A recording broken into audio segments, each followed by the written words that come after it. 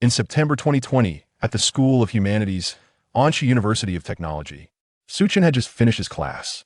In a hurry to the cafeteria for a meal, his phone rang.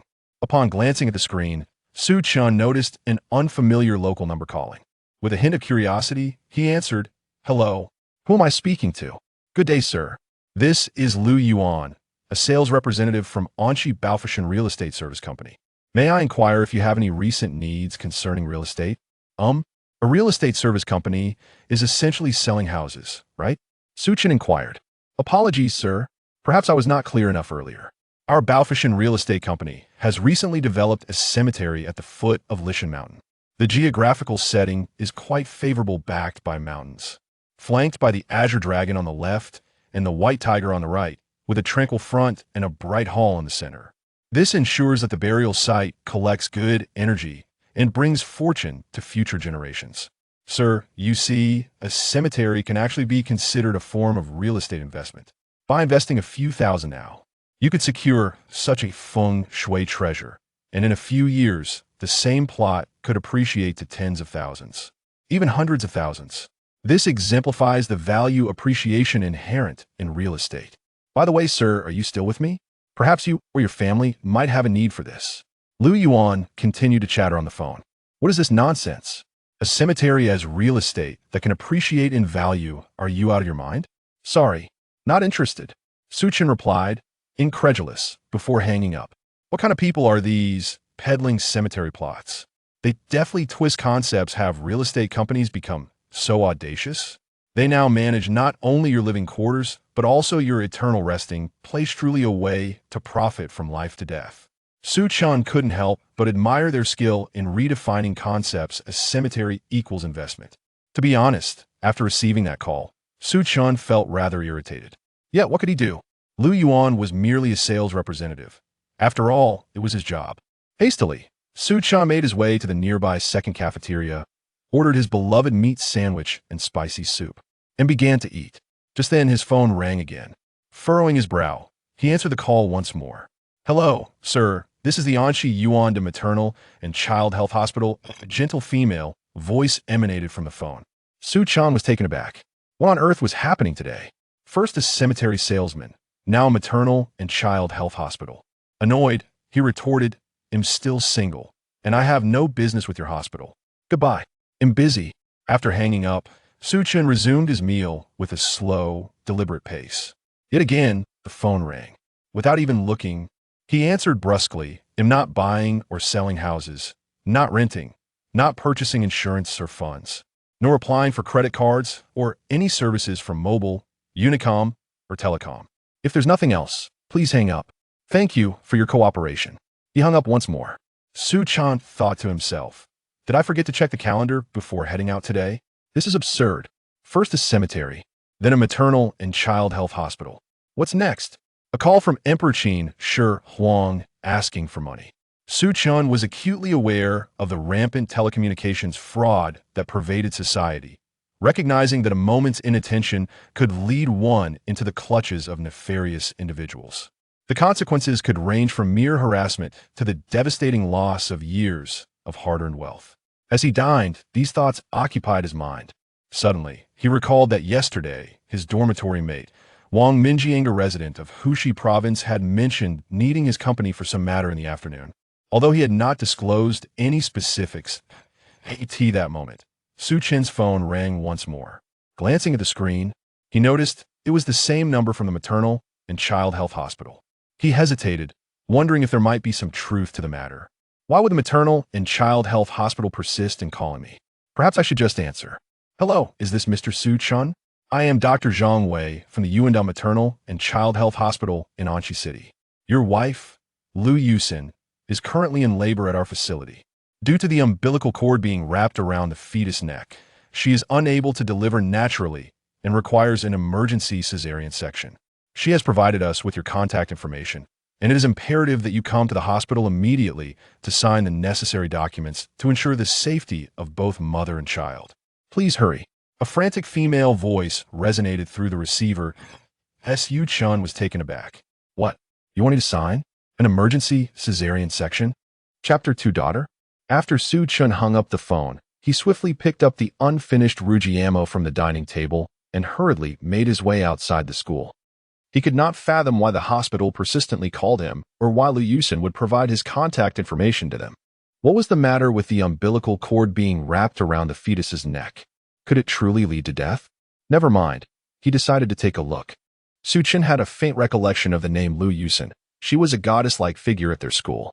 However, he had heard that she had taken a leave of absence since April of this year. He wondered if the Lu Yusin at the hospital was the same person as the one from their school. Suchin rushed to the Yanda Health Hospital in Anshi City and met Dr. Zhang Wei, the one who had just called him.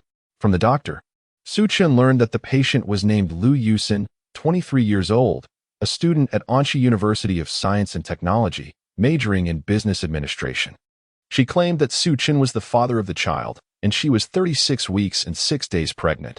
Currently, the umbilical cord was wrapped around the fetus's neck 3.5 times, and there was fetal distress. A natural birth posed risks, necessitating an immediate cesarean section. Without hesitation, Suchin signed a consent form for the surgery. From the moment he saw the medical records, he was certain that this Lu Yusin was indeed the one from their school, a senior in the business administration department and the belle of the college, a true academic prodigy.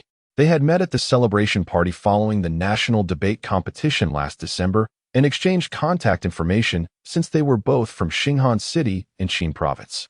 Regardless, she was his senior, a familiar acquaintance, and a fellow townsman. He could not let the situation escalate to a tragic outcome due to a lack of signatures. After signing the consent form, Suchin assisted in completing a series of admission procedures before anxiously waiting outside the operating room. How long had it been since they entered the operating room? Surely, his senior would be fine. Yet, over an hour had passed, and she had not yet emerged. Suchin recalled that when his mother gave birth to his younger sister Tong Tong 2 years ago, the entire process had taken less than an hour. Why was it taking so long for his senior? Fear gripped him. Perhaps he had signed the form too hastily today. He hoped that good intentions would yield good outcomes. Would his senior truly bring him misfortune? No. What was he thinking? Surely, she would emerge safely. After another 20 minutes, the operating room door finally swung open, and a female doctor emerged, cradling a baby.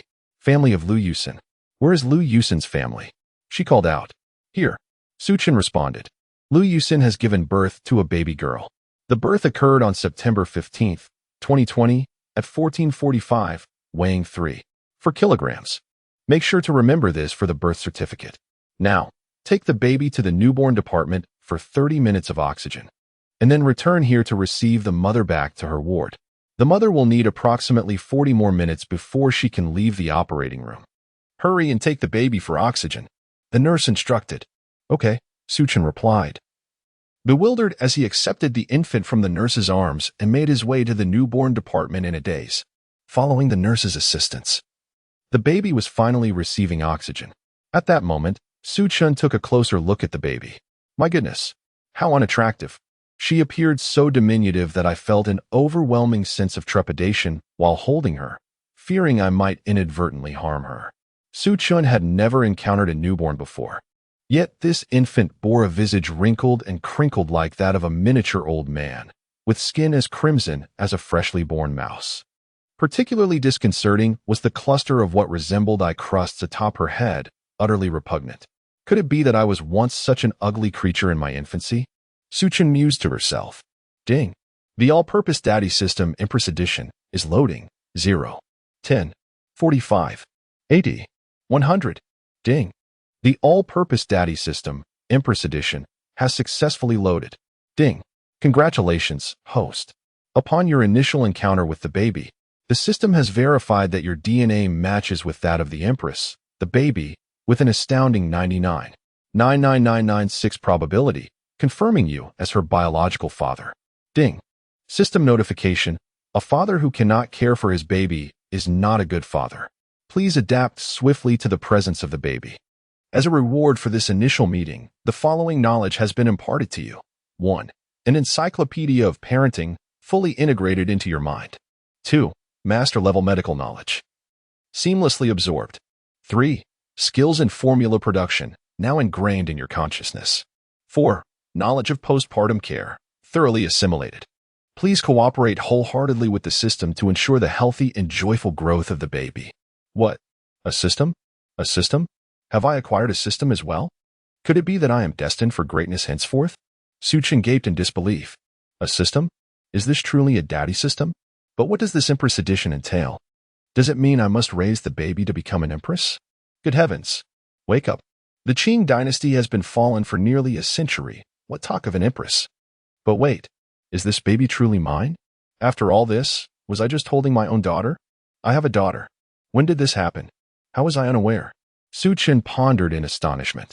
Chapter 3 confirmed 30 minutes later, Suchun arrived at the maternity ward with the baby in his arms, anxiously awaiting the emergence of senior sister Uxin from the operating room. Soon, the doors of the delivery room swung open, and senior sister was wheeled out by a cadre of doctors and nurses. Suchin hurried forward to assist, accompanying them to the hospital room. The doctor explained. Family of Lu Uxin, the patient underwent a cesarean section. She cannot drink water or eat until she passes gas. For the next 24 hours after that, she is restricted to liquid foods. Should the patient experience any discomfort, please contact us promptly. We will take care of it. Suchin responded quickly. Understood, doctor. Thank you. Once the team of medical professionals departed, Suchun turned to the woman in the hospital bed. Confirming that she bore an exact resemblance to the Lu Uxin he remembered, he finally let out a sigh of relief. Fortunately, there had been no complications. Otherwise, he would have been in deep trouble. At last, the senior sister in the bed regained consciousness and looked at Suchun, saying, "Thank you, Suchun. I truly appreciate your help this time. If you hadn't arrived in time, both the baby and I would have been in a predicament." Liu Xian spoke with great effort, her condition not being optimal due to the recent surgery, and she trembled slightly, her jaw clenched. Suchin reassured her, "Senior sister, it's nothing. It's what I should do. You just need to rest after your surgery." As he spoke, he reached for a tissue from the bedside to wipe the sweat from Liu Xian's forehead, which had dampened her hair. Liu Xian, not flinching from his touch, gently said, "Suchun, I know what you're curious about. You wish to know why I asked you to come to the hospital to sign the papers, and why I declared you the father of the child, correct?" Feeling a bit embarrassed, Suchin scratched his head, remaining silent. Liu Uxin continued. "Do you remember the celebration banquet for the national debate competition last November?" Suchin nodded. "I remember." He certainly recalled that the banquet had stretched late into the night, causing them to miss the curfew for the school dormitory. Unable to return, they had to book a few rooms at a hotel to spend the night. Suchin vividly remembered that they had reserved 6 rooms in total, with himself staying in room 909. He had indulged in a bit too much alcohol that night. Upon entering the room, he recalled answering the door for someone at one point, but the subsequent events remained a blur. The following morning, Suchun discovered a crimson stain on the hotel sheets, and beside the bed lay a bag of intact food. He vaguely remembered a woman leaving the room before dawn, but her features eluded his memory. This incident had lingered in his mind as a constant source of unease. Throughout the year, his dorm mate had incessantly urged him to consider dating, but he had always declined. Suchin suspected that his friend had mentioned the topic again that afternoon. That night, after entering the hotel room, his close friend had called, complaining of hunger and pleading for him to fetch some late-night snacks. After procuring the food, he had intended to deliver it to room 606, only to mistakenly knock on the door of her room instead. Then, with a flushed face, Lu Yusin softly spoke. Having just undergone surgery, she appeared even more fragile on the hospital bed. Watching her, Suchin felt a profound sense of sorrow. He could hardly fathom how Yusin, his senior, had endured the past 10 months. At this moment, Suchun was rendered speechless. What? The difference between 606 and 909 is too significant. Could it be that this senior's mathematics was taught by a biology teacher? The sight of this delicate woman stirred a whirlwind of thoughts within Suchin. He contemplated. Hearing my senior say this, I suddenly recalled everything. No wonder when I checked out the next day, the hotel had deducted 50 yuan from my deposit, claiming I had damaged the room number plaque. At the time, I was quite puzzled. How could I have possibly damaged it just by staying at a hotel? It turns out, because the hotel room number was damaged, my senior mistook 909 for 606, which led to the subsequent events. After piecing together the chain of events, Suchin felt somewhat embarrassed and said to Lu Yusin, "Senior, rest assured, I want both you and the baby. Why didn't you tell me sooner? That way, I could have taken better care of you. You must have endured quite a bit these past few months, haven't you? I am truly sorry for you and the child. My deepest apologies for the suffering you have both endured. It's all right. I insisted on having this child." Lu Yusin replied. "For months after the incident, I realized my period had not come. I went to the hospital for a checkup, and the doctor informed me that I was already 4 months pregnant with significant fetal development. I had missed the optimal window for an abortion and was advised, if circumstances permitted, to carry the pregnancy to term, as inducing labor could severely impact my health. Besides, I could not bear to part with this child, so, Lu Yusin continued, "Senior, please do not speak any further. You have just undergone surgery. You must rest and take care of your health. I will handle everything from here on out. I promise to take full responsibility and care for both you and the child," Suchin assured her. Lu Yusin replied softly, "Suchin, but you have yet to graduate. You are still a student. You need not take responsibility. I can manage the child on my own. Senior, what are you saying? I cannot simply shirk responsibility because of a moment's folly. That is not the kind of person I, Suchin, am. Please rest easy. I will take care of you and the baby from now on." Lu Yusin replied, "Now that the child is born, you should get a DNA test done. This would reassure me and also facilitate the baby's future registration. I have looked it up online. In situations like ours, this documentation is necessary for registration." Suchin was not distrustful of his senior. Rather, he was wary of the complexities of society and feared becoming an unwitting benefactor. He thought, "Indeed, although the so-called nanny system claims this is my child, I have not seen the hospital's DNA test results. What if the system is misleading me? It would be prudent to proceed with the test, as it is required for future registration." Thus, under Lu Yusin's insistence, Suchin underwent the DNA test, and the results promptly confirmed the system's assertions. By heavens, it was unequivocally proven. This is my daughter. Chapter 4, Answering Mom's Call in the Hospital Room. After watching over his senior, Suchin lay down, his eyes sparkling as he gazed intently at the baby nestled in the crib. His heart swelled with an inexplicable joy. Suddenly, a melodious ringtone shattered the tranquility. Suchin hastily answered the call. It was his roommate, the third in their dormitory. A rugged male voice boomed through the receiver. "Hey, fourth. What are you up to? Didn't we agree you'd accompany me this afternoon? Where have you disappeared to? I haven't seen you all afternoon." Suchin swiftly stepped outside the room and replied, "I'm truly sorry, third. Something came up unexpectedly, and I'm at the hospital. I can't leave right now, so I want to be able to join you. How about we reschedule? I'll treat you to a sumptuous meal another day, if that's all right." "What's going on? Why are you at the hospital? Are you sick? Or has someone bullied you into going there? Do you want me to bring the first and second with me to help?" The concern in his friend's voice was palpable. "It's nothing, really," Suchin reassured him. "I'm not being bullied, just dealing with some matters here at the hospital. I sincerely apologize for not being able to fulfill my promise to you." "Never mind, fourth. You handle your business first. I'm not in a rush. If it comes to it, I can tell them to reschedule. It's not a big deal. I'll hang up for now. Remember, if you need any assistance, just call. You know I have plenty of time and can help anytime. Don't forget." With that, the call ended with a series of beeping sounds. Upon re-entering the room, Suchin found Lu Yusin peacefully asleep, while the baby lay quietly in the crib, neither crying nor fussing. Boredom began to creep in for Suchin. Suddenly, he recalled that the system had bestowed upon him an encyclopedia of childcare, which he had yet to explore. Seizing the moment, he decided to delve into its contents. As he read, he became engrossed. The system had provided insights on childcare, medical knowledge, and postpartum care for mothers. As he perused through the pages, the information seemed to embed itself in his mind, as if he had always possessed this knowledge. Suddenly, he heard a faint sound, reminiscent of a smacking noise. Curiosity piqued, Suchin turned to locate its source, but found no one around. Upon closer inspection, he discerned that the sound seemed to emanate from the crib. Tentatively, he approached to investigate. "Oh, the little one has opened her eyes," he observed. Captivated by the beautiful gaze darting about, The baby's lips moved, emitting soft sounds. Suchin pondered, uncertain of what this meant. Was she hungry? Thirsty? He rummaged through his newly acquired knowledge, but found no mention of this particular behavior. What could it signify? Just then, his phone vibrated again.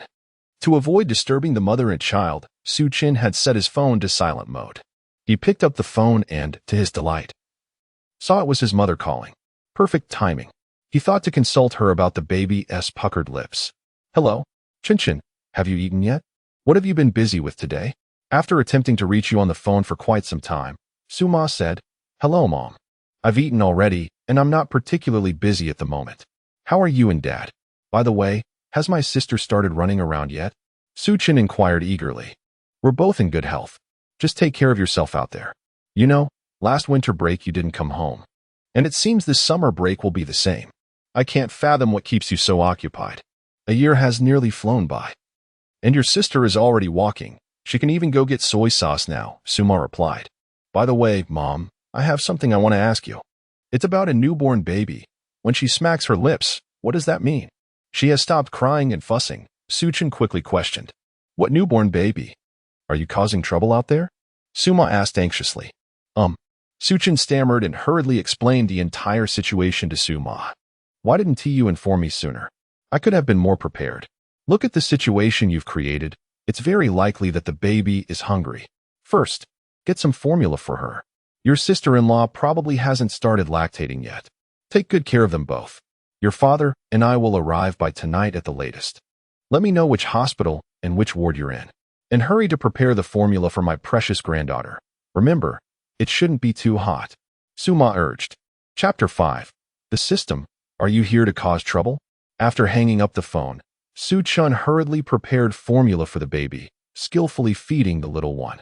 As he watched the infant diligently suckling in his arms, a wave of joy washed over him. Am I really stepping into the role of a father? After 5 minutes. Although the baby consumed only about 30 milliliters, it was a significant amount for a newborn. Suchun gently placed the baby in the crib beside Lu Yusin, gazing at the content expression on the baby's face, lost in contemplation. Sigh. Yusin was right. I am merely a junior in college. Now, I have Yusin and the baby to care for. I must quickly devise a way to earn some money. My Bitcoin has appreciated significantly during this time. It seems I should cash out soon. My family's financial situation is just average. Additionally, my parents, responding to the national call, welcomed a younger sister, Tong Tong, who just turned 2 this year. I really need to find a way to generate income. The hospital can only accommodate us for a few more days. What shall we do after discharge? I must provide a stable foundation for my wife and child. While Suchin was deep in thought, a sudden chime interrupted his reverie. Ding! The system detected that the host has completed a nurturing task, rewarding the host. The godly cooking skill has been bestowed into the host's mind. Ding! The system detected that the host is still a student and cannot provide a warm growth environment for the baby. This system will provide one housing unit, 180 square meters, along with the purchase certificate and related documentation, which is being expedited. Ding! The system detected that the host is still a student without a legitimate source of income, unable to furnish stable, living conditions for the baby. This system will grant a childcare fund of 5 million yuan, which has been deposited into the host's bank account ending in 1004. Ding! The system detected that the host is concerned about his ability to earn money and has been unable to propose effective long-term solutions for an extended period. This system finds the host's intelligence worrisome. Therefore, the system rewards the host with a 39% stake in Ehai Dairy, which only supports dividends. The host is not permitted to engage in the company's production and operational activities. Relevant documentation is being expedited. Ding! The system detected that the host lacks transportation. As a reward, the system grants the host a Biotech sedan. The vehicle has been parked in the hospital parking lot, and the keys have been placed in the right pocket of the host's jacket. Please check. Amidst the barrage of dings, Suchin extracted a silver car key from his jacket pocket, while his phone chimed with a text notification. Ding! Your debit card ending in 1004 has been credited with 5 million yuan. Current account balance, 5,000,168. 96 yuan, Longya Bank, 1545. Wow, is this really happening? Now I have both a car and money, but what is this Inhai dairy share? I've heard of Ely and Guangming Dairy, but never of Inhai. Is the system trying to fool me? Suchin pondered. Ding. Friendly reminder. Based on a comprehensive evaluation, this system is concerned about the host's intelligence. A bonus of 100 IQ points has been awarded to the host, bringing the current IQ to 191. What the heck? My intelligence is concerning? And I receive an intelligence boost of 100 points. Come out, dog system. Explain, what is IQ recharge? Am I foolish? Suchin thought to himself. Ding. A warm reminder, the rewards from this system have been successfully distributed. Should the host have any inquiries, please conduct your own research. The assessment conclusions of this system are not open to dispute. Please, host, engage in some imaginative reasoning. Imaginative reasoning. What am I so lacking? Suchin complained. At that moment, the door swung open as a nurse entered. Good day, sir. You must be Lu Yusin's husband. I am here to administer vaccinations to your newborn baby. It is essential that the newborn receives the hepatitis B vaccine and the BCG vaccine within the first 24 hours of life. Your cooperation is appreciated. Understood. Proceed with the vaccination. Suchin replied, stepping aside to allow the nurse to administer the vaccines. He was familiar with these two vaccines. His sister had received them without any issues. Ding. System notification. The system has detected that the host accompanied the baby for vaccinations. As a reward, the host has been granted supreme biotechnological knowledge and advanced genetic immunology techniques. The rewards have been deposited into the host's mind. Please check accordingly. Ding. System notification. The host has acquired supreme biotechnology and advanced genetic immunology techniques. Additionally, the host is rewarded with 10 samples, each of known and unknown microorganisms and viruses. This system has deemed the current environment unsuitable for distribution. The samples will be temporarily stored in this system's storage space. Please, host, seek a secure location for retrieval at your earliest convenience. Thank you for your cooperation. What? I merely accompanied the baby for a vaccination. And now I am presented with this? Viruses. Known and unknown. 10 samples, no less. This dog system must be up to no good. Suchin exclaimed anxiously. Ding. Please. Host, do not question this system. Existence is inherently reasonable. Damn it. How can existence be inherently reasonable? This dog system is undoubtedly here to cause chaos. In novels, other people's caretaker systems are so different. Why must mine be like this? This system is clearly here to stir trouble. Suchin thought to himself. Chapter 6. The arrival of parents. As Suchin entered the hospital room, he noticed that Lu Yusin had awakened, her face flushed. He recalled the doctor's words indicating that she was now able to take in nourishment. Earlier, he had prepared a light millet porridge from the cafeteria downstairs, which was now perfectly timed for her needs. Since acquiring supreme culinary skills an hour ago, Suchin's mind had been inundated with thoughts of cooking ingredients and postpartum care recipes. However, in the ward, it was just the three of them, and he simply could not find the time to prepare a meal. Moreover, both Yusin and the baby were still asleep, and it would be inappropriate for him to leave them unattended. After personally feeding Lu Yusin, their conversation revealed that she had applied for a leave of absence from school upon discovering her pregnancy in April. Currently, she was renting an apartment off campus with her close friend, Zhang Ming. Originally, Zhang Ming had planned to accompany Lu Yusin for her prenatal checkup, but due to an urgent matter at school, she could not join her. Lu Yusin had not anticipated that a simple visit for a checkup would culminate in the birth of her child, especially with the due date drawing near.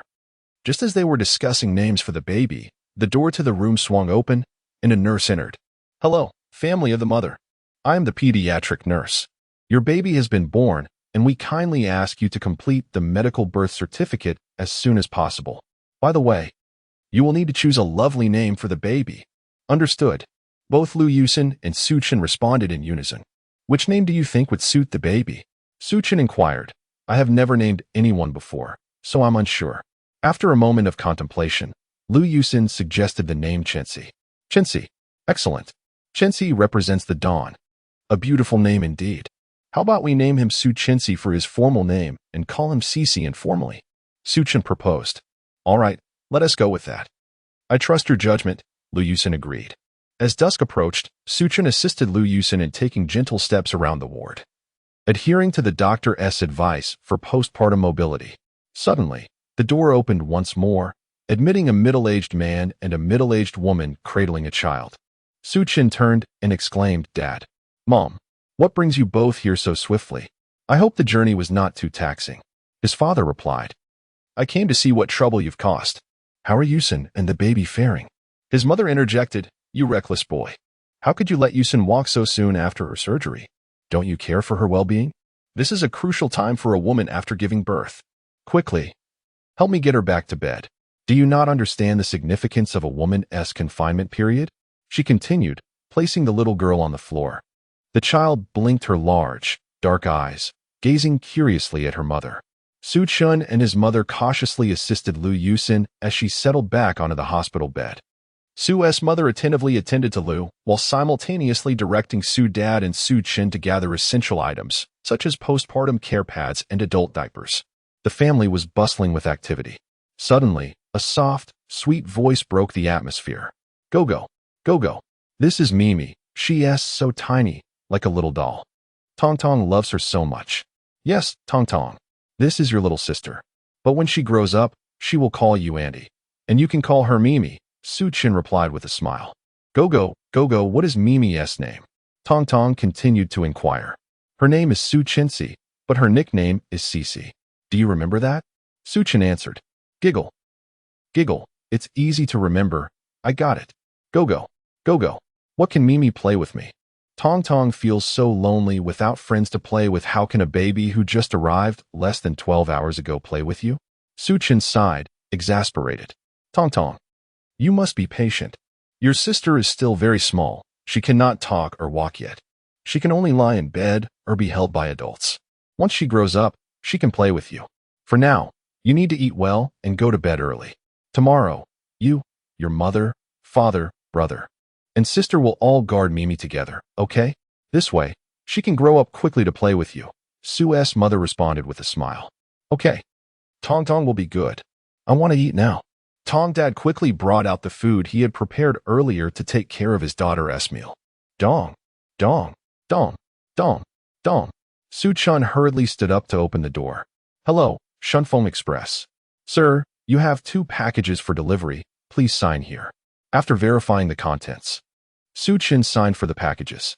Upon opening them, he discovered the items included the property deed for a house located at Building 12, Unit 102, Area A, Kanju Garden, near Anchi University, along with the keys and purchase contract.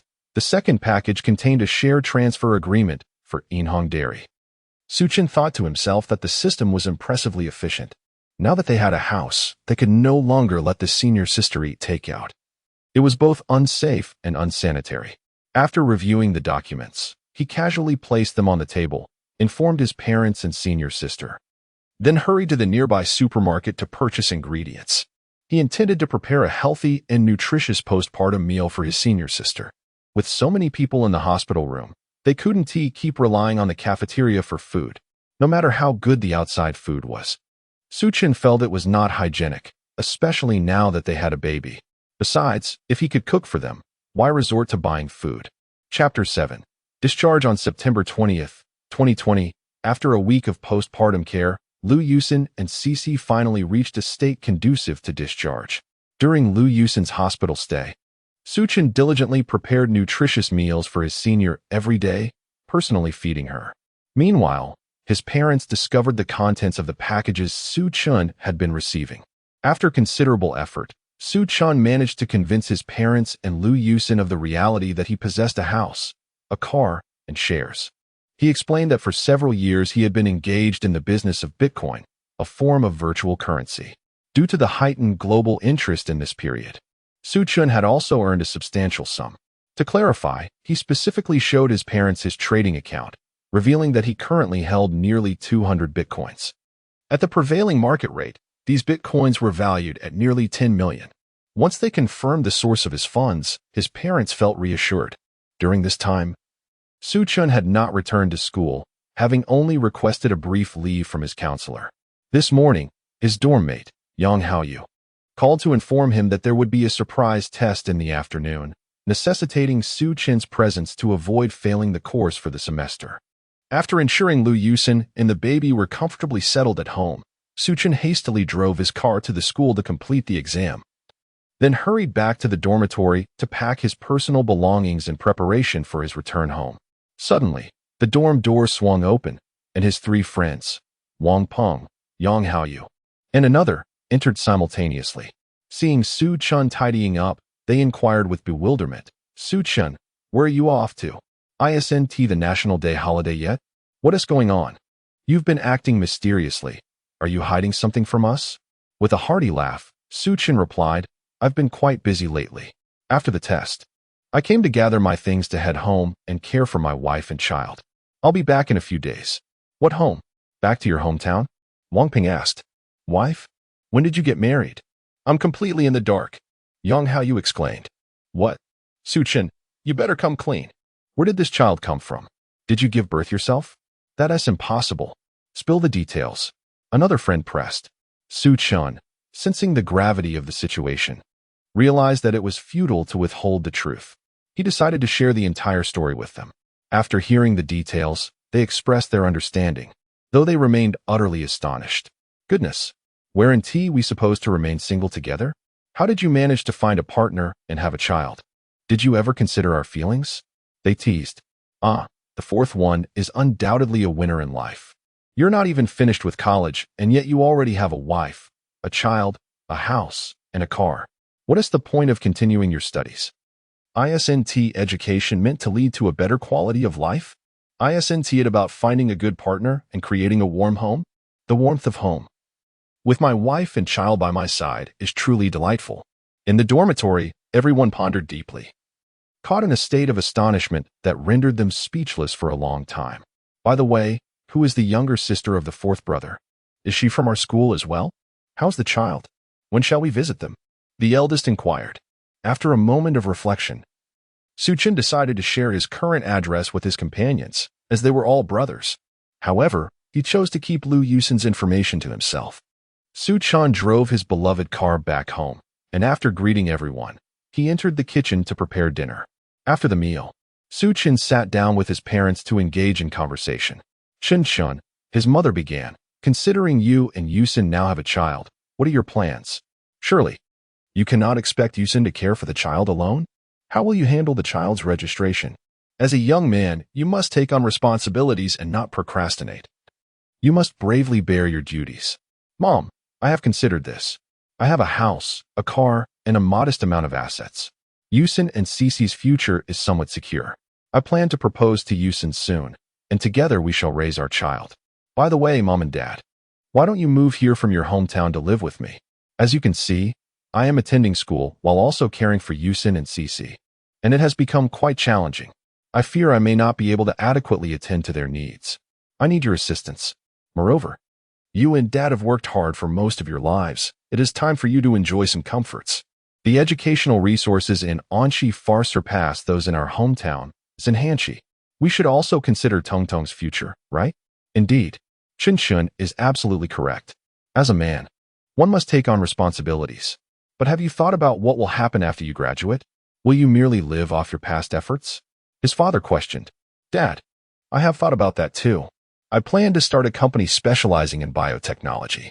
I possess some technical skills, and I believe it will be sufficient to support our family," Su Chen replied. His parents exchanged glances and nodded in silent agreement. This Chen boy remains unchanged, meticulous in his endeavors. Soon, his parents agreed to his suggestion for them to move in together. Everything progressed in an orderly fashion according to Su Chen's vision. A month swiftly passed, and Lu Yusin had finally completed her confinement. During her recovery, Su Chen and his mother devoted themselves to ensuring Lu Yusin received ample nutrition, especially his mother, who diligently provided various ingredients daily. In the meantime, Su Chen discreetly transferred 2 million yuan each to his father and mother for their daily expenses. Chapter 8. A brother's visit. Time flew by, and before long, it was mid-October 2020, several days after Lu Yusin had completed her confinement. Su Chen, rather obtuse when it came to matters of the heart, could be described, rather bluntly, as suffering from a severe case of male obliviousness. Following Lu Yusin's postpartum period, Suchin had resolved to propose. Throughout her recovery, he attended to both Lu Yusin and their daughter, Cece, with meticulous care. Their bond deepened effortlessly, leading Lu Yusin to readily accept Suchin's proposal. Over the course of this month, Cece underwent the most remarkable transformation. No longer the tiny, wrinkled newborn. She now resembled a deflated balloon that had been filled with air, her features becoming strikingly beautiful, a blend of 7 parts resembling her mother and 3 parts her father. During this time, the nanny system activated sporadically, usually after Suchin had fed Cece, bathed her, or changed her diaper. Each time, the system would chime with an announcement that irked Suchin to no end. Ding. Congratulations, host. You have gained 1 point in IQ. Or ding. Congratulations, host. You have gained 1 point in stamina. In just a month, Suchin's IQ had soared to 302, and his stamina reached 201, values far exceeding those of an average human. It would not be an exaggeration to assert that Suchin could stay awake for 3 days and nights without feeling the slightest hint of fatigue. His comprehension and logical reasoning abilities had significantly improved, yet the system's notifications remained a source of irritation, as anyone would feel disgruntled upon hearing that their intelligence required recharging. On October 20th, 2020, Suchin and Lu Yusin rose early, for today marked the day they would register their marriage. After grooming themselves, they made their way to the Civil Affairs Bureau in Tongling District, Anchi City, where they received their marriage certificate. The couple had already discussed that upon the new year, Lu Yusin would resume her unfinished studies, and after graduation, she would assist Suchin in managing the family business.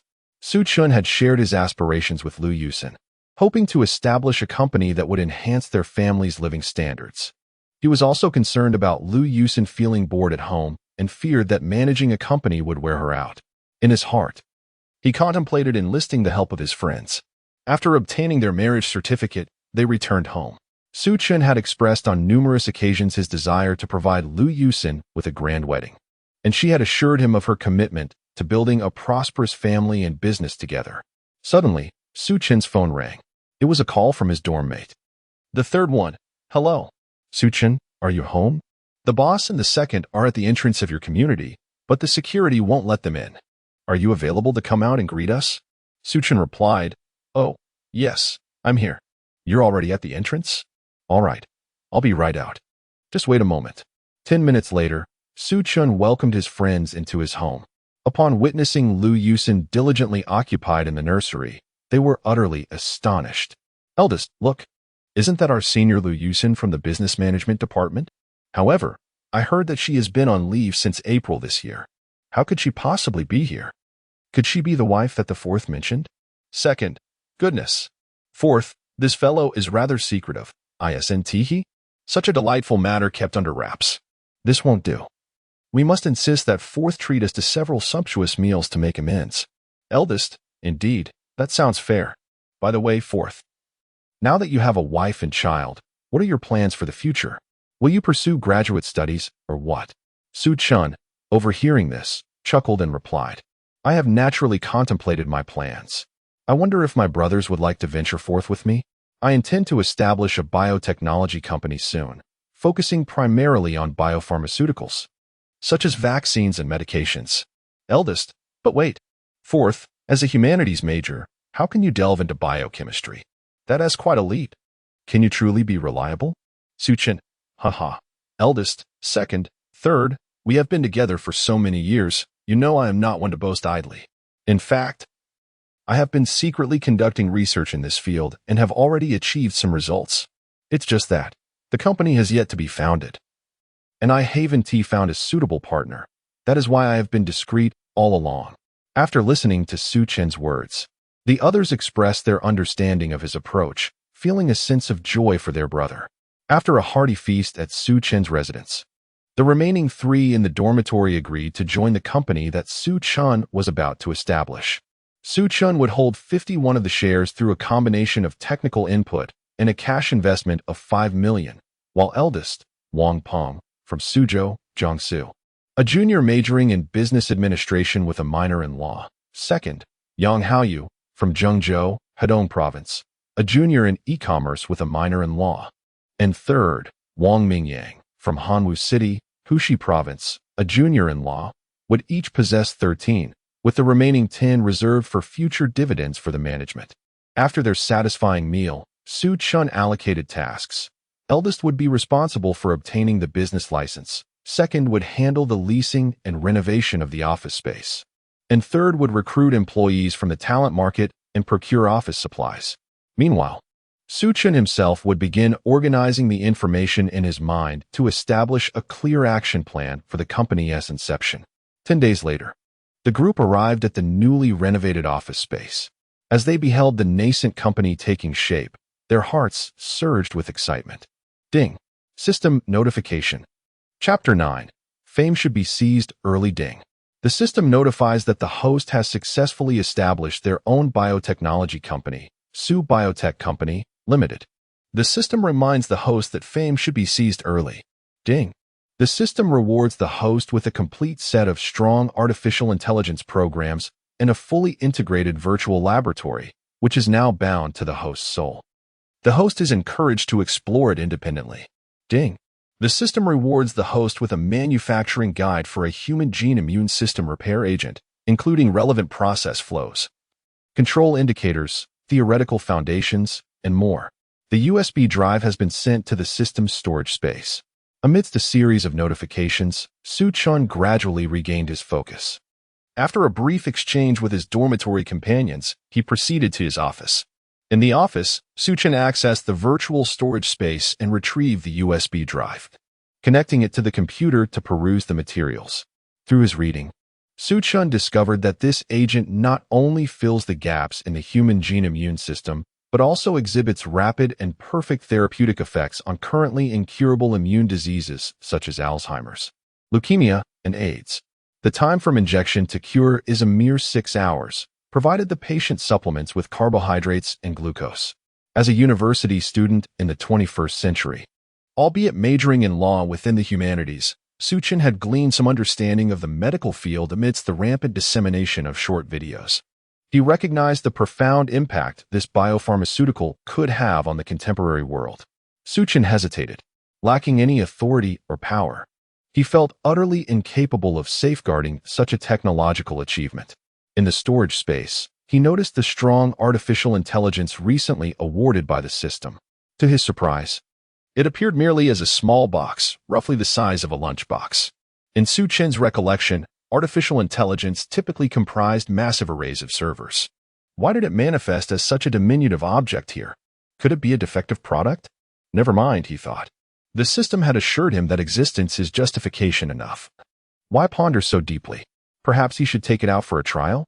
Su-chun extracted the silver-gray box and examined it closely.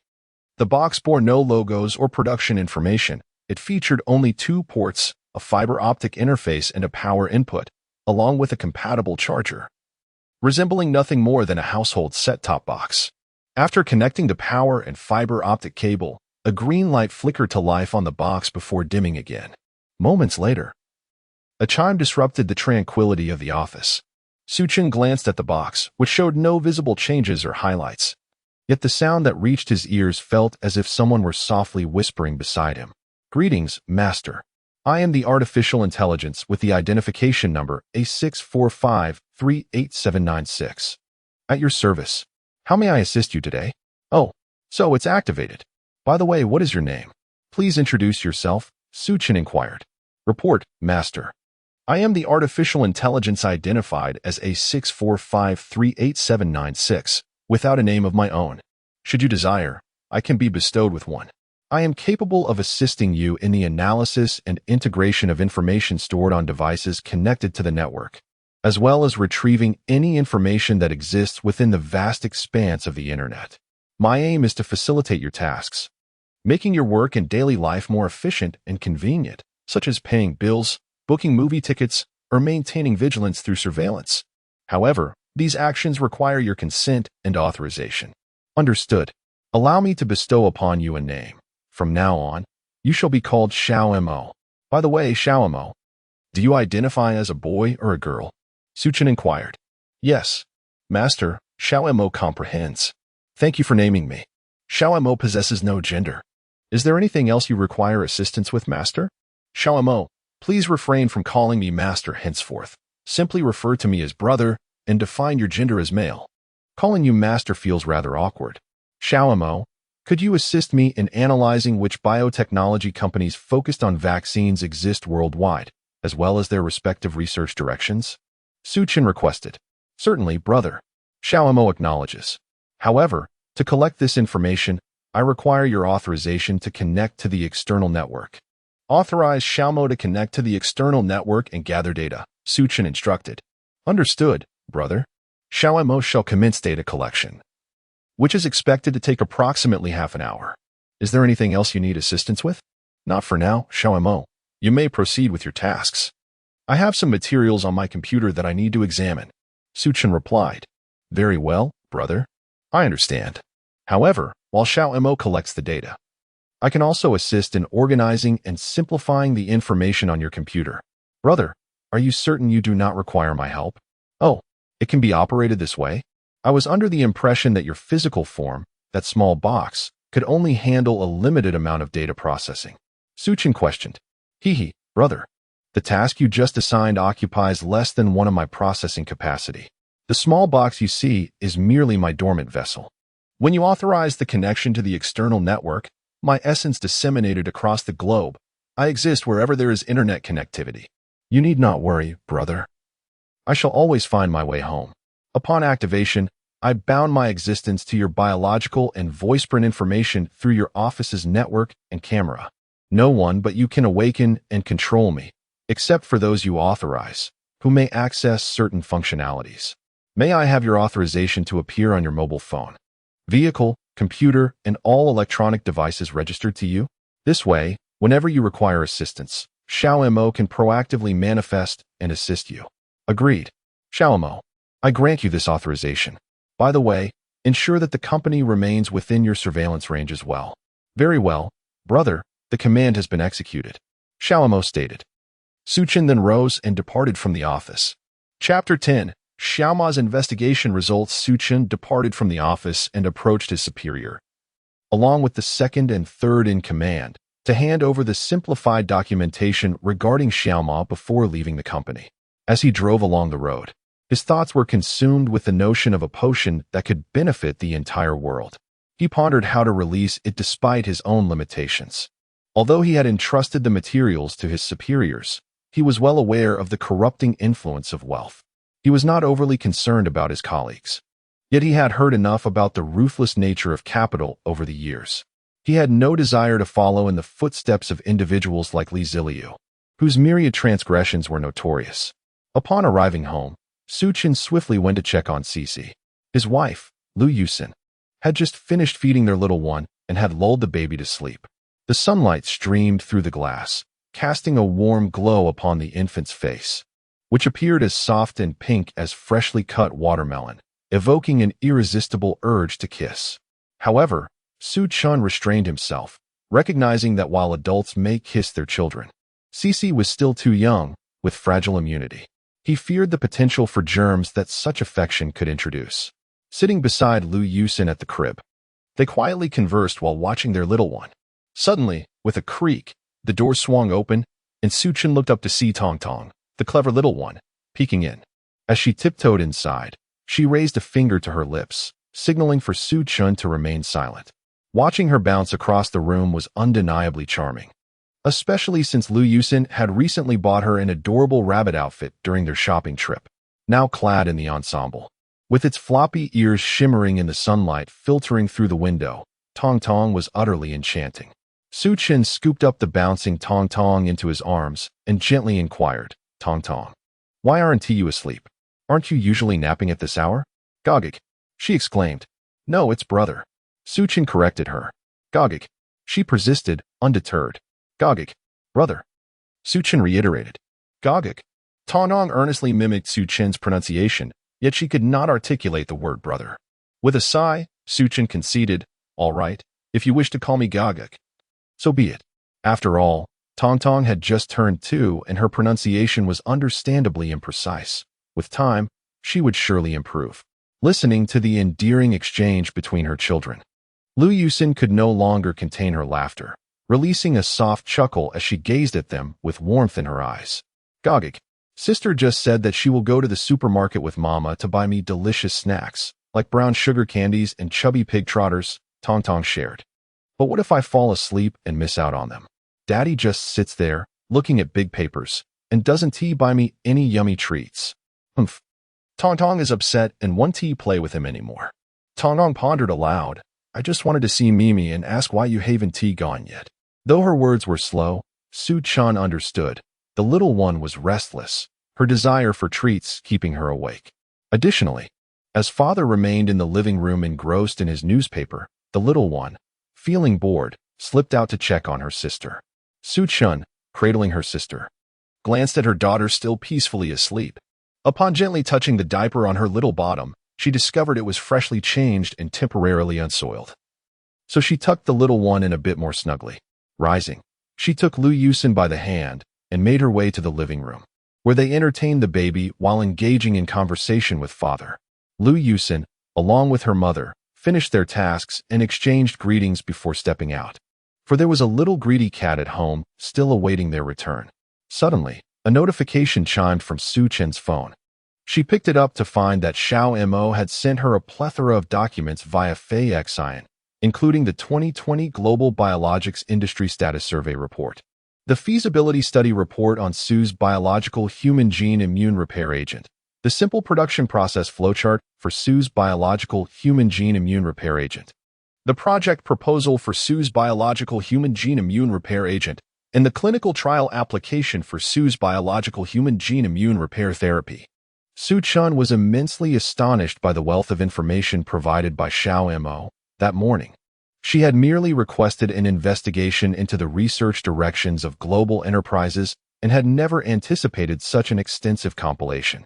After spending an hour meticulously reviewing the 2020 Global Biologics Industry Status Survey Report, Su-chan gained a comprehensive understanding of the industry and felt a profound confidence in the prospects of her newly established Su's Biological Technology Company. While Su-chan was engrossed in the report, Lu Yusin and her mother-in-law had returned. The two women entered the nursery to check on Cici and, upon realizing she would not awaken any time soon, proceeded to the kitchen to prepare the ingredients for dinner, with Su-chan remaining the chief cook. Why Su-chan? You may ask. In the words of Tong Tong, the food cooked by Guogua is simply divine. So delicious. The baby always savors every morsel. Chapter 11. Shopping with my wife after dinner. Su-chan tidied up the dishes while engaging in light conversation with Lu Yusin. As he gazed out at the setting sun, which cast a crimson hue over the earth, he found himself momentarily lost in thought, enchanted by the warm glow enveloping both him and Lu Yusin. The sun's descent rendered the once bustling city even more grand and poignant. During their meal, Su-chan and his wife Lu Yusin had agreed to venture out for a stroll, as they had never experienced the joys of courtship before, and now found themselves in a delightful phase of rekindling those moments. They planned to purchase some items for Lu Yusin's parents. Although they were officially married, they had yet to meet her in-laws, and discussions about the wedding required the families to come together. It was essential to approach the situation with care. One could not simply whisk away another's daughter without due consideration. As Su-chan and Lu Yusin changed into their outdoor attire, their daughter Tong Tong expressed her discontent. Go. Are you and sister going out to buy delicious things? Why don't you take me along? I've been here for so long without any fun. Can I come with you? Please? At a loss for how to respond, Su-chan watched as Lu Yusin knelt down and embraced Tong Tong. Yes, Tong Tong has been here long enough. And your parents have been busy taking care of me without time to take you out. Would you like to join your brother and sister for some fun today? There are plenty of tasty treats and toys waiting for you. Yes. Tong Tong clapped her hands excitedly. I want to play with sister and Go-Go. Seeing the enthusiasm in Tong Tong's eyes, Su-chan quickly lifted her from Lu Yusin's arms. Although only 2 years old, Tong Tong was quite hefty, and he worried that his wife might tire from carrying her. Su-chan suggested, Mom and Dad, I'll take Tong Tong along. You've been an Anchi for a while without enjoying yourselves. How about we all go out together today? Lu Yusin's mother waved her hand in refusal. You young folks should enjoy your time together. What would it look like for an old man and woman to tag along? Besides, Cici is still so small. It's best to avoid crowded places for now. There will be plenty of time for shopping later. You two should head out. Just be careful on the road. And we'll leave Tong Tong in your capable hands. With that, Suchin and Lu Yusin set off with Tong Tong, arriving at the bustling Yida Plaza in Anchi. Stopping occasionally to enjoy their surroundings, Suchin purchased various gifts for his in-laws. Having learned from Lu Yusin that her father enjoyed tea and traditional calligraphy, he selected several pounds of premium Longjing tea and a beautiful set of writing implements. For his mother-in-law, he carefully chose an exquisite set of jade jewelry from a reputable store, which was quite valuable. As they passed by a branded clothing store, Lu Yusin and Suchin each bought several outfits for one another. They were not neglectful of their own families either, acquiring multiple outfits for Suchin's parents and for Tong Tong. The most eye-catching was Tong Tong, who clutched a large plush toy while also carrying a set of pure gold longevity locks, golden peanuts, and a gold bracelet that Suchin had lovingly selected for her and Cece. The young girl was captivated by the sparkling treasures before her. Unable to tear her gaze away, she clutched the packaging box tightly to her chest, one hand securely around Suchin's neck, relinquishing her plush toy to her brother. Suchin felt a pang of frustration. He pondered whether all women, regardless of age, had an inherent affinity for glimmering objects, especially when he saw Lu Yusin, her eyes gleaming with delight. Suddenly, Suchin was struck by a sense of impending doom. He realized he had overlooked an important detail. Though he had already registered his marriage with his senior, they had completely forgotten to purchase rings. Hastily, he scanned the surroundings, eager to find a nearby jeweler to rectify this oversight. Eureka! Zhou Dada Jewelry! With Tong Tong in his arms, Suchin took Lu Yusin's hand and slowly entered Zhou Dada Jewelry. Initially, Lu Yusin believed Suchin was merely buying accessories for their two little ones. However, upon entering, she noticed Suchin animatedly gesturing to the sales clerk, seemingly discussing specific requests. Meanwhile, Lu Yusin was preoccupied with ensuring that Tong Tong had water, preventing her from approaching Suchin to discern what he was saying. After much effort, Suchin finally selected a set of jewelry for Lu Yusin, feeling quite pleased with his choice. When he called her over to try it on, she exclaimed that it was far too extravagant. After much persuasion, Lu Yusin reluctantly agreed to accept it. Upon returning home and completing their evening routines, Suchin and Lu Yusin sat on the balcony, gazing out at the scenery while whispering sweet nothings to each other. Suchin suddenly spoke softly, "I'm sorry, my dear. I have been remiss. It has been quite some time since we registered our marriage, and I have yet to buy you a proper ring. If it weren't for taking Tong Tong out tonight, I might have delayed this even longer. I apologize." Lu Yusin's eyes glistened with emotion as she replied, "It's all right, dear. These material possessions are merely superficial, meant for others to see. You know I don't care for such things. As long as you hold me and our child in your heart, that is all that matters. Life is meant to be lived for ourselves, not for the gaze of others." Suchin promptly wrapped his arms around his beloved, whispering tenderly, "Thank you. I appreciate everything you've said. Yet, life is as it is. I wish for my wife to possess what others have, and even more than what they lack. I want you to be the envy of all." Lu Yusin turned her head slightly, responding softly, "All right, I understand. Thank you, my husband. However, I spoke with Zhang Mingfei on WeChat video today. She mentioned that my parents have been inquiring about me. Since April, I have not returned home, only frequently calling them. Whenever they miss me, I've been making excuses, saying I'm busy. Now they might be suspicious. What should we do? It has been over 6 months since we last met, and I miss them dearly." Suchin replied, "My dear, how about this? Let us visit them tomorrow. We can also discuss the wedding arrangements then. What do you think?" Lu Yusin responded. Ding. The system notification indicated that the host was finally going to meet the in-laws. How could they forget the little one? Upon systematic examination, it has been determined that the host's current vehicle is inadequate for the family's daily commuting needs. As a reward, the host is granted a Honda Alpha, a luxurious version of a multi-purpose vehicle. The vehicle has been parked in the garage downstairs, and the relevant paperwork has been stored in the designated space for the host to review at their convenience. This dog system has finally taken things seriously. One might consider this a timely assistance. However, isn't the Honda Alpha classified as an MPV? How has it been referred to as a van here? Is there truly a luxurious version of a van? Suchin pondered. Dear, what do you think of this arrangement? Since we are visiting my in-laws tomorrow, let us all go together, including the baby. I trust that my in-laws will not place undue burdens upon us. Moreover, regarding the wedding ceremony, we are not well versed in the specifics, but I am confident that both sets of parents will take our needs into consideration. Lu Yusin readily agreed. Chapter 12. Finalizing the marriage in the stillness of the night. Su Chun and Lu Yusin rose early, under the urging of Su Chen's parents. The family busied themselves in preparation. Su's father cradled Tong Tong, while Su's mother pushed Cici in a stroller. The family descended to the parking garage, ready to return to Xinghan City to meet Lu Yusin's parents. Holding Lu Yusin's hand and managing an assortment of bags, Su Chen approached the parking area. He extracted a card-like key from his pocket and pressed it, curious about the so-called luxurious van the system had mentioned. Suddenly, a sleek black van in the corner of the garage illuminated with striking lights, reminiscent of a person gradually awakening. Su Chen had never encountered such an impressive lighting configuration before. The vehicle autonomously activated and glided smoothly before them. With curiosity, Su Chen opened the door to reveal a meticulously arranged interior featuring 7 opulent airline seats, 2 of which were equipped with child safety seats. The ceiling adorned with a starry design emitted a gentle glow. Astounded, Su Chen marveled at the system's audacity to label this lavish vehicle as a mere van. It certainly did not resemble any ordinary van he had ever seen.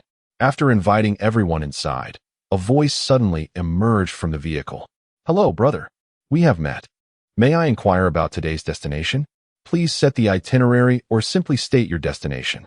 The vehicle will drive itself there. Before departure, kindly ensure that you and all passengers are buckled in and that children are secured in their safety seats for a safe journey. Su Chen was taken aback. The system was indeed trying to deceive him. This vehicle was a marvel of advanced artificial intelligence and autonomous driving technology. How could it be referred to as a van? Upon closer inspection, he noticed the absence of a steering wheel. Was this truly a van? It was utterly bewildering. Nonetheless, Su Chen resolved to trust the system, believing that its products were of exceptional quality. The primary goal for the day was to meet his future in-laws. He promptly requested Lu Yusin to disclose their destination, and the vehicle set off smoothly. As the family sat inside, exchanging glances filled with curiosity, they wondered when such advanced technology emerged in China, capable of producing such a vehicle. What kind of automobile was this? It felt so sophisticated. Finally, it was Tong Tong, seated in the child safety seat, who broke the silence. Brother, your car is so magical. Why doesn't it have that big steering wheel? Why does it move without making any noise? Is it broken?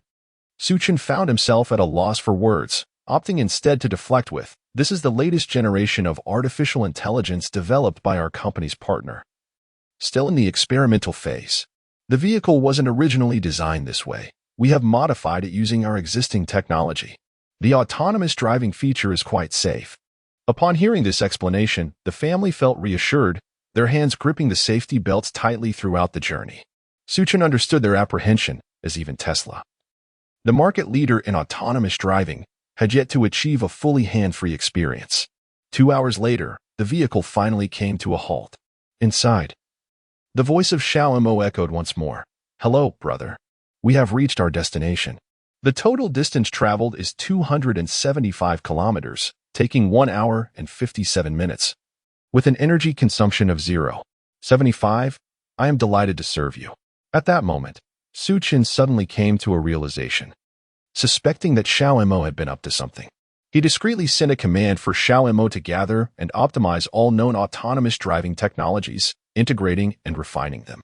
Once the textual materials were compiled, he sent them to himself and a few of his brothers to initiate preparations. Subsequently, the group disembarked and knocked on the door of Lu Yusin's parents' room. At long last, the two families met face to face.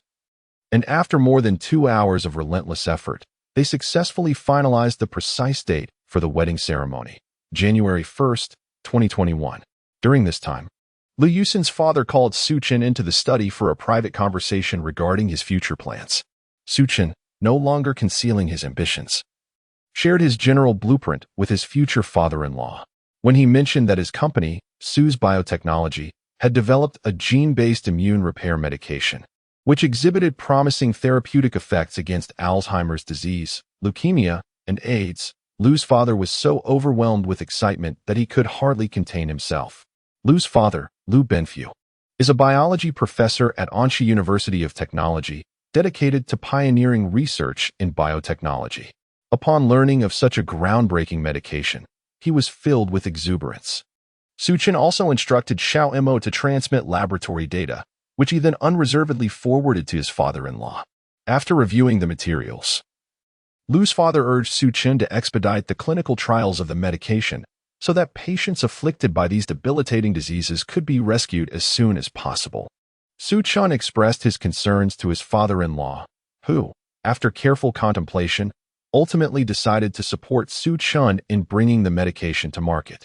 The necessary procedures would be directly submitted by Lu's father to the relevant authorities, but Suchin would need to provide the pertinent technical documentation and vaccine samples, as well as apply for both domestic and international patents through Su's biotechnology.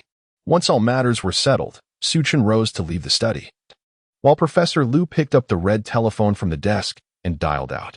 Chapter 13 Reflection. That evening, Suchin and his family did not depart from his in-law's residence, as he had promised his father-in-law earlier that afternoon to accompany him to the hospital to discuss the advancement of a biological drugs market release.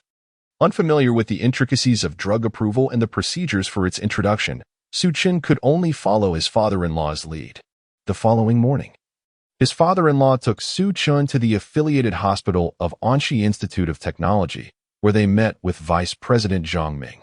The three engaged in lengthy discussions, ultimately determining that the clinical trials for the restorative drug would take place at this very hospital.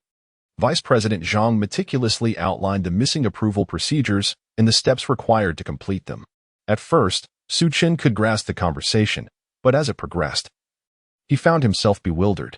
Despite recognizing the individual Chinese characters, their combination eluded him, leaving him perplexed. He sensed that, if the process continued at this pace, the drug would not reach the market until the following year at the earliest, which filled him with a sense of oppression. Growing increasingly frustrated, he could no longer contain himself and expressed a desire to step outside for a brief respite. Both men, amused by his request, readily agreed. After leaving the office, Suchin strolled through the hospital, eventually finding himself in a small garden located beneath the inpatient department. Sitting on a stone bench beside a flower bed, he observed the ebb and flow of people within the hospital, succumbing once more to deep contemplation. Suddenly, a cacophony of voices jolted him from his reverie. He looked up to see an elderly man, appearing to be in his 60s, repeatedly shouting, "Get away! Get away! I want to find my son." Beside him stood a young man in his 30s, desperately insisting, "Dad, don't go looking. I'm your son." His voice trembled with emotion. Following them was a woman in her 60s, supported by a younger woman. The elderly man silently wiped away his tears. Suchin, recognizing the elderly woman, felt a pang of familiarity, as if he had encountered her before. He quickly rose to investigate the commotion. Although he was still about 10 meters away from them, he hastened to draw closer. Upon closer inspection, he realized that the elderly woman was none other than Aunt Lee, his neighbor from his hometown. "Mrs. Lee, it's Suchin. What has happened? Is someone in your family unwell?" he called out. As she wiped her tears, Aunt Lee replied, "Oh, Suchin, it's you. Uncle Lee has been in poor health this year. As one ages, forgetfulness becomes more pronounced. We came to the hospital for a checkup, and the doctor said it is Alzheimer's disease. I, with my limited education, do not fully comprehend what that entails."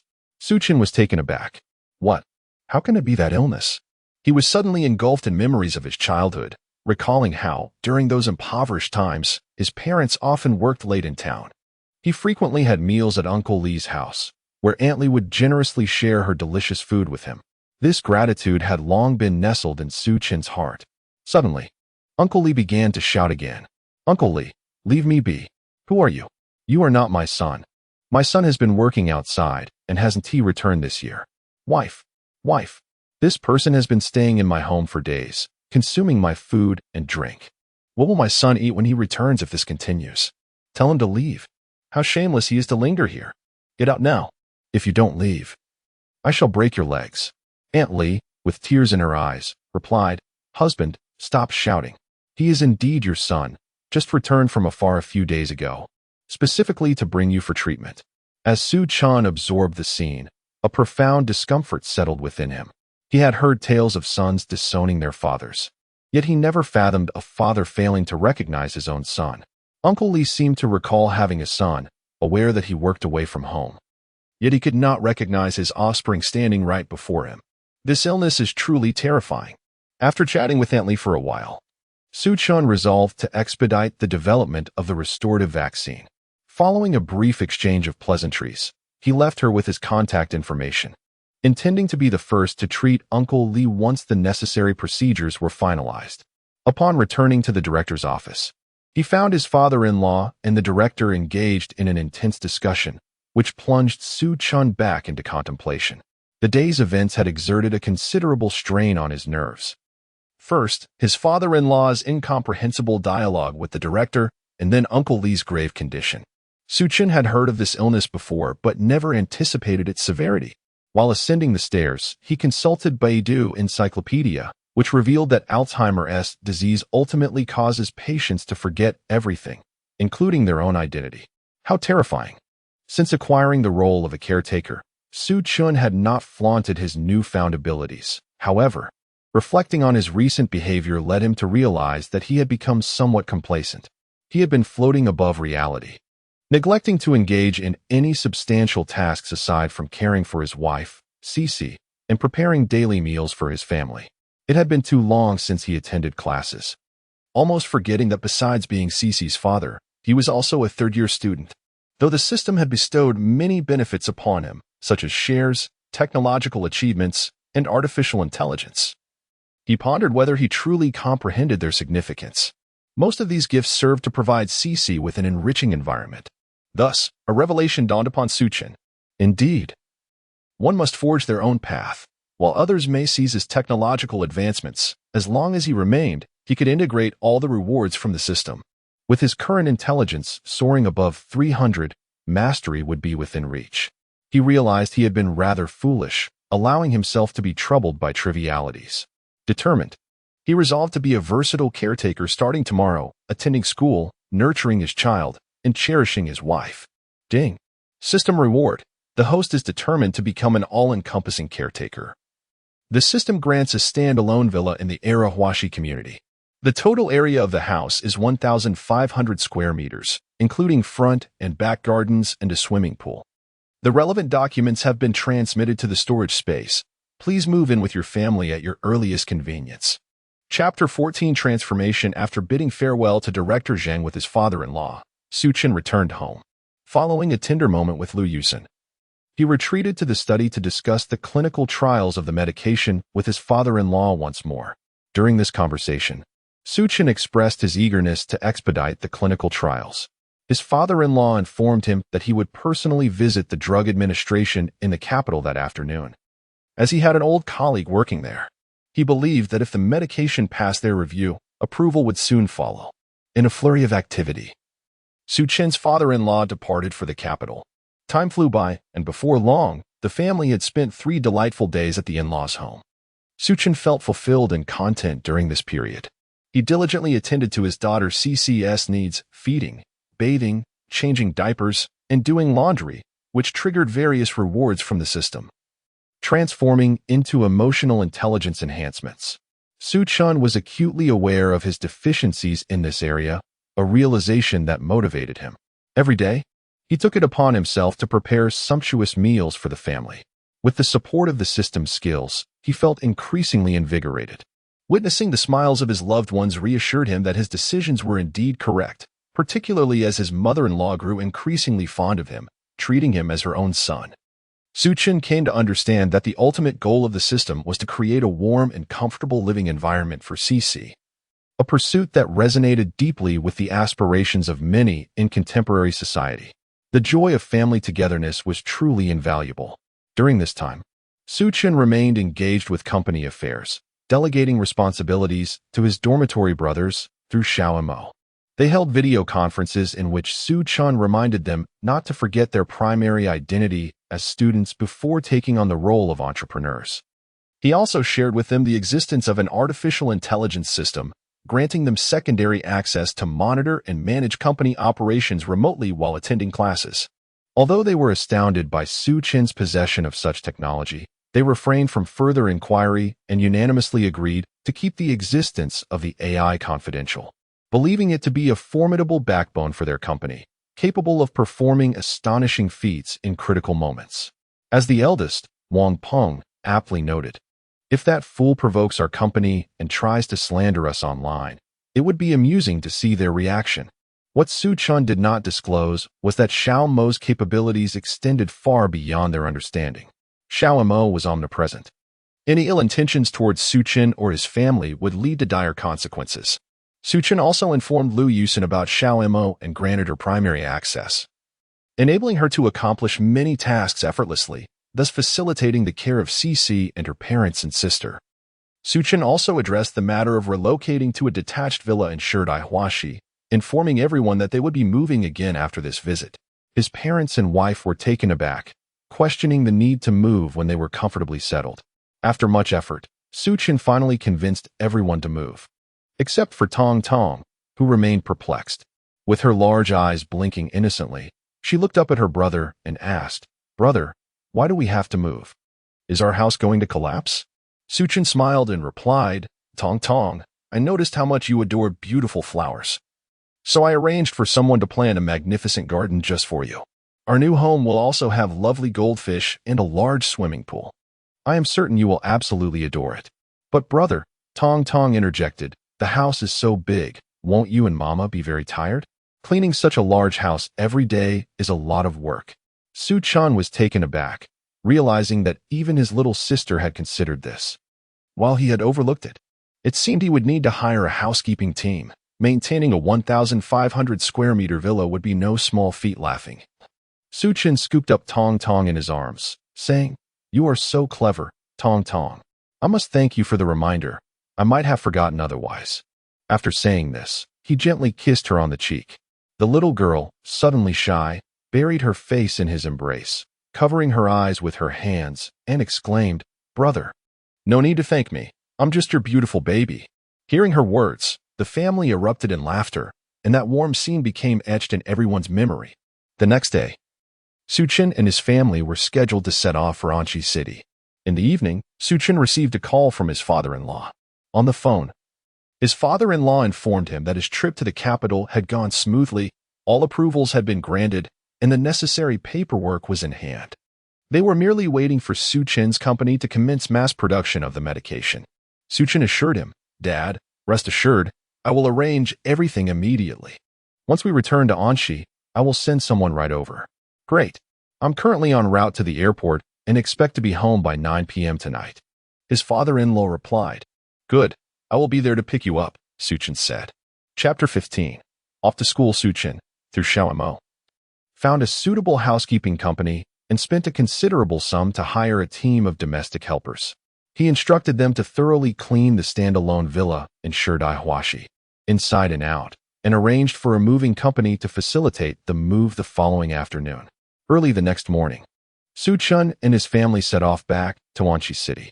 Naturally, his mother-in-law was included in the journey, while his father-in-law, due to work commitments, could not join and had to rely on his mother-in-law to make the trip.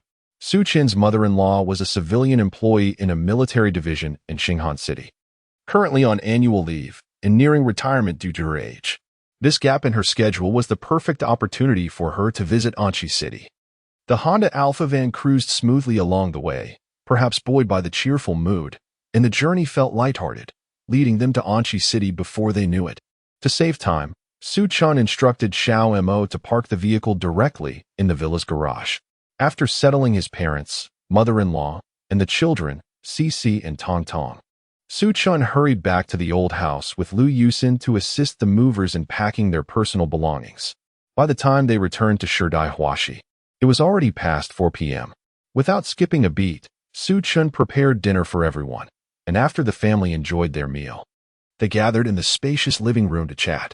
Tong Tong, the little clever one, was like a little rooster, flitting around and pulling her mother to explore her new domain. her laughter echoing with delightful giggling sounds. At that moment, Su-chun and Lu Yusin were seated in a hanging basket in the corner of the living room, speaking softly to each other. "Dear, everything at home is now settled. Tomorrow, I need to report back to school. It has been over a month since I last attended classes. It's time to return. How about you join me for a stroll around the campus tomorrow? Staying at home might be a bit dull for you. Cece can be looked after by my parents or your mother, so don't worry," Su-chun inquired. Lu Yusin responded, "That sounds great. It's a perfect opportunity for me to catch up with Ming Ming. I haven't seen her in ages. Let us agree on that then. We'll go to school together tomorrow." Su-chun nodded in agreement. Just then, Tong Tong rushed over, her expression filled with urgency. Gidge, Gidge, Mama said you're going to Sanshua tomorrow, right?" Su-chun crouched down to meet her gaze and gently replied, "Yes, tomorrow I will go to school. And your Yusin sister will accompany me." "Tong Tong, will you and Mommy stay home to help look after your sister, Cece?" "But why do Gidge and Yusin's sister have to go to Sanshua?" Tong Tong asked, perplexed. With a smile, Su-chun explained, "Because Gidge and sister are students. It's necessary for us to attend classes at school." "Gidge, what does attending class mean? Why can't the baby go to class? Is school a good place? What is a student?" Tong Tong's little head was filled with countless questions. Lu Yusin then responded, "Tong Tong, school is a place for students to attend classes. A sanctuary for learning cultural knowledge and life skills, where numerous students come to seek education, just like your older siblings. Let me tell you, there are also many delightful treats at school. Little Tong Tong, would you like to take a look?" As she spoke to Tong Tong, Lu Yusin also glanced at Su-chun. Tong Tong exclaimed, Yes, yes. I want to go to school. I want to attend classes. I want to taste the delicious food." She then asked, "By the way, how much is mini mini? Can it fill my little pocket?" While speaking, Tong Tong tugged at the small pocket on the front of her clothing. "Not a problem at all. But I fear your pocket may not be able to hold it all. What shall we do then?" Lu Yusin playfully teased her. "Don't worry, sister. If my pocket can't hold it, I can put it in a bag, because bags can hold more." The little girl replied excitedly. Su-chun felt a headache coming on. This child, untouched by the harshness of society, was curious about everything. He silently hoped that in a few years, she would still remember her words from today. How eager she was to attend school at such a young age. Su-chun thought to himself, "Dear sister, enjoy your childhood while you can, for in a few years, who knows if the mere mention of school will fill you with reluctance." As Su-chun envisioned his sister struggling with homework in a few years, he felt a secret satisfaction. He then addressed his sister, Tong Tong, "If you wish to join us at school tomorrow, you must first consult with Mom and Dad to see if they are willing to let you come along with us. Do you understand? This is something you must discuss with them yourself." Tong Tong, eager and impatient, replied, "Okay. I will go speak to Mom and Dad right now and ask them to let me go to school with you and sister." In truth, Su-chun's parents were not far away and had overheard the conversation between the siblings. They wholeheartedly supported Su-chun's method of teaching his sister. It was essential for children to inform their parents about their whereabouts, who they would be with, and what time they would return. This was a fundamental principle of social conduct. Tong Tong and her parents exchanged few words, yet they readily agreed to let Su-chun take her to school the next day for a little adventure. After receiving their approval, Su-chun immediately began preparations. Although his sister was already 2 years old, she was still quite young, necessitating a thorough arrangement. There were many items to prepare, including milk powder, diapers, and snacks. It was crucial to have everything ready in advance, especially ensuring an ample supply of sweat towels, as small children tend to sweat a lot during play. Su-chun was meticulous in his preparations, ensuring a diverse array of items, even if the quantity of each was modest. And so, he continued with his preparations. Su-chun casually tidied up, filling a large bag to the brim. Initially, Su-chun had planned to ride his bicycle with Lu Yusin to school the next day. However, given the current circumstances, it seemed he would have to drive instead. Early the following morning, as dawn broke, Tong Tong began to knock on the door, shouting, "Gua gua, gua gua, wake up, breakfast is ready. After breakfast, we will go to Sanshua together." "We are going to school together? What nonsense is this? Shouldn't it be you all taking me to school?" Su-chun muttered to himself. Chapter 16. The public revelation of Su Chun and Lu Yusin after Su Chun and Lu Yusin attended to Tong Tong's breakfast. They set off in his stylish luxury van towards Anshi University of Science and Technology. Tong Tong leaned against the window, her large eyes sparkling like grapes as she gazed out at the bustling metropolis beyond the glass. Her curiosity piqued once again. She babbled incessantly. Brother, is school fun? Brother, can I stay with you at school? Brother, does sister attend class with you too? Brother, where do we go first at school? Do we buy delicious food first or go to class? Lu Yusin replied, Tong Tong, your brother and I will be together at school today.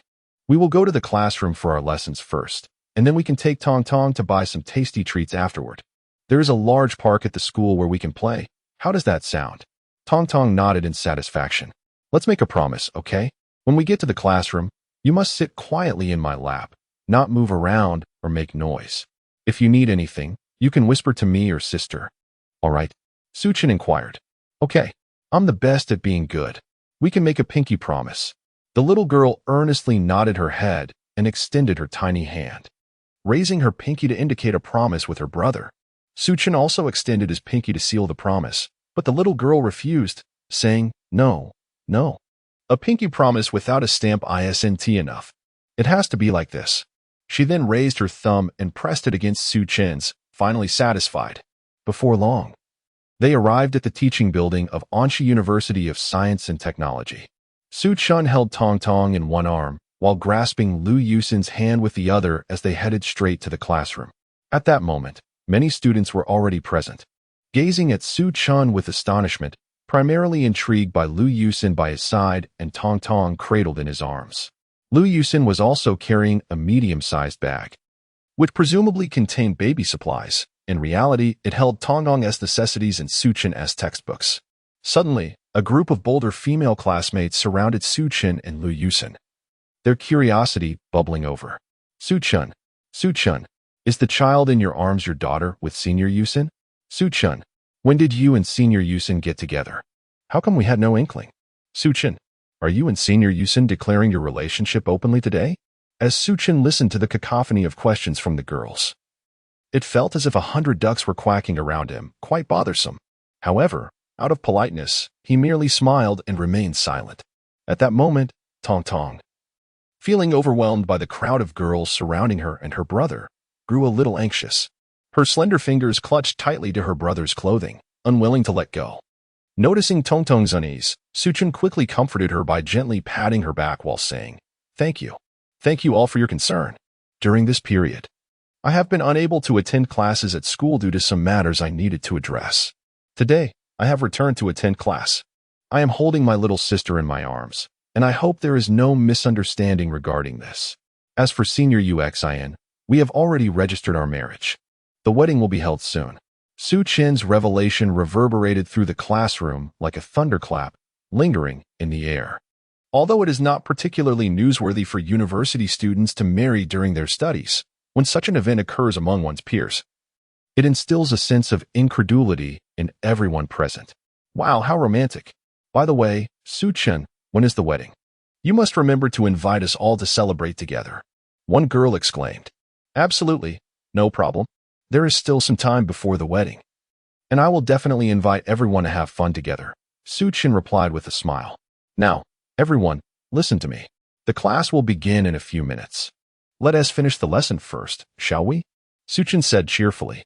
Upon hearing this, the classmates dispersed back to their seats, and Su Chun, along with Lu Yuxin, found a spot towards the back of the classroom. Soon after, the bell rang, signaling the start of class. In truth, university courses are not overly abundant or complicated. Take Su Chun, for instance. He only has one major class today. The pace of university life is relatively slow, though this slowness is somewhat relative. Sometimes, the teachers progress through the material at a brisk pace, covering an entire thick book in just a couple of classes, and the order of instruction may not strictly adhere to the textbook sequence. Students often find it necessary to prepare before class and review afterward to establish a comprehensive framework of knowledge. Only by doing so can they successfully complete the assessments for the course and earn credits. This perfectly encapsulates the age-old adage, the master leads you to the door, but the cultivation is up to the individual. Time flew by, and Su Chen's classes for the day came to an end. During the break, the more energetic girls in the class rushed to Su Chen, playfully engaging with the little sister in his arms and stuffing snacks into the small pockets of Tong Tong's outfit. Despite being so full that she could hardly eat her lunch, the little one clutched her snacks tightly, refusing to allow Su Chen to place them in his backpack. After class, Su Chen held Liu Yuxian's hand, cradling Tong Tong as they made their way to the garden behind the school. Tong Tong, like a wild stallion, frolicked joyously around them. Suddenly, Liu Yuxian's phone rang. "Hello, Meng Meng. I'm in the garden behind the school right now." "Yes, Su Chen is here too." "All right, I'll wait for you." After hanging up, Liu Yuxian turned to Su Chen and said, "Meng Meng called to say she has finished her classes too and asked what I was doing. She mentioned she would tidy up and then come to find me." Liu Yuxian spoke with a hint of nervousness, her hands involuntarily clenching tightly. Liu Yuxin is well aware of Zhang Meng's personality, carefree yet occasionally adorably naive. She harbors a slight concern that Zhang Meng might clash with Su Chen upon their meeting. Half an hour later, a girl clad in a white t-shirt and blue jeans, carrying a small backpack, strides briskly towards them. Upon their reunion, Liu Yuxin and Zhang Meng embrace tightly, animatedly exchanging words. Suddenly, Zhang Meng feigns a fierce demeanor as she approaches Su Chen, scrutinizing him as though he were a peculiar creature. Abruptly, she leans in closely, her face near his, and exclaims, "Oh, so you are Su Chen. You don't appear particularly special. Why has Yuxin devoted herself so entirely to you, even having a child before marriage?" "Humph. Su Chen, I warn you, if you dare to treat Yuxin poorly in any way, I shall bite you. Do not underestimate my small stature. My bites can be quite painful. Be cautious." As she speaks, she bares her teeth and scrunches her nose. Su Chen, feeling bemused, thinks to himself, "Is this what you call being formidable? You seem rather cute. Rest assured, Zhang Meng, I will always treat Yuxin well. On the day of our wedding, I will even invite you to be my bridesmaid. You can oversee my treatment of Yuxin, ensuring I remain kind to her, all right?" Su Chen proposes. "Humph. You need not say it. I am already the bridesmaid." Zhang Meng retorts, then shifts her gaze to the lively Tong Tong, who is still bouncing on the ground. "Heavens, whose little child is this? She is simply too adorable. I can't take it anymore. I must go and hug her, shower her with kisses." Chapter 17. The revelation of autonomous driving technology. Zhang Meng quietly approached Tong Tong, retrieving several pieces of chocolate from her backpack and placing them in her palm. "Little one, what are you doing?" she inquired. "I have some delicious chocolate here. Would you like to try it?" Hearing the voice, Tong Tong turned her head. "Sister, I'm playing with this clay. Mama said I shouldn't eat things given by strangers," she replied, casting a glance at Su Chen and Liu Yuxian, her eyes revealing an unmistakable longing. At that moment, Liu Yuxian interjected, "Tong Tong, this sister is Zhang Meng, a good friend of your brother and sister. You can safely enjoy the chocolate she offers, but remember, little one, you shouldn't eat too much at once. Otherwise, your teeth might get cavities. But I saw that this sister was being fierce with my brother just now. Are they friends?" Tong Tong asked earnestly. Su Chen quickly responded, "Tong Tong, Zhang Meng's sister was just playing a game with your brother. She wasn't really being fierce. Moreover, Zhang Meng's sister and your sister Xian, you are very good friends. Is that true? Brother, can I really have this chocolate?" she asked, her face filled with confusion as she looked at Su Chen. "Of course it's true," Su Chen reassured her. After playing in the park for a while, the four of them got into the car, preparing to return home. Once inside, Zhang Meng curiously examined the peculiar van, her mind swirling with questions. Zhang Meng was a somewhat well-known internet streamer, her live broadcasts lacking a fixed format, essentially embodying the spirit of spontaneity, filming whatever she encountered. Upon assessing the situation inside the vehicle, she realized she had stumbled upon excellent content for her stream and decided to go live after securing consent from Liu Yuxian and Su Chen. "Hello, everyone. I'm your host, Meng Meng. Today, while out having fun with my best friend, I discovered something intriguing. Dear viewers, please follow my lens as we explore this together. Can anyone tell me what kind of vehicle this is? It resembles a van, but it has 7 airplane seats inside. However, what is most peculiar is that it has no steering wheel. I've been pondering for quite some time how a car without a steering wheel could be driven. I've researched extensively and still haven't figured out how it's controlled. Now, let us invite my best friend to demonstrate how to drive this vehicle. Lu Yuxian chimed in. Xiao Mo, I want to go home. All right, sister. Please fasten your seatbelt. We are about to depart. The total distance for this journey is 16 kilometers, which will take approximately 15 minutes, Xiao Mo replied. After speaking, Lu Yuxian fell silent. And Zhang Ming suddenly noticed that the vehicle had begun to move on its own. Xian, you're supposed to control it. Why did you only say one line? Is that all? Zhang Ming inquired. Lu Yuxian replied, exactly. This operation is already complete. The car will drive itself back without any human intervention. Don't worry. It's very safe. The online audience in the live stream suddenly erupted with excitement. What an extraordinary maneuver. I recognize that vehicle. Isn't it a Honda Alpha? You must be mistaken. This Honda Alpha lacks a steering wheel. Look at it. This car is clearly not a Honda Alpha. Indeed, the previous comment is accurate.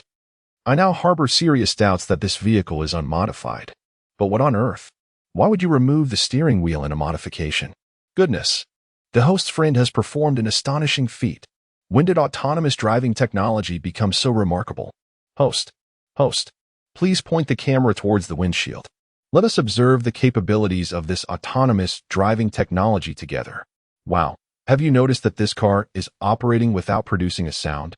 The live chat was abuzz with excitement, as if they had stumbled upon a new discovery. Meanwhile, Su Chun, Lu Yuxin, and Zhang Ming sat quietly in the vehicle, intrigued by the barrage of comments streaming through the live chat. Suddenly, the chat erupted once more. Goodness, I am witnessing something incredible today. This car actually yields to pedestrians? Amazing. After just a few minutes of watching, I realized this vehicle's trajectory and operation exhibit no violations whatsoever. Host, calling the host. Could you please inquire where your friend acquired this car? I want one just like it. Money is no object. Su Chun noticed the flurry of comments and felt a sense of urgency. Goodness, is this autonomous driving technology already being exposed? Perhaps it is for the best, as long as the artificial intelligence technology remains undisclosed. After all, I have already had Xiao Mo optimize the autonomous driving system. According to Xiao Mo's analysis report, this technology is currently at least 20 years ahead of Tesla. The matter of this autonomous driving technology should be announced through the company's official channels. Ming. This technology is the latest autonomous driving system developed by Su Chen's company, which has already passed the experimental stage. However, it has not yet been released to the public. To all the viewers in the live stream, if you are interested in this technology, it is currently not available for market sale. For information on when the company will release it, you will need to ask Su Chen. Lu Yuxin added, I hardly manage Zhang Ming's company. There is a dedicated team for that. I am not quite sure when the driving technology will be released. If you are truly interested, you can keep an eye on our official website. Did everyone hear that? This technology has not yet been released, so there is currently no way to purchase an identical vehicle. You can indulge your curiosity through my camera for now. Don't let your drool spill. Zhang Ming teased. 15 minutes passed in the blink of an eye. Soon, the vehicle came to a stop, and Su Chen and his companions arrived at the garage of Times Huaxi. After disembarking, Zhang Ming directed the camera towards the garden area, live streaming the nearby scenery. The independent villa where Su Chen's family resides is situated in an affluent area nestled halfway up a mountain, characterized by its picturesque scenery, harmoniously blending with both hills and water. Notably, their residence stands as the largest independent villa within the entire Era Huaxi community, boasting distinct front and back gardens. From the garage entrance, one can gaze down upon Anxi City, where a substantial portion of the breathtaking panorama unfolds, evoking a sense of overlooking the peaks. After Su Chun lifted Tong Tong out of the car, the little one immediately bounded towards the house, exuberantly exclaiming, "Daddy, Mommy, Tong Tong is back from school with Guohua. Did you miss Tong Tong? Today, I had such a hearty meal. Oh, and Guohua brought a sister home to play." Su Chun and Lu Yuxin welcomed Zhang Ming into their abode, and out of respect for privacy, Zhang Ming promptly closed her live streaming session. Inside the stream, viewers were captivated by the idyllic residential area, exclaiming in astonishment, However, upon witnessing Zhang Meng's conclusion of the stream, the audience erupted with excitement. Some enthusiastic viewers recorded and edited a segment of Zhang Meng's driving, posting it on Weibo with a sensational title, "Female Driver on the Road." Upon returning, Su Chun and Lu Yusin hurried to check on Cici in the nursery, where the little girl was peacefully asleep. As they had guests arriving, Su Chun had ensured that the household staff prepared the ingredients well in advance. With his culinary skills put to the test, Su Chun devoted over an hour to crafting an impressive array of dishes. Meanwhile, Zhang Meng was delightfully indulging in the food, unaware that the internet had already erupted with activity surrounding her. Countless individuals flooded the video with comments, shares, and likes, propelling it to the top 3 trending topics on Weibo. Major automotive manufacturers in the country were busily attempting to gather information about the owner of the vehicle featured in the video through their respective channels. Yet, unbeknownst to them, Su Chun and Lu Yusin's personal information had been encrypted and obscured by Xiao Mo's meticulous efforts, ensuring that these pursuers would ultimately return empty-handed. Chapter 18. The release of autonomous driving technology. After indulging in a hearty meal, Su Chun, Lu Yusin, and Zhang Meng gathered in the hall for a leisurely chat. Lu Yusin and Zhang Meng were engaged in a hushed conversation, while Su Chun, feeling somewhat bored, began to playfully tease Tong Tong. That evening, rather than returning to school, Zhang Meng chose to stay overnight at Su Chen's residence. The following day, as Su Chen and the others were still savoring their breakfast, Zhang Meng's phone began to ring incessantly. Bewildered, she wondered who could be calling so early in the morning from various corners of the world. As a live-streaming host, she had occasionally received private messages from fans, but the sheer volume of calls today was indeed overwhelming. Since breakfast began, unfamiliar numbers had been persistently attempting to reach her. With her phone ringing for over 10 minutes, Zhang Meng cast a pitiful glance at Su Chun and Lu Yusin. In truth, Su Chun had anticipated this scenario from the moment Zhang Meng began her live stream yesterday. However, he had underestimated the allure of the autonomous driving technology. Lu Yusin, noticing Zhang Meng's distress, promptly contacted Xiao Mo, requesting assistance in infiltrating Zhang Meng's phone to investigate the origins of the unfamiliar numbers. Before long, Xiao Mo's findings were revealed. The majority of these calls were from domestic and international automobile manufacturers. Lu Yusin understood that this frenzy was a direct consequence of Zhang Meng's live stream the previous afternoon. To resolve this situation, it would require intervention from Su Chun or his company. Lu Yusin forwarded the information she obtained from Xiao Mo to Su Chun. Prepared for this eventuality, Su Chun had already orchestrated a plan. While Zhang Meng was live streaming, he had instructed Xiao Mo to inform the senior members of their company to prepare for an announcement at noon on their corporate website, declaring that Su's Biotechnology Company Limited had achieved a groundbreaking advancement in the next generation of autonomous driving technology. Although Su Chun had no intention of entering the automobile manufacturing sector himself, he recognized the potential to generate revenue through patent licensing, akin to the business models employed by Qualcomm and 4-Star. By doing so, he could avoid significant financial investment while allowing Su's Biotechnology Company Limited to make a grand entrance on both national and global stages. Certainly a win-win situation. Su Chun requested Xiao Mo to draft an official announcement, stating that Su's Biotechnology Company Limited had made significant strides in autonomous driving technology, and he received it on his mobile device. Turning to Zhang Meng, he said, "Zhang Meng, I understand the situation. Most of the calls you are receiving are from manufacturers in the automobile production sector, seeking information about autonomous driving technology. Here's what we'll do. Please publish an announcement on your live stream and personal Weibo. I will send you the exact content shortly." Zhang Meng complied with Su Chun's directive, promptly disseminating the announcement he provided through her personal Weibo and live stream to her audience. At noon, precisely at 12 o'clock, Su's Biotechnology Company Limited simultaneously announced on its official website and WeChat account that it would refrain from venturing into the automotive manufacturing sector.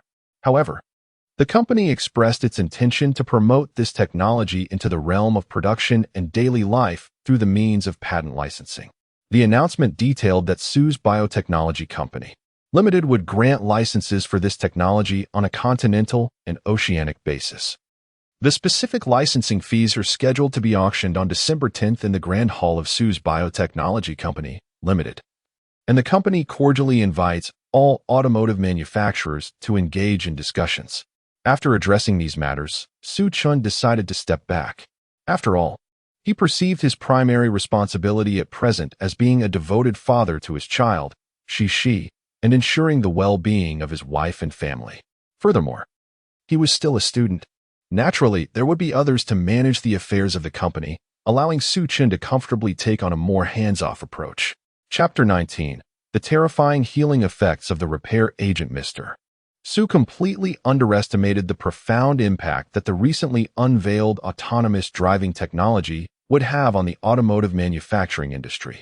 Within half an hour of the announcement from Su Biotechnology Company, the phones in the office were inundated with calls. Among those reaching out were renowned industry giants as well as several second- and third-tier domestic automotive companies. Some of these major enterprises even contemplated sending representatives immediately to meet with the leaders of Su's company, but all such requests were firmly declined by the dormitory crew. For these shrewd individuals, why engage in private discussions when they could auction off their insights? As businessmen, maximizing profit is undoubtedly their primary principle. Meanwhile, over 200 kilometers away at the affiliated hospital of Anxi University of Technology, Dean Zhongming gazed incredulously at the brain CT scan in his hands. This particular CT image belonged to Uncle Li. Prior to leaving Xinghan City, Su Chun had relayed the family circumstances of Uncle Li and Aunt Li to his father-in-law, instructing him to include Uncle Li's name on the list for the first batch of clinical trials. Now, precisely 8 hours had elapsed since Uncle Li received the biological repair agent. In truth, the agent's efficacy typically manifests within 6 hours. After the 6-hour mark, Uncle Li had already regained his normal mental faculties. However, the subsequent 2 hours were consumed by the need to cooperate with the hospital's re-examination. Despite having reviewed the test results, the doctors still found it difficult to fathom, feeling as though the situation was surreal. Uncle Li had undergone 3 rounds of examinations at the hospital, all yielding no issues. Upon reviewing the 3 re-examination reports, Dean Zhang promptly reported the occurrences to the hospital president and the secretary. After a thorough review of all examination records and medical histories, the president and secretary unanimously decided to intensify the clinical trials, mandating the selection of 10 patients suffering from Alzheimer's disease for comparative experiments. The results of the trials surpassed all expectations, with every participant achieving a remarkable 100% recovery rate. Witnessing such astounding therapeutic effects from the repair agent, the dean and his colleagues resolved to broaden the scope of the experiments to include patients with leukemia, AIDS, lupus, and other autoimmune diseases. As the experiments progressed, Zhang Ming and his associates anxiously paced back and forth in the conference room, eager to ascertain whether this agent could truly cure the aforementioned ailments. As claimed by Su Biotechnology Company, as midnight approached, the conference room at the affiliated hospital of Anxi University of Technology remained brilliantly illuminated. Accompanied by comparative experimental data from various departments, the dean, Secretary Liu, and others looked in disbelief at the medical records and test results of the 200 selected patients, instinctively giving a thumbs up.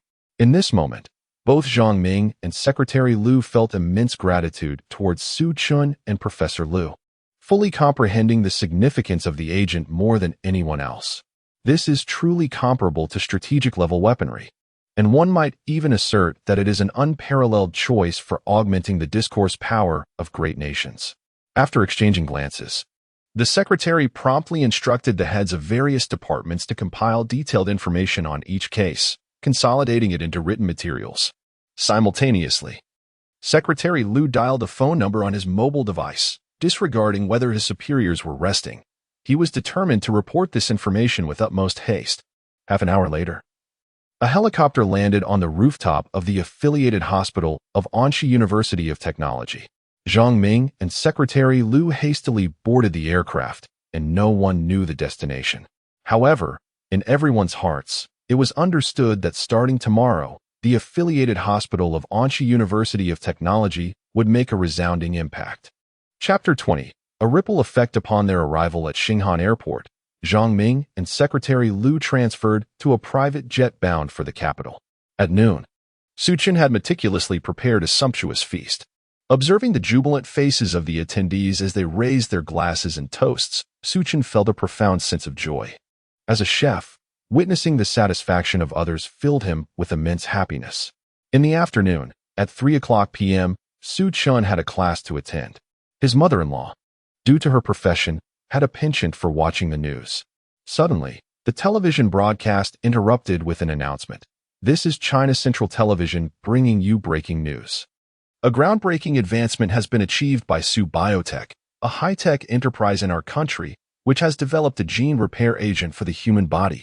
Recently, through clinical trials, it has been confirmed that this medication can cure leukemia, AIDS, lupus, and Alzheimer's disease with a 100% success rate.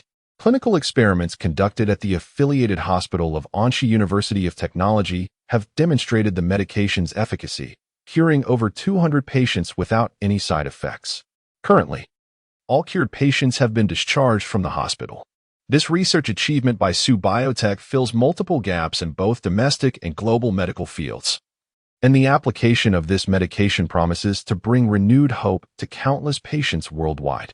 Before Zhang Ming and Secretary Liu departed the hospital for the capital, Xiao Mo had already informed Su Chen of the developments at the affiliated hospital of Anxi University of Technology. Su Chen had strategically prepared his partner, Wang Peng, for the upcoming challenges. He decided to announce this breakthrough simultaneously with the unveiling of their autonomous driving technology on December 10th. Su Chen preferred to keep a low profile, believing such a momentous occasion should be shared with his dormitory mates. His primary roles were to be a nurturing father and a diligent student. Upon hearing the news, his mother-in-law, Zhao Huilan, turned to Su Chen and inquired, "Son-in-law, is this Su Biotech the company you and your classmates established not long ago? Also, the autonomous driving technology that has been creating a buzz online is also a product of your company, correct?" Su Chen replied, "Yes, Mom. However, these matters are managed by designated personnel in the company, and I prefer to refrain from involvement. My current focus is on being a father and a student." Zhao Huilan responded, "You speak so lightly of it, but do you realize the monumental changes your two recent technological releases could bring to the world? By the way, have you secured the patents for these technologies?" "Rest assured, Mom. As soon as these technologies matured, I applied for both international and domestic patents. Moreover, I intend to grant global licensing for the autonomous driving technology, while the patent for the human biological immune agent will initially be trialed in select hospitals within our country." Su Chen assured her, "But there are so many patients around the globe. What if they protest? Our country could face immense pressure.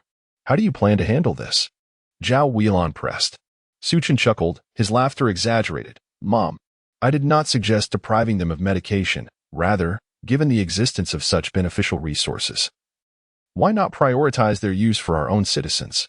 After all, they have persistently constrained us in areas such as 5G technology, photolithography, chip technology, and 5-axis machining equipment. My proposition is straightforward. If they wish to seek treatment, they may come to Huagua. There, I will facilitate discussions between our company and the personnel at the affiliated hospital of Anxi Polytechnic University, reserving a monthly quota of 1,000 slots for them. As for how the allocation is determined, that is a matter for them to negotiate with their government, as it lies beyond my purview. I am merely a student." Upon hearing Su Chen's words, my mother-in-law, Zhao Chunlan, fell into deep contemplation. In recent years, Huagua has endured considerable frustration, being systematically hindered by Western nations in the realm of advanced technologies. Our country struggles to procure a variety of high-quality, cutting-edge products, and even when available, they are often outdated or flawed, resulting in a significant depletion of our foreign exchange reserves. Should the government seize this opportunity, it could undoubtedly yield greater benefits. After addressing everyone, Su Chen took Liu Yusin by the hand and hurried to the nursery, intent on caring for his little princess. He remained oblivious to the potential repercussions of the breaking news from China Central Television that could send shockwaves through society. His focus was solely on his wife and child. At 2 in the afternoon, Suchin drove his dilapidated van to class alone. Meanwhile, Liu Yusin and Zhang Ming were likely wandering through some shopping mall. However, to label their activities as mere strolling would be misleading. They were diligently visiting various wedding photography studios, as their wedding ceremony on January 1st, 2021, was fast approaching. Capturing a cherished set of wedding photos is a significant milestone for every woman, prompting Liu Yusin and Zhang Ming to carefully consider and select their options. At this moment, Suchin's state of mind mirrored the wisdom of Zhang Sanfeng.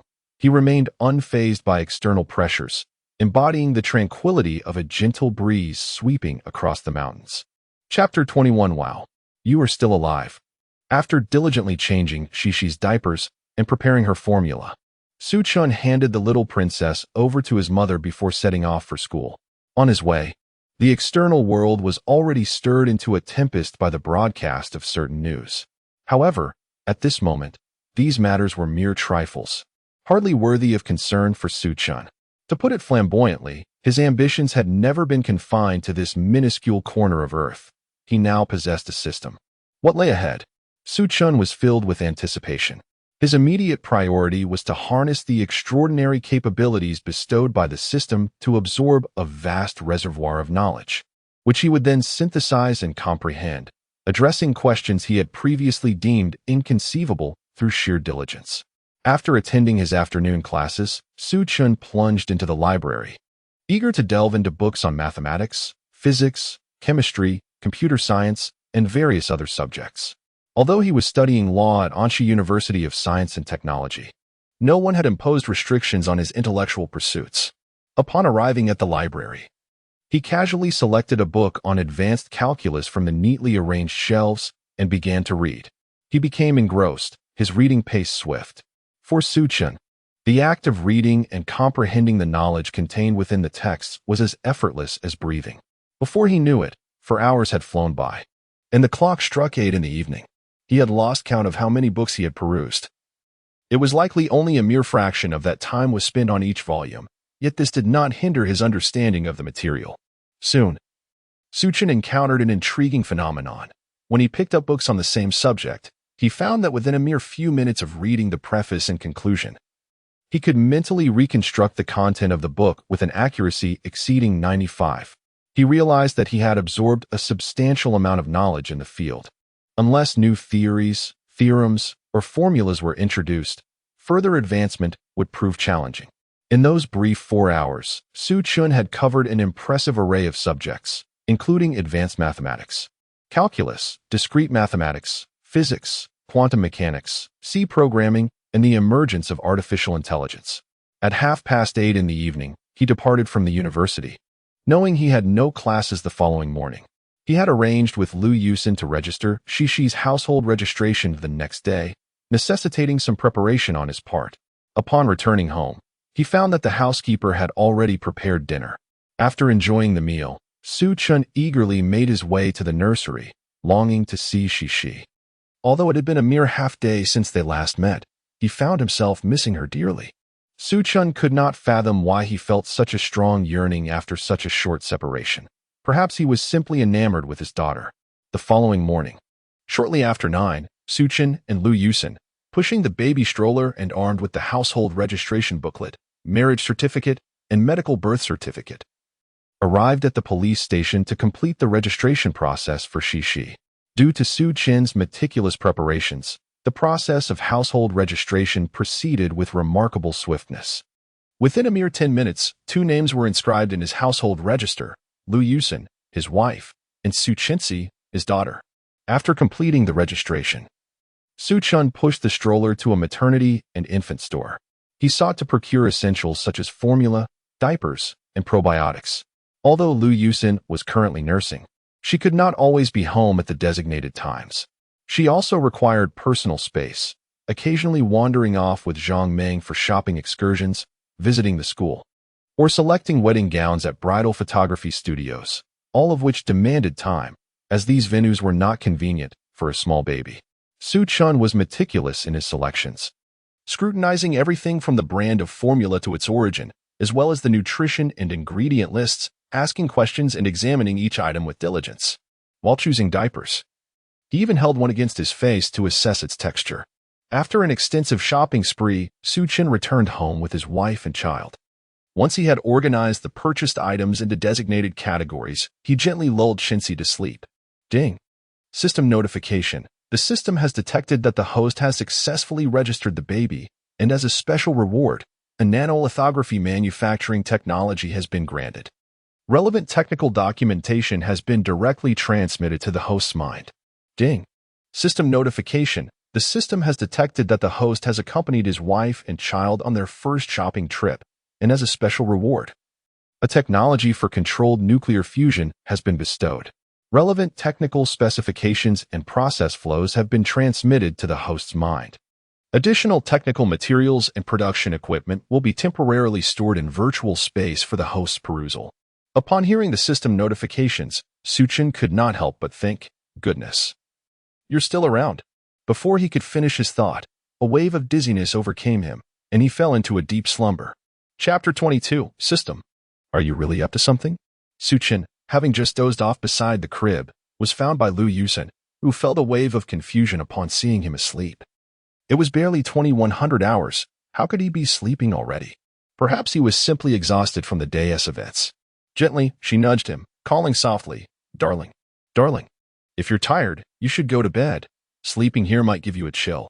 After several attempts to rouse him yielded no response, Liu Yusen grew anxious and shouted, Mom. Dad. Come quickly. Something's wrong with Suchin. He won't wake up. Is it serious? Hurry. Su-dad Suchun, Su-mom Zhongling, and Suchin's mother-in-law, Zhao Huilan, rushed into the nursery. They pushed Suchin a few times, but when he remained unresponsive, Su-mom suggested, Why not try pinching his philtrum? Su-dad immediately complied, but after a lengthy attempt, Suchin still did not awaken. Panic ensued among them, and it became evident that a trip to the hospital was necessary. Fortunately, Liu Yusen remained composed and called out, Xiaomo. Contact the nearest hospital immediately and book an emergency appointment with a specialist. Start transmitting the video footage from the room to the hospital now, and plan the route to avoid traffic congestion. Bring the Honda Alpha to the villa's entrance, and notify the community management to open the gate. Understood, sister. The specialist appointment at the Second People's Hospital has been secured. The live video has been sent to the attending physician's computer. The vehicle is parked at the villa entrance, and the gate has been opened. The planned route will take just 3 minutes, Xiao Mo reported. Thank you, Xiao Mo, Liu Yusen replied. Seeing the puzzled expressions on everyone's faces, Liu Yusen realized they did not comprehend whom she was addressing. However, urgency took precedence, and she insisted. There's no time to explain. We must get Su Chun to the hospital first. With that, Su Dad swiftly carried Su Chun towards the door, followed closely by Liu Yusen and Zhao Huilan. Su Mom, Zhang Ling, remained behind to care for their 2 other children. Upon arrival at the hospital, a series of examinations revealed that Su Chun had no underlying health issues. An electroencephalogram indicated vigorous brain activity, confirming that he had merely exhausted himself mentally, leading to a state of deep sleep. A bit of amino acids and glucose would soon rouse him. After a night of observation in the hospital, Suchin awoke to find Liu Yusen, his father, and mother-in-law by his side, overwhelming them with a sense of guilt.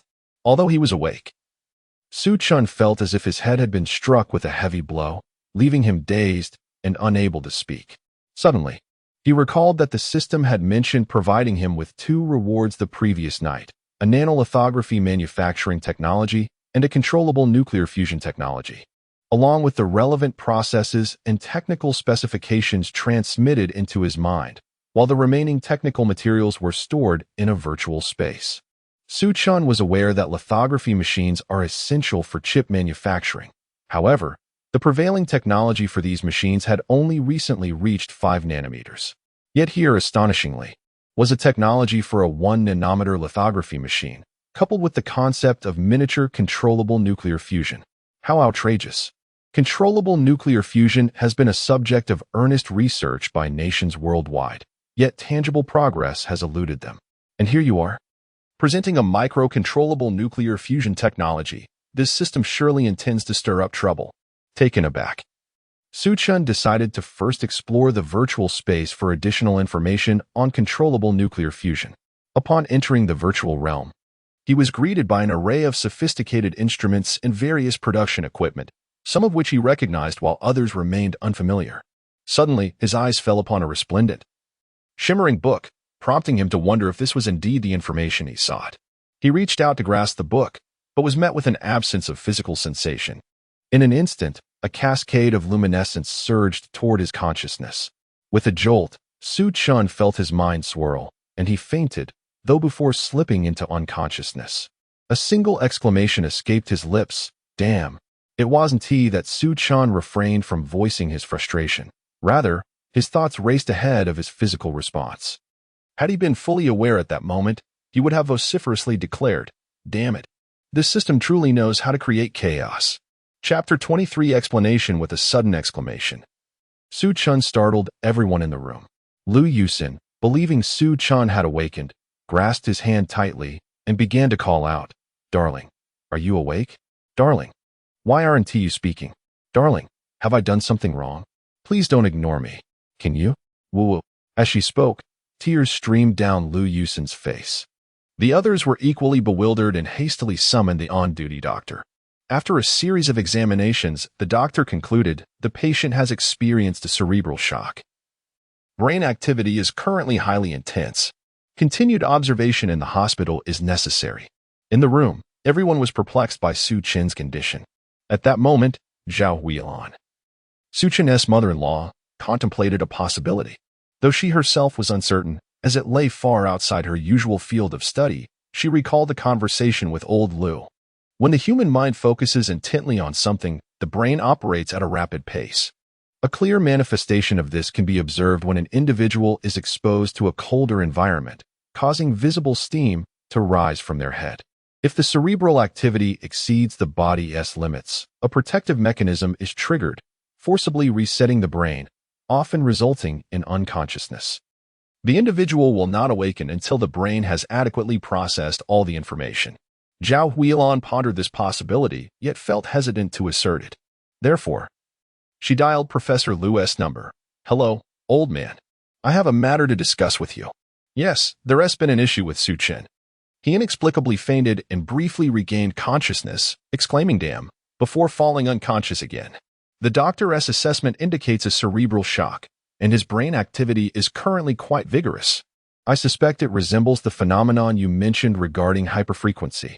"Old man, you specialize in biology. Su Chun's condition requires your insight," Zhao Huilan stated. After a moment of contemplation, Professor Lu replied, "Indeed, there is a possibility. Given Su Chun's recent behaviors, this likelihood is substantial. Let me contact Director Li at Anshi Second People's Hospital for confirmation." After conversing with Director Li, Professor Lu had nearly validated Su Chun's condition. He specifically requested Director Li to transfer Su Chun to a private VIP room. Professor Lu was meticulous and dedicated to his work, exhibiting a keen attention to detail in his interactions. From Su Chun's 2 instances of unconsciousness, alongside his research on unmanned driving technology and gene immunotherapy, he sensed something extraordinary was afoot. It seemed that Su Chun had perhaps discovered something groundbreaking, though the exact nature of it remained unclear. It appeared that his son-in-law was quite remarkable. Having organized his tasks, Professor Lu promptly drove to Anshi Second People's Hospital. 6 hours later, Su Chun awakened once more. However, his appearance was rather disheveled. His complexion was pale, and his eyes were bloodshot. After a long pause, Su Chun hoarsely uttered, "Water. I wish to drink water." Lu Yusin, who had been perched by the bedside, attentively observed the subtle changes in Su Chen's condition. The moment she noticed Su Chen's fingers tremble, a sense of dread enveloped her, compelling her to remain silent for fear that her voice might disrupt the delicate process of Su Chen's revival. One hand clasped Su Chen's, while the other gently covered her mouth, lest she inadvertently utter a sound. It was only upon hearing Su Chen's request for water that she responded with delight. "All right. Open your mouth. Drink." During Su Chen's period of unconsciousness, she had prepared everything in advance: water, plain porridge, milk, and more. She had anticipated Su Chen's needs. And thankfully, there was no cause for alarm as Su Chen had awakened. The others, upon hearing the commotion, gathered around, their faces etched with concern for Su Chen. At that moment, the weariness of life was evident on Su Chen's face. With great effort, he managed to muster a faint smile, addressing his parents and wife. "Dad, Mom, don't worry about me. I've awakened. Haven't I? I'm sorry for causing you all this worry." Su Dad retorted, "You rascal. Look at you. You've been asleep for nearly a day and night, leaving the elderly and your wife in a state of turmoil. Now tell me, why did you suddenly faint? Why did you utter just one word upon waking only to fall unconscious again? You little brat. Don't think you can fool me. If you lie, I will see right through it." Awkwardly scratching his head, Su Chen instructed Lu Yusin to close the door and explained. The first fainting spell was due to a breakthrough in the manufacturing process of photolithography machines, which I anticipated could reach below the 5-nanometer range. The second time I uttered that word was because, following the breakthrough in photolithography technology, I achieved a significant advancement in the controllable nuclear fusion technology one have been researching diligently. Ever since high school, I discovered that I possess a remarkable ability for virtual modeling in my mind, allowing me to perform all calculations mentally. Thus, things got out of hand this time. What? Is that the reason for your fainting? You fainted because of your own experiments? Truly remarkable. Just make sure you don't tell anyone I'm your father. What a shameful thing, Su Dad exclaimed, his voice tinged with a mix of pride and annoyance. Chapter 24. The revelation of Xiao Mo upon hearing his father's remarks. Su Chen could not help but roll his eyes in exasperation. What on earth was happening? Truly, he was his father's son. Both his father-in-law and mother-in-law were equally taken aback by Su Chen's statements, their scalps tingling with unease. Although Su Chen's father-in-law was engaged in biological research, this did not preclude him from possessing a comprehensive understanding of cutting-edge technological advancements across the globe. Particularly, his mother-in-law, Zhao Huilan, had a background in optical electronic research within the military. When she heard Su Chen mention his breakthroughs in the manufacturing of photolithography machines and controllable nuclear fusion technology, she couldn't suppress a shudder, her scalp prickling with trepidation. Fortunately, her extensive experience in both society and research, stemming from her military background, provided her with a level-headed perspective. Zhao Huilan exchanged a knowing glance with Professor Liu, both acknowledging their shared understanding. They needed to attempt to communicate with Su Chen, first to ascertain the extent of his research and whether the technology had reached maturity. Furthermore, they sought to discern Su Chen's intentions regarding the handling of these two technologies. While the photolithography technology could potentially be operated by private companies and social organizations, the controllable nuclear fusion technology was an entirely different matter. It was not something that could be trifled with by an individual entrepreneur. The release of such technology would undoubtedly provoke seismic international repercussions. After finishing his water, Su Chen held Lu Yusin's hand tightly and apologized. "I'm so sorry, dear. You've had a tough couple of days. I got too absorbed in my thoughts." "Rest assured, this won't happen again." Lu Yusin nodded in understanding. "All right, I get it, husband. In the future, please communicate any issues beforehand. Although I may not be able to assist you in your research, I cannot bear to see you tormenting yourself like this. It leaves me quite anxious." Unable to contain himself, Su Chen mentally shouted, "Dog system, come out this instant. How dare you recklessly shove all this technology and schematics into my head? What if my brain explodes one day?" Ding, system warm reminder. Is this system truly reckless? It is merely due to your limited brain capacity. The host request has been duly noted. The system has adjusted the reward direction accordingly. Su Chen retorted, "Damn it. I blame your limited brain capacity. I curse your entire family's limited brain capacity." Ding, system prompt. Host, please mind your language. Otherwise, the system will impose severe consequences next time. Su Chen was left speechless. What kind of absurd system had he encountered? Why was there a punishment involved? Was this how other systems operated? Seeing that Su Chen had regained consciousness, everyone approached him, exchanging pleasantries.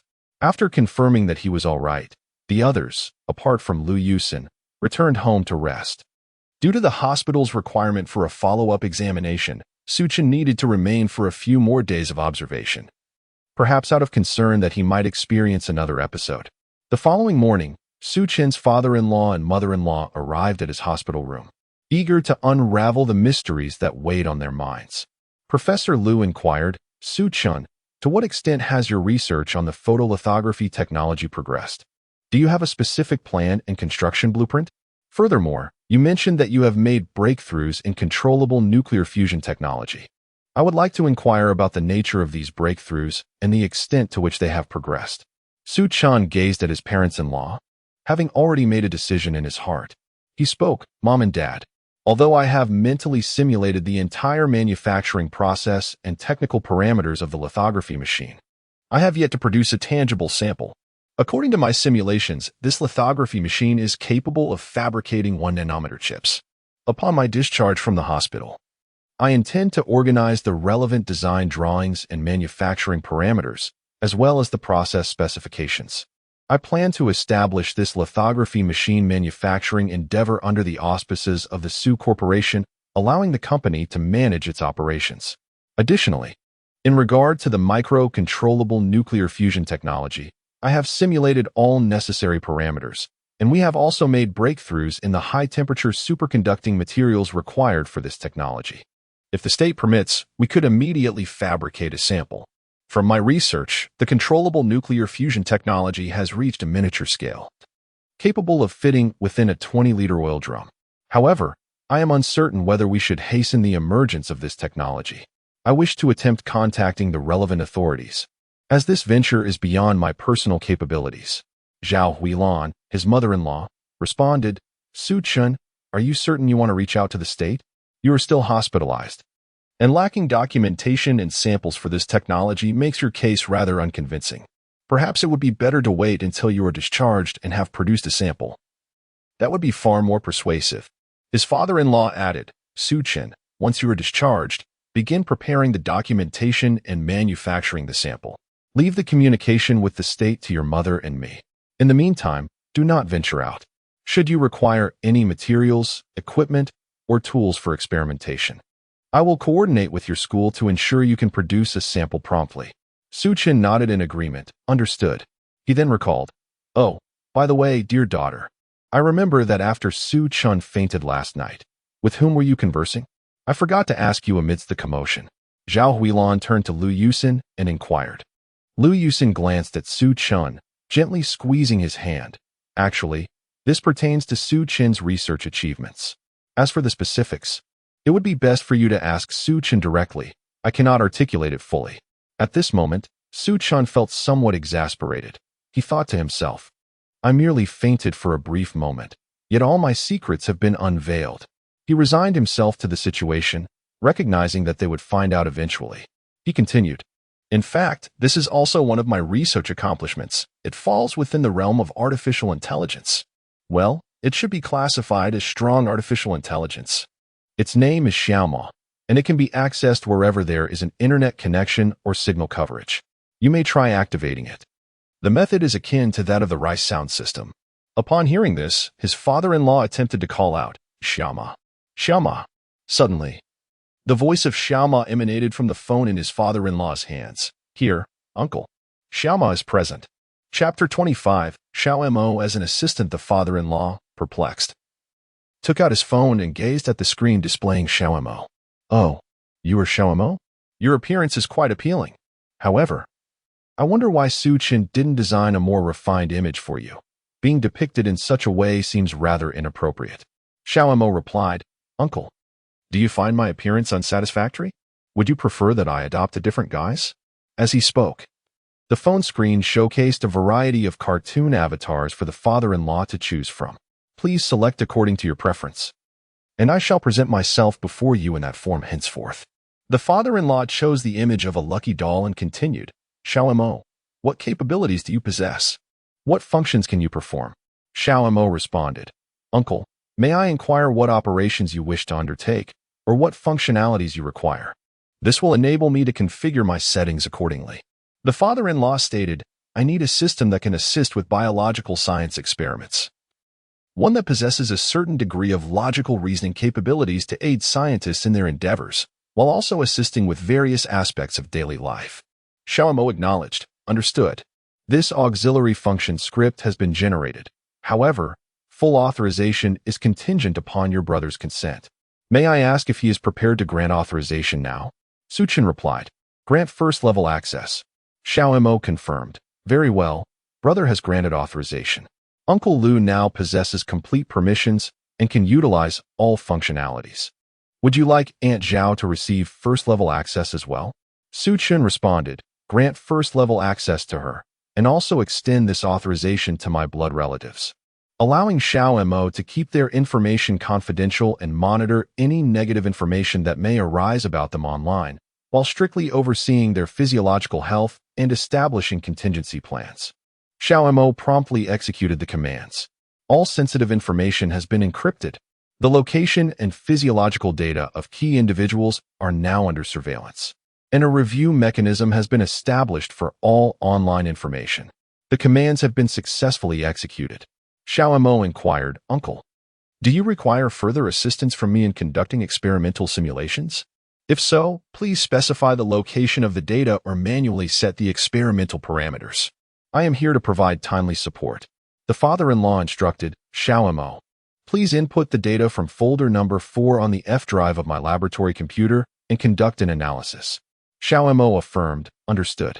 The data has been successfully imported, and the experimental results along with relevant data will be sent to your phone in 30 seconds. Please be on the lookout. Ding. The experimental data has been generated and dispatched to your phone. Please check for it. Additionally, I would advise you, Uncle, that the alpha value set for this experiment is rather low.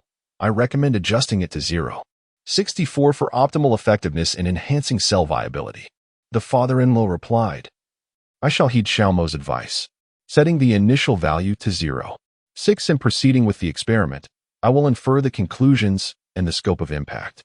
Xiao Mo confirmed. The experimental values have been set, and the conclusions and report have been generated. The cell culture has achieved its intended objectives. The father-in-law expressed gratitude. Thank you. Please send the experimental results to my phone. You may take a rest now. Xiao Mo, very well. Goodbye, Uncle. At this moment, Professor Lu's mindset was in shambles. After dedicating over a year to this experiment, his emotional investment here was reduced to a mere 30 seconds. Furthermore, the improvement plan for the experiment had already been proposed, and even the research report was prepared for him. What kind of miraculous artificial intelligence is this? This is indeed remarkable. One wonders how many times this contraption could enhance the productivity of researchers. Father-in-law, Su-chun, could you possibly tailor a similar artificial intelligence system for me? Even if it doesn't reach Xiao Mo's level, a slightly inferior version would still be acceptable.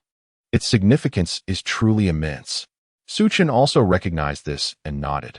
Very well, I shall inquire with Xiao Mo, as I am currently confined to a hospital bed, and it is not particularly convenient for me to work.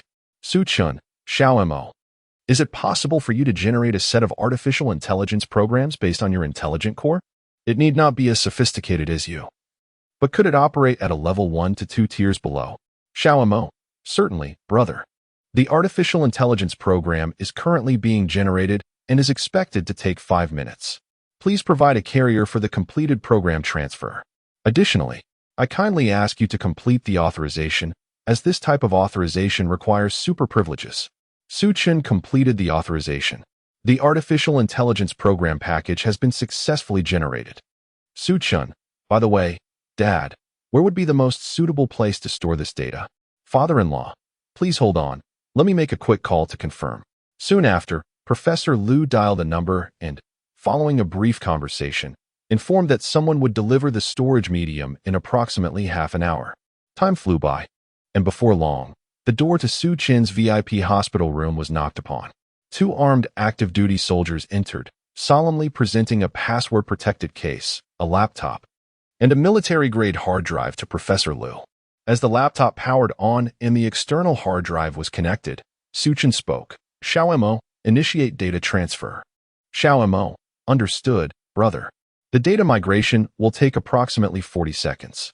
Additionally, Xiao Mo would like to remind you that the newly generated artificial intelligence does not support regeneration capabilities, meaning it can only be transferred once. Su-chun, all right, I understand. Please proceed with the data transfer. Everyone in the room, wow, is this really possible? You have truly reached a new level of convenience. Chapter 26. The correct way to open the system. Professor Liu and Zhao Huilan stared in astonishment at Su Chen's series of remarkable maneuvers before finally bidding farewell to the personnel escorting the data. After spending another 2 days in the hospital, the long-awaited day of Su Chen's discharge arrived. Upon returning home, the first thing Su Chen did was hastily stride towards the nursery, eagerly lifting the infant Shishi from her crib. Speaking to her, he mused, "Shishi, it has been several days since you last saw Daddy and Mommy. Have you missed us? This time, it was my fault for keeping you from us too long. I promise I will be more attentive in the future and ensure you are never separated from us for too long, all right?" To this, Shishi responded with a coo. Su Chen, delighted by their interaction, couldn't help but lean down to tenderly kiss her little face. Ding. System notification. The host has had a long-awaited reunion with the baby. Having comforted her wounded spirit, the host is rewarded with a 70 increase in brain development. The host's current brain development level is 79, which surpasses the average brain development level of various ethnic groups worldwide by approximately 7-fold. Ding. System notification. The host has engaged in his first effective interaction with the baby, earning the reward of language mastery, divine level, encompassing fluency in the languages of all global ethnicities. Ding. System notification. The host has kissed the baby for the first time, resulting in her feeling comforted. The system rewards the host with mastery of musical instruments, divine level, encompassing proficiency in a variety of Western and Eastern instruments. The host is encouraged to strive for further rewards. Su Chen felt a sudden clarity in his mind, as if long-forgotten memories, even those from his infancy, surged back to him. With the influx of knowledge from language mastery and musical proficiency, his mouth, tongue, arms, and fingers seemed to possess an innate muscle memory. In an instant, Su Chen transformed into a maestro of language and music. Unable to contain himself, he exclaimed, "Shishi, look, Dad is going to perform for you." What on earth am I saying? Su Chen, perplexed by his own words, realized he was speaking in a jumble of languages. It seems I am still not accustomed to this. What is this? I still haven't used it? This is quite strange. Shishi looked at him in bewilderment, perhaps pondering, what is wrong with Daddy? Why is he speaking so oddly? Being so young. She could only manage soft cooing sounds. After a moment of adjustment, Su Chen finally switched back to Mandarin. Embarrassed, he looked at Shishi and softly said, "I'm sorry, Shishi. It seems I got a bit carried away while trying to perform for you. How about I give you another show?" Not waiting for a response, he took her to the living room, entrusted her to Liu Yusen, and solemnly seated himself at the piano. He gently lifted the cover from the piano keys and, after testing the sound, began to play, saying, "Daddy, Shishi will perform a piece for you. Clair de Lune. Listen carefully." Su Chen did not complete the entire Clair de Lune concerto. He simply felt that the first movement sustained adagio in C-sharp minor, with its sonata form rich in fantasy and improvisation, exuded a soft, lyrical melody imbued with a subtle sadness that resonated perfectly with the present scene. From the moment the music began, Shishi quietly nestled in Liu Yusen's embrace, blinking her grape-like big eyes and listening attentively to the melodious strains of music. After finishing, Su Chen remained immersed in the musical atmosphere, unable to regain his composure until a chime echoed. Ding. System notification. The system has detected that the host's performance of beautiful music has attracted the baby's attention. A reward has been granted. Mastery of calligraphy, divine level. The host is encouraged to continue exploring and nurturing the baby's artistic talents.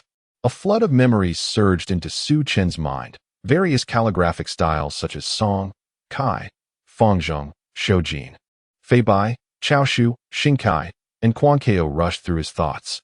He yearned to find a piece of rice paper immediately to unleash his brush strokes. He was eager to test the extent of his calligraphic prowess. Suddenly coming to his senses, Su Chen stood from the piano, took Shishi from Liu Yusen's arms, and grasped Liu Yusen's hand, leading her to the study. He held Shishi before the desk, unfurled a sheet of rice paper, poured a small amount of ink, and casually picked up a brush. He then inscribed, "Drumming resounds. We march boldly to war. The lands of the earth, I alone travel south. From Sun Tzu to Qinping and Song, I return not, my heart filled with worry. Where do I dwell? Where has my horse gone? How shall I seek it? Beneath the forest shade, life and death intertwined, we make our vows. Hand in hand, we grow old together. Alas, how distant, do not let me perish. Alas, how sincere, do not let me doubt. Book of Songs, Bayphone, drumming across the entire piece, Suchin employed 5 distinct calligraphic styles: Song, Shojin, Chishu, Kwankeo, and Xiaozhuan. The essence and sentiment conveyed through the poem mirrored Suchin's heartfelt emotions toward Liu Yusin, encapsulating his profound love within these verses. Once the ink dried, Suchin solemnly handed it to Liu Yusin. Although she did not understand calligraphy, she could discern the remarkable interplay of 5 different styles, each character flowing gracefully, displaying a myriad of expressions. Liu Yusin silently resolved to frame this piece and hang it on the wall of the hall. She then said, "Thank you, my husband. I will cherish it well." Suchin replied, "What is there to cherish? Next time, if you like something, just tell me, and I will write it for you. Although we are not calligraphy masters, my writing is still commendable." Understood, Liu Yusin responded. Ding. System notification. The system has detected the host showcasing extraordinary calligraphic skills before the baby. A reward has been granted. Mastery of sculpting, divine level. The host is encouraged to continue striving. Upon hearing this notification, Suchin was momentarily taken aback. Wow. It turns out that I was not using the correct method to access the system. I wondered why the system seemed to be malfunctioning recently. Now I understand. Thus, Suchin discovered the proper way to operate the system. Chapter 27. The wedding dress photo shoot as Suchin and Liu Yusin emerged from the study, cradling little Cece. They encountered the recently awakened Tong Tong. With one hand clasped around her mother's, she rubbed her sleepy eyes with the other and inquired in a soft, childlike voice, "Mama, was that lovely sound I heard earlier my sister playing the piano? Mama, it was so beautiful." Tong Tong didn't quite catch it. "Can sister play it again for me? I really want to hear it." Liu Yusin gently responded, "What you heard, dear Tong Tong, was your brother playing the piano. If you wish to hear it again, you must seek him out. Although your sister can also play, she is not as skilled as your brother. Perhaps, if time permits later, your brother could teach us both to learn the piano together." Oh, so it was brother who played. By the way, does brother play the piano at cinema? How come I didn't know? Brother, can you play 2 tigers for me? Of course. No problem at all. Come sit on my lap, and let us play together, shall we? Suchin asked. Tong Tong joyfully exclaimed, All right. She settled onto brother's lap, watching intently as he played. Suchin embraced Tong Tong and positioned her before the piano, commencing a lively rendition of 2 tigers. As he played, he softly sang along. 2 tigers, running fast. One has no ears, the other has no tail. How strange, how strange. Before long, Suchin completed the piece, while Tong Tong continued to sing in her sweet, innocent voice. 2 tigers, running fast. One has no ears, the other has no tail. How strange, how strange. Suddenly, as she sang, Tong Tong realized something amiss and loudly questioned, Brother, why does one tiger have no ears and the other have no tail? Shouldn't they both have 2 ears and a bushy tail? Why don't they? Suchin felt as though thunder had struck. Why was he equally curious? Yet, he found himself pondering how to explain this to her. Tong Tong, are you a little devil? How on earth do I clarify this? The original lyrics were simply that. But would such an explanation satisfy her? As Suchin wrestled with his thoughts, unsure how to elucidate, his mother intervened. Tong Tong, you've just woken up, and your little face hasn't been washed yet. Come along with Mama to wash your face. All right, Mama, but why? With a sigh, Su Mama responded. After you wash your face, I will tell you why, okay? Okay. Mama, let us hurry. With that, Su Mama led Tong Tong away, leaving Suchin and Liu Yusin to share an exasperated glance before bursting into laughter. Tong Tong's inquiry was indeed beyond their ability to explain, and it had left them both stumped. After spending 2 more days at home, Liu Yusin scheduled an appointment with the wedding dress photography studio. During their time at home, Suchin found himself bombarded with an array of peculiar questions from Tong Tong, leaving him utterly perplexed. At times, he wished he could open his sister's head to see what was going on inside, wondering how she could have so many questions. The crux of the matter lies in the unpredictability of each question. Lu Yusin had established contact with Zhang Ming early on. After breakfast with Suchin, they proceeded to the school dormitory to meet Zhang Ming, who accompanied Lu Yusin for a bridal photo shoot. After their meal, Suchin and Lu Yusin arrived at the school early, and after picking up Zhang Ming, they headed to the wedding photography studio. Lu Yusin had chosen a plethora of outdoor locations for the shoot, with only a couple of indoor sets, necessitating frequent transitions from one scene to another. The group toiled throughout the day, ultimately capturing 2 indoor shots and 6 outdoor ones. Just as they were preparing to return to the photography company, Zhang Ming suddenly noticed a crowd gathered ahead, unaware of the situation at hand. Being a seasoned online broadcaster, Zhang Ming possessed a keen sense for trending events. She remarked to Suchin and Lu Yusin, "It seems something is happening over there. I'm about to start my live stream. Do you think you should step aside?" As she swiftly activated her streaming setup, Suchin replied, "Go ahead. You've had a long day, and it's time to rest. You can manage the remaining time on your own. Avoiding it is unnecessary since you've already shown your face last time." Lu Yusin nodded in agreement. Together, Suchin, Lu Yusin, and Zhang Ming hurried toward the scene. Previously, from afar, they had not discerned much, but as they drew closer, they realized it was an elderly man, around 60 years old, lying on the ground. Beside him was a small boy, approximately 3 or 4 years old, who was crying inconsolably. A crowd had gathered to gawk. Yet none stepped forward to assist the elderly man or ascertain his condition. Not a single person had called for emergency assistance, perhaps out of fear of involvement or complications in explanation. Suchin closely observed the man lying on the ground and noted his pallor, the way he clutched his chest with his right hand, and the beads of sweat forming on his forehead. At this point, Suchin had formed a preliminary diagnosis but needed to check the elderly man's pulse and heart rate for confirmation. With this thought, he instinctively pushed through the crowd and knelt down to examine the man's condition closely. He palpated the carotid artery and examined the man's eyelids while simultaneously checking his pulse at the wrist. Soon enough, Suchin arrived at a definitive conclusion. It was undoubtedly a heart attack. In urgent need of nitroglycerin tablets or fast-acting heart medication, Suchin found himself without any. He raised his voice, asking the crowd, "Is there anyone here who carries nitroglycerin tablets or fast-acting heart medication? The patient urgently requires medication to ensure his safety." As he spoke, his hands were in motion. He swiftly unbuttoned the man's collar, loosened his belt, and cleared any secretions from his mouth and nose to prevent choking. The crowd fell silent, and suddenly a voice broke through. "I have fast-acting heart medication. Here, take it and give it to him quickly." An elderly woman with graying hair handed over a bottle of medicine. Suchin expressed his gratitude. "Thank you." As Lu Yusin opened the medicine bottle and dispensed several pills into the elderly man's mouth, Suchin immediately commenced cardiopulmonary resuscitation.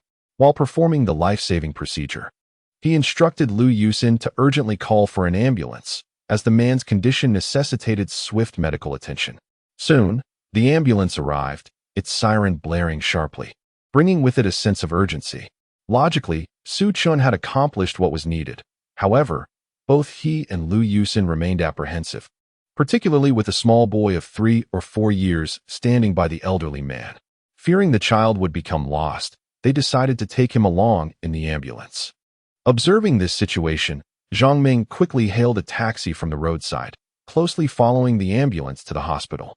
At that moment, the viewership in Zhang Ming's live stream surged, with a flurry of comments flooding in. Yet, she had no time to pay attention to such distractions. She understood that if she didn't keep pace with Suchin and Lu Yusin's broadcast, they might struggle to convey the unfolding events. Upon arriving at the hospital, Suchin promptly briefed the doctor on the situation and prepaid for the medical expenses and various tests. He waited anxiously for news. Shortly, a doctor emerged from the emergency room, swiftly informing Suchin of the urgency of the patient's condition. Immediate intervention was needed, including percutaneous coronary intervention, thrombolytic therapy, and coronary artery bypass surgery. Such procedures required signatures from the patient's direct relatives, and the doctor requested that Suchin first settle the surgical fees. Recognizing the critical nature of the situation, Suchin refrained from further discussion and directly deposited 100,000 yuan as a fee. He had not even contemplated the signing aspect, His sole focus was on ensuring the patient received prompt care. Coupled with his confidence in his acquired medical expertise, he believed firmly in the quality of the system's offerings.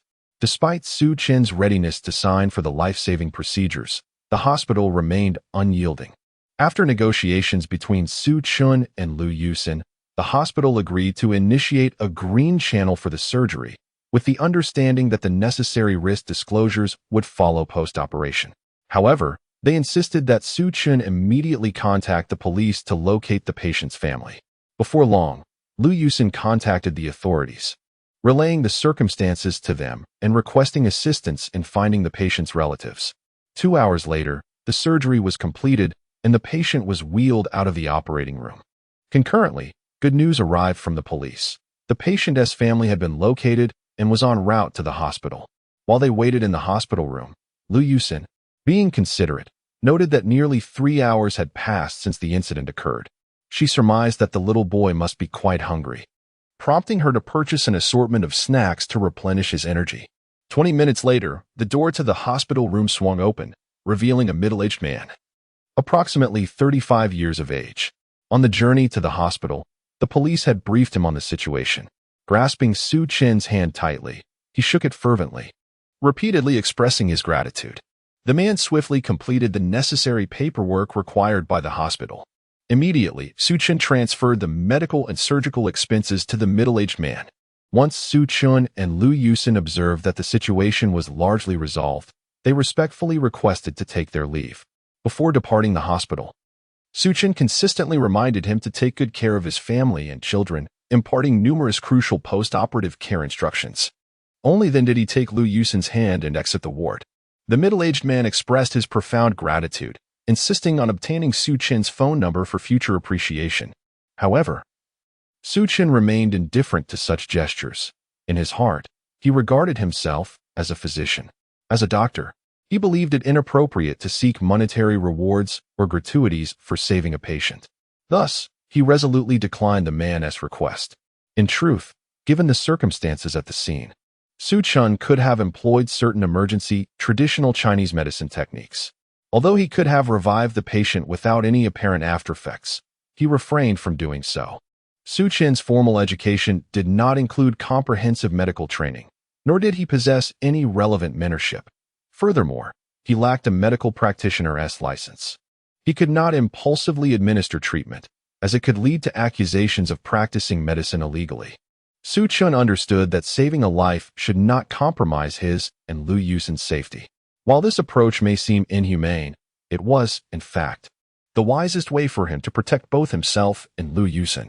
The entirety of their efforts, rescuing the patient, transporting him to the hospital, covering surgical and medical expenses, and coordinating with the patient's family upon their arrival, was broadcast live by Zhang Ming, who, upon witnessing Su Chen and Lu Yusin exit the ward, promptly ended the stream. Zhang Ming was filled with questions. She had not heard Lu Yusin mention any medical training that Su Chen had undergone. Yet, observing his swift and decisive handling of the patient, she could hardly believe he was merely an inexperienced novice. His speed and professionalism in diagnosing were levels beyond that of an average hospital resident. After leaving the hospital, Zhang Ming finally voiced her curiosity in the car. Su Chen, just how much do you know? A few days ago, I heard Yusin say you excel at piano and calligraphy. How is it that today I discover you possess considerable medical skills as well? Have you been concealing something from us? Su Chen replied, is this even something to hide? Nobody asked before, so I never had the chance to showcase it. As for medical skills, I only know a little. This time, I was simply in the right place at the right time. Zhang Ming pondered for a moment before nodding. You have a point. No one inquired before. So you indeed lack the opportunity to display your medical expertise. But do you possess any qualifications? Su Chen, somewhat exasperated, responded, if I had a license, I would have treated that patient myself, sparing him the ordeal of going to the hospital. Sigh. Zhang Ming teased. It seems your medical skills aren't that impressive after all. You haven't even passed the qualification exam? By the way, didn't you just say you only know a tiny bit, just a little bit? If you possess any new skills, please express them in advance, so as not to cause Yusin undue alarm. Should such a situation arise again, Should you act so rashly, I shall not hesitate to ensure your demise." Such was Su Chen's silent astonishment. The logic of this young lady was indeed peculiar. Nevertheless, Su Chen responded affirmatively, saying, "Understood. Understood." The trio hastily made their way from the hospital to the wedding photography studio, returning props and costumes before swiftly heading home, as Zhang Ming was to stay overnight at his residence. After the family hurriedly finished their dinner, they each retired early to slumber. Chapter 28. The Frenzied Pursuit of Knowledge. The following day, after finishing breakfast, Su Chen hurriedly made his way to school, as he had a class scheduled for the morning. He planned to forego returning home after the lecture, intending instead to spend the next 2 days immersing himself in the school library to supplement the cultural knowledge he had missed during his absence from classes. After the class concluded, Su Chen purchased some steamed buns, coffee, and bottled water from the cafeteria before hastily heading to the library. He found a secluded corner, set down his belongings, and retrieved a stack of books from the nearby shelves, delving into them with quiet determination. Su Chen possessed an extraordinary reading speed, finishing each book in approximately 4 to 5 minutes. His exploration of literature was expansive, initially focusing on his current courses in politics, culture, geography, biology, chemistry, and philosophy. Gradually, his interests broadened to encompass economics, electrical engineering, materials science, Western legal studies, medicine, and quantum mechanics. Time swiftly passed, and before he knew it, it was 6 in the evening. Su Chen tidied the books he had carelessly strewn across the table, returning them to their original positions. Suddenly, he realized a significant gap in his studies. Despite his extensive reading, he had yet to acquire knowledge pertaining to computer-aided design. He needed to illustrate the principles of lithography technology and miniature nuclear fusion devices using computer software. Thus, he gathered his belongings and ventured to the appropriate section of the library, embarking on a fervent quest for knowledge. At that moment, he resembled a sponge, parched for information, eager to absorb every bit of wisdom presented in the texts. With an intellect 7 times more developed than the average individual, coupled with an IQ exceeding 300, the processes of acquiring, organizing, synthesizing, and reapplying knowledge felt as effortless as child's play to him. Finally, just before the library's doors closed, Su Chen set down the book he was reading and rushed outside. He took a van back home, spending the journey reflecting on the insights he had gleaned that day. He realized that some of the advice from his predecessors rang true, echoing the old adage, "Master mathematics and the sciences, and you shall fear no challenge." In foundational subjects, the simplest and most conventional courses often serve as the bedrock for further understanding. For instance, in mathematics, if one aspires to excel in chemistry, geography, physics, or computer science, a solid grasp of mathematics is indispensable. Otherwise, upon entering university, one will discover that programming languages frequently incorporate mathematical concepts. Similarly, geography may appear to be a purely humanities discipline during one's middle and high school years, requiring merely rote memorization. However, at the university and graduate levels, one finds that geography transforms into a mathematical endeavor, demanding extensive and intricate calculations. This phenomenon is equally evident in the realms of physics and chemistry. Soon, the van came to a halt in front of Su Chen's villa. After disembarking, he disregarded the meal and made his way directly to the room where Shishi was. He yearned to see her little darling, for nearly 10 hours had elapsed from 8 in the morning until 9 in the evening. Were it not for Su Chen's persistent thoughts of extracting and materializing the blueprints in his mind, he feared he might have succumbed to the temptation of remaining at home to care for the infant all day long. Upon exiting Shishi's room, Su Chen and his family gathered around the dining table to commence their late-night feast. Lu Yusin had been exceptionally busy today. Earlier, she and Zhang Ming had visited a bridal photography studio to select photographs that pleased her. They had only just returned home shortly before Su Chen's arrival. On their way to the studio, they passed by a calligraphy shop, where Lu Yusin entrusted the shopkeeper with a piece of calligraphy Su Chen had written for her, requesting it to be beautifully framed for collection the following day. Prior to their outing, Zhang Ming had informed her online followers that she would be selecting wedding photos with her close friend today, implying that she might not have time to broadcast live. However, upon discovering Lu Yusin's intention to frame her calligraphy, Zhang Ming could not resist the urge to open a live stream, meandering through the art shop and showcasing the various calligraphic works. Since it was morning and most people were occupied with work, the viewership was modest. When Zhang Ming pointed her camera at Su Chen's calligraphy, the live chat erupted with excitement. The initial strokes were impressive, yet the latter part became increasingly unrecognizable. Particularly, the final line left viewers baffled, prompting jokes about their educational backgrounds. This handwriting is remarkable. I am at a loss for words to express my admiration and astonishment. I can only exclaim, wow, I love it. Please, dear host, zoom in a bit more. Let us have a panoramic view. I wish to print this image and set it as my computer wallpaper. Upon observing the lively chat, Zhang Ming promptly provided a sweeping shot of the calligraphy. Meanwhile, Lu Yusin had completed her arrangements with the shop and stood quietly by, watching Zhang Ming's broadcast, refraining from urging her to leave. Knowing that Zhang Ming's family circumstances were not particularly favorable and that she relied on streaming to supplement her living expenses. Realizing that Lu Yusin had finished her business, Zhang Ming hurriedly greeted her online audience before swiftly concluding the live stream. Ultimately, she could not resist capturing a high-definition panoramic photograph of the calligraphy and sharing it on her personal page before hastily departing the shop. During dinner, Zhang Ming turned to Su Chen and remarked, "Su Chen, I must say, the calligraphy you pinned today is truly exquisite. I wanted to ask, if you have the time, would you be able to create a piece for me as well? Of course, not something romantic or sentimental.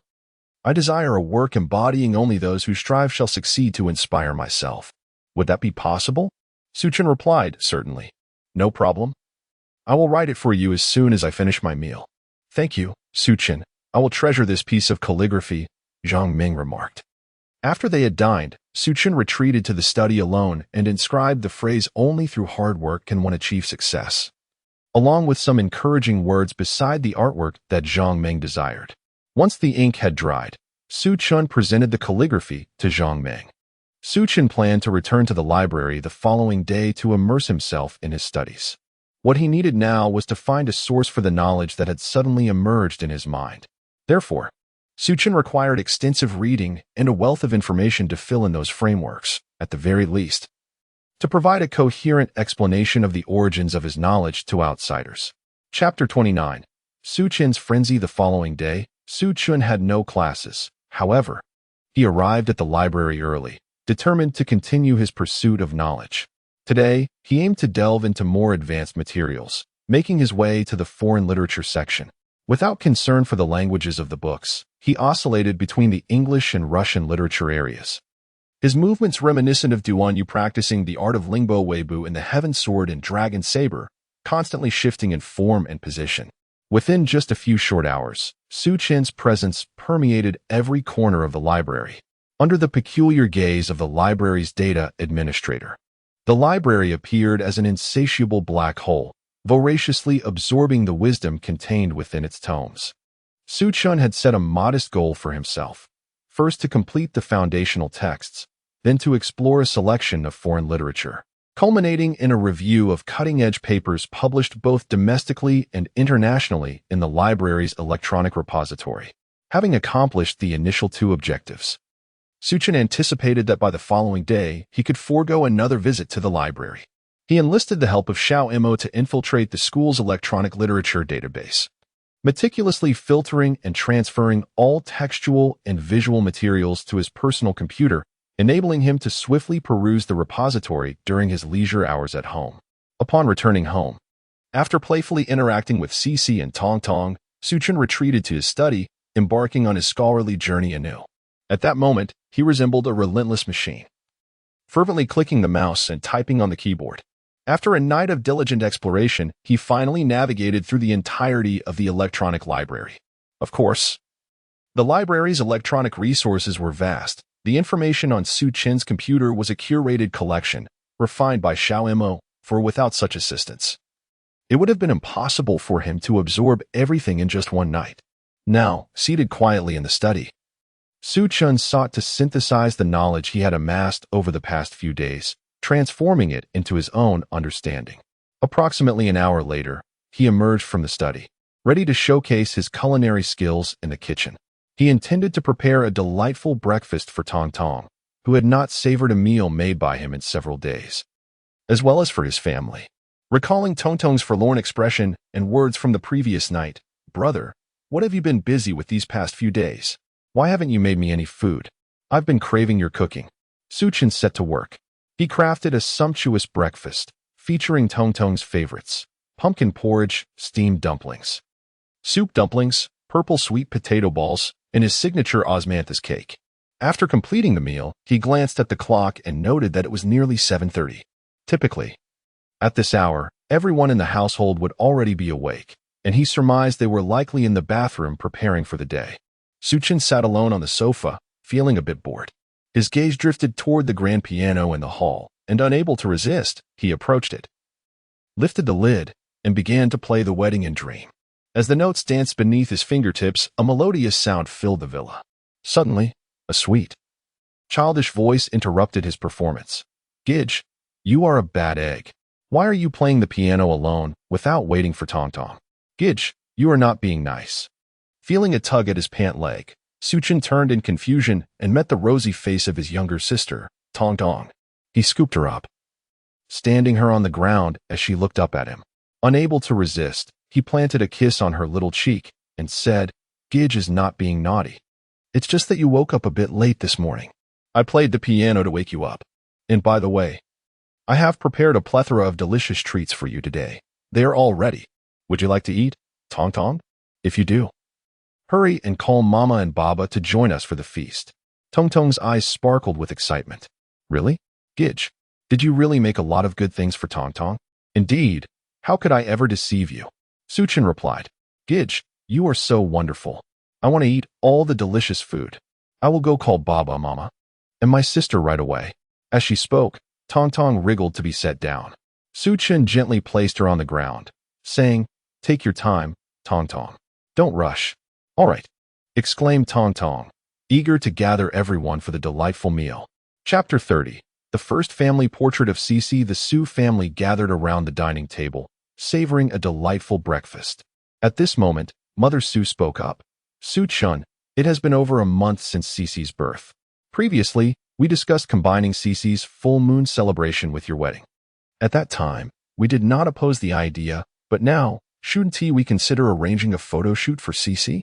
It would be wonderful to create a complete childhood memory for her." Lu Yusin chimed in. "Indeed, darling. I've seen friends sharing their photos online, and the results look quite splendid. Why don't we take some time to capture a set for Cece as well?" Suchin replied, "Excellent idea. How could I have forgotten? How about we seize the day? Does anyone have other commitments today?" "No, not at all. My father-in-law and I are on leave these days, so we have no plans," mother-in-law remarked. "My mother and I don't have anything pressing either. We simply spend our days at home taking care of Tong Tong." "We can all go together," Father Su added. "Great. It's settled then. Let us tidy up and head out. By the way, Yusin, do you know of a photography studio that specializes in baby portraits?" Suchin inquired. "Well, I haven't looked into that before. If all else fails, we can ask Xiao Mo for recommendations," Lu Yusin suggested. Xiao Mo, are you there? Did you hear what your brother just said? Please help us find a children's photography studio, and let us schedule it for an hour from now. Send the reservation details to my phone and plan the route as well," Suchin called out. "Understood, brother. Task executed. The studio has been selected, and the route is successfully planned," Xiao Mo responded. "Thank you, Xiao Mo." Suchin expressed his gratitude. After a bustling day at the photography studio, Suchin suddenly proposed. "Since we are all here together today, let us take a family portrait before we finish. It's been ages since we captured such a moment." "That is a wonderful idea, Suchin.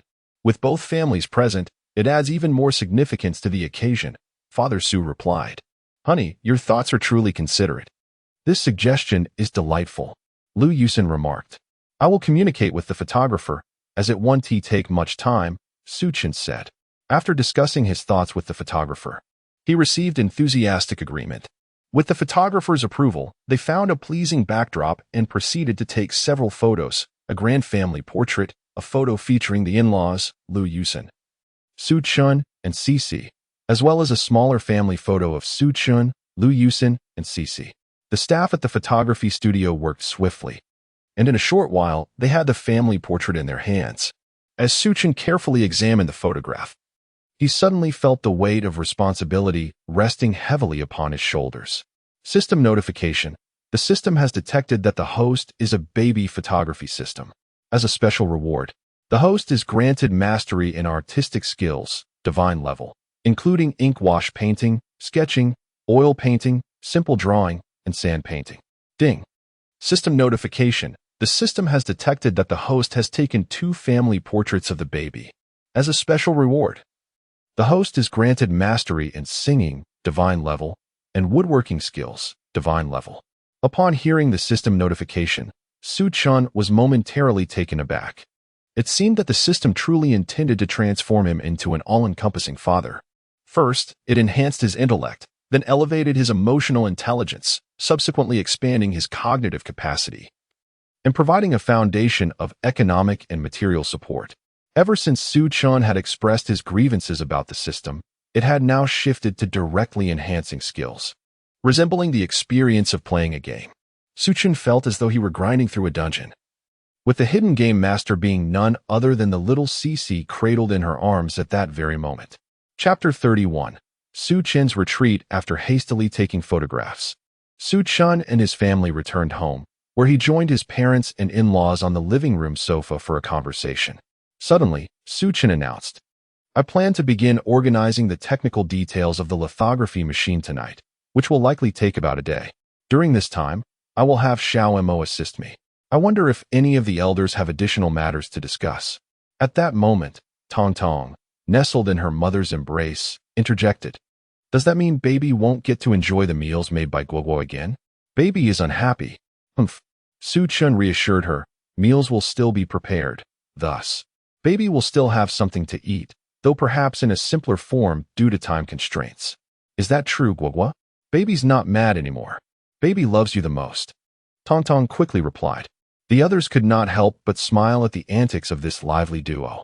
Su-chun continued, "In fact, I intend to use this Saturday and Sunday to accomplish some tasks, mainly drawing diagrams and editing materials on the computer.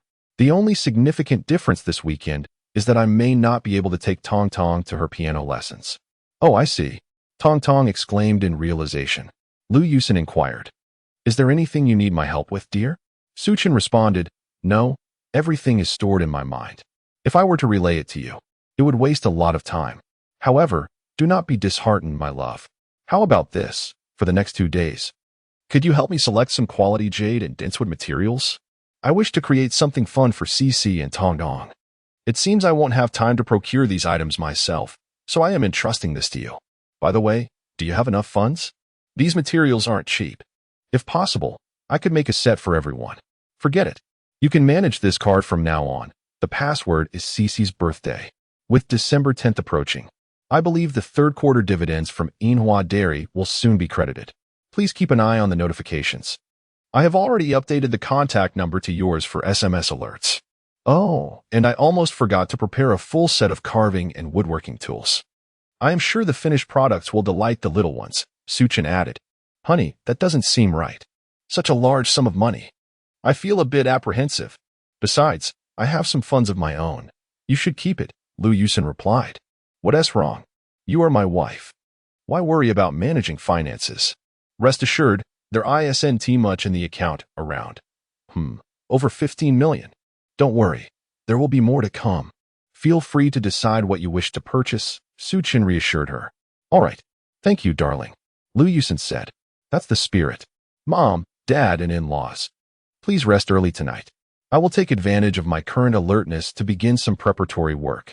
With that, Su-chun excused himself to the study. Upon reaching the study, Su-chun swiftly opened the virtual storage space and retrieved materials related to controllable nuclear fusion, beginning to examine them on the computer. Although he had mentioned organizing the technical data for the lithography machine, one must ponder how much time that endeavor would truly consume for Su-chun. Su-chun is the possessor of a fully integrated ecological intelligent virtual laboratory.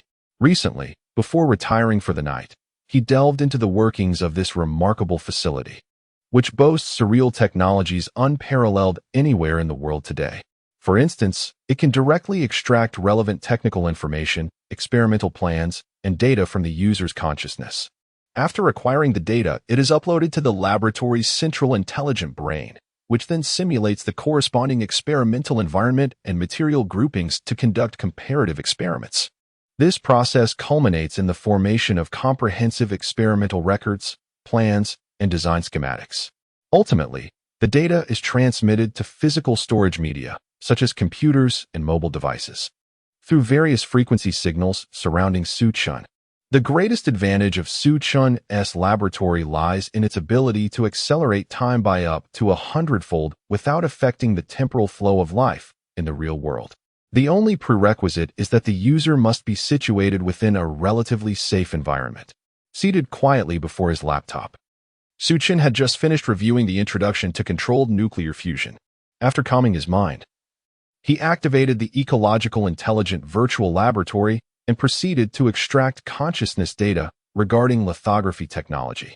With the time acceleration set, he awaited the results with composure. Approximately an hour and a half later, he obtained all the technical documentation and schematics required for the lithography machine.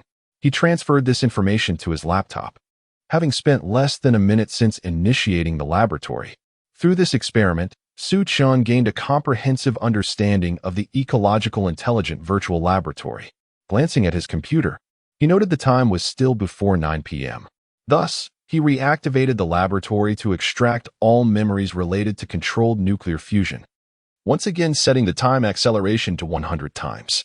He was eager to discover just how long it would take to obtain the schematics, process flowcharts, and manufacturing plans for such a complex system. After 8 hours within the laboratory, Suchun acquired all the information he sought, calculating that this corresponded to approximately 5 minutes in real time. He was astounded. Was controlled nuclear fusion truly this straightforward? How could the schematics and manufacturing plans materialize so swiftly? Were the people of the world simply lacking in intellect, or was the intelligent brain of this ecological virtual laboratory exceptionally formidable? He pondered aloud. Upon exiting the virtual laboratory, Suchun gazed quietly at the information displayed on his computer. He needed to study these materials thoroughly, committing them to memory and transforming them into his own knowledge. Additionally, he required access to his school's laboratory to replicate these findings. Only in this manner could he dispel any doubts from others, for he could not allow the technology of controlled nuclear fusion to surface unexpectedly. Even if he himself were to step into the public eye, he must ensure that his family remained shielded from any potential dangers arising from this groundbreaking technology. Suchun sat alone in his study for a considerable time, reflecting on the matter before finally checking on Shishi. He then retired to the nursery to rest. The following morning, Suchun prepared breakfast for everyone before once again retreating to his study. This time, he remained there for the entire day. Suchun meticulously analyzed the various shortcomings within the domestic industrial manufacturing sector and arrived at several conclusions. First, there is a pressing energy shortage in the industrial realm, leading to capacity restrictions on many projects due to pollution concerns, which in turn has caused a significant surge in the prices of fundamental chemical raw materials. Second, the majority of research and development platforms are reliant on foreign software, whose methodologies, logical processing capabilities, and syntax cater primarily to foreign user habits. As experts and scholars in science and technology, the platforms they utilize are predominantly foreign, leaving uncertainty regarding any potential hidden backdoor programs. Third, the field of materials science, which underpins industrial development, remains comparatively weak domestically. Although our researchers often possess excellent design capabilities, they are constrained by limitations in materials science, significantly hampering the industrial technological advancement in the country. Fourth, in terms of talent cultivation, there is an excessive westernization, relying on standards and regulations established by Westerners. The imagination and creativity of our people are frequently confined within these rigid frameworks, failing to achieve the liberation of thought. As articulated in a certain comedic skit, the extent of one's courage directly correlates with the magnitude of one's output. The current situation is such that their constraints on your audacity and creativity leave one with little hope for significant productivity and innovation within such limited confines. Aside from the fourth issue, which Suchun currently has no means to resolve, he believes he can initiate changes in the other areas. The advent of controllable micronuclear fusion technology could address the energy scarcity issue, thereby resolving the first problem.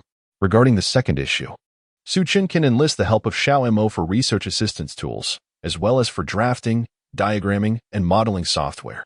Although Suchin is presently unfamiliar with these, he can have Xiao gather, analyze, and optimize the necessary information to develop a scientific support system tailored for domestic needs. As for the third issue, Suchin intends to strive for breakthroughs through his own efforts. At the very least, he has the presence of a system to assist him. Who knows? Perhaps fortune may smile upon him one day and a breakthrough will occur. Suchin is a man of action, determined to turn thoughts into reality. He immediately called out for Xiao Mo. Xiao Mo. Xiao Mo, are you there? Yes, brother. How can I assist you? I see you are deep in thought. Are you facing some difficulties? Xiao Mo replied. Indeed, Xiao Mo. I have an idea, and I wonder if you could help me realize it. I need a self-developed scientific support system that encompasses functions such as 3D modeling, blueprint design, and simulation of experimental data. Most importantly, Xiao Mo, can we create a specialized programming language? Suchin inquired. Brother, please hold on. I need to first research all existing software on the market that possesses these functionalities. After comparing and optimizing, I will be able to provide you with a response. Additionally, Xiao Mo has a question for you, brother. This new language, dear brother, is it your intention to utilize your native tongue as a database? Xiao Mo, please conduct an investigation. As for the proposition of employing the Chinese language as a database to devise a novel programming language, can you accomplish this? If so, I would like to ascertain its success rate and fault tolerance. Suchin inquired. Brother, Xiao Mo has already conducted a survey. Presently, the software available in the market exhibits relatively singular functionalities. If you wish to amalgamate these features into a singular software suite, Xiao Mo can certainly achieve that. Furthermore, brother, should the new programming language utilize the Chinese language as its database, its fault tolerance could reach an impressive 100. However, such software would be predominantly suited for domestic use. If foreigners were to employ it, they would need to learn the Chinese language from scratch, which could entail a lengthy period of 5 to 10 years. Thus, this new programming language primarily targets the domestic market. If you intend to launch it commercially, its market reach would be considerably constrained. Brother, do you wish to contemplate this further? Oh, I see. Then Xiao Mo, please commence immediately. Utilize the Chinese language as the database to create a new programming language. Subsequently, develop a research assistance system tailored for our Chinese community. As for foreigners, I have never contemplated that. If they desire to use it, they will have to start from the basics. Suchin declared. Understood, brother. The command has been executed. I am currently in the process of creating a programming language with the Chinese language as its database. The installation package for the new research assistance system, along with the user manual and tutorial, has been completed. Should I now transfer these materials to your laptop, Xiao Mo? Xiao Mo, no. Please hold on for a moment. We must perform a critical operation. Xiao Mo, encase the database and the installation package of the research assistance system with several layers of protection, and additionally encrypt this package using the new programming language to prevent brute force attacks, along with implementing an automatic uninstall program to thwart any attempts at cracking. Suchin instructed. Very well, brother. Your requirements have been fulfilled. The installation package and database have been repackaged. Shall I proceed to transfer them to your computer now? Xiao Mo inquired. Yes, Xiao Mo, please send the research assistance system to my computer first. Then, install the database on our company's system server, while temporarily concealing the research assistance system within the server. Remember to create a backup. Additionally, send the demonstration video and system overview of the database and research assistance system to my dormitory companions, so they are prepared for the December 10th release conference of the Human Gene Immune System Repair Agent. Suchin instructed. Xiao Mo, effective from midnight on December 10th. You will assume superuser privileges over the company's server, modify the functionality sections on the company website's homepage to include a column dedicated to Chinese programming training. Moreover, reserve a portion of the server's computational power. After the conference at 8 a.m. on December 10th, launched the Research Assistance System. This system offers a complimentary 30-day trial, after which a monthly fee of 500 Huaxia coins will be charged. An annual subscription is available for 5,000 Huaxia coins. Please note, payment in foreign currencies is not accepted. Alright, dear brother, Xiaomo has already created a memorandum. Xiaomo will assume superuser privileges for the company server at midnight on December 10th. After 8 a.m. on December 10th, Xiaomo will launch the Research Assistance System on the company website and establish payment channels. Rest assured, dear brother. Furthermore, Xiaomo will send these decisions in the form of an official company email to all middle and senior management personnel to prevent any panic caused by sudden changes on the company's homepage. Very well, brother. The email has been composed. Do you wish to make any changes before Xiaomo sends it? No need, Xiaomo. Please send it directly. Understood, brother. Xiaomo has sent the email to all senior leaders in the company. Is there anything else I can assist you with, brother? No, thank you, Xiaomo. You may go and rest. I shall continue to study this newly developed system for a while longer. All right, brother. Xiaomo will take her leave now. Additionally, I would like to remind you that you have spent 14 hours in this room today, and it is time for you to rest. Understood. Thank you for your concern. Xiaomo, I will sit a little longer before preparing to rest. At this moment, Suchin gazed at the newly generated application on his laptop screen. He swiftly double-clicked the mouse to access the Research Assistance System. Suchin entered the vital data regarding the high-temperature superconducting materials from the microcontrolled nuclear fusion technology he had recently acquired into the assistance system. Soon, the system calculated and deduced the entire production process of this material, along with the process control parameters and simplified flow charts. The Research Assistance System was remarkably intelligent, even providing solutions for handling similar materials. Satisfied, Suchin nodded and felt a smile unconsciously form at the corners of his mouth. After closing the laptop, he made his way to the nursery where she was, gently checking the diaper to ensure everything was in order. After confirming there were no issues, Suchin lay down on the bed in the nursery, slowly closing his eyes to drift into slumber. The following morning, Suchin arose early once again. After preparing breakfast, he approached the piano and began to play the cheerful tune "The Little King Calls Me to Patrol the Mountains." His melodious playing soon captured Tong Tong's attention. This time, Tong Tong did not scold her brother for not waiting, and instead started to play the piano by herself. She stood quietly beside the piano, listening to her brother's new composition. After completing the piece, Suchun affectionately scooped Tong Tong into his arms. At that moment, Tong Tong suddenly asked, "Brother, are you done with your work? Do you not have to lock yourself away in a room today?" Suchin smiled and replied, "Yes, after 2 days of hard work. I have completed my tasks. From now on, I declare that I am free." Tong Tong inquired, "Finished? But what does it mean for you to be free? Is it a good thing?" Suchin was momentarily taken aback, as this little one could somehow associate the concept of exiting a retreat with delectable food, which was undeniably endearing. Unable to resist, Suchin gently brushed his finger against the delicate bridge of Tong Tong's nose, playfully chiding, "You little rascal. Why do you always think about tasty treats? You manage to connect everything to food. I am truly at a loss for words." Tong Tong, puzzled, inquired, "Gugu, where is that delicious thing you mentioned? I can't see it. Did you hide it, Gugu? Please bring out that delightful thing called exiting the retreat for baby." As she spoke, her innocent eyes gazed up at Suchin with a pitiful expression, her tiny arms tightly encircling his neck. Suchin found himself at a loss for words. How had this serious matter turned into a discussion about food? Did I really hide the concept of exiting the retreat? This was a predicament. He was utterly confounded by these little ones. How could he possibly explain? Should he tell Tong Tong that there was no treat at all? Or that the notion of exiting the retreat was not even a tangible thing? It seemed prudent to avoid using peculiar terms when conversing with children, lest he inadvertently complicate matters further. As Suchin lifted Tong Tong and made his way to the hall, he fortuitously spotted Lu Yusin approaching. Reluctantly, he placed Tong Tong into Lu Yusin's embrace, allowing her to take Tong Tong to the dining hall to enjoy the delectable treats that filled Tong Tong's imagination. Perhaps this would help her forget about the elusive exiting the retreat. Chapter 32, Press Conference of Sue's Technology after emerging from seclusion.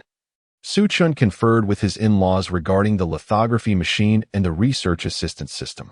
He resolved to entrust the design blueprints of the lithography machine and the source code of the research assistance system to them for further submission to the state.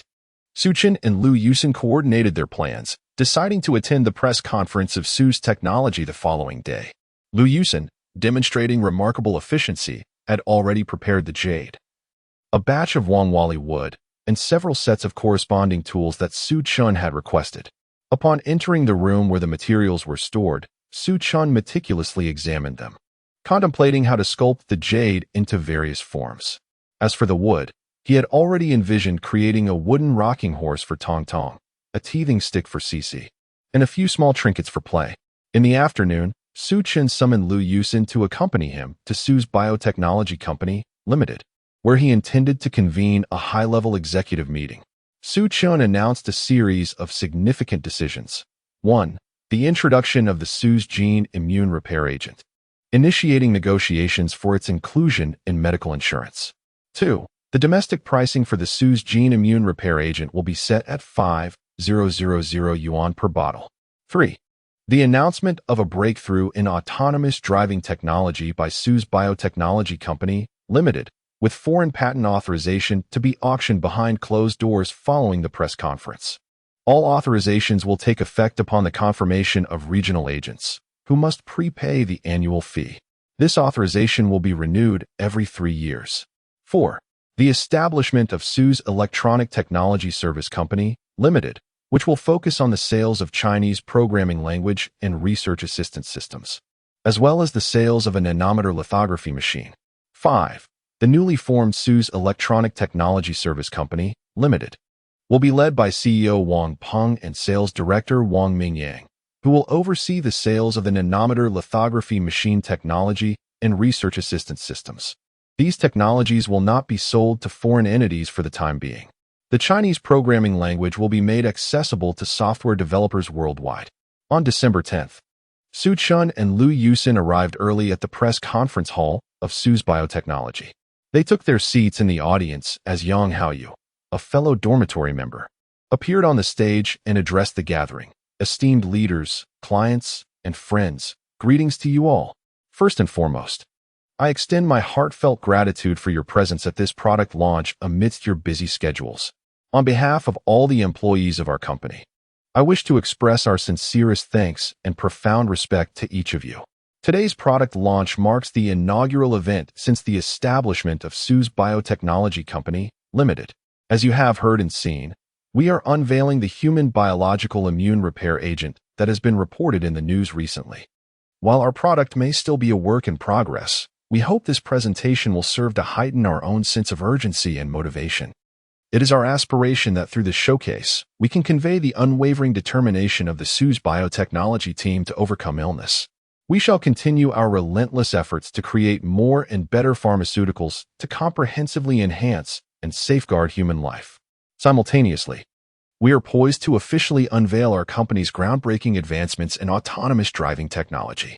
It is my earnest hope that we can foster a mutually beneficial collaboration. As Su Biotech Company, Limited endeavors alongside all present to contribute to the health of humanity and the development of intelligent transportation. Now, I invite everyone to direct their attention to the large screen, where I will showcase our product through a brief video presentation. The video will conclude in 3 minutes. Yang Haoyu then continued, I trust that our esteemed guests have gained an initial understanding of our product through the video. I am now pleased to announce that the human gene immune repair agent developed by Su Biotech Company, Limited demonstrates a remarkable 100% cure rate for Alzheimer's disease, lupus, leukemia, and AIDS. Through meticulous follow-up investigations of recovered cases and comprehensive health examinations, we have found that this agent presents no side effects. Regarding your inquiries about the pricing of the medication, the company has resolved to apply for its inclusion within the health insurance framework, and negotiations are currently underway.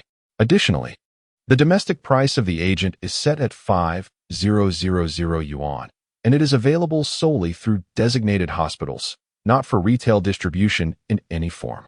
We anticipate that, upon the successful conclusion of health insurance negotiations, the price may potentially decrease by approximately 70 Regrettably, I must inform you that due to our company's production capacity constraints, this agent is currently only available in designated hospitals within the country, and we are unable to supply the international market at this time. We appreciate your understanding. Moreover, I would like to take this opportunity to convey another announcement on behalf of our chairman, Mr. Suchin. Su Biotech Company, Limited, a subsidiary, Su Electronic Technology Services Company, Limited, has successfully mastered the manufacturing technology of nanoscale lithography machines, as well as Chinese language programming technology. We will be publishing relevant information on our company's official website shortly, so please stay tuned. With that, I conclude this press conference. Thank you for your attention. And farewell. After finishing his remarks, Yang Haoyu swiftly departed the venue, leaving behind a bewildered assembly of media representatives and industry titans.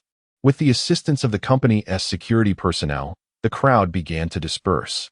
In another conference room at Su Biotech Company, Limited, various factions and major consortiums were intensely vying for the patent licenses pertaining to their respective regions' autonomous driving technology. Following a heated bidding process, regional agents signed the authorization agreements and proceeded with their payments. On that day, Su Biotech Company, Limited garnered a staggering revenue of $365 billion US dollars. Chapter 33. Su Chin's ambition as foreign currency flowed into the accounts of Su's biotechnology company. Su Chin found himself momentarily dazed by the influx of funds. After sitting in the conference room for an extended period, he convened a meeting with the heads of various departments. The focus of the meeting soon shifted to the question of how to allocate these substantial financial resources. Su Chin proposed that the $365 billion US dollars, after accounting for the necessary tax obligations to the government, be divided into several segments for expenditure. Firstly, he suggested the construction of a corporate headquarters, ideally located on the outskirts of Anchi City. Secondly, he recommended applying to the relevant governmental bodies for the acquisition of 5,000 acres of land intended for the future establishment of a chip manufacturing facility and employee dormitories, while also reserving ample space for further development down the line. Thirdly, under the company's auspices, he advocated for the establishment of a research laboratory with a scale slightly larger than average to facilitate future growth. Fourthly, he proposed recruiting fresh graduates from domestic research institutions, emphasizing that prior experience was not a prerequisite, as building a talent reservoir was paramount. Fifthly, he envisioned the creation of a Chinese language programming institute, aiming to develop a computer operating system and ecosystem uniquely representative of the nation. Upon hearing Su Chin's plans, the leaders of the company raised their hands in unanimous agreement. Subsequently, tasks were assigned. Wang Peng was tasked with submitting the land acquisition application to the government. Lu Li from the HR department was to initiate a nationwide recruitment campaign. Yang Mingho would oversee logistics and personnel deployment, and Su Chin himself would manage the overall planning and design of the industrial park, as well as the selection of the construction team. With the meeting concluded, the company's personnel sprang into action. First, the finance department calculated the tax liabilities and prepared to file the necessary payments. Next, Su Chin set about drafting the planning and project proposals for the upcoming construction. Finally, other team members were tasked with implementation and follow-up. That afternoon, Su Chin and Lu Yusin returned home early. Once inside, they made their way to the study to summon Xiao. Please locate a piece of unplanned land in the southwestern corner of Anchi City, approximately 5,000 acres in size. It must be easily accessible and situated in an area with minimal risk of flooding or geological disasters. Please mark it on the map, Su Chin instructed. Understood, brother. I will mark the requested information for you to review at the computer, Xiao replied. As Su Chin and Lu Yusin examined the marked area on the computer, they felt a sense of satisfaction. The land was undeveloped, featuring a winding river coursing through its center, complemented by a small lake and vast stretches of forest in the southwest corner. Xiao, I now need you to create a layout plan based on my specifications. First, designate an area of approximately 500 acres for a research institute and another 500 acres for a chip manufacturing facility. Next, identify a suitable location on the land for an office building, which must also accommodate a substantial number of servers, necessitating the construction of a basement. Lastly, plan an accommodation area covering around 1,000 acres in an appropriate section of the land, Suchin directed. Lu Yusin added, "Darling, aside from these matters, might we also utilize the river on this land to create a riverside cultural park? The amber section in the southwest corner could be transformed into a park as well. This way, our employees would have a recreational space to unwind after work. What do you think? Your thoughts are indeed meticulous, my dear. How about we ask Xiao Mo to comprehensively plan the road network and drainage pipelines for this piece of land?" Suchin replied, "Very well, brother. Has the blueprint been generated?" Xiao Mo inquired. Suchun and Lu Yusin examined the rendered blueprints on the laptop, their hearts brimming with joy. The design was remarkably aligned with their aesthetic preferences. Suchin then requested Xiao Mo to draft designs for the office buildings, research institute, laboratories, and accommodations, also formulating a construction plan and architectural drawings that took into consideration environmental protection, sanitation, safety, and fire prevention. Once Xiao Mo printed these documents, Suchin instructed Xiao Wan to send the information along with the land details to Wang Ping, so he could liaise with the government departments for the necessary approvals. After concluding these tasks, Su Chun departed the study with Lu Yusin. In the realm of construction, Su Chun was unfamiliar with any suitable teams, so he intended to consult his father-in-law and mother-in-law to see if they could recommend a competent construction crew. During dinner, Su Chun and Lu Yusin discussed the highlights of the day's company meeting with his in-laws, hoping for their assistance in the construction process. While enjoying their meal, his father-in-law admitted he was unaware of any appropriate construction teams, but his mother-in-law, Zhao Huilan, readily agreed to help. After dinner, Su Chen playfully interacted with Tong Tong before visiting CC's room to share some playful moments. Just then, his phone rang. Seeing it was his superior, Wang Peng, he promptly answered, "Hello? Boss, what's the matter?" Yes, understood. I will expedite the process. Please have the finance department transfer the funds tomorrow so we can commence work without delay." Agreed. That settles it. After ending the call, Suchin cradled Cici and went to find Lu Yusin and his parents-in-law, eager to share the exciting news he had just received. Suchan exuberantly relayed Wang Peng's feedback and inquired about when the construction team might arrive. His mother-in-law responded, "Why the rush? From your payment to the commencement of work, the fastest turnaround is at least half a month. There are also issues regarding compensation for seedlings and relocation to consider. It's not as simple as starting work immediately upon purchase. You can begin preparing other necessary documents, such as the construction permit. This time, the construction will be handled by the base construction team from the Guard. Thanks to the AI program you provided last time, this project will only involve material costs, excluding labor wages. Additionally, upon completion of your laboratory, you will receive a national-level plaque as a special commendation." "Oh, I see.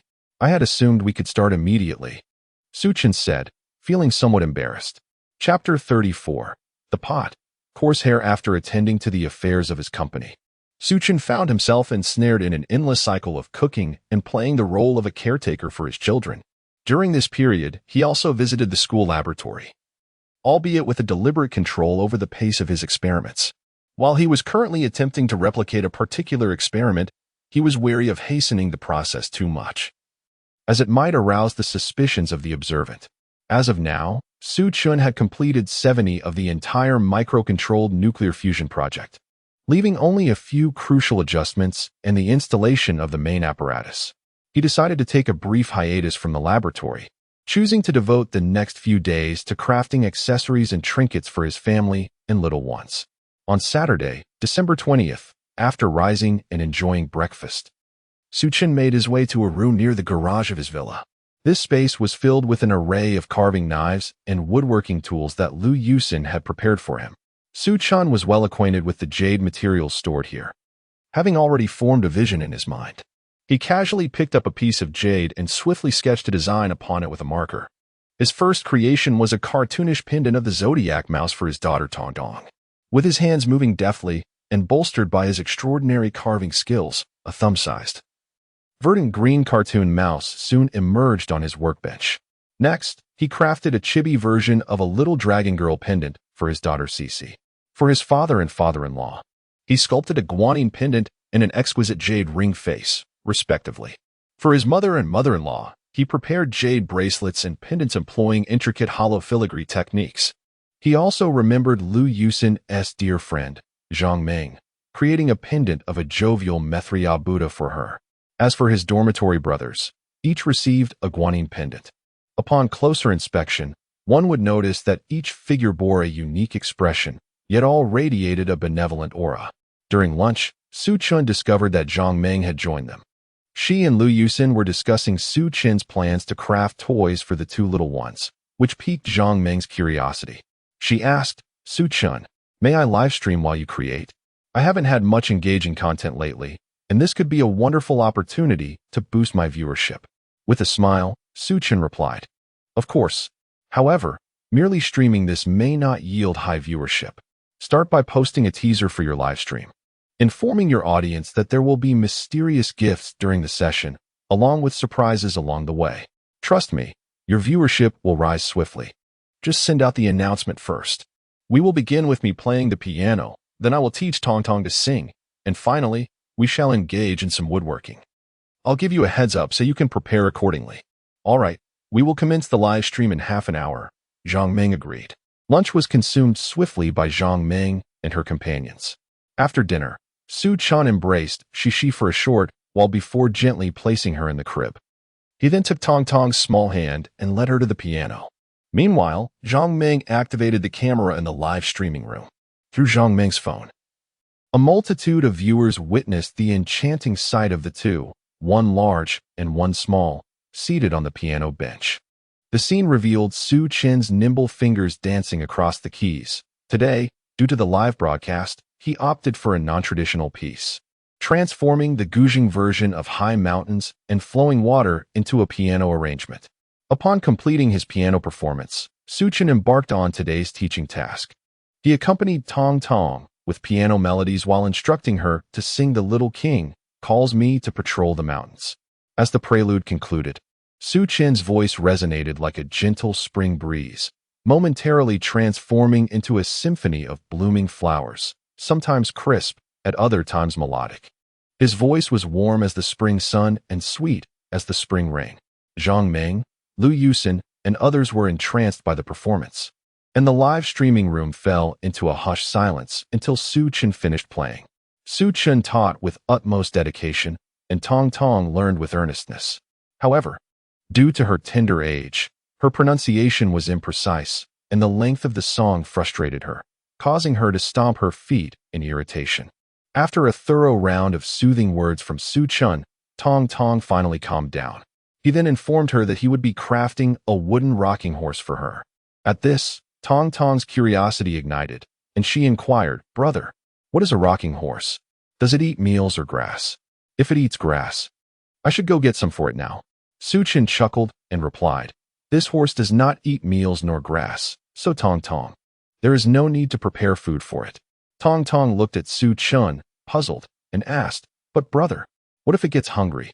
Su Chen explained, This rocking horse is made of wood by your brother. Right now, it is just a pile of wood and cannot consume anything.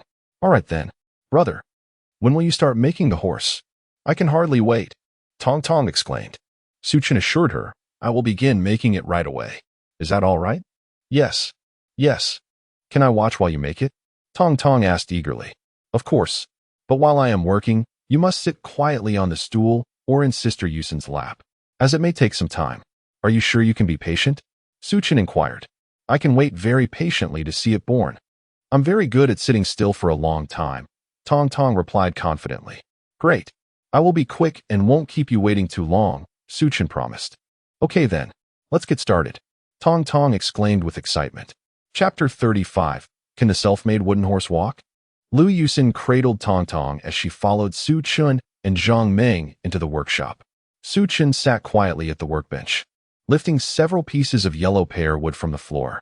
He meticulously marked these pieces with a marker, caliper, chalk line, and ruler.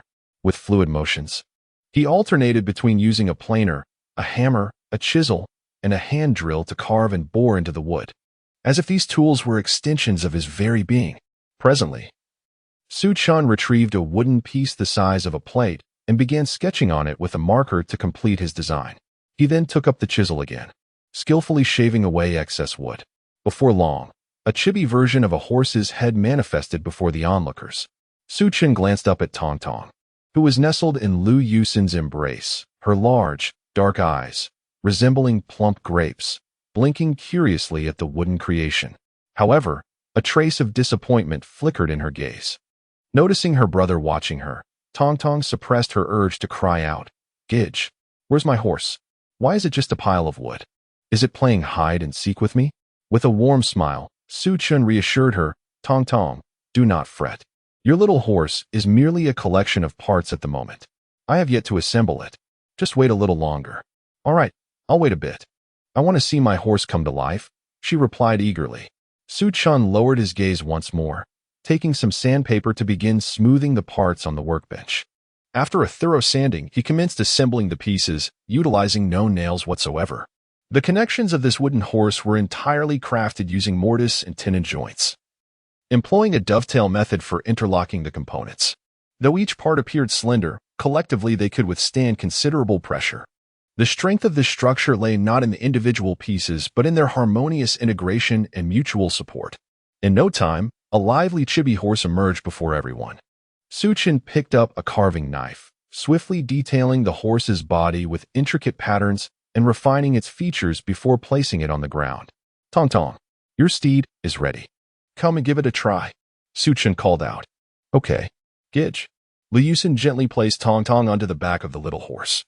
Su-chan guided her to place her hands on the horse's head, and gradually, the wooden horse began to move. Its motions were fluid and charming, evoking sheer delight. Tong Tong rode her little wooden horse, circling the room, and exclaimed, "Gidge, my horse has traveled so far. Does it need to drink water?" Su-chan patiently explained, "Tong Tong, this little horse is made of wood. It does not require food or water. While it can carry you as you roam freely, you must not ride it onto the road. Do you understand?" "Understood. Gidge, I will ride it to find Mama and Baba so they can see my horse too. By the way, thank you, Gidge. I love you." As Tong Tong rode her cherished wooden horse in search of her mother, the live stream hosted by Zhang Ming erupted with fervent excitement from the audience. "Ming Ming, have you found the cultivator today? This is undoubtedly a mechanical beast. Ming Ming, please ask if this little horse is available for customization. Although I cannot afford the precious Wangwali wood, I would be content with pine. What would the cost be, Master?" Oh, I have finally found you. I beg for your contact information." Same request. The playful banter and generous tips momentarily caused the stream to lag, a testament to the overwhelming popularity of Zhang Ming's broadcast, especially with Tong Tong galloping about on her wooden steed.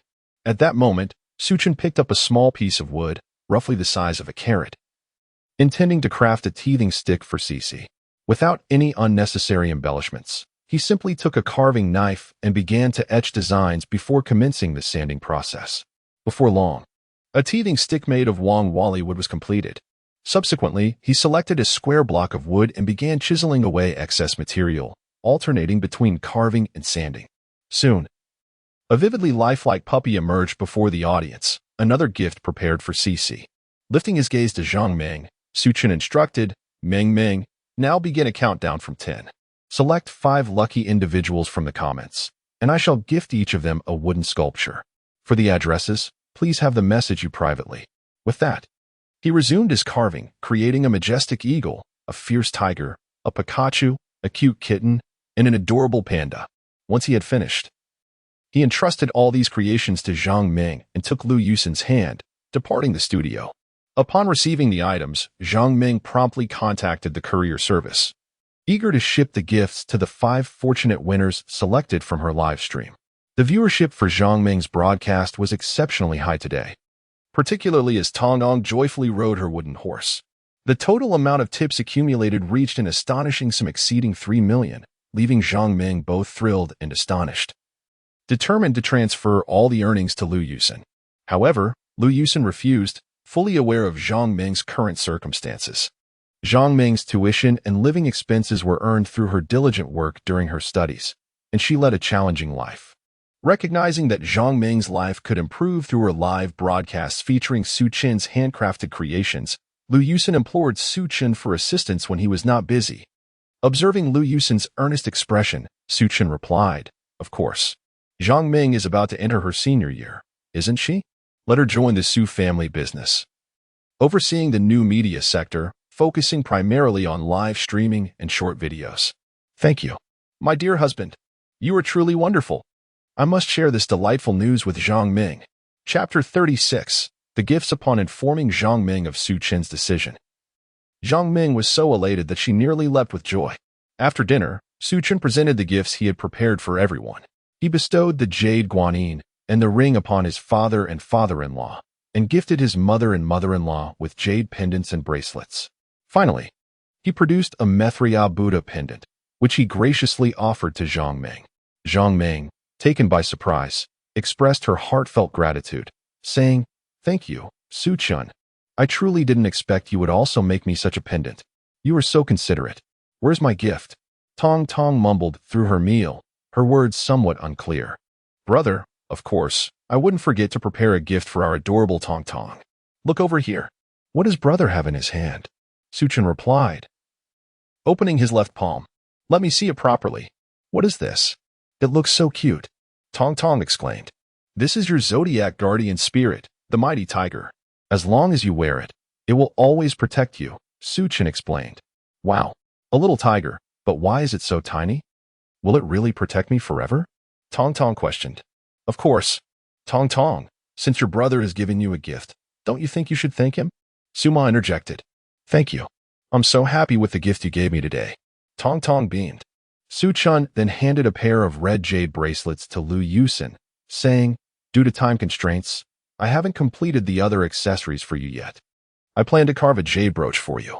Its design and craftsmanship are quite intricate, and it is currently only a semi-finished product that requires further refinement. Rest assured, it will be completed by tomorrow." "Thank you, dear. I'm not in a hurry. I wouldn't want you to exhaust yourself rushing to finish my gift," Lu Yusin replied. "Not at all, my love," Su Chen assured her. "Brother, you prepared gifts for all of us, but it seems you forgot about my sister's gift. Did you forget?" Tong Tong asked innocently. "How could I forget my sister's gift? After dinner, I will present it to her. You need not worry," Su Chen responded. "Oh, is that so? Can I see the gift for my sister?" Tong Tong inquired. Su Chen casually retrieved a pendant and a teething stick from a box, prepared for Shi. Tong Tong curiously examined them and asked, "Brother, what is this? Why is it different from mine? And what is this wooden thing for?" "This pendant contains your sister's zodiac guardian spirit, which is a dragon. This wooden object is a teething stick, meant to be used when your sister begins to grow her teeth. It helps stimulate the emergence of her baby teeth and alleviates the itching of her gums during that time. Mommy used a similar teething stick for you when you were little," Suma quickly explained. "I see now. Thank you, Mommy," Tong Tong replied, enlightened. After dinner, Su Chen and Lu Yusin entered the nursery. Su Chen retrieved a pendant he had prepared earlier and placed it on Cece's crib, gently putting a teething toy into the baby's hand. The little one immediately grasped the teething toy tightly and began to gnaw on it with enthusiasm. At that moment, a familiar voice resonated in Su Chen's mind. "Ding! System notification. The host has crafted a growth assistance gift for the baby for the first time as a special reward. The host receives the complete copyright of a fairy tale story collection, along with a set of virtual reality technology, including 5 production lines for neuron connection devices. Relevant materials have been transmitted to the host's virtual space. Please check them promptly. Ding! System notification. The host has meticulously crafted a zodiac guardian pendant for the baby. The system grants the host a biochemical intelligent pet, a husky, as a reward. It has been dispatched via express delivery. Please keep an eye out for its arrival." Virtual reality technology? The very same that frequently appears in novels. In that instant, Su Chen's mind was flooded with thoughts. He pondered how this virtual reality technology could be applied in contemporary society. The emergence of virtual reality technology is bound to have a profound impact on various industries today, such as film, gaming, scientific research, and even the military. Su Chen realized that he needed to engage in thorough discussions with Lu Yusin, his parents, and his in-laws before making any decisions. The advent of this technology is akin to the revolutionary impact brought forth by controllable nuclear fusion technology. Its implications are vast, and Su-chan was hesitant to act recklessly. Chapter 37. Little White. After spending some time in Cece's nursery with Lu Yusin, Su-chan returned to his own room. Sitting on the edge of the bed, he said to Lu Yusin, "My dear, I have just purchased a little husky online as a gift for them. I believe Tong Tong and Cece will surely adore it." A husky? Isn't it said online that those creatures are notorious for wreaking havoc? Aren't you afraid it might go wild and cause chaos in the house? Lu Yusin replied. "Don't worry, my love. The husky I bought has already been trained by someone else, so it shouldn't cause any trouble. I think Tong Tong needs a playmate, especially since Cece is still so young. Aside from us, Tong Tong has no other children to play with at home, which makes her feel a bit lonely. I am confident that with this husky's company, Tong Tong will be incredibly happy." Su-chan responded. "All right, dear. You do have a point. Tong Tong indeed lacks playmates at the moment and seems somewhat isolated at home. But dear, should we consider preparing something for this husky?" Lu Yusin inquired.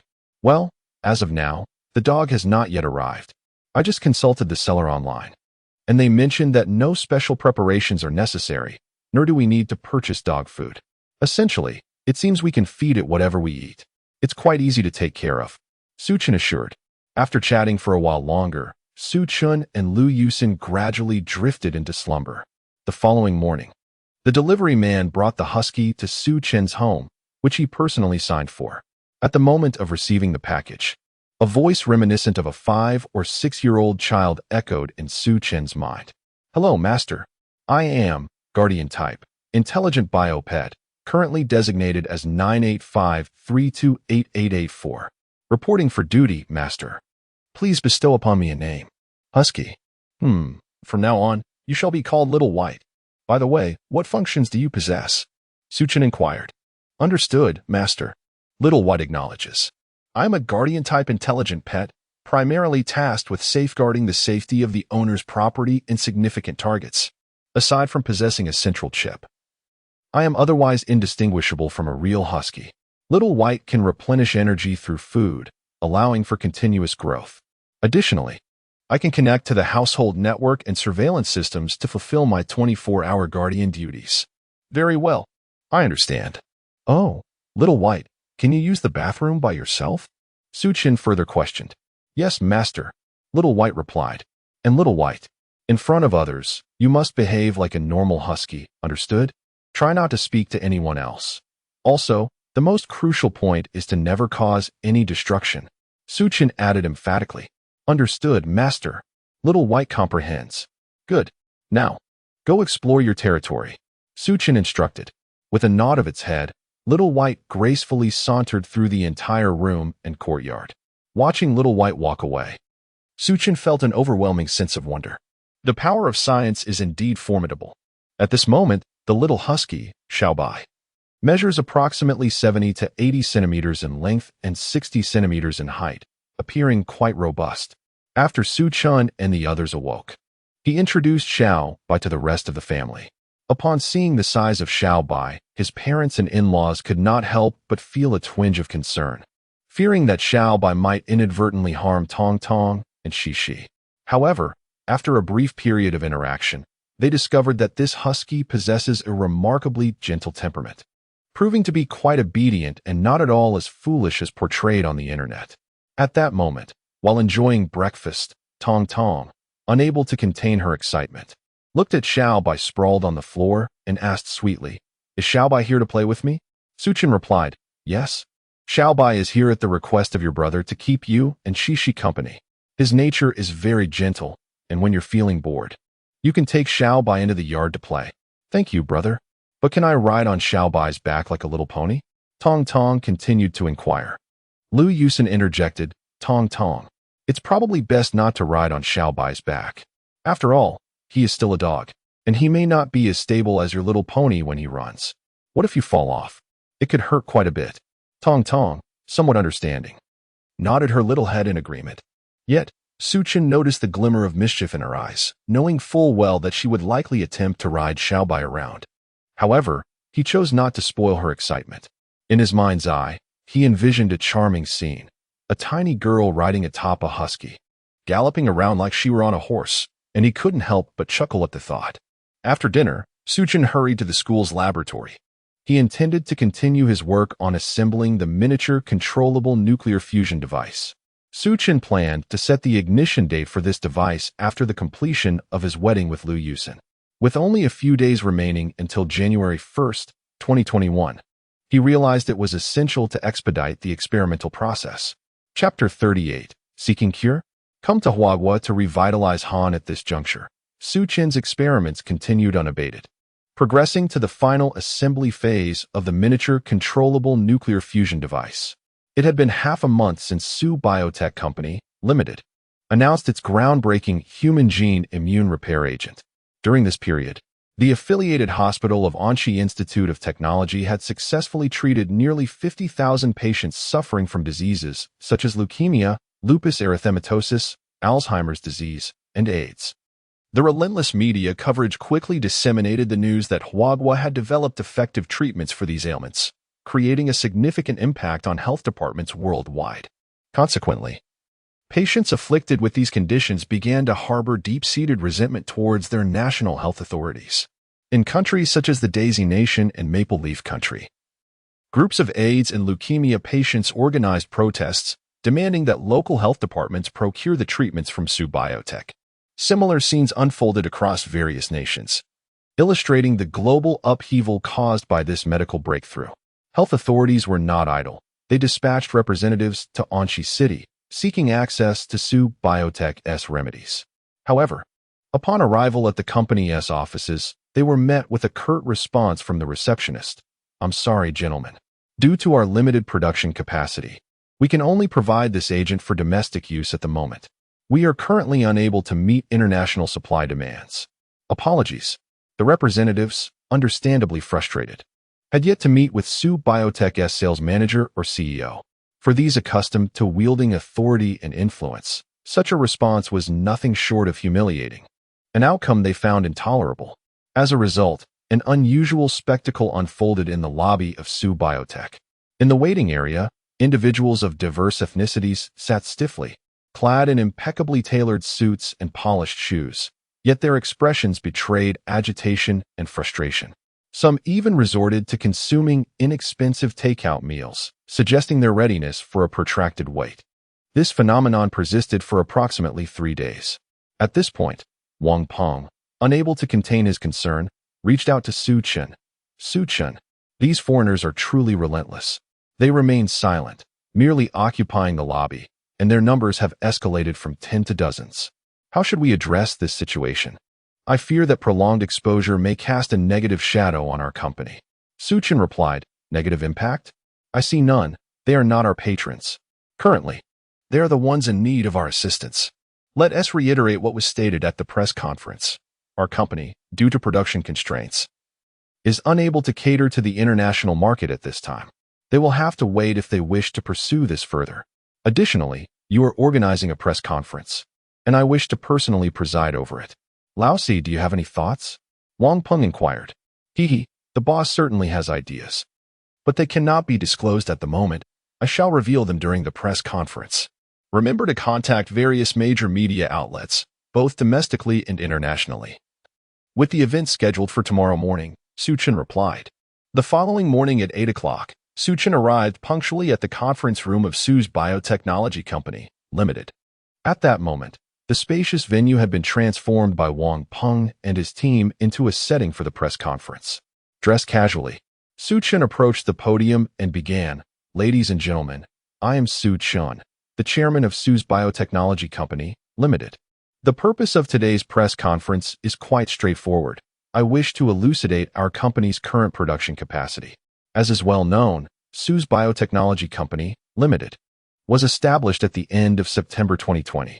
It has been less than 3 months since our inception, yet the results of our research and development are indeed commendable. Earlier this month, our company launched a biological immune repair agent for human use, which has demonstrated remarkable efficacy against leukemia, lupus erythematosus, AIDS, and Alzheimer's disease. However, as you can see, we are still a small company. We lack our own manufacturing base and do not possess a complete supply chain or logistics system. Although this agent shows excellent results for these diseases, our limited scale has resulted in a severe production shortfall, making it challenging to supply those patients in urgent need. Here, on behalf of our company, I sincerely apologize to these patients. I'm sorry. Since December 10th, 2020, our medication has been administered at designated hospitals. The affiliated hospital of Onchi University of Technology has successfully treated nearly 50,000 patients of various types. And comprehensive assessments reveal that none of the cured patients have experienced any after effects. In the future, we will continue to expand our production capacity, striving to cure more patients as soon as possible. Earlier this month, our company submitted an application for land acquisition, which has now been approved. A new production facility and pharmaceutical laboratory will be constructed within a year and officially put into use in 2 years. By that time, we will be able to supply this agent indiscriminately. I hope that patients can exercise patience. Thank you all. This concludes today's press conference. I will now allow 5 reporters to ask questions. Please raise your hands to indicate. Thank you for your cooperation. Upon hearing Su Chen's address, the media representatives in attendance erupted in astonishment. They had never witnessed such an audacious press conference. A tall blonde woman raised her right hand, and Su Chen gestured for her to proceed with her inquiry. Good day, Mr. Su. I am Lily, a reporter from Time magazine. Based on your earlier presentation, we have gained insight into your company's current challenges. I would like to ask, since your company is facing production capacity issues, have you considered relocating your entire operation to our country? No, thank you. Next came the prompt response. Su Chen responded as a Caucasian man raised his hand, prompting him to indicate the man could begin his inquiry. Good day, Mr. Su. I am Nova, a reporter from the Solar Nation's Solar Daily. I would like to ask whether your esteemed company has contemplated licensing the patent technology of this medication to enable more patients to receive effective treatment. I'm afraid we have not considered such an option at this time, Su Chen replied. The production and formulation of this drug involve numerous trade secrets of our company. Moreover, the manufacturing process necessitates a specific environment. Without this, the medication cannot be successfully produced, regardless of whether it is licensed or not. Hello, Mr. Su. I am Xiaoquan Erlang, a reporter from the Cherry Blossom Daily in the Nation of Days. May I inquire whether you have contemplated immigration? Our Nation of Days boasts abundant educational and research resources that could assist you in advancing your career. Immigration has never crossed my mind, Su Chen replied. Since this reporter claims your Nation of Days possesses rich educational and research resources, why has no similar medication been developed prior to mine? Good day, Mr. Su. I am Vivian, a journalist from the Kangaroo News in Australia. I wonder if you have taken note of the widespread protests occurring globally regarding pharmaceuticals. What are your thoughts on this matter? Thank you, Miss Vivian. Regarding the extensive protest you mentioned, I am somewhat aware. As for my perspective, such matters belong to the internal affairs of your countries. As a businessman, I lack the capacity to resolve these issues for you. Hello, Mr. Su. I am Gru, a reporter from the Moon Daily in Africa. Based on the previous inquiries and your responses, I wish to ask about the current production capacity issues facing your company, which limit the output of the medication. With so many patients worldwide, what are they to do? Thank you for your question, Su Chen replied. We have devised an effective solution. Our company, Su Biotechnology Company, has established a dedicated green channel at the affiliated hospital of Onchi University of Technology for international patients. There, they can receive effective treatment. We have obtained the necessary approvals, and the treatment cost for overseas patients is $5,000 per individual. In simple terms, if one seeks treatment, they are welcome to come to our country. We have made comprehensive arrangements for our patients, including provisions for clothing, food, shelter, and transportation. On behalf of Su Biotechnology Company, I wish all patients a swift recovery. Thank you to all the media friends for attending this press conference. Farewell. With that, Su Chen rose and exited the press conference. Chapter 39. The wedding. After departing from the press conference, Su Chen plunged into the university laboratory, intent on installing the tokamak ring and laser inertial confinement for his controllable nuclear fusion device that afternoon. Su-chun aspired to enhance the ignition methods and energy sources for his device through the integration of two distinct fission systems. As evening descended, Su-chun returned home. Tong Tong, riding the little white horse, approached him with a playful sway and exclaimed, "Go-go, you all tricked me this morning. You are deceivers. You said I couldn't ride little white, that I would fall off. But I rode all afternoon and didn't fall at all. Little white is so soft. It's even more comfortable than riding a pony. Look, Go-go." At this moment, Su-chun turned his gaze and beheld Tong Tong. Her petite arms tightly wrapped around little white's neck, her small head nestled in the dense fur of the horse, peeking in and out of view. From a distance, she appeared as merely a small figure perched atop little white, her bottom half sticking out adorably. Suddenly, Su-chun burst into laughter, his joyous mirth drawing the attention of those around him, who joined in the laughter. The villa was filled with the sounds of merry voices. After dinner, Su-chun and his family began preparations for the wedding ceremony. He and Liu Yusin had decided against inviting a large gathering. The ceremony would take place in the garden outside their villa, which, with nearly 700 square meters of space, surpassed the capacity of many hotel ballrooms. Su-chun had earlier enlisted Xiao Mo to coordinate with a wedding planning company. The entire wedding process had been meticulously simulated in the system, ensuring that everything would proceed without a hitch. On the eve of the wedding, the planning company arrived to adorn Su-chun's villa for the occasion. Su-chun and Liu Yusin's parents had reached a consensus to host a wedding that melded both Eastern and Western traditions. On the wedding day, Liu Yusin had completed her bridal makeup early. At that moment, she sat in her room at Kangju Garden, eagerly awaiting Su-chun's arrival. Beside her were several friends from her dormitory, all serving as bridesmaids. For Zhang Ming, a live-streaming enthusiast, nothing was off-limits for broadcasting. She aimed her camera at the room's occupants, conversing with herself as she filmed. "We mustn't let Su-chun off easily. He must showcase his talents. We can't let him whisk away our Yusin so quickly, right, ladies?" The bridesmaids chimed in agreement. Ming, great idea. Let us have him sing a few songs. We've only heard you say how wonderful Su-chun's voice is. We've never experienced it ourselves. This is the perfect chance to hear him. Knock, knock, knock. A series of knocks echoed from the door. Zhang Ming hushed her voice and called out, "Who's out there? What do you want?" "I'm Su-chun. I'm here to take my bride Liu Yusin to the wedding ceremony. Open the door, please." Su-chun's bridesmaid, Uxin, spoke up. "If you wish for us to open the door, you must first sing a song for us. If your performance delights us, we shall grant you entry." Knowing this was a customary hurdle in fetching the bride, Su-chun boldly began to sing "Today I Shall Marry You." At that moment, another woman's voice emerged from within.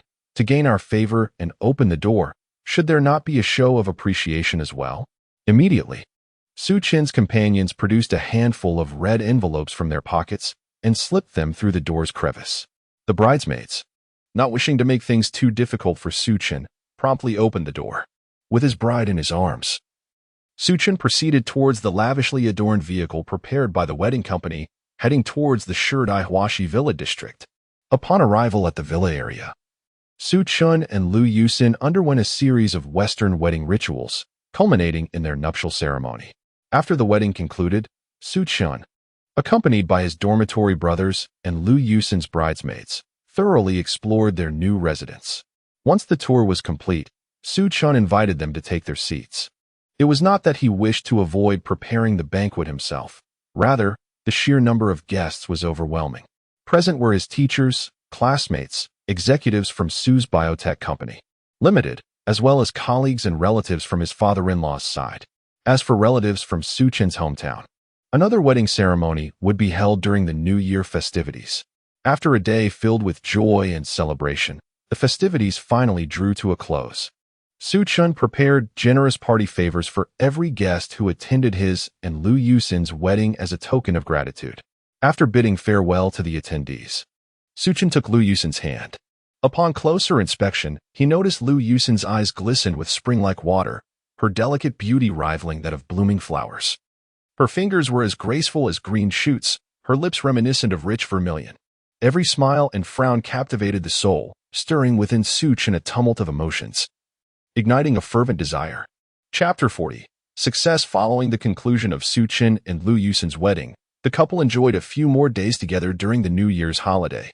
On January 5, 2021, with less than a week remaining before the winter break at Ansha University of Science and Technology, Suchun arrived early at the classroom, mindful of the upcoming examinations that awaited him as a student. Over the course of 3 days, he partook in 6 examinations. For Suchun, these assessments were as uncomplicated as child's play. He could answer all questions verbatim without the need for scratch paper, ensuring he achieved perfect scores across all subjects. On January 15, 2021, Ansha University began its winter break, leading to a serene campus devoid of the usual hustle and bustle as students departed. Only a few diligent 3rd and 4th year students remained, engrossed in preparation for their graduate studies. In one of the university's laboratories, however, the lights shone brightly. Suchun had successfully assembled the prototype of a miniature controllable nuclear fusion device and conducted its initial ignition experiment. He sat before a computer, typing furiously as he drafted the experimental report. Suddenly, he halted his typing, calling into the air, "Xiao-mo. Please connect me with my father-in-law and mother-in-law for a video call." "Understood, brother. The video call will commence shortly." Xiao-mo's voice resonated throughout the laboratory. "Suchun, what do you need to discuss with me and your mother? Are you on your way home?" Professor Lu inquired.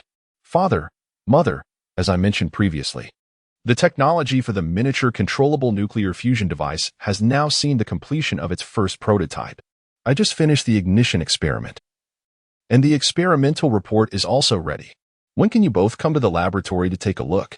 I feel somewhat uneasy keeping this technology in my hands." Suchin explained. "What? The prototype is finished? And you've already conducted the ignition experiment? By the way, did you preserve the footage from the experiment? If so, send it to me immediately. How could you not inform me about such an important matter in advance? What if the experiment had failed? That could have led to a serious incident." Thankfully, it was a success. His father-in-law exclaimed with excitement. "Son-in-law, stay in the laboratory. Don't go anywhere. I will arrange for someone to come shortly. Have you eaten yet? If not, I can send some food over," his mother-in-law added. "Thank you, mother. I haven't had dinner yet. Also, father, I've asked Xiao-mo to send you the footage and the experimental report. I will be waiting for you in the laboratory." Suchin responded. "All right, let us leave it at that for now. I will hang up," said Suchin. At that moment, his father-in-law and mother-in-law felt a surge of emotions as they reviewed the materials sent by Xiao-mo. Although they were seasoned researchers, the unexpected technological breakthrough inevitably left them momentarily bewildered. Shortly thereafter, my father-in-law made a phone call. After a brief exchange, he instructed Xiao-mo to send the materials to a certain research institute located in the capital. My mother-in-law, more straightforwardly, dialed the number of a former superior at her workplace, and after some negotiations, she promptly transmitted the video data and experimental report. 10 minutes later, my father-in-law and mother-in-law arrived at the laboratory where Suchun was based at Ansha University of Science and Technology. Concurrently, a piercing alarm echoed through a military base nearby. The base commander issued an immediate order. From this moment forth, sound the first-level combat alert.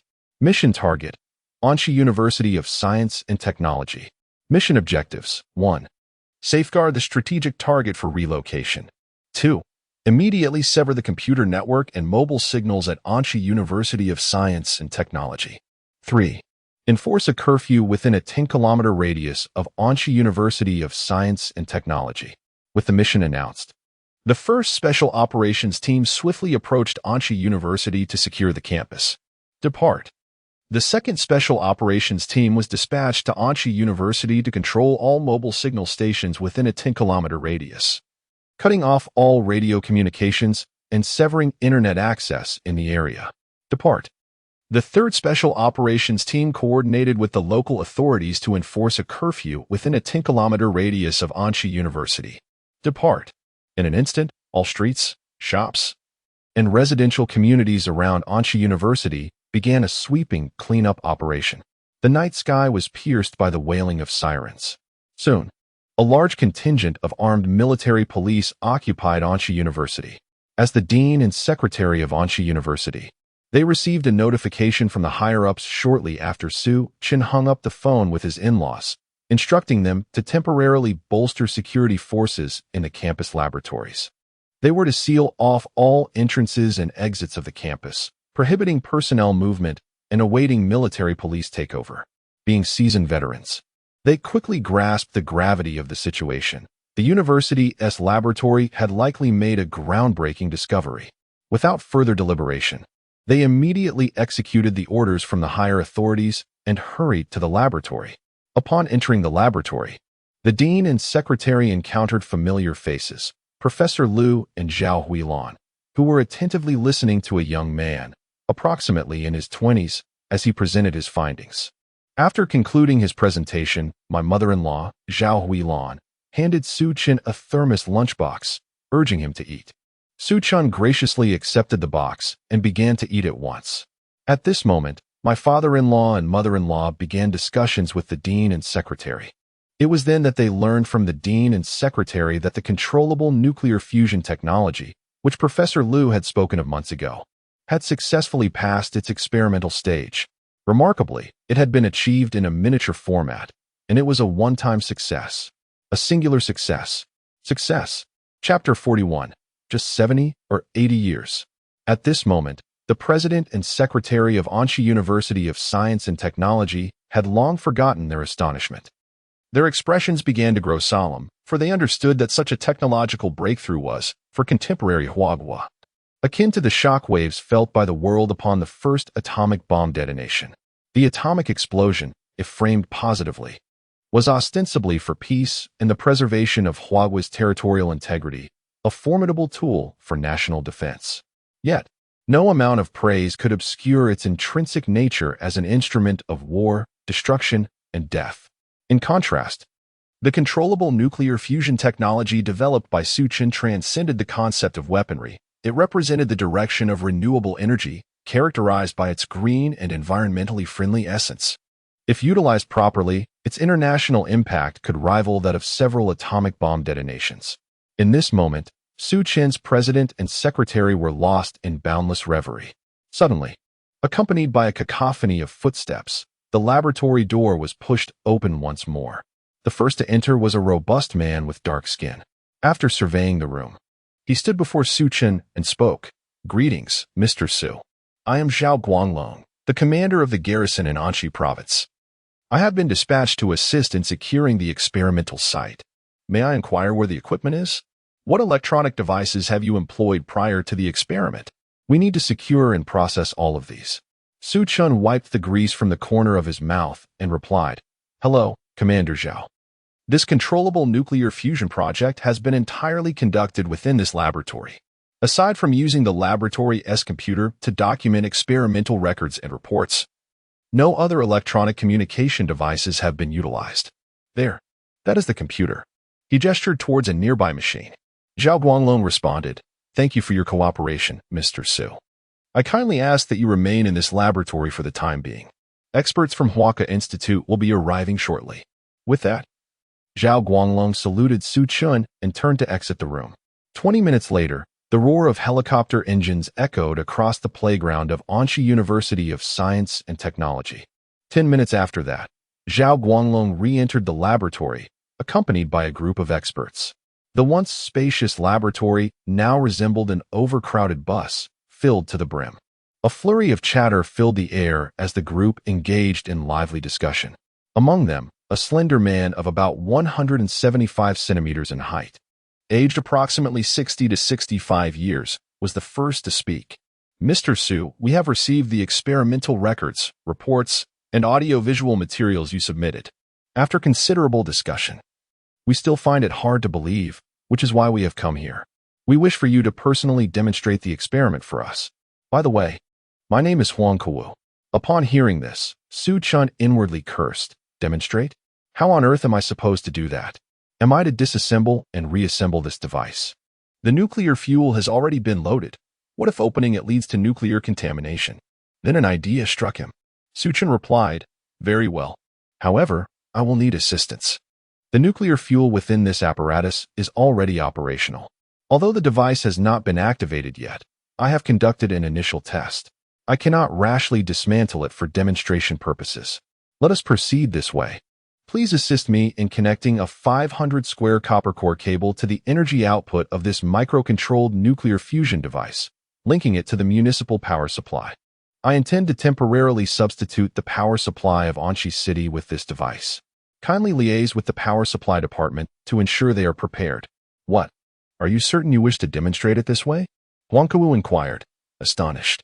The administrative office was indeed swift. The experiment was designed for heavy electricity consumption. The main power line was originally a 500 square thick cable, and with a simple operation, the transition of Anchi City's power supply could be accomplished. At this moment, the experts in the laboratory gazed in disbelief at the controlled nuclear fusion device, which was no larger than a 20-liter oil tank, their eyes nearly bulging out. Soon, feedback from the Anchi City Power Supply Department indicated that the voltage across various electrical points was stable, the power output was steady, and there were no anomalies in the supply lines. The municipal power network was operating smoothly. Huang Kuwu once again asked, how long can this controlled nuclear fusion device operate? I mean, how long can it sustain power supply? Suchin replied, based on the current output frequency, it should last around 70 to 80 years. After that, as the density of the nuclear fuel diminishes, it could continue functioning for another 40 to 50 years before reaching the standard for fuel rod replacement. What? Only 70 to 80 years. And it can only be used for 50 years before reaching replacement standards? Why can't you just tell me it will last over 100 years? Huang Kuwu exclaimed in surprise. Oh, by the way, the experimental report and procedures have already been submitted to you. I have something else to transfer to you, Suchin said, pulling a glimmering silver USB drive from his pocket. Who would like to receive this? It contains the process flowchart for microcontrolled nuclear fusion technology, as well as the technical parameters and manufacturing processes for high-temperature superconducting materials. I'll take it, Huang Kuwu responded, taking the USB drive from Su Chun and handing it to Zhao Guanglong. Zhao then signaled his subordinate to bring a sturdy briefcase, carefully placing the USB drive inside. He then cuffed one end to the case and the other to his wrist, signifying the utmost seriousness of the matter. Su Chun observed this development without further comment, understanding that both Huagua and the administrative office were warranted in their caution regarding such technology. With the support of this technology, while it might not immediately lead to the great rejuvenation of Huagua, it would certainly expedite progress. At that moment, Huang Kuwu spoke, Mr. Su. We are immensely grateful for your exceptional contributions to the technological advancement of our nation. Please allow me, on behalf of the Huaca Institute, to extend an invitation for you to join us. We still require your robust support in the realm of controlled nuclear fusion technology. What are your thoughts on this? Su Chun felt conflicted. Although he had a profound understanding of controlled nuclear fusion, he felt somewhat inexperienced among the esteemed figures at the Huaca Institute. He was preparing to decline when suddenly his mother-in-law, Zhao Huilan, interjected, Su Chin, do not squander this opportunity. To understand the aspirations of numerous researchers, one must recognize that their ultimate dream is to secure a position at Huazhong University of Science and Technology, although you have yet to graduate. This does not preclude your potential involvement with the institution. Huang Kuwu continued, indeed, once you become a part of Huazhong University, it is not imperative for you to be present on-site every day. You can certainly manage your own time. I am aware that in addition to your studies, you also have parenting responsibilities. The artificial intelligence program you previously provided is already operational at our university, and you can effectively guide our research remotely. Suchin replied, all right, I will join. If needed, please do not hesitate to contact me. I am certain I can carve out some time. Huang Kuwu responded, excellent. By the way, from this moment forward, the security level for you and your family will be elevated to SS tier. We will arrange appropriate security personnel to ensure your safety. And I hope you can understand. Suchin acknowledged, understood. I appreciate the government's considerations. After all, external forces still harbor intentions against us. I firmly believe we will overcome this adversity together. Chapter 42, Holiday Well Said. Over the years, our nation has endured relentless exploitation and blockade from various forces.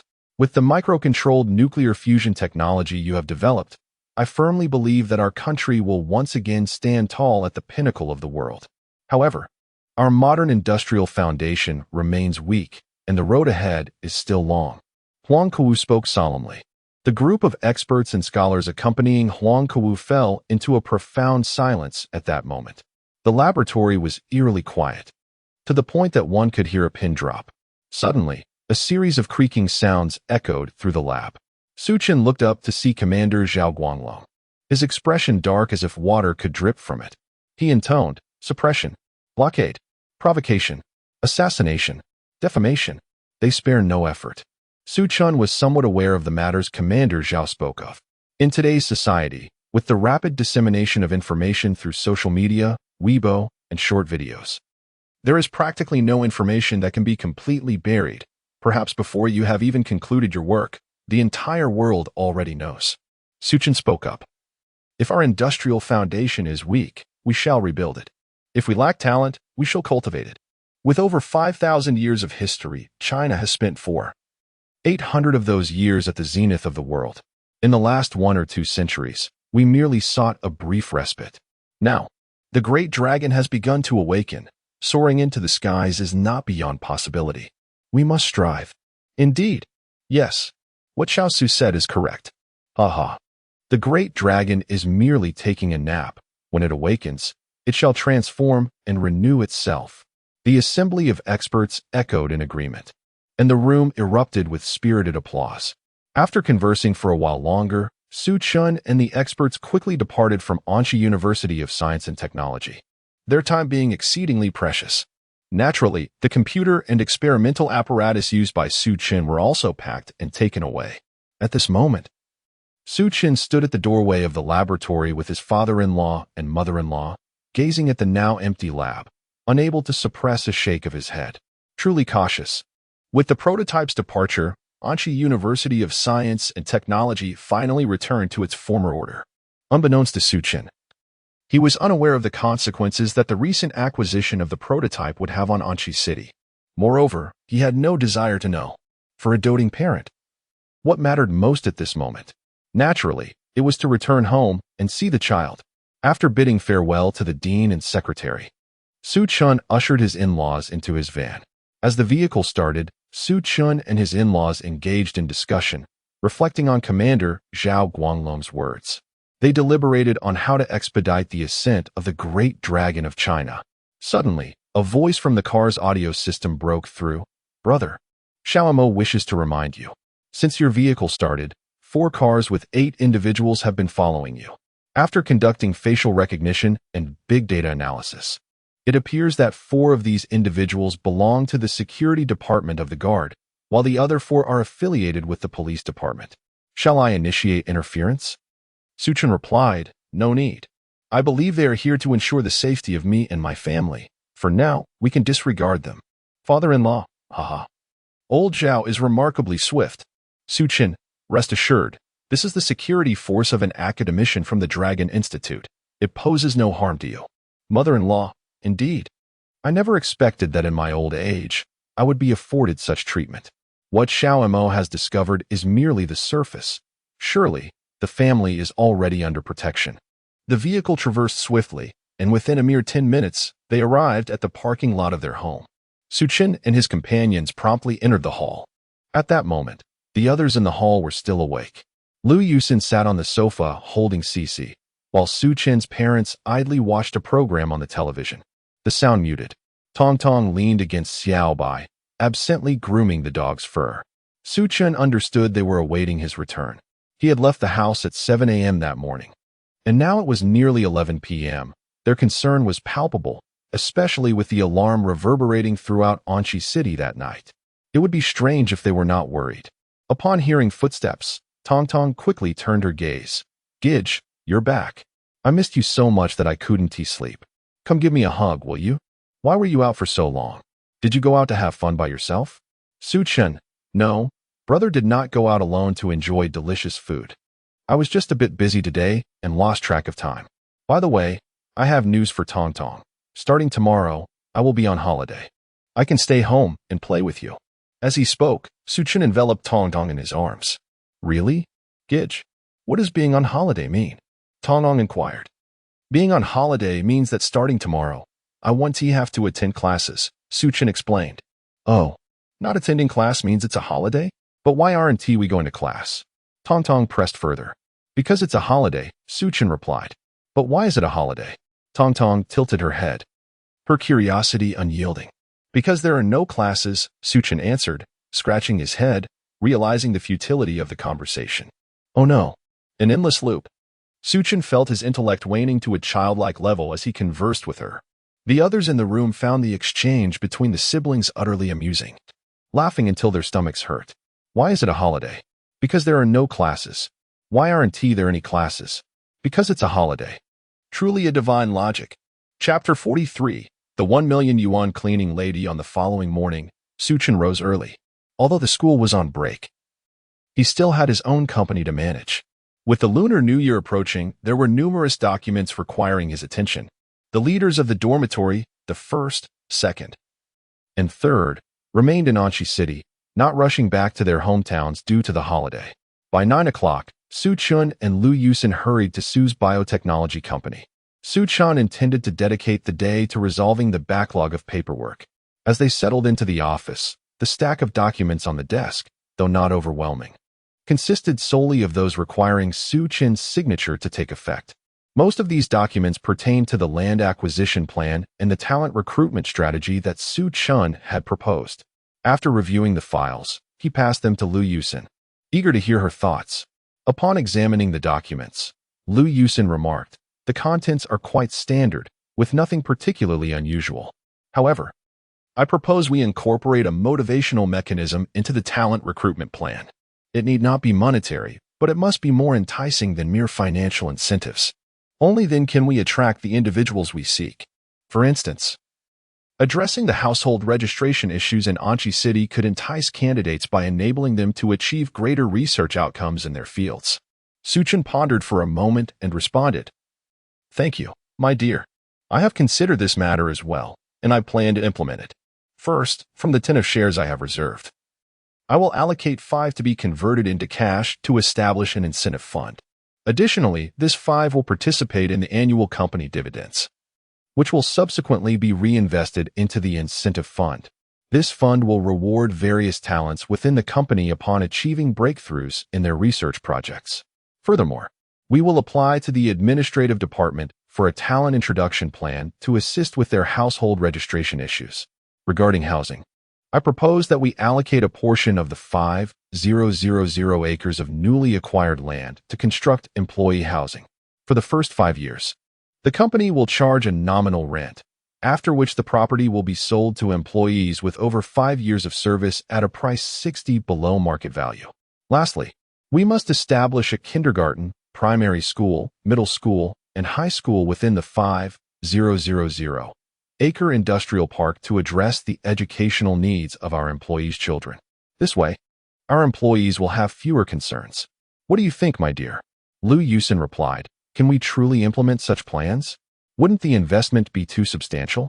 I merely suggested it, not expecting you to consider it so thoroughly."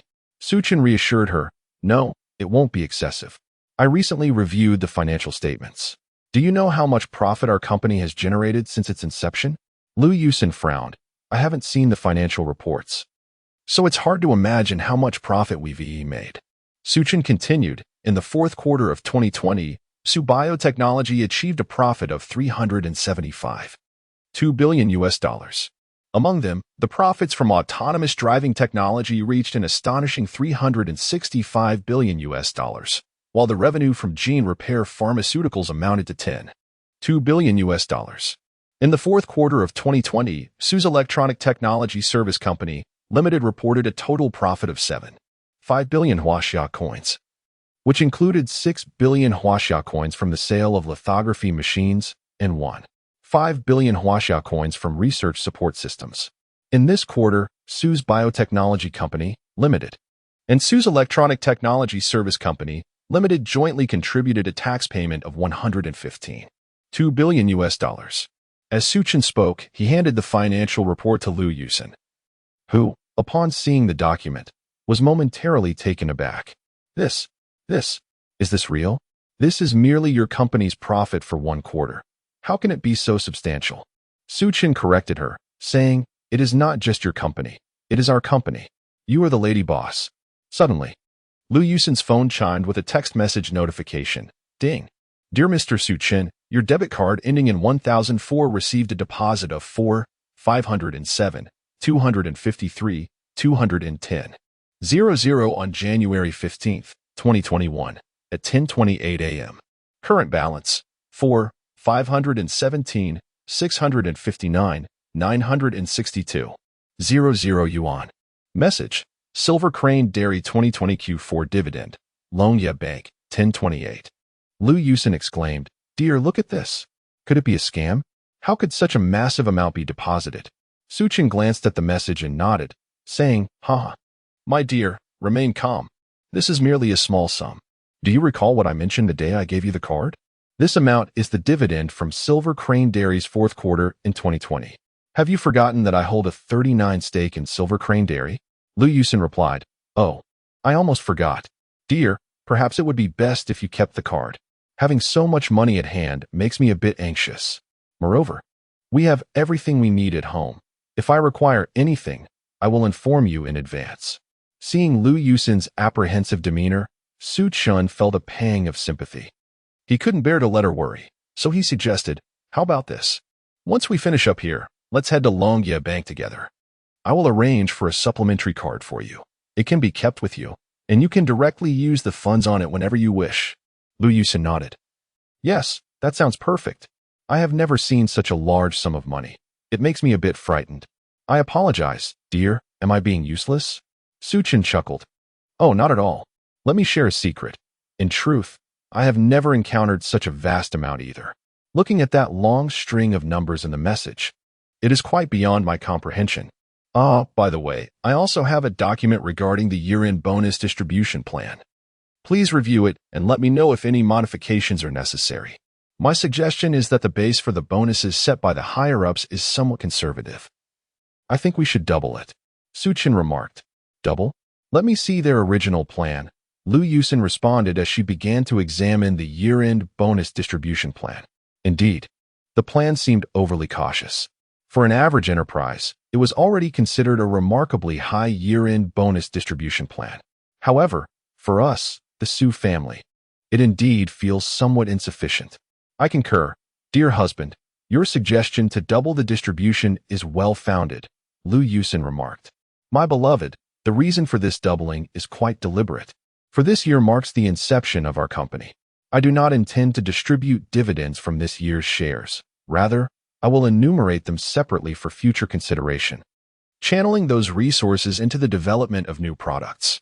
By the end of 2021, we shall distribute both dividends and year-end bonuses concurrently. It is imperative that our company remains at the forefront of technology, leading the charge in this era," Suchin asserted. "I wholeheartedly agree with your perspective, dear husband. In today's world, the paramount competitive edge for a business lies in the cultivation of talent and research capabilities. Only through continuous technological innovation can a company thrive and flourish." Lu Yusin responded. Suchin swiftly completed the signing of all documents. Utilizing the company's OA system, he announced the year-end bonus distribution plan, simultaneously instructing the finance department to execute real-time transfers. At that moment, Suchin's companies, Su Biotechnology and Su E-Commerce Service Technology Company, Limited, employed approximately 500 individuals. The announced total amount for the year-end bonuses reached an astounding 600 million yuan, translating to an average of around 1.2 million yuan per employee. While approving the bonus distribution plan, Su Chun decided against allocating bonuses based on job levels. He aspired to cultivate an egalitarian work environment within his company.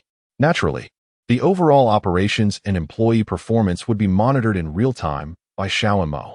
There would be no room for employees to exploit the system, allowing Su Chun to treat everyone equally, including the cleaning staff. As Su Chun revealed the year-end bonus distribution plan, the company was instantly enveloped in a jubilant atmosphere. Accompanied by the rhythmic chiming of text message alerts throughout the workspace, the distribution of bonuses was swiftly completed. The entire workforce erupted into a celebration. In their office, Suchin and Lu Yusin also heard the jubilant cheers of their employees.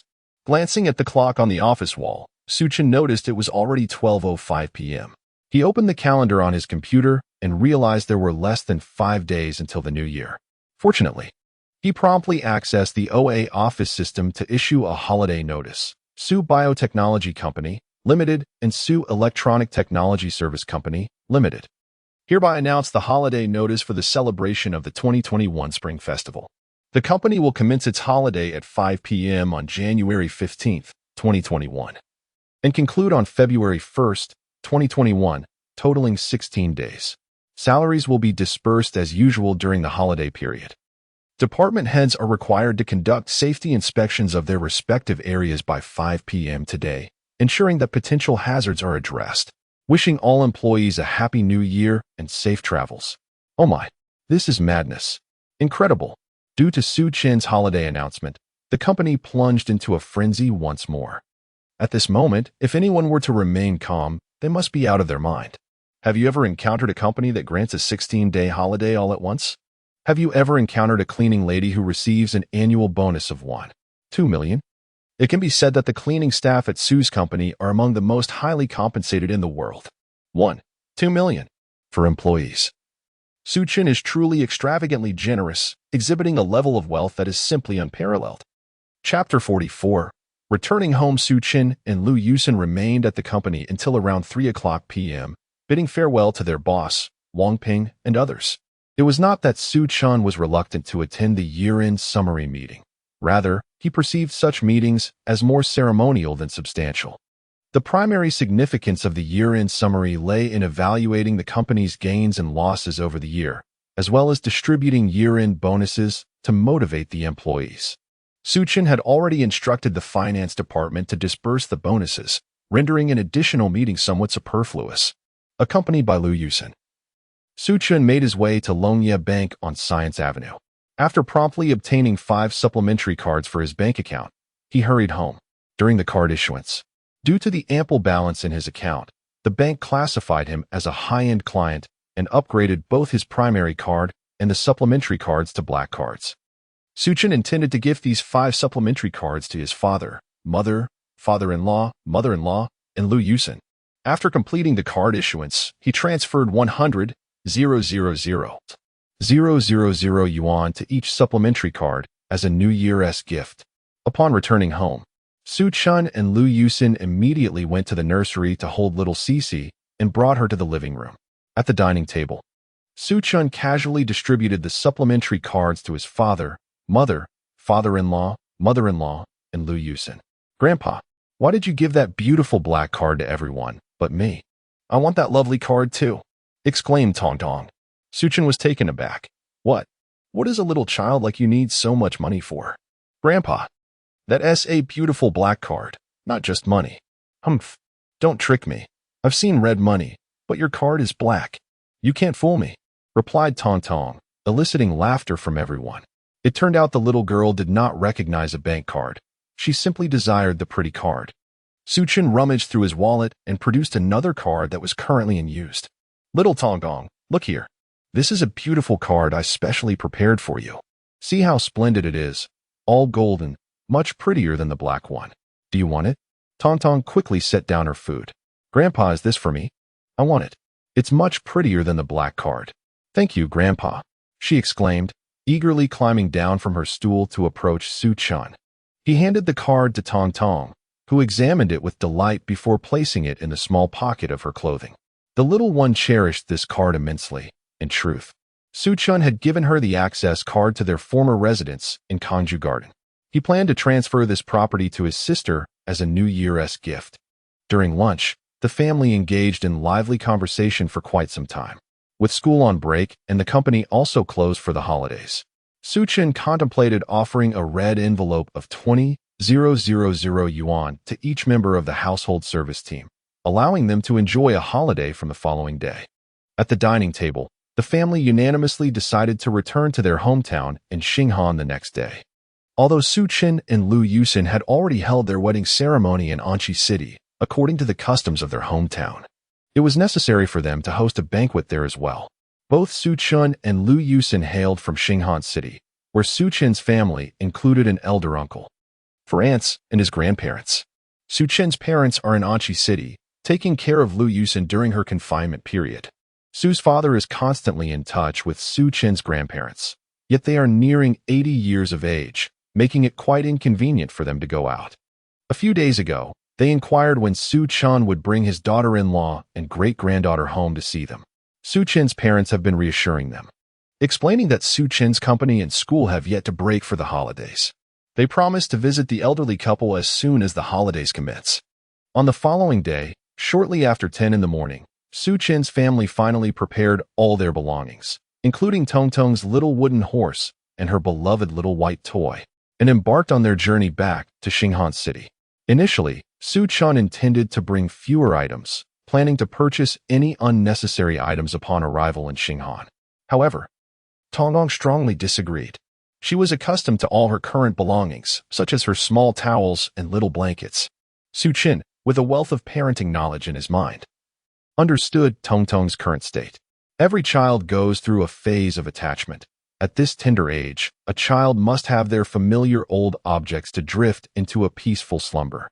This behavior is, in fact, a manifestation of a child's insecurity. It seems Su Chen must remind his parents to pay closer attention during their everyday lives. He also contemplated the reasons behind Tong Tong's behavior, suspecting that the frequent changes in their living situation in Anchi City might have caused her distress. Su Chen firmly believes that once they arrive at their ancestral home, the child's demeanor will soon improve. On the journey home, the little one chattered incessantly, eager to share the details of her hometown with Lu Yusin. However, due to her tender age, her words lacked coherence. Lu Yusin found herself perplexed. Yet she couldn't bring herself to interrupt the child's enthusiastic monologue. Instead, she allowed Tong Tong to gesture animatedly, occasionally smiling and responding gently to her. Chapter 45. 4 generations under one roof. After a protracted journey of 3 hours, Su Chen and Lu Yusin finally arrived at the ancestral home. At that moment, Su Chen's grandparents stood at the entrance of the old house, eagerly awaiting their arrival. Although both elders were well over 80, they remained remarkably vigorous. Filled with excitement, Su Chen rushed forward to embrace his grandparents, words of greeting on the tip of his tongue. It had been over a year since he had last seen them, and he longed for their presence. "Ah, Chen, quickly let go of your grandmother. Why haven't I seen Tong Tong and your wife? And where is my great-granddaughter? I want to see them," the elderly lady said with a hint of impatience. "Goodness, so I am being shunned." Su Chen promptly released his embrace. "Grandma, Grandpa, I have returned. The baby has missed you dearly," Tong Tong exclaimed, leaping into her grandfather's arms. "My dear granddaughter, come, let me have a good look at you. You've gained weight and grown taller. I can hardly lift you anymore," the grandfather remarked. Chen, where is your wife? Let me see her," the grandmother urged anxiously. "Grandma, I am here. I am your granddaughter-in-law." "Grandpa, Grandma, I apologize for making you wait," Lu Yusin quickly interjected, holding the baby, Cici, and standing gracefully beside them. "Oh, you are my granddaughter-in-law. The little one in your arms must be my precious great-granddaughter. Ha ha ha, splendid. Both of you are so lovely. Come inside. It's chilly out here," the grandmother said, ushering Lu Yusin and her parents into the warmth of the house. As soon as everyone settled down, the grandmother retrieved a completely black wooden box from the room. Upon opening it, she revealed a jade pendant, radiantly green and translucent. With a deft twist of her wrist, the pendant split into 2 identical pieces. A closer examination revealed that these were a pair of exquisite mother and child jade pendants. This is a family heirloom passed down through the Su lineage. It possesses a peculiar rule of inheritance. It can only be passed down when the firstborn is a daughter. It came to me when your uncle was born. Your father missed the chance with his firstborn son. Fortunately, since Chun has had a daughter, the legacy can continue. Here, my granddaughter-in-law, this piece is for you, and the other half is for Cici. It must be preserved. I do not understand why our ancestors established such an unusual rule, the grandmother explained. Su Chen was puzzled. Wasn't there an age-old preference for sons? How had it transformed within the Su family? It seemed they were intent on showering daughters with affection. The jade pendant was unfamiliar to Su Chen, but from its material, He could tell it was undeniably of imperial green quality, worth a fortune. The grandmother, with a look of adoration, cradled Cece, gently teasing her. The three generations exchanged playful banter, their voices mingling in delight, though the precise meaning of their words was lost in the joyous atmosphere. At that moment, Cece, now 4 months old, would occasionally imitate the sounds of Su Chun or Lu Yusin, producing curious noises such as ah, yeah, and giggle. After a brief exchange of pleasantries, the family set off to call Uncle and Auntie, inviting them to join for dinner.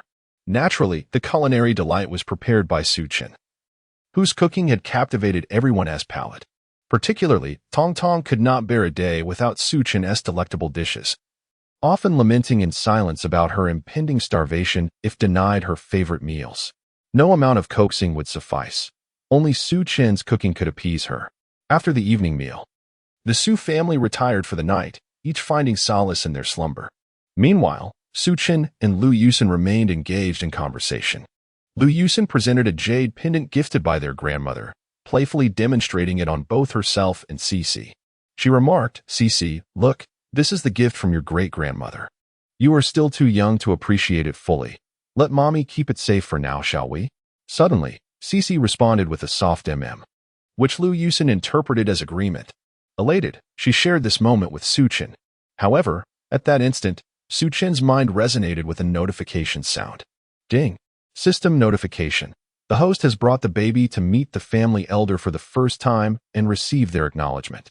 As a special reward, the host is granted mastery in driving skills, divine level, enabling the operation of all transport vehicles, including cars, motorcycles, tanks, airplanes, fighter jets, aircraft carriers, bicycles, starships, cargo ships, cranes, bulldozers, and forklifts. Ding. System notification. The baby has received a precious meeting gift from the elder for the first time. As a special reward, the host is granted mastery in aircraft construction, divine level, enabling the construction of all types of aircraft. Knowledge regarding aircraft principles, aerodynamics, anti-gravity technology, engine specialization, and material science has been imparted to the host's mind. Su Chun mused, is this akin to encountering a boss and achieving a major reward? Are the specializations in driving and aircraft construction for real? Interstellar battleships and cargo ships? To operate those, I must first obtain certifications. But where do I even go to get certified? I'm anxiously awaiting answers. Chapter 46. The Emergence of the Interstellar Warship Su Chun. Disregarding the intricate knowledge swirling in his mind, prioritized lulling Shi and his beloved wife Lu Yusin to sleep before delving into research. After sharing some light conversation with Lu Yusin in their room, he encouraged her to rest. Once Lu Yusin succumbed to slumber, Su Chun found himself alone at the bedside. Engulfed in profound contemplation, he meticulously examined the recently acquired skill of aircraft construction, discovering a diverse array of knowledge encompassing everything from paragliding, drones, and helicopters to fighter jets, large passenger aircraft, rockets, and even interstellar warships and colossal space transport vessels. As he mentally perused this wealth of information, a sense of trepidation gripped him. Was this system urging him to transcend Earth and venture beyond the solar system? Given the current state of the nation, even developing a genuinely sixth-generation fighter jet engine posed considerable challenges, let alone interstellar warships and large-scale space transport vessels. As Su Chun explored the intricacies of anti-gravity engine technology, materials science, and aerodynamics, foundational theories related to aircraft construction, he couldn't help but be awed by the system's aspiration to assist Shi in crafting an omniscient and omnipotent father figure. The rewards bestowed upon him today were such that even a novice could ascend to the pinnacle of expertise in this field with just a fragment of the knowledge offered. Suppressing his excitement, Su Chun yearned to discover the depths of the engine specialization. Upon further exploration, he unearthed knowledge pertaining to the manufacture of motorcycle engines, automobile engines, rocket engines, aircraft engines, supersonic jet engines, and anti-gravity engines, even extending to the fabrication of warp drive engines. Intriguingly, the technical design parameters and accompanying blueprints included advancements in quantum communication technology, optical wave communication technology, interstellar positioning technology, and other cutting-edge super black technologies that remained uncharted in the contemporary world. After absorbing this treasure trove of technological insights, Su-Chin fell into deep contemplation. He pondered how he could legitimately unveil these technologies or, more importantly, how their development, production, and application could contribute to the resurgence of his nation. Throughout the night, he remained awake, weighing the possibilities. Ultimately, he concluded that Hwaka Institute could serve as a crucial breakthrough. Some of the technologies could be disseminated through his company. Yet those pertaining to engines and communication technologies were not easily navigable by a private enterprise. In Su-Chin's view, while virtual reality technology might play a significant role in the nation's resurgence, it wielded a double-edged sword. If utilized wisely, it could impede foreign technological advancements and consume their time, but if mishandled, it could result in substantial losses for his own side. Around 4 o'clock the following morning, Su-Chin quietly slipped outside, rousing Xiao Mo. In the presence of my elder brother, may I inquire if you require assistance in awakening Xiao Mo? Indeed, Xiao Mo, I possess a compilation of information regarding virtual reality technology. I shall now insert this USB drive into my laptop for you to access. At this moment, I need you to develop an extensive game engine. Su-Chin, very well, elder brother. Xiao Mo has successfully retrieved the virtual reality technology from the USB drive, and the game engine is now being crafted in accordance with the pertinent requirements of virtual reality technology. However, Xiao Mo wishes to ascertain whether you have any particular specifications regarding the background setting of this game. Su-Chin pondered for a moment before addressing the laptop. Xiao Mo, the concept is as follows. Firstly, the game's backdrop is firmly established during the prosperous era of the Tang dynasty in Huaxia, with the commencement of games from other nations being anchored in the historical context of the Tang dynasty. Secondly, the characters from various nations will be derived from 3 races: the human race, the demon race, and the immortal race, each tailored to align with the respective mythologies of their nations. Additionally, significant historical and mythical events will be distinctly represented, corresponding to the main storyline and side quests of the game. Lastly, the game will feature an array of leaderboards, national wars, and guild battles, encompassing all necessary elements. The mid-development phase of the game will focus on ascension to immortality or enlightenment, while the latter stages will aim for sanctification. Ultimately, the concluding phase will revolve around breaking free from the constraints of heavenly laws, with the cap on players capable of transcending these limitations set at no more than 9 individuals. Su-Chin stated, very well, elder brother, the game is currently under development. Xiao Mo must remind you, the scope of the game's narrative and environments is exceedingly grand, and conventional servers may struggle to accommodate it. Artificial intelligence assistance may be required. Su-Chin, Xiao Mo, I have taken this into account. Upon completion of the game settings, please generate a corresponding artificial intelligence program prior to the game's launch. This AI will have a 3-day interface access period to connect with financial institutions across nations for monetary transactions. Access to these financial services will be terminated 3 days after the game commences, with the entire operation being overseen by this AI program without an appointed administrator. Furthermore, Xiao Mo, firstly, increase the luck attribute for all players of Huaxiao nationality upon entering the game, with an initial value set at 10 points. This attribute should remain concealed and not be displayed. The maximum limit for the luck attribute is 100 points, which will influence equipment drop rates and the occurrence of special events. For players from other nations, the initial luck attribute will be set to 0. Secondly, impose restrictions on players holding French nationality, preventing those under the age of 18 from logging in for more than 4 hours daily, and disallowing access from 8 in the morning until 6 in the afternoon. Additionally, limit players of Huaxia nationality aged between 18 and 25 to a maximum of 6 hours of online gameplay each day. Lastly, players aged 65 and above globally shall not be permitted to choose combat-oriented professions with a daily login limit of 6 hours. The maximum luck attribute remains at 100 points, influencing equipment drop rates and special event occurrences, while players from other nations will commence with a luck attribute of 0. Su-Chin, all right, brother, the game has been successfully completed. As for your artificial intelligence program, it is currently in the process of being developed. Brother, should I transfer this program to your laptop? Suchin, what? There's no rush. Please run the program yourself first, and check for any bugs or unreasonable settings. If you find anything amiss, let's rectify it all at once. All right, brother. I would like to inquire if the global idle internet computing power has been utilized to test the game. There are no unreasonable settings or bugs found within the game itself. Furthermore, the corresponding artificial intelligence program has been completed. All right. Xiaomo will package them separately and transfer them to my laptop. I have a few matters to attend to, and I will need your assistance. Chapter 47. Virtual Academy Su-chun. Xiaomo, I aspire to harness virtual reality technology to devise a comprehensive talent cultivation plan. My preliminary vision is as follows. Firstly, I require you to meticulously compile all pedagogical materials and teaching methodologies currently employed in our nation, from early childhood education to higher academic qualifications.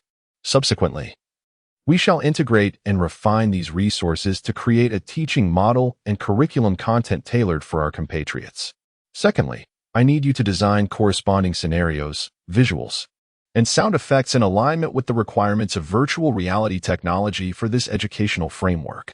This content must adhere to logical coherence and human usability, ideally achieving a balance between instruction and enjoyment. Finally, I would like you to incorporate interactive elements within this virtual curriculum, enabling users not only to acquire knowledge, but also to adeptly apply it. We aim for users to grasp not only the what but also the why behind their learning. In the realm of higher education, we should deepen the application of virtual reality technology, ensuring its reach across all disciplines. Xiaomo, understood, brother. I have already organized and refined the relevant content as per your instructions. The educational materials are currently being generated and should take approximately 10 minutes. Please be patient. Moreover, Xiaomo wishes to remind you, should we include assessment phases and a leaderboard feature within this curriculum? This way, we can effectively monitor whether users have fully mastered the relevant course content. Suchin, very well, Xiaomo. Additionally, we shall embed a regional or national data comparison feature within the curriculum, alongside a game-like progression template.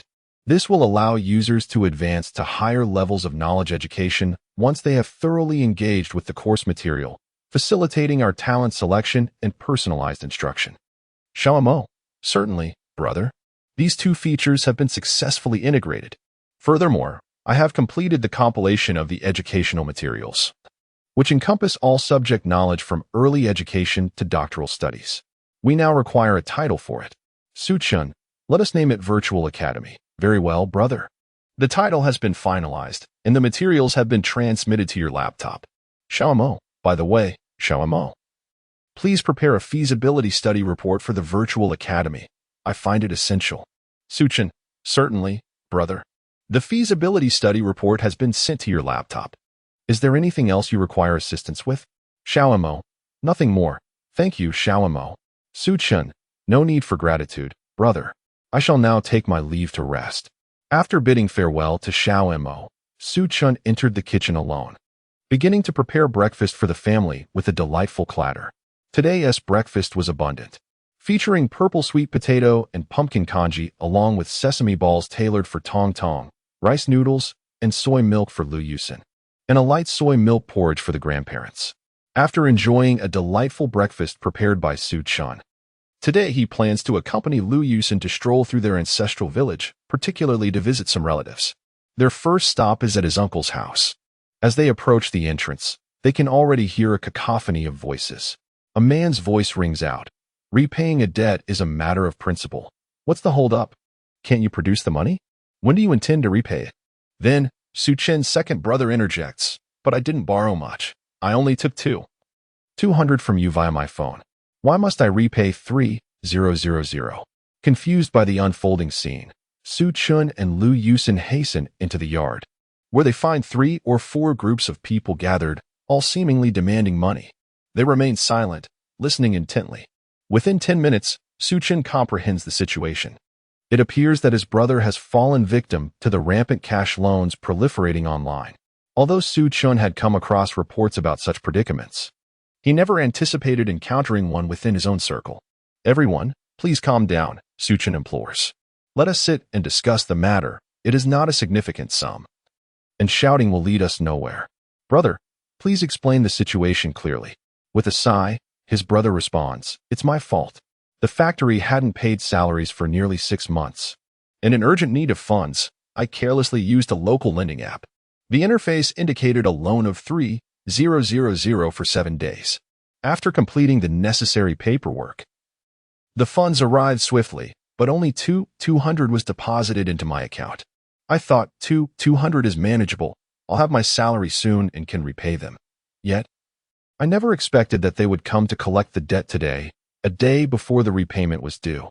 What's worse is they called everyone in my contact list, branding me a fraud and a deadbeat." Upon hearing this, Suchin realizes that his brother has indeed encountered the notorious 714 high-interest loan. These predatory lenders show no mercy, and now that Suchin is aware of the issue, he feels compelled to assist his brother. "Everyone, I have gathered some understanding of the situation," Suchin states. "I will take responsibility for repaying the debt. First, I require you to provide me with the original IOU and the proof of transfer. Second, I need your employment verification, as I want to ensure the repayment goes to the right place. Lastly, please provide documentation of your company's lending qualifications. If you can furnish these items, I will transfer the funds to you on the spot." The debt collectors are momentarily taken aback, realizing they are dealing with someone knowledgeable.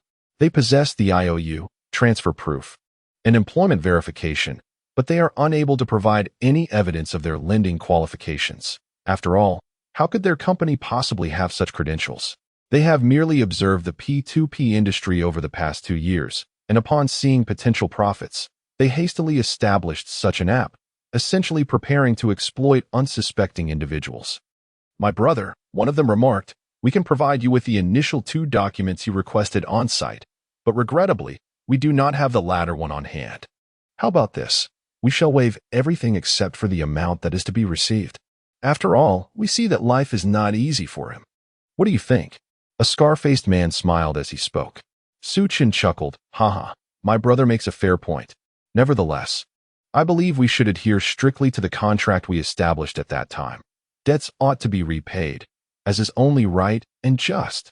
The scar-faced man continued, "Oh, it appears that my brother is not inclined to settle this amicably. I have already made considerable concessions, yet you remain unyielding. Are you perhaps eager to test the weight of my fists?" With a stern expression, Suchin shielded Lu Yusin behind him and resumed, "Your attitude will not resolve this issue. I have legitimate claims that require explanation. Furthermore, who will clarify for me why you have contacted every individual in my brother's contact list? Was it done with his consent?" The group demanding repayment could not overlook Suchin's resolute demeanor. They converged upon him and Lu Yusin, seemingly preparing for a confrontation. Suchin's elder brother was also in a state of distress. He hastily grabbed a shovel from the ground, positioning it protectively between them and the approaching group, while declaring, "You may come to collect your debt, but it seems you intend to stir up trouble. Be cautious. I will report you." A portly man arrogantly laughed, "Ha ha. Go ahead and report. Let us see if the authorities will heed your complaints. After all, you are the one in debt, while we are here to collect. It is only natural that debts are repaid. So, will you repay today or not?" As he spoke, he prepared to strike. However, just as his hand was raised, 8 figures clad in black surged forth from behind, swiftly subduing him to the ground. Suchin observed that they were his hidden protectors, arriving just in time to spare him the trouble of engaging in further dialogue. In the shadows, Suchin instructed Xiao Mo to gather pertinent information, which included the original contract, call logs, and bank transaction records, as well as surveillance footage from when they had visited his uncle's estate. Once compiled, Suchin transmitted this information via the internet to the local financial regulatory authority and the inspection department. At that moment, the individuals who had come to collect debts were left huddled on the ground, hands clasped over their heads. Their former bravado vanished. One of the black-clad figures stepped forward and addressed Suchin. "Good day, Mr. Su. I am Captain Wang Meng of the 2nd Division of the Anchi Guard. I have been tasked with ensuring the safety of you and your family. How would you prefer to handle today's situation?" "Hello, Captain Wang," I appreciate your timely intervention. Otherwise, I might have faced considerable physical harm today, Suchin replied. I trust that you have duly noted the 3 requests I put forth earlier, and I shall continue to adhere to them. As long as they can furnish the necessary proof, I will return every single penny without fail. However, the matter of their incessant phone calls needs to be addressed. They must mitigate the repercussions. Captain Wang, I kindly ask you to escort these individuals to the local police station. By the way, I have some additional materials that I will transmit to your mobile device, which I believe will assist in the resolution of this matter. Very well, Mr. Su. I shall assist you in resolving this incident. Rest assured, Mr. Su. With that, Su Chun retrieved his phone and sent the materials to Captain Wang. After Su Chun concluded his handover with Captain Wang, the individuals present at the scene were collectively taken away. Su Chun's elder brother, named Su Bin, was 2 years his senior. At this moment, Su Chun reminisced about their childhood days spent frolicking amidst the hills. Time has flown, and before they knew it, both were nearing their mid-20s. After inviting Su Chun and Lu Yusin into his home and seating them comfortably, Su Bin brewed a cup of tea for each of them, and they began to converse amiably. Su Bin expressed his gratitude to Su Chun for resolving the issue that day, repeatedly assuring him that once he received his salary, he would promptly repay the money.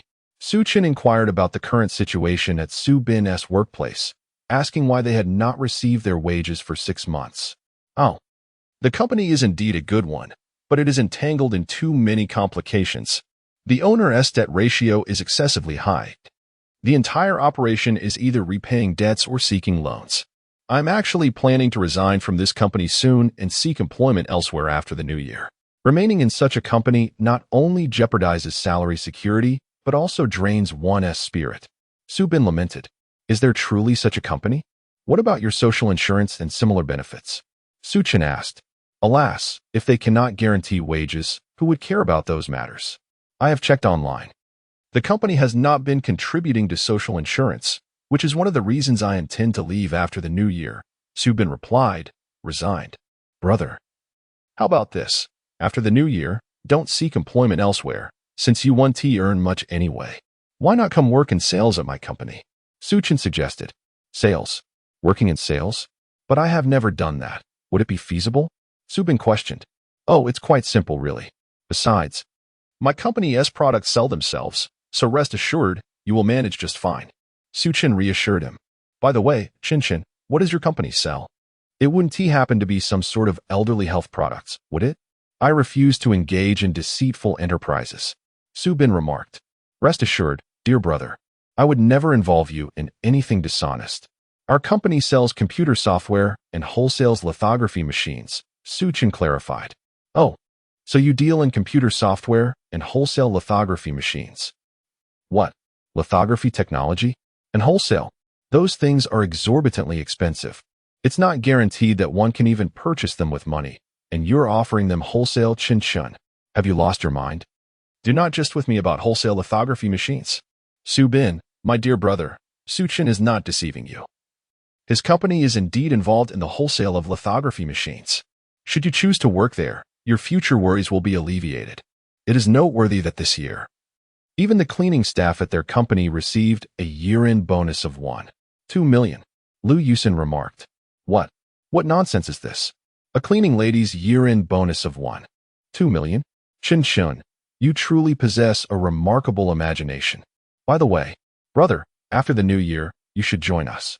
Once I have hosted the banquet in a couple of days, we can discuss Su Chun in greater detail. After having lunch at Uncle's house, Su Chun and Lu Yusin proceeded to visit their aunts in the neighboring town.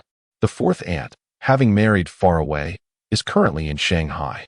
But she spoke with our father this morning and will arrive in Xinghan City tomorrow. Chapter 48. The wedding feast. The wedding of Su Chun and Lu Yusin took place in Xinghan City on the 28th day of the 12th lunar month. On this day, the Su family extended invitations to a multitude of friends, hosting no fewer than 50 tables for the banquet. The ceremony did not continue with traditional wedding rites. Instead, the newlyweds offered toasts to express their gratitude to the invited relatives and friends. The Su family refrained from accepting gifts, instead preparing generous return gifts for their guests. Once the joyous feast concluded, the Su family, after a decade apart, finally reunited in harmony, basking in a warm and congenial atmosphere. During conversations with relatives, Suchin revealed his intention to invite his cousins to develop their careers in Anchi City.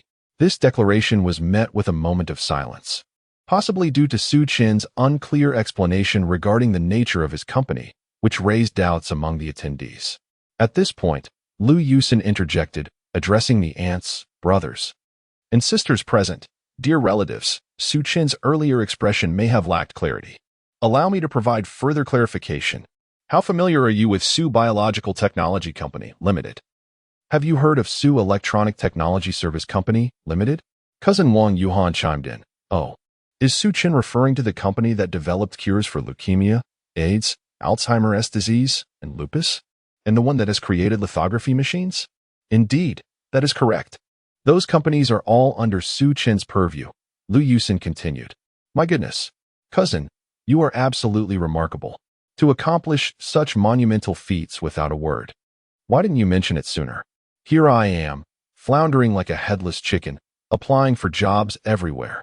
Sister, I am still 6 months away from graduating with my master's degree and was fretting over job prospects. You truly are a timely savior. By the way, cousin, I am entrusting you with my future. As long as you don't sell me off, I'll help you count the money. Wang Yuhan exclaimed joyfully. Aunts 1 to 4, witnessing Wang Yuhan's exuberance, were left utterly speechless in astonishment.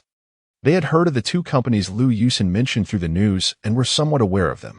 However, they were initially uncertain about Suchin's intentions regarding their children moving to Anchi City, leading to their reservations.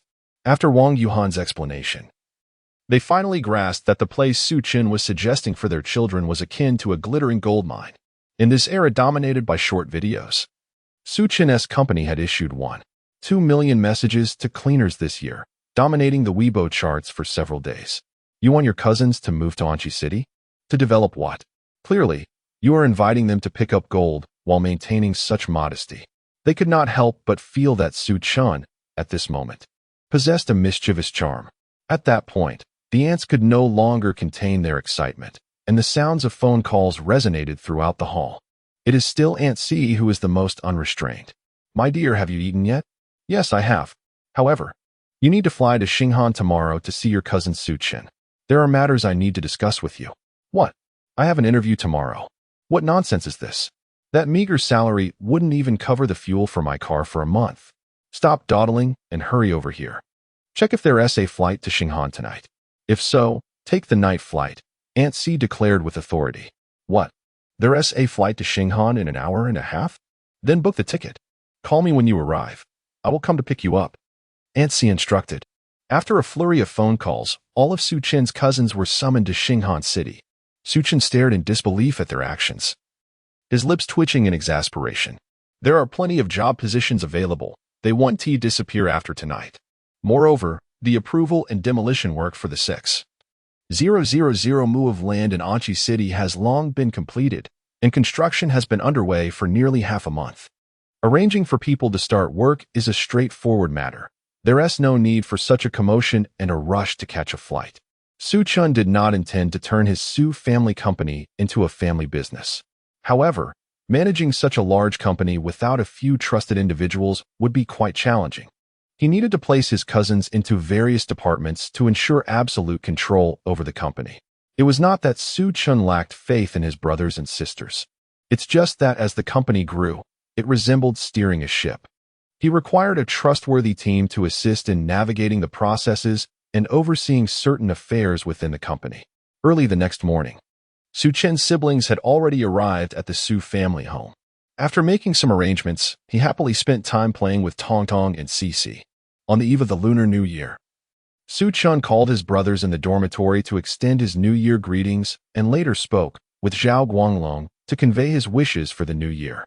Half an hour before the New Year's bell rang, Suchin finally reached academician Huang Kewu on the phone. After a brief exchange, Suchin shared his thoughts on establishing a virtual academy with academician Huang. Additionally, he informed academician Huang about his plans to utilize virtual reality technology for game development, including the reasons and ideas behind it. Su-chun requested an email address from academician Huang and promptly sent him the feasibility study report on applying virtual reality technology to the Virtual Academy, composed by Xiao Mo, which included some technical explanations and manufacturing processes related to virtual reality technology. Su-chun did not place too much importance on the materials he sent to academician Huang. For him, this information was merely a New Year's gift to the educational endeavors in China. Through media coverage, Su-chun had gained significant insight into the educational and training resources available in remote areas of the nation. He hoped that the application of virtual reality technology would enable every child to access the same educational resources. Let them receive a quality education while nurturing more talents for our nation. After ending the call with academician Huang Kewu, Su-chun enjoyed a sumptuous reunion dinner with his family. Little did Su-chun know that due to his phone call and email, the Huaka Institute, the Ministry of Education, and various departments remained awake throughout the night. The Huaka Institute was tasked with evaluating the authenticity of the virtual reality technology Su-chun provided. After thorough deliberation, they concluded that the technology was entirely feasible with current scientific advancements. This indicated that Su-chun had indeed made a breakthrough in virtual reality technology. Soon, the Huaka Institute submitted their report to the governmental offices.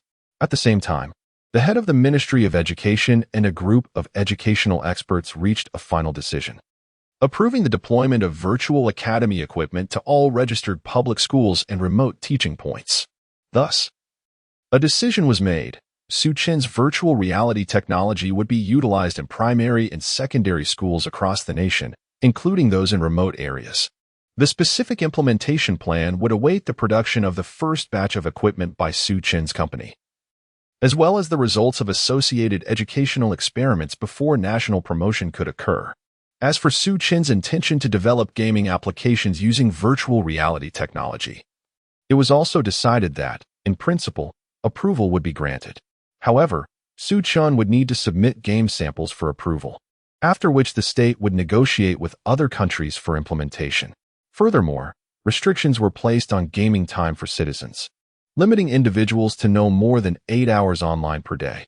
For those under 18, daily gaming time was capped at 4 hours, with no online activity permitted during daylight hours. On the morning of the first day of the new year, Su-chun's phone rang. Upon seeing that it was academician Huang Kewu, he quickly answered. "Happy New Year, academician Huang. I wonder why you are calling me so early." "Hello, Su-chun.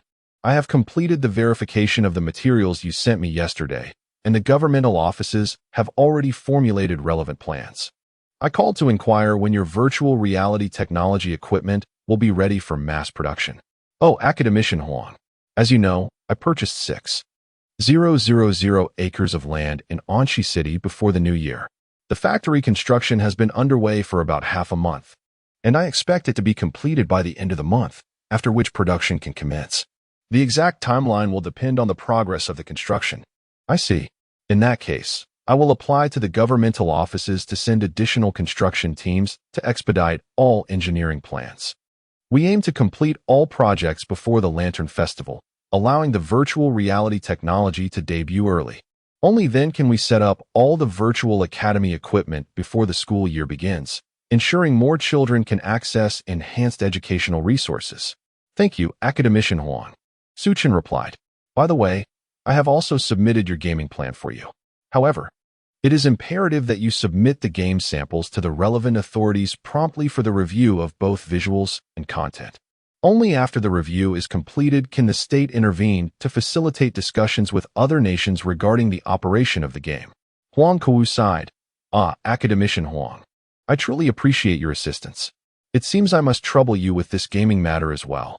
I wish to inform you that at the inception of this game, I implemented hidden settings for all players within the borders of Huagua, enhancing their luck attributes by 10 points. This will enable players from Huagua to acquire more resources within the game world. Additionally, I have established a mechanism for the exchange between in-game currency and real-world currency. Although Huagua has yet to achieve the economic strength of a developed nation, I firmly believe that through this game, wealth can be redistributed on a global scale. Do not miss this opportunity." Su-chun interjected, "Come on. I knew you were up to something. Is there any possibility that others could decipher your settings? Huang Kuwu chuckled. Not a chance. They will never detect it in their lifetime. By the way, Academician Huang, I wish to pursue a collaboration between the company and the state regarding this game. I only require a 10 stake, while the remaining 90 will be allocated to the state for profit distribution. As for how the higher-ups negotiate with other countries, I am not concerned. I merely wish to ensure my 10 profit share. Su Chan continued, Ha! You are quite shrewd, calculating your profits meticulously. Nevertheless, I appreciate this approach, and I will inquire further for you. Should there be any developments, I will inform you at the earliest opportunity. Also, remember to submit your game samples promptly. Very well. I am quite busy now, so I shall not prolong our conversation. You always find ways to trouble me. However, I do hope you can uncover more matters. Otherwise, each day will be exceedingly dull. With that, Huang Kuwu ended the call. Chapter 49, Su Chen's Gift on February 15, 2021. Su Chen and his entire family returned to Anqi City from Xinghan City. This time, Su Chen not only brought along his cousins, but also welcomed his grandparents to Anqi City. The elderly couple, both in their 80s, had not traveled far in many years. And upon their arrival in Anqi, they were filled with curiosity about their surroundings. Su Chen and Lu Yusin dedicated 2 days to escorting the grandparents to explore the renowned attractions around Anqi City, under the loving care of their grandson and numerous grandchildren. The elderly couple enjoyed a particularly fulfilling time. On February 18, 2021, Su Chen and Lu Yusin accompanied their father, supporting their grandparents as they made their way to the Second People's Hospital of Anqi City. This day had been specifically reserved for the elderly couple's medical checkup. After a lengthy wait, Su Chen and Lu Yusin finally received the health reports for their grandparents. The reports indicated that aside from slight hypertension, they exhibited no other health issues. This outcome brought immense joy to Su Chen and his parents. The Su family company had resumed operations on February 1, 2021. However, Su Chen did not appear in the office. Instead, he utilized Xiao Mo and the company's OA system to issue a series of work directives. By February 8, 2021, the production facility of Su's company had been entirely constructed. On February 9, Su Chen returned to Anqi City to attend the completion ceremony of the production plant. In truth, his attendance at the ceremony was merely a facade. Su Chen needed to install the production line for the neuronal connection devices he had acquired. After the ceremony, Su Chen promptly set up the manufacturing equipment and rushed back to the company, where he convened a high-level meeting. During the meeting, Su Chen announced several key decisions. First, Su's Electronic Technology Service Company Limited would expand its business scope to include the promotion and operation of the virtual reality game Myth.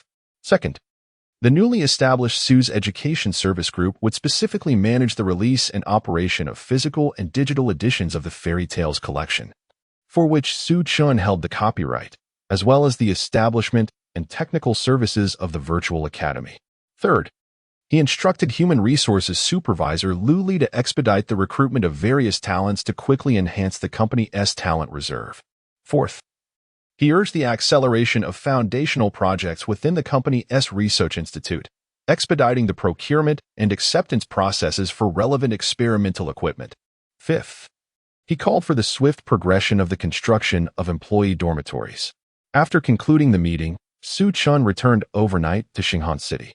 On the evening of February 18th, around 7 o'clock, Su Chen received a call from Academician Huang Kuwu. Hello, Academician Huang. Have you received the auxiliary equipment for our virtual academy? How is the equipment performing? Yes, we have received the equipment. I called you to confirm this matter. After several days of operation, we found that the educational effectiveness of the equipment is exceptionally good. We are preparing to deploy such devices nationwide. I am calling to inform you to make the necessary preparations, and then to have the people from the education department sign the contract. How does tomorrow at 10 o'clock sound? Are you available? Huang Kuwu replied, All right, no problem. I will arrive punctually at 10 tomorrow morning. Haha, I knew you would be eager. Do you think it is suitable for you to handle such an occasion alone? Or would it be better to bring your team, considering that this is a significant national event that will be featured on national media? Huang Kuwu explained. Okay, I understand. I will certainly be there on time tomorrow, Suchin assured him. Suchin, there will be a surprise when you arrive on site. Don't let me down, Huang Kuwu continued. Ah, a surprise. Good, good. I will be well prepared. Additionally, I would like to prepare a gift for Huaka Institute, Suchin added. Oh, really? I am very much looking forward to it. All right. See you tomorrow morning at 10. Goodbye, Huang Kuwu said. Goodbye. Suchin hung up the phone. After pondering for a moment, he wondered what kind of gift would be both substantial and appropriate. A large aircraft might not be suitable. Let us start small. I will select an engine compatible with the current 6th-generation fighter jets. Having made up his mind, Suchin went to his study and opened his laptop. His thoughts delved into the Ecological Intelligent Laboratory, where he sorted through various models of aircraft engines in his mind. He selected an engine that aligned with the national circumstances and technological level of China and made several modifications. After resizing the engine and appropriately adjusting its power, he utilized the laboratory's intelligence system to produce a complete set of design blueprints and construction plans, which he stored on a high-capacity USB drive. Suchin prepared to present this engine as a gift to the nation. Chapter 50. Suchin's gift on February 19, 2021, at 9:50 a.m. Suchin arrived at the agreed-upon location to meet with academician Huang Kuwu, accompanied by several senior leaders from his company. Alongside him were his close companions from the dormitory, Wang Peng, Wang Mingyang, Yang Haoyu, Lu Yusin, Wang Yuhan, Zhao Meng, his cousin, and Lu Li. They entered a small conference room at Anxi University of Science and Technology, which was already filled with the university's officials. Upon seeing Suchin lead such a large group into the room, Dean Lu and Secretary Zhao stood up in unison. They approached Suchin, exclaiming, "Ha! Academician Su has finally arrived. You have made significant contributions to our nation, from the development of human gene immune repair agents to breakthroughs in photolithography technology, and then on to." Well, this part cannot be disclosed. I received a call from academician Huang Kuwu yesterday, and I thought something serious had occurred. It turns out you have achieved yet another remarkable technological breakthrough, which is a great benefit for our country and its people. What academician? When did I become an academician? I am completely unaware. Suchin thought to himself, feeling bewildered. I haven't even graduated from university yet. How could I possibly be an academician? Moreover, becoming an academician is not a matter of mere desire. It requires going through a series of complex evaluations and public announcements to be elected. I have not experienced such processes, so how could I be regarded as an academician? Good day, Dean Lu, Secretary Zhao. I just wrapped up some company matters yesterday and received a call from academician Huang Kuwu, which is why I hurried to the university. I trust you all had a delightful New Year? Suchin responded. Very well, indeed. I heard that Su's biotechnology company has been recruiting personnel nationwide recently. Is that true? Dean Lu inquired. Suchin replied, Yes, Dean Lu, Secretary Zhao, that is indeed the case. However, I am not directly responsible for the recruitment. It is managed by our HR supervisor, Ms. Lu Li. He gestured towards Lu Li, who was following closely behind him. Hello, Dean Lu, Secretary Zhang. I am Lu Li, the HR supervisor at Su's biotechnology company. I oversee the talent acquisition and recruitment initiatives. May I inquire about your guidance regarding our recruitment plan? Lu Li addressed them. Secretary Zhao responded, I wouldn't dare to offer guidance. Here is the situation, Ms. Lu. As February is drawing to a close, our senior students are soon to face graduation and employment challenges. I would like to ask Suchin if, under similar conditions, we could prioritize graduates from Anxi University of Science and Technology. This would not only facilitate student employment, but also make our work at the university considerably easier. Suchin nodded. Ms. Lu, I will leave this matter in your capable hands. If conditions are equal, graduates from Anxi University of Science and Technology will be given priority for nearby job placements. Our company is still in need of personnel, with a significant demand for talent across various disciplines, especially in the fields of virtual academy simulations and after-sales support. Lu Li nodded in response. Very well, Director Su. Dean Lu burst into hearty laughter, exclaiming, Ha ha ha, with academician Su's assistance. It seems that the pressure on graduates from Anxi University of Science and Technology this year will be significantly alleviated. Thank you, Academician Su. Su-chin replied, Director Liu. You jest. I am merely part of the institution. Contributing my efforts to the school is a matter of course. There is no need for thanks. Excellent. It seems you have devised a grand strategy, Su-chin. At that moment, Huang Kuwu entered the conference room accompanied by a group of leaders from the education department. Notably, Academician Huang did not take the main seat but opted for a position to the right of the primary chair, which was occupied by an elderly gentleman with a square face, approximately 65 years of age. Once everyone was seated, Academician Huang introduced, This is our esteemed Elder Huang, the third-ranking official responsible for education and research in Huagua. Elder Huang has come specifically to meet you, Su-chin. Greetings, Elder Huang. I am truly grateful for your long journey to visit us. Had I known in advance, I would have personally come to greet you. I hope you can forgive me, Su-chin quickly said. Elder Huang chuckled. Young people are wonderful. If more individuals like you emerge in Huagua, our nation will surely see an early resurgence. He continued, My visit serves two purposes, to discuss the construction of the virtual academy and to sign a contract for collaboration. Moreover, I bring greetings and commendations from our top leader. Young man, continue to strive. The future of Huagua relies on you young people, as we old folks have aged. Elder One added, You jest. But as a citizen of Huagua, I am immensely honored to contribute to our nation's educational endeavors. After thorough discussions within our company, we have decided to generously provide the core facilities of the virtual academy free of charge to the nation. Naturally, as a business, we must still earn a modest profit. So we propose to sell the auxiliary facilities at a cost price plus 1 yuan. Please do not hastily dismiss our proposal. Despite the vast population of Huagua, even if we only earn 1 yuan per set of equipment, the sheer number of users will result in considerable profits, Su-chin explained. Elder Wang responded, Oh, I see your reasoning. But won't this approach jeopardize your company's financial stability? Such a sacrifice seems excessively great. Su-chin reassured him, Elder Wang. There is no need for concern. Although we may not profit significantly from this new academy project, we still hold shares in the game myth, which I believe will yield substantial profits for both our company and the nation. Elder Wang replied, Your perspective is valid. But could this be too ambitious? Su-chin responded confidently, Rest assured, Elder Wang. This decision was made after careful consideration, not on a whim. Very well. Then it is settled. I had prepared for a negotiation, but it seems that is unnecessary. Let us proceed to sign the contract. Su-chin and Elder Wang swiftly completed the signing of the agreement and handed it over to the accompanying personnel. Elder Wang then commenced the agenda for the second meeting.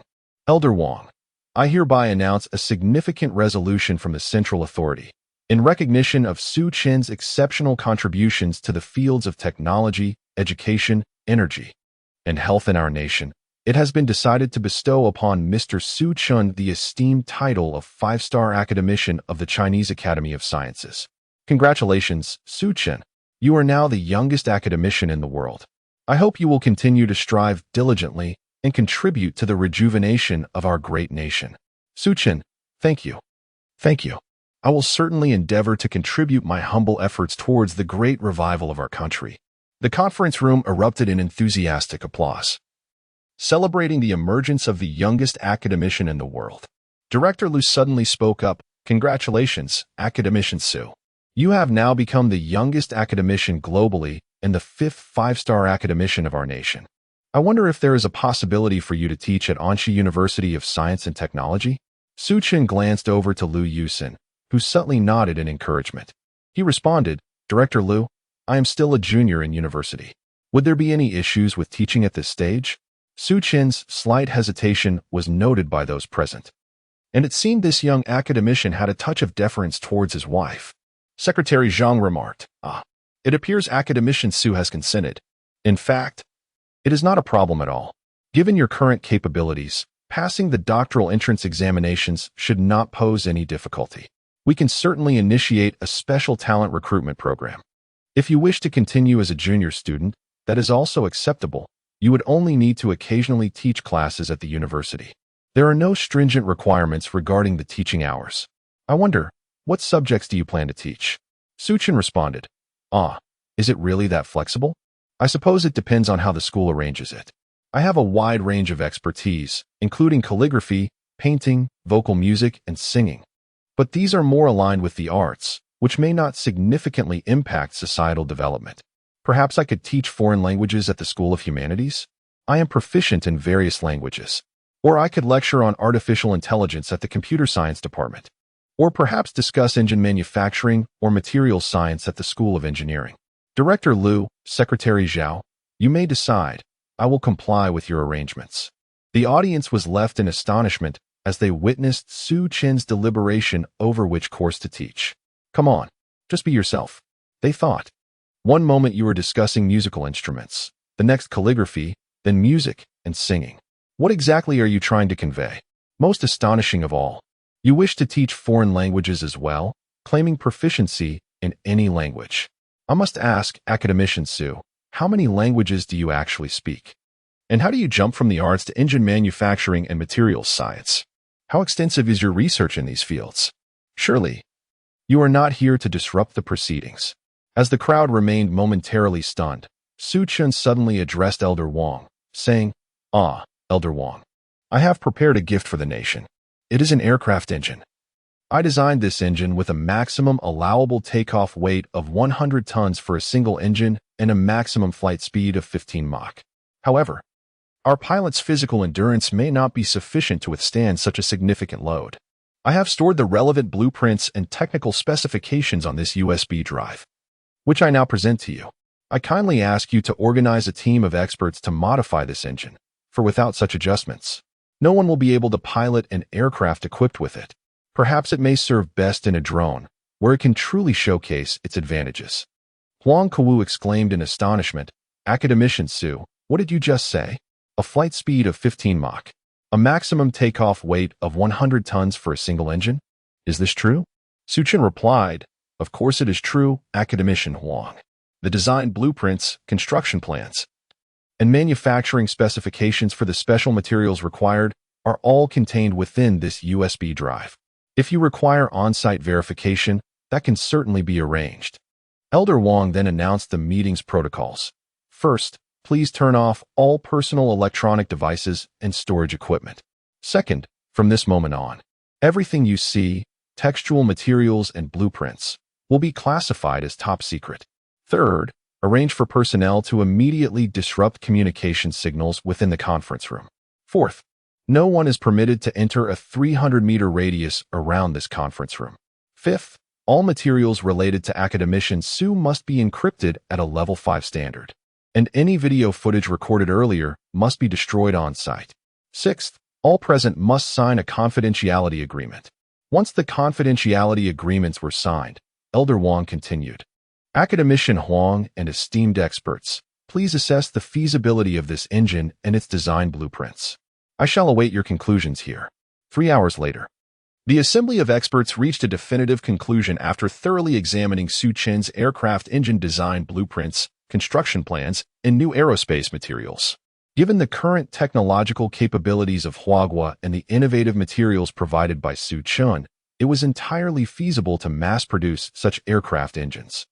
The construction plans and design blueprints exhibited remarkable viability, affirming that Huagua possessed the capability to produce such an aircraft. However, the selection of pilots needed to be expedited, and the aircraft's fuselage and overall structure required immediate redesign to ensure that the planes equipped with this engine could truly soar into the skies. The experts and scholars in the conference room were electrified with excitement, eager to manufacture a magnificent warplane that could soar through the heavens. The meeting continued for an extended duration, lasting until around 10 o'clock in the evening, when Su Chen and Liu Yusin returned home, each carrying 2 boxes. One contained Su Chen's academic credentials, while the other held his appointment letter and related documents from Anxi University of Science and Technology. On the way home, Liu Yusin was puffed up with indignation, her cheeks swollen with frustration. She turned to Su Chen and said, "Darling, I truly regret attending the meeting with you today. Now, when I return to classes, should I address you as Darling, Professor Su, or perhaps Academician Su? How can I possibly attend a meeting with you when Darling has transformed into teacher? Is there no justice in this world?" Liu Yusin teased him playfully, and Su Chen responded, Indeed, sister-in-law. If, in the future, elder brother teaches at your school, make sure to pay close attention during class. Afterward, you can ask him for extra guidance.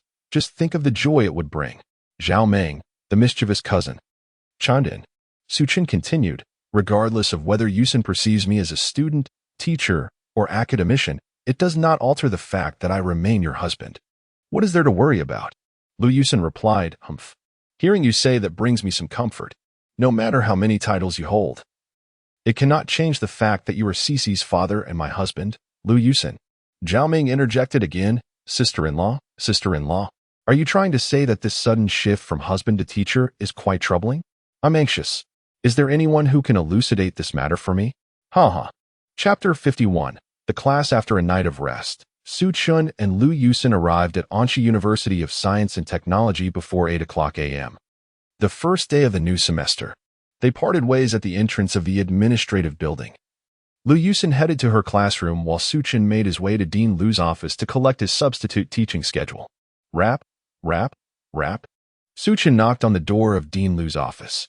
Please come in, resonated Dean Lu's clear voice from within.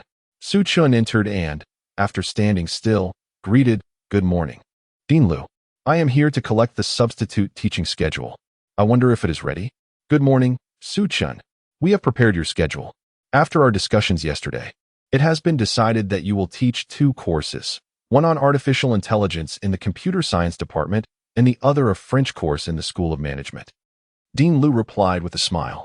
Thank you, Dean Lu, but please just call me Su Chun or Xiao Su. If you keep addressing me as Academician Lu, people might think I am an old man. Su Chun remarked humorously. All right then. I shall refer to you as Xiao Su from now on. By the way, you have a third-year French class in half an hour. A surprise awaits. Dean Lu added cheerfully. All right, I will take a close look at the schedule. Thank you, Dean Lu, and please carry on with your work. Su Chun responded. No hurry. There is still some time. Your office will be arranged by noon, and someone from the Academic Affairs office will come to see you after class, Dean Lu assured him. Great, then I'll head to the classroom now, Su Chun replied. Very well, off you go, Dean Lu said. After checking the schedule, Su Chun realized he had a class to teach in the morning and another in the afternoon at the School of Humanities. Following the timetable, he arrived at the classroom door of the third-year 2 class in the School of Management. Peering in, he found the room already filled with students. However, as he glanced inside, he immediately spotted Lu Yusin and Zhang Ming sitting in the front row. Seeing Lu Yusin's adorable expression, Su Chun couldn't help but smile wryly. He knew this was the surprise Dean Lu had mentioned. Just yesterday, Lu Yusin had expressed her displeasure at the sudden turn of events, where Su Chun had become a teacher while she remained a student. It took a long conversation with Zhao Meng on their way home to soothe her feelings, and now, with Dean Lu throwing this curveball, he felt a headache coming on. As the class bell rang, Su Chun quickly approached the podium and spoke in a clear voice. Hello, everyone. I am your new French teacher, Su Chun. Today marks my first class, and I have little teaching experience. The theme for today's lesson is for each of you to introduce yourselves, so we can get to know each other better. I shall start. At that moment, Lu Yusin below glared at Su Chun, puffing with indignation. Fine. You are here to substitute, and yet you've come to teach me directly. Xiao Qinshan, you are definitely doing this on purpose. Humph. Su Chun then spoke fluently in French. Bonjour too. I am your new French teacher. My name is Su Chun. Additionally, I am also your junior, currently enrolled in the Department of Law within the Faculty of Humanities. At present, I share the same status as you, being a third-year student. In my leisure time, I relish the moments spent at home with my sister, playfully teasing my daughter, and preparing meals for my wife and children. Su Chun then stated, You are invited to commence your introductions from here. While speaking, she gestured towards the first seat in the leftmost row. Thus, the inaugural class of Su Chun's journey officially commenced. Chapter 52. Application for early graduation soon. After all the students in the classroom had introduced themselves, Su Chun commenced his first formal lesson. His teaching style was characterized by an unconventional approach, neither adhering strictly to the existing curriculum nor proceeding at a rapid pace. Instead, Su Chun systematically organized and optimized the knowledge framework he sought to impart, reflecting his own insights. His lectures were both profound and accessible, leaving the students yearning for more after each session. With a nod to Lu Yusin, Suchin briskly exited the classroom. At that moment, staff from the Academic Affairs Office awaited his departure at the door. Together, they proceeded to the office prepared for Suchin by the school. This spacious office boasted a private restroom, a shower, and a lounge area, with all necessary appliances in place, covering approximately 70 square meters. Suchin found great pleasure in this office. In the afternoon, Suchin returned to his class to continue studying. Throughout the lesson, he pondered whether he should apply for early graduation. His current status felt rather peculiar. He was a third-year student, yet also a teacher at the school, as well as a 5-star academician in Huagua. It seemed unnecessary to squander his limited time in a third-year classroom. As the school's substitute instructor, he could easily attend classes alongside Lu Yusin. Thus, he resolved to inquire with Dean Lu after class about the process for applying for early graduation. After class, Suchin knocked once more on Dean Lu's office door. Upon entry, he noticed that Secretary Zhao was also present. Quickly, Suchin conveyed his intentions to both leaders and sought their opinions. Secretary Zhao proposed, given your current professional qualifications, obtaining merely an undergraduate certificate should be quite straightforward.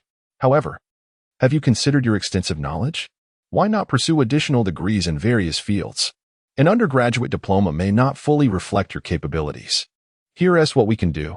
Select a few specialties or fields and draft a formal application for early graduation. Both Lu and I will assist you. Additionally, prepare to produce a thesis for the degrees you wish to obtain. The starting point can be elevated. That is of no concern. Suchin inquired. Are you suggesting that as long as I pass the assessments, I could attain postgraduate or even higher qualifications? Dean Lu interjected. Young Su, you jest. With your abilities, it would be a mere formality.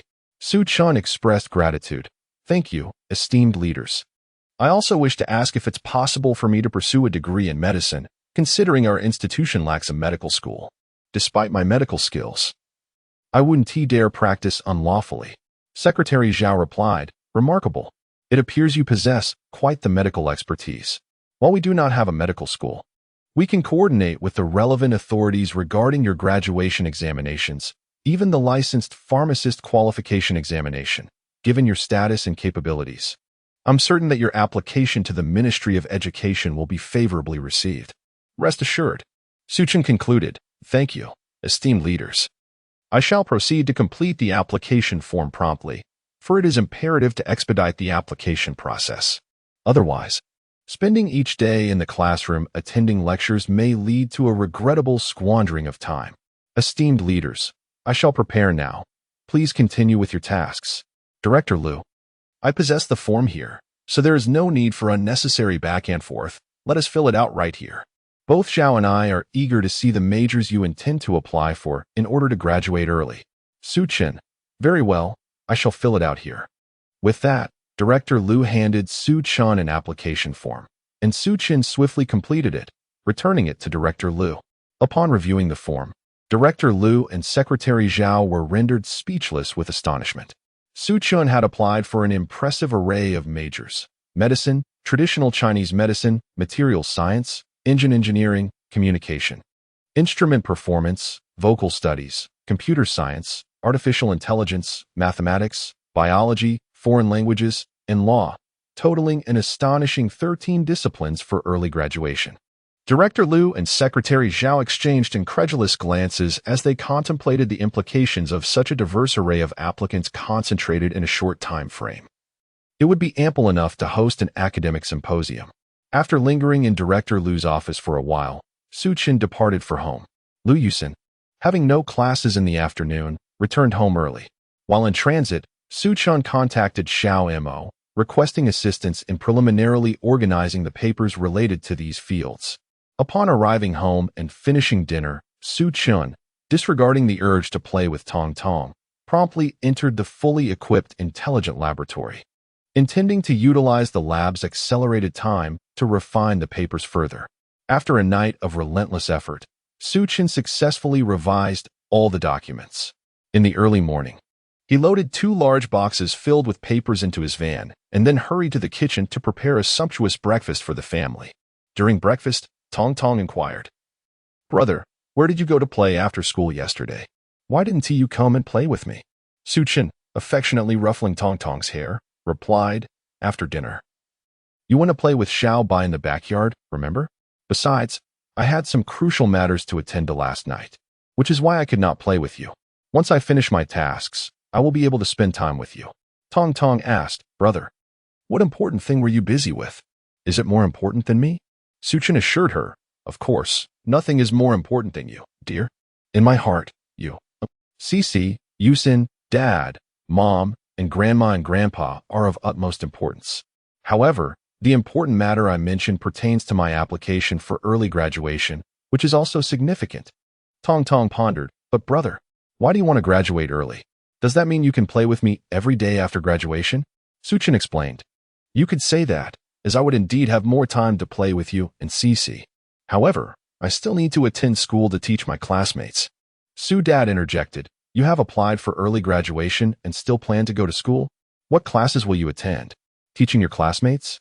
Su Mom, you? Chen Chen. Did you say you would be teaching your classmates? Lu Yusin interjected. Mom and Dad. Suchin is neither mistaken nor deceiving you. He is indeed a teacher at the school now. That fellow even conducted a French lesson for me this morning. Humph, quite full of himself. Suchin promptly dashed back to his room, retrieving a box containing his official appointment letter to present to his parents and grandparents. After a flurry of explanations from Suchin and Lu Yusin, his family finally accepted the truth of his new role as a school teacher. Following breakfast, Suchin and Lu Yusin hurried to school, with Lu Yusin attending classes while Suchin set off to submit his thesis. After much effort, Suchin completed the submission of all his papers and returned to Director Lu's office. He sought to inquire about the progress and procedures regarding his application for early graduation. Half an hour later, Suchin exited Director Lu's office with a sense of satisfaction. Director Lu informed him that his assessments, defense, and professional technical title evaluations would take place in 3 days, with a planned duration of 10 days to complete the evaluations across various disciplines: medical science, traditional Chinese medicine, materials science, engine engineering, communication, instrument performance, vocal studies, computer science, artificial intelligence, mathematics, biology, foreign languages, law, among others. Chapter 53.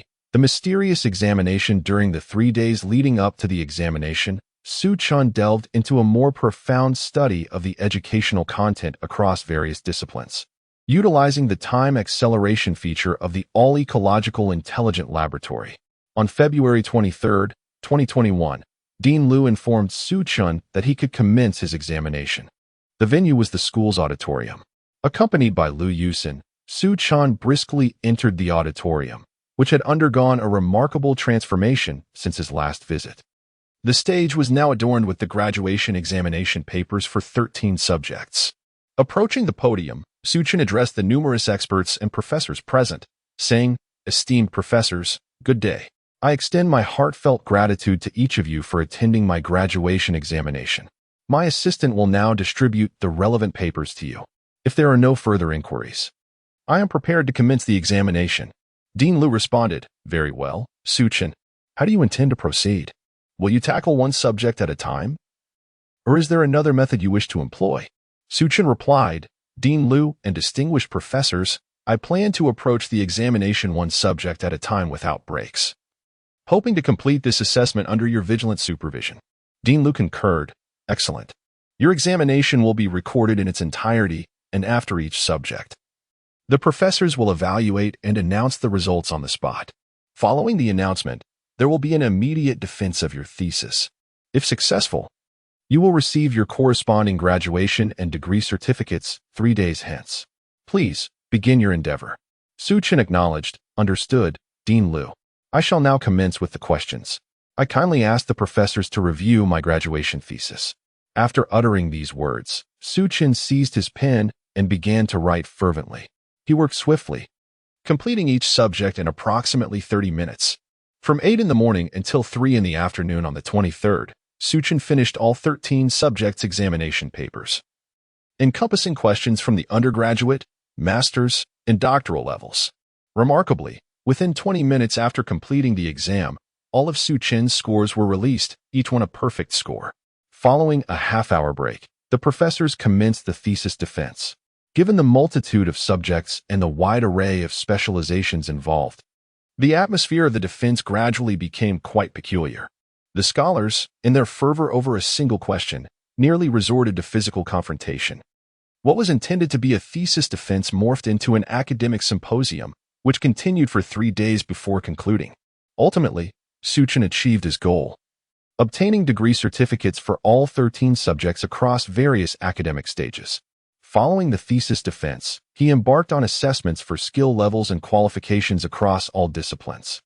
As these skill and qualification examinations fell outside the purview of the expert professors, they proceeded independently. Yet they did not leave.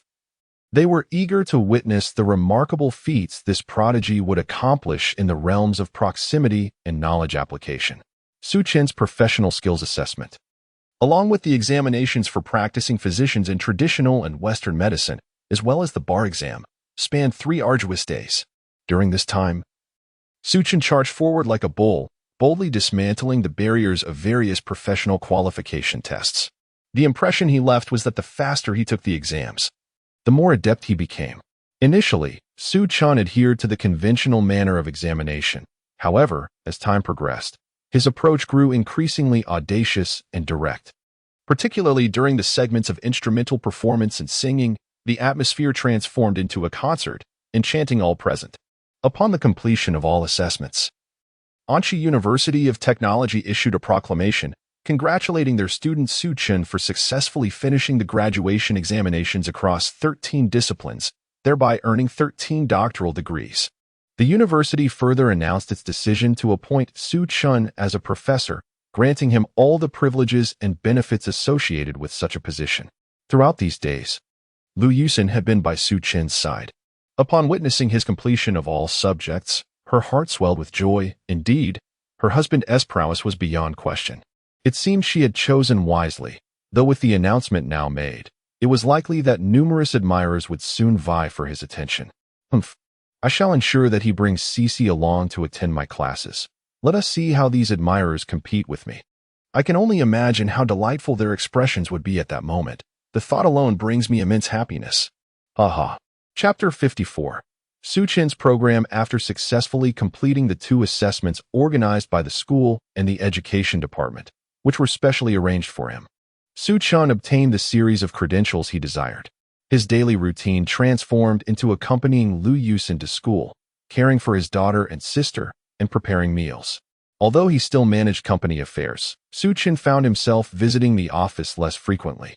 Any matters that arose were handled directly by Xiao Mo or communicated to his colleagues Wang Peng, Yang Haoyu, and Wang Mingyang for resolution.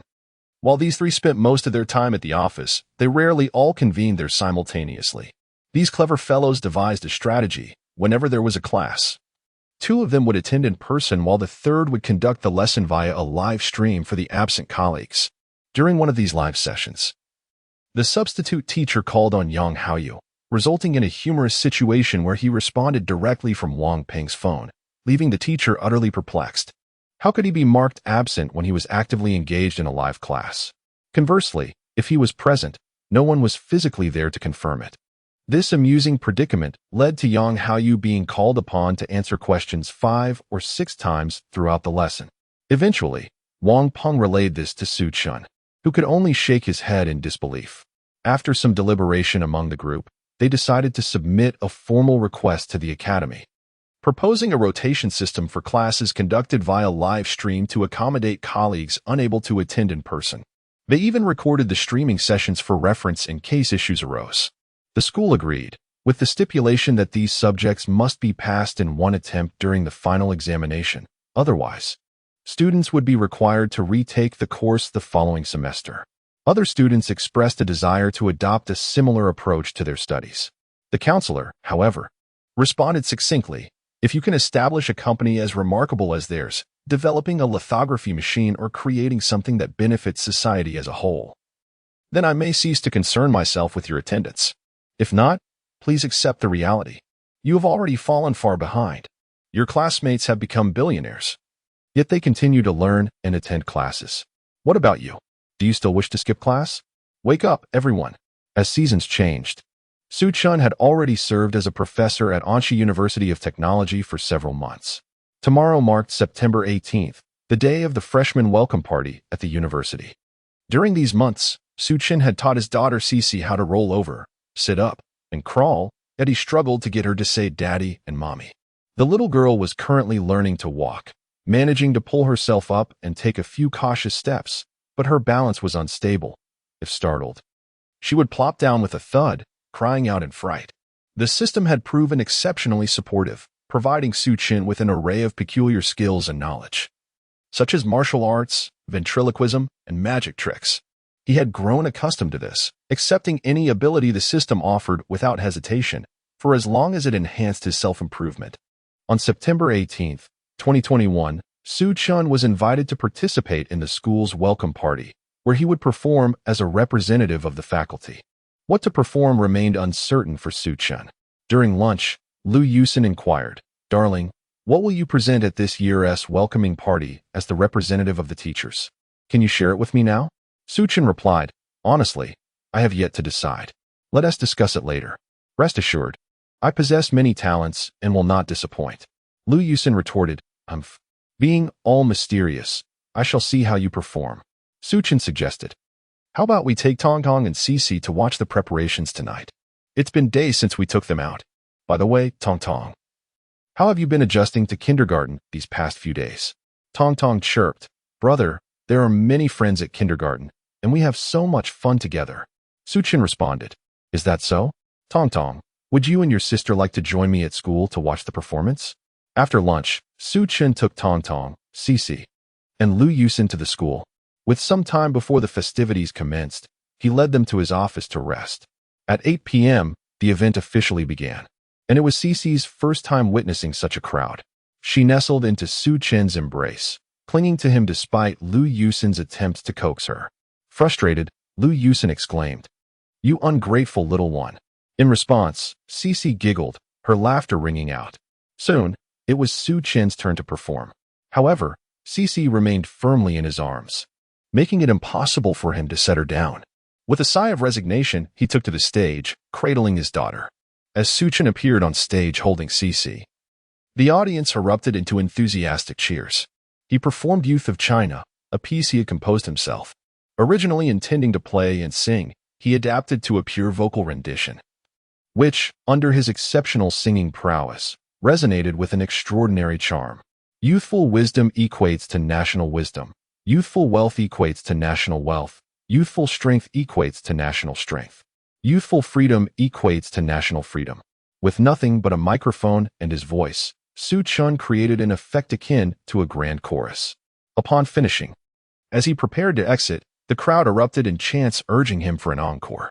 Glancing at Dean Liu and Secretary Zhao in the audience, who nodded encouragingly, Su Chun addressed them, "Esteemed leaders and fellow students, I sincerely apologize. That last piece was meant to be accompanied by my own playing, but my daughter wouldn't let go of me.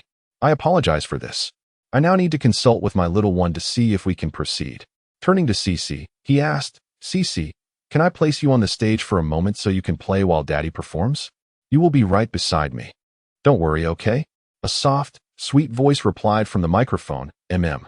Hearing her response, Su Chun gently set Cece down on the stage. She stood steadily, her face filled with curiosity as she watched her father. After ensuring that Cece was comfortably settled, Su Chun rose and approached the piano. This time, he intended to perform the piece Kiss My Baby. As Su Chun sang and played, he couldn't help but cast tender glances at Cece. Finally, upon completing the song, before the audience could even applaud, he heard a sweet, childish voice call out, "Daddy, hold me." In disbelief, Su Chun swiftly scooped up Cece and planted a kiss on her forehead. At that moment, his world revolved solely around his precious daughter, and he had completely forgotten that he was still on stage. The echo of Cece's adorable plea, "Daddy, hold me," resonated in his ears. The venue erupted into thunderous applause. After bowing graciously with Cece in his arms, Su Chun hastily exited the stage. He had no choice but to leave. Just moments ago, a startling notification from the system had sent shivers down his spine. Ding! The system announced, "This system has detected that the host and his daughter have performed together on stage. As a special reward, the host is granted the production technology and manufacturing line for human gene enhancement. Related knowledge has been transmitted into the host's mind, and textual information has been sent to the host's virtual space. The system advises the host to promptly extract the manufacturing line from the system space and complete the installation. Ding! The system continued. This system has detected that the baby is called Daddy for the first time. As a special reward, the host is granted the complete technology for constructing interstellar battleships and interstellar transport vessels. Relevant knowledge has been instilled into the host's mind, and textual information has been dispatched to the virtual space for the host's timely review. Chapter 55. The cunning nature of Su Chun. After returning to his seat with Cece in his arms, Su Chun resumed his meticulous examination of the contents within his mind. He found himself astounded. The system was indeed peculiar. Initially, it bestowed upon him mastery in piloting and expertise in spacecraft construction. At that time, although the construction techniques encompassed interstellar warships and transport vessels, they lacked the comprehensive command systems and logistical support frameworks essential for an entire fleet, as well as a complete ecological sustainability system. To his surprise, this time, it provided him with the full spectrum of knowledge regarding both interstellar warships and transport vessels. It appeared that the system intended for him to lead Cece, and indeed all of humanity, into the vastness of the cosmos, to construct spaceships and guide the people of Earth to broaden their horizons and behold the wonders of the universe. Seated in contemplation, Su Chun pondered extensively. Now equipped with technology and blueprints, he realized, however, that given the current technological and industrial capabilities of Huaghua, it was unlikely that such monumental constructions could be realized in the near term. Although Huaghua had earned the moniker of infrastructure behemoth, the construction of such grand entities could not be accomplished overnight. It seemed imperative for him to hasten the pace and leverage more advanced technologies to propel the resurgence of Huaghua. The miniature controllable nuclear fusion technology he had previously submitted had, through over half a year's efforts, been fully assimilated by Huaghua. In recent months, the nation had rapidly and impressively developed and commissioned numerous nuclear-powered warships, submarines, and aircraft carriers, even innovatively creating nuclear-powered drones. However, he had yet to receive any feedback regarding the aircraft engine construction technology he had conveyed to academician Huang Kewu. Nor had he heard of any recent test flights of new aircraft. Despite possessing such advanced blueprints and construction techniques, Su Chun remained resolute in his belief that progress must be gradual. One must not recklessly indulge and become bloated. Currently, the world's first virtual reality game, Myth, operated by Su's Electronic Technology Service Company, Limited, was still half a month away from its launch. Although extensive promotional efforts were underway, few truly understood the game. The fundamental issue stemmed from a lack of belief that virtual reality technology could be fully harnessed for game development. It seemed that only on the day of the game's official release could this skepticism be wholly alleviated. In Su Chun's strategy, he planned to commence large-scale production of advanced technologies only when at least 50 of both domestic and international players became captivated by the game. He believed that only when foreign entities lowered their guard could they muster the energy to diligently catch up. Su Chun was unperturbed by the prospect of domestic players becoming engrossed in Myth, for he had implemented stringent restrictions on the gaming hours and age demographics of players from the outset of the game's development. Each individual would be limited to a maximum of 8 hours of gameplay per day, while those under 18 would be restricted to 4 hours daily and barred from logging in between 8 a.m. and 8 p.m. Adults aged 18 to 25 would face a 6-hour daily limit on their online time. Players aged over 65 are prohibited from selecting combat-oriented professions, and their online time is limited to no more than 6 hours each day. Su Chun has also resolved to enhance the production capacity of auxiliary equipment for the Virtual Academy by adding 10 more production lines, aiming to achieve an 80 coverage rate in schools nationwide before the launch of the game Myth. While foreigners engage in fierce battles within the game, our compatriots are rapidly arming their minds. However, Su Chun still feels that this is insufficient. This passive waiting is not what he desires. He has decided that upon the break of dawn tomorrow, he will sequentially arrange the production process technical specifications and production lines for the newly acquired human gene enhancement serum. He intends to swiftly produce a batch of samples, which will then be validated for efficacy by the Huaka Institute and the Health Department before being quietly promoted nationwide, enhancing the physical immune capabilities and fortifying the physical attributes of the Chinese populace. At this moment, Su Qin strongly senses that only by strengthening the physical constitution of the Chinese people can they better adapt to life and production rhythms in outer space. Thus, when humanity truly steps into the interstellar era, the Chinese will be able to venture farther, longer, and more enduringly. The school's welcome party, amidst Su Qin's myriad of thoughts, finally drew to a close. Upon returning home, after ensuring that Shi and Tong Tong were settled for the night, Su Qin joined Lu Yusin in the study. He retrieved the technical materials related to the human gene enhancement technology from the virtual space. Su Qin said, "Dear, here is the relevant information regarding the human gene enhancement serum I have newly developed. I plan to share this material with my father-in-law, and together we will propose a clinical trial request to the Huaka Institute and the vitamin department. I hope this serum will earn my father-in-law the title of an academician." Lu Yusin replied, "Honey, is that really feasible? My father has dedicated his life to biology, but has never made it onto the list of academician candidates. Can such a serum accomplish that? Could you perhaps simplify it for me?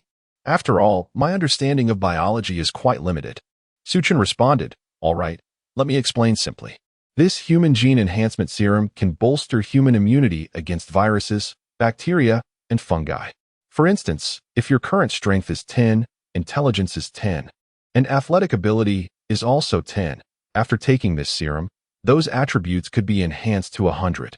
In simpler terms, you would be 10 times smarter, 10 times stronger, and have 10 times the athletic capability." Lu Yusin asked, "Is that truly the case? If the serum has such a significant effect, then hastily introducing it to the market could undoubtedly bring about societal instability. Have you considered this?" Su Qin chuckled, "Oh, my dear, you are overthinking it. Before such a widespread application, the government will certainly have arrangements in place. Moreover, the military and administrative personnel are all carefully selected elites. Just think, the effects of the serum on them will undoubtedly surpass those on ordinary individuals. The so-called instability you mentioned will, at that point, be no different from what it is now. If the scientists in our nation experienced a tenfold increase in both physical fitness and intellectual capacity, what remarkable outcomes would ensue? Moreover, the virtual reality game we have launched, titled Myth, could significantly impede the societal advancement and scientific progress of foreign powers. Should we utilize this potion once more?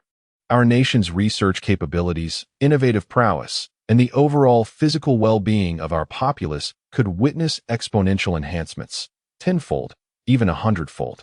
In this era where entertainment reigns supreme, nothing is beyond the realm of amusement.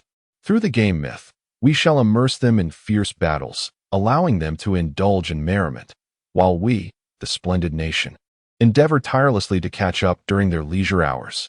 With the assistance of this potion, we are confident that our efforts will yield splendid results." Lu Yusin, "Indeed, my dear. I had no idea you possessed such a cunning side." Su Qin, "Oh, where do you get such notions, my love? This is merely a necessity of the situation. I am compelled to devise such a strategy out of sheer necessity." Lu Yusin, "Nevertheless, darling, your strategy is quite commendable, and I must admit, I find it rather appealing. Let them revel in the game, lost in their fantasies." Haraha. I couldn't help but burst into laughter. Su Qin, "By the way, my dear, tomorrow I will provide you with 2 sets of equipment. Please reach out to Zhang Ming and arrange a live broadcast of you both playing Myth. Let's enlighten those skeptics who doubt the full applicability of virtual reality technology in gaming." Lu Yusin, "All right, my love. I shall contact Zhang Ming shortly to inform her of the live broadcast. However, I suspect neither of us is particularly skilled at gaming. Aren't you boys generally quite adept? Perhaps you could join us tomorrow along with your 3 roommates, so we can all experience the game together, as it might be rather dull with just the 2 of us. I fear that with such a small audience, the broadcast won't be very engaging. What do you think?" "Dear Su Qin, very well, my love, I shall heed your suggestion. Let us gather our friends for some merriment." It will also serve as a fine promotion for our game. Chapter 56. The first live stream of Myth. On the following morning, Suchin assembled Wang Ping, Wang Mingyang, Yang Haoyu, Zhang Meng, and Lu Yusin to commence the live streaming of Myth, the world's inaugural virtual reality game. Suchin designated the group to the rear garden of his residence, distributing the neuron connection rings manufactured by Su Electronics Technology Service Company, Limited. The rings, crafted from a material that is neither metal nor plastic, exhibited an aesthetically pleasing design akin to ordinary rings, yet their weight was remarkably light, almost negligible. While Zhang Ming and Lu Yusin were encountering the rings for the first time, the others had previously only seen them in advertisements and promotional videos. After elucidating the usage of the rings, Suchin took a moment to address specific concerns with Zhang Ming, such as connecting to external networks within the game and authorizing cross-platform access to her own streaming room. Subsequently, they established their accounts and immersed themselves in the game. Following the system prompts meticulously, Suchin completed the game setup. Upon entering the game, Zhang Ming promptly linked her streaming account and commenced her live broadcast. Hello everyone. I'm your host, Ming Ming. Today, I have received an invitation from Su Electronics Technology Service Company, Limited. I shall unveil the global premiere of the virtual reality game Myth. Please follow my lens as we explore what this game truly entails. As the broadcast began, the host had already entered the game, but had yet to create a character. Let us see how to choose a game race. The human character's appearance is acceptable, though all attributes are at 1, with agility growth at an intolerable -0. 75. The demon race, regardless of adjustments, fails to appeal to me and can be dismissed. After some modifications, the celestial race feels ethereal and is thus my selection. Zhang Ming designated her character as Meng Meng and ventured into the game. During the Tang Dynasty, in the first year of the Jingguan era, the realm was newly stabilized. The Tang Emperor employed the capable, recognized talent, encouraged open dialogue, respected life, practiced self-restraint, and humbly accepted counsel. He enforced frugality, nurtured the populace, and revitalized culture. However, as external threats loomed, chaos ensued, and the races of humans, demons, and celestials vied for fortune amidst the Tang Empire's dominion. Traveler, do you wish to ensure the stability of the dynasty and strive for a glimmer of hope? Ming Ming responded, I do.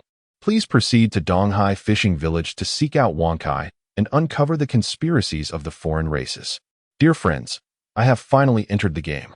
Allow me to share my impressions. Firstly, the sensory experience is incredibly immersive. Feel this leaf swaying in the wind, and I can almost sense the gentle breeze on my face. I currently reside in the novice village, Donghai Fishing Village. Observe the architecture here. Doesn't it resemble a seaside fishing village from our world in the 1960s and 70s? The only difference lies in its exquisite and antiquated design. Next, I shall embark on a storyline quest, and I will continue to stream throughout. After completing a segment of the novice quest, Zhang Ming's level ascended to 3. After gathering with Lu Yusin, Wang Ping, and others, they formed a small team and ventured outside the village to combat minor creatures. 3 hours later, they all reached level 10. Since the game had not officially launched, they could only explore the scenic surroundings of the novice village atop their flying mounts. During this time, Zhang Ming triggered a small side quest related to the origins of the world and humanity in the mythology of Huagua. This quest elucidated the genesis of both the world and humankind within the mythological context, though it did not yield any equipment or gold. Each of the 5 individuals acquired a distinct life skill, and Zhang Ming was eager to investigate the details of the alchemy skill she had received. However, she was taken aback when the NPC presented her with a medicine basket and a small herb hoe, instructing her to first learn about herbal knowledge before attempting to concoct potions. Remarkably, the herbal knowledge mirrored that of the real world, encompassing properties, applications, and contraindications that were entirely consistent. Zhang Ming exclaimed, Hey everyone, look, are you as astonished as I am? This mythical game is quite intriguing. Instead of simply offering life skills, it educates us about herbal knowledge. I came here to play a game, yet I find myself learning instead. To make matters worse, my teammate acquired the smelting skill and is currently laboriously wielding a hoe to mine. I suspect that, given the game's mechanics. We will soon need to engage in blacksmithing how I'm using. The most unbelievable part is that my best friend is now studying fashion design. Having obtained the tailoring skill to create equipment, although thankfully, she doesn't need to learn weaving. After several hours of play, my daily online time was nearing its end. I must say, the game's design is quite fascinating, filled with the extraordinary. I wish to inquire with the developers. Are you serious about these game mechanics? My best friend's husband's brother is still diligently practicing his writing. Is the game sensing his poor handwriting and enforcing mandatory learning? How amusing. Nevertheless, such mechanics are genuinely beneficial. We can learn while indulging in the game, which is wonderful. I asked the game developer, and he stated that in this world, anything is possible. There is no standard template for acquiring skills or achieving growth. It is a realm brimming with opportunities and wealth. In this game world, anything can happen. Chapter 57. Hot discussion after Zhang Meng's broadcast concluded. The gaming livestream was rehashed by countless netizens, with various edited clips circulated on short video platforms. These clips were adorned with peculiar titles such as Is Myth a Serious Game? Learn Homework Online with Myth. Learn to Forage with Myth. And Black Players, Beware. A coal mine awaits you. Amidst the relentless barrage of information across various short video platforms, the game Myth attracted significant attention, piquing the curiosity of many. Perhaps everyone was eager to see whose luck was worse. Numerous comments flooded in, with viewers keen to identify the next unfortunate player. They were all intrigued by the potential limits of Myth. Would it truly have no boundaries? Would Myth teach players how to farm? Many were more concerned about the nature of the gaming device. A considerable number inquired where they could purchase this device. Unfortunately, Myth had yet to officially launch and commence operations, while a myriad of questions lingered in people's minds. No one was there to clarify their doubts. This enigmatic setup only heightened everyone's curiosity. On September 21st, 2021, the official website of Myth was launched, but it merely provided background information about the game and details about how in-game currency could be exchanged for real currency, lacking any mention of skills or life abilities. It simply stated, in Myth, anything is possible. Go forth and compose the myth that lies within your heart. This tantalizing proposition left many eager to enter the game and showcase their prowess, especially upon discovering the potential for real currency exchanges. On September 25, 2021, the Myth official website revealed the purchasing locations and prices for the gaming rings. The only device required for the game was the gaming rings, with no mention of the helmet or gaming pod described in novels, priced at a mere 198 yuan. This price was within reach for nearly everyone, and both Su Chun and Hua Guo were well aware of the strategic plans behind the game, leaving them unconcerned about its profitability. The Myth official website and major media outlets, including China Central Television, reported that this game, developed with the participation of governments from various nations, would be the world's first to apply virtual reality technology and artificial intelligence management. It was set to officially launch on October 5, 2021, at 12 p.m. The game would automatically generate corresponding nations within the game based on the nationality of the players entering. The in-game currency would be managed by financial service institutions from each country, with real-time exchange rates. The launch of Myth signified the application of the most advanced technology in human society. In Myth, anything is possible. Viewers were urged not to miss this opportunity, as Myth was destined to establish humanity's second world. While Myth stirred the globe, Suchin continued his daily routine of caring for his child and attending classes, enjoying a life of tranquility. A week prior, he had already submitted relevant materials and papers regarding human gene enhancement agents to his father-in-law, Professor Liu. Professor Liu, the father-in-law, has submitted this information to Huazhong University of Science and Technology. The university promptly approved the experiments and assessments of the medication, leading to swift clinical trials. Due to confidentiality reasons, these trials were not conducted directly among the general populace. On September 23, 2021, the results of the human trials were released. The first group of vaccinated individuals experienced remarkable enhancements in their capabilities, with various metrics improving by over tenfold. Soon, directives from the Central Command were dispatched to the frontline units, instructing all operational units to administer the new immune protein. Although the Central Command's orders were somewhat vague and appeared to exhibit signs of deliberate obfuscation, it is the fundamental duty of a soldier to obey orders. In the course of their training, these individuals began to notice peculiar changes in their bodies. However, they remained discreet and silent, believing that this was a specially developed drug by the state to rapidly enhance their physical abilities. Since there were benefits, they questioned why such information should be disseminated to others. Deep down, they pondered why such medications had not been provided to them sooner. Alongside the changes in their physical condition, their lives underwent a dramatic transformation, and the side effects of the medication gradually manifested. These side effects were somewhat amusing. For instance, when walking, their strides became exaggerated, resulting in torn trousers. When dining, their strength was excessive, causing spoons to bend and bowls to be crushed into fragments. Everything they touched seemed to contort under their grip. This predicament caused considerable headaches for the logistics managers of the units, as during regular training, the items they replaced annually were minimal. However, in recent days, the logistics department had to replace all the equipment required for their daily lives and training multiple times. The situation escalated to the point where it reached the commander, who was demanded to provide an explanation. Yet, the commander's response was rather ambiguous. If something breaks, just replace it. Why do you need to fuss about the reasons? How dare you come to me with your complaints? Isn't this your job?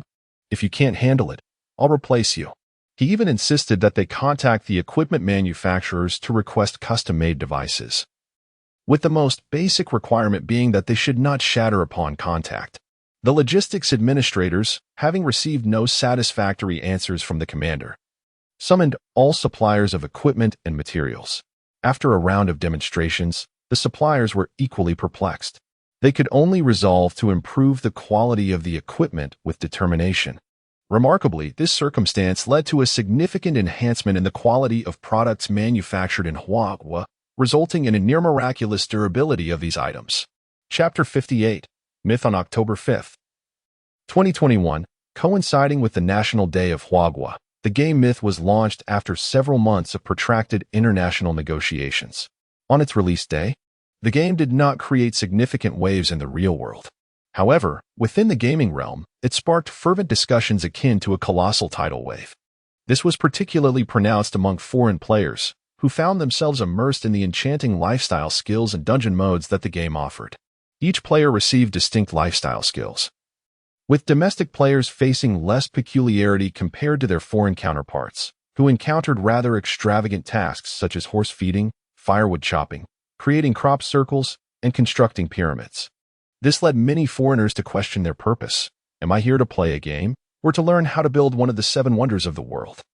10 days post-launch, players from various nations took to the official game forum to express their admiration for the game's design. They remarked on how the historical backdrop and factual content resonated deeply with their own realities, rather than merely playing a game. It felt more akin to participating in the establishment and rejuvenation of their nations. The remarkable lifestyle skills, albeit time-consuming, allowed each individual to enhance their personal abilities, filling gaps in their skill sets. High-ranking officials across nations observed the feedback from the game's artificial intelligence and their respective oversight agencies. They noted a substantial decrease in crime rates, an accelerated circulation of currency within financial sectors, and a revival of various fast-moving consumer goods markets. This was an outcome they had long sought to achieve through administrative measures. Yet they were surprised to find that a mere game had accomplished what had previously required considerable effort. They welcomed such results with open arms. manhwa and Suchin also received pertinent information, albeit differing from that of other nations. They acquired insights on player engagement, demographics, financial investments in the game, and the flow of funds. For a nation, such data is typically shrouded in secrecy, yet it was now readily accessible, which was astonishing. Upon receiving this data, Suchin promptly set his pre-established plans into motion. Leveraging the engine manufacturing technology acquired through the nanny system, he recognized that the time was ripe for a comprehensive rollout. Suchin meticulously organized technologies pertaining to large diesel engines, commercial aircraft engines, high-thrust rocket engines, and large helicopter engines. After packaging these urgently needed technologies for manhwa, he conveyed the information to his mother-in-law, Zhao Huilan, via Xiao Imo, Su Chen aimed to elevate her status in the research field, aspiring to transform her into a prominent figure in engine manufacturing. Meanwhile, at the core of Huagua, due to prior directives, all garrison troops had been administered genetic enhancement agents. They prepared to implement their plans in 3 phases. In the initial phase, all vigilant forces responsible for safeguarding the nation will first receive an injection of a human gene enhancement serum. In the subsequent phase, internal law enforcement personnel tasked with protecting the lives and property of the citizens, such as firefighters and police officers, will also be administered the serum. Following this, all administrative bodies, enterprises, health institutions, researchers, and major universities will complete the injection of the human gene enhancement serum before it is gradually and regionally administered to the general populace.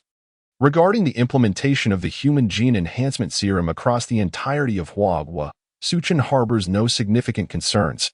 After all, this serum was originally intended for the entire human race, with Huagua merely registering its use 5 to 10 years prior to other nations. Su Chen plans to leverage this limited 5 to 10-year window to exert his utmost efforts in elevating the overall strength of Huagua by several notches. Ultimately, sharpening the axe does not hinder the work of chopping wood, as the capabilities of the populace are enhanced. Considerable time will be saved in scientific research and various fields of development. Seated in the garden, Su Chen's gaze is intently fixed on his daughter, Shi, who is currently taking her tentative first steps on the ground. His heart is tightly wound with concern, not out of fear for anything else but the possibility of his precious daughter falling. Although she has essentially mastered the art of walking, she resembles a small, unsteady weeble, perpetually on the brink of toppling over. Therefore, both Su Chen and Lu Yusin must remain vigilant, closely monitoring Shi as she wanders about to prevent any untoward incidents.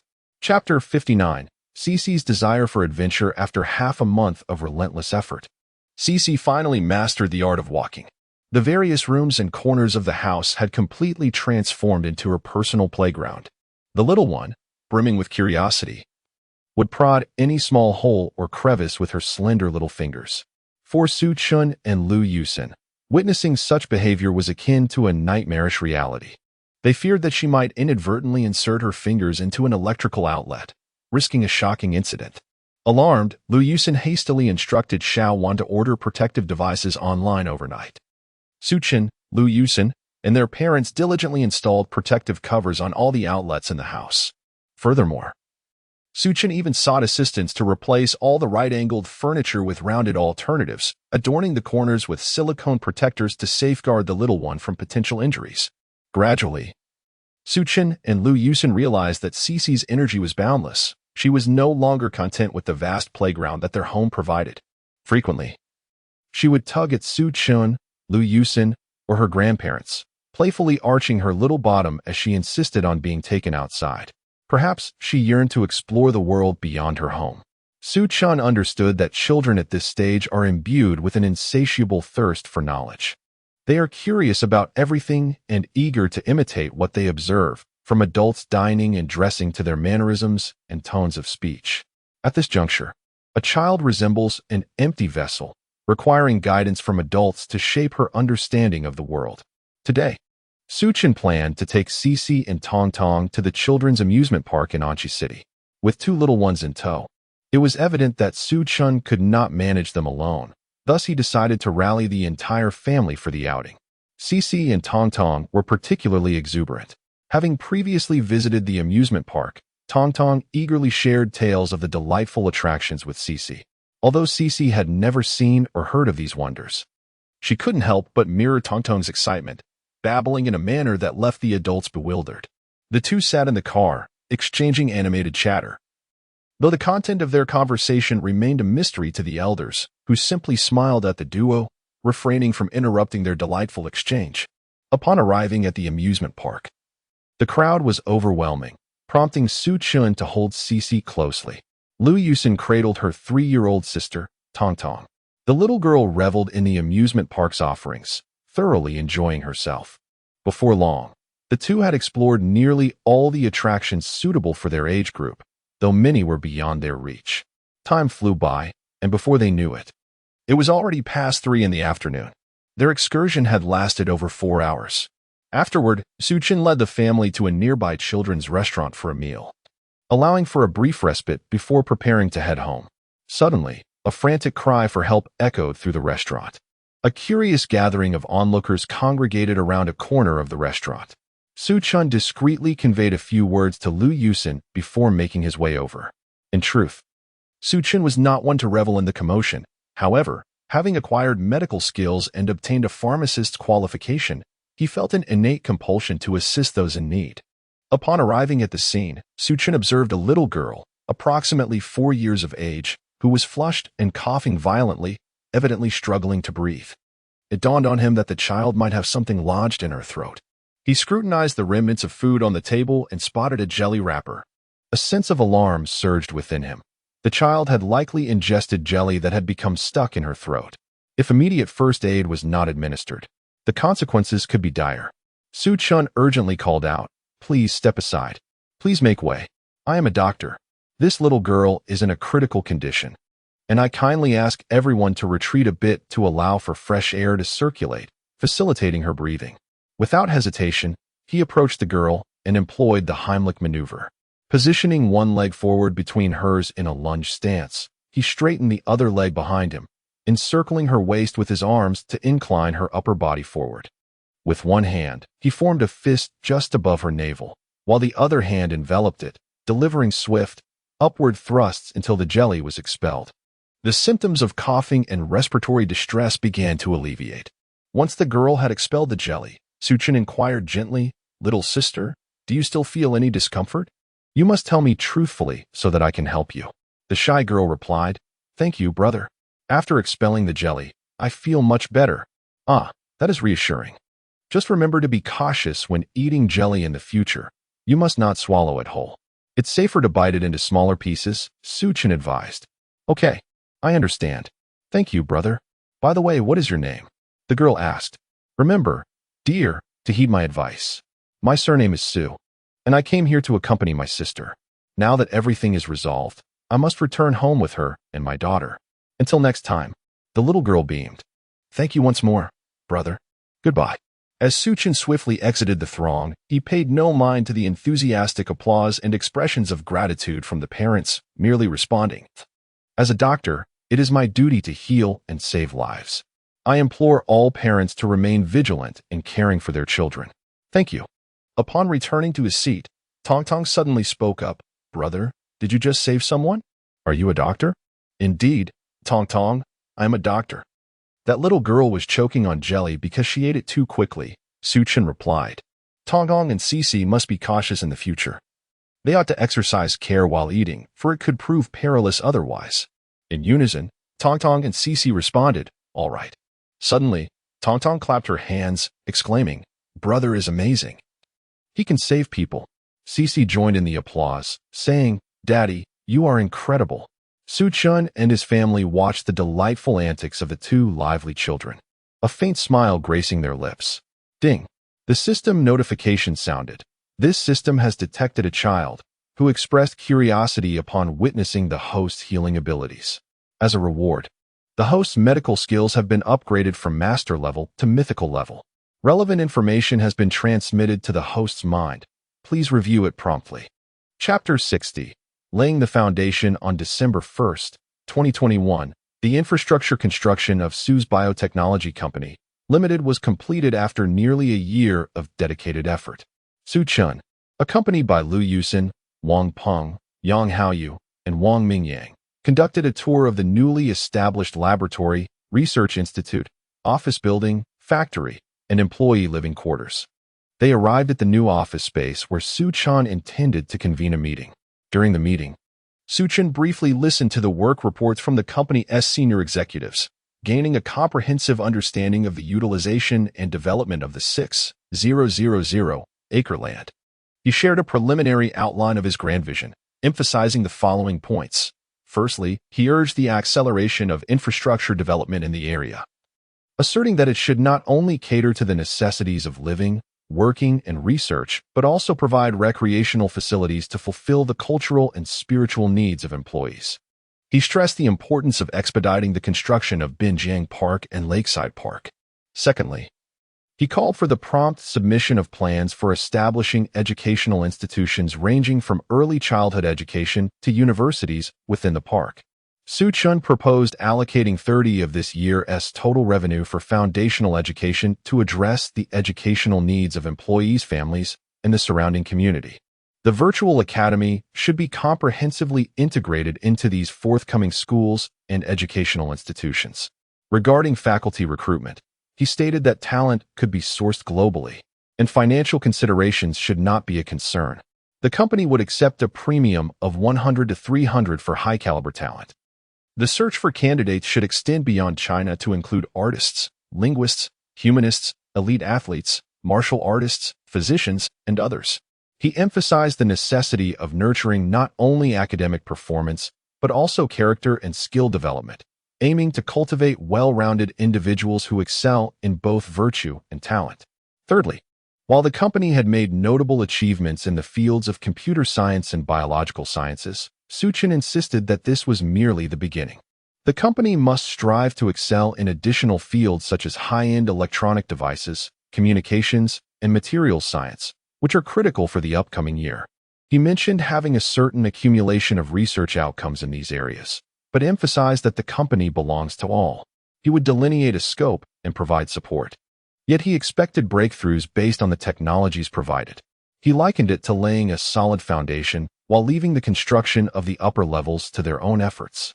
Lastly, Su's Education Company Limited should thoroughly explore the market, gathering, synthesizing, and creating more enriching content beneficial to both the nation and humanity as a whole. Fifthly, Su's Biotechnology Company Limited must no longer rely solely on the previous research outcomes I provided in the field of biotechnology. Greater efforts should be devoted to addressing pressing issues such as food security, drought and flood resistance, and the development of new species. Transforming previously inhospitable environments into habitable spaces for humanity should be a priority. Sixthly, Su's Electronic Technology Service Company Limited ought to delve deeper and broader into the potential of programming languages, which serve as a significant asset. I hope to witness, within the next 1 to 2 years, the emergence of artificial intelligence programs crafted by your team, or the creation of a computer and mobile operating system tailored for the people of Huagua. Seventhly, a collaborative effort among Wang Peng, Yang Haoyu, Wang Mingyang, Zhao Meng, and Zhang Meng should lead to the integration of the subsidiaries, forming the Su Group. As for the aforementioned decisions and requirements, if there is a need for talent acquisition, Luli will oversee it. Financial matters will be managed by a dedicated team of accountants for relevant audits. After the meeting, Su Chun led Lu Yusin home. Along the way, he took her hand and inquired, "My dear, you are about to graduate from your senior year. Have you considered taking a position at the company? Or do you have other aspirations?" Lu Yusin replied, "Darling, the affairs of your company are being handled well by Wang Ping and the others. I believe I should refrain from direct involvement in the operations. I could hold a supervisory title, which would facilitate management without causing issues.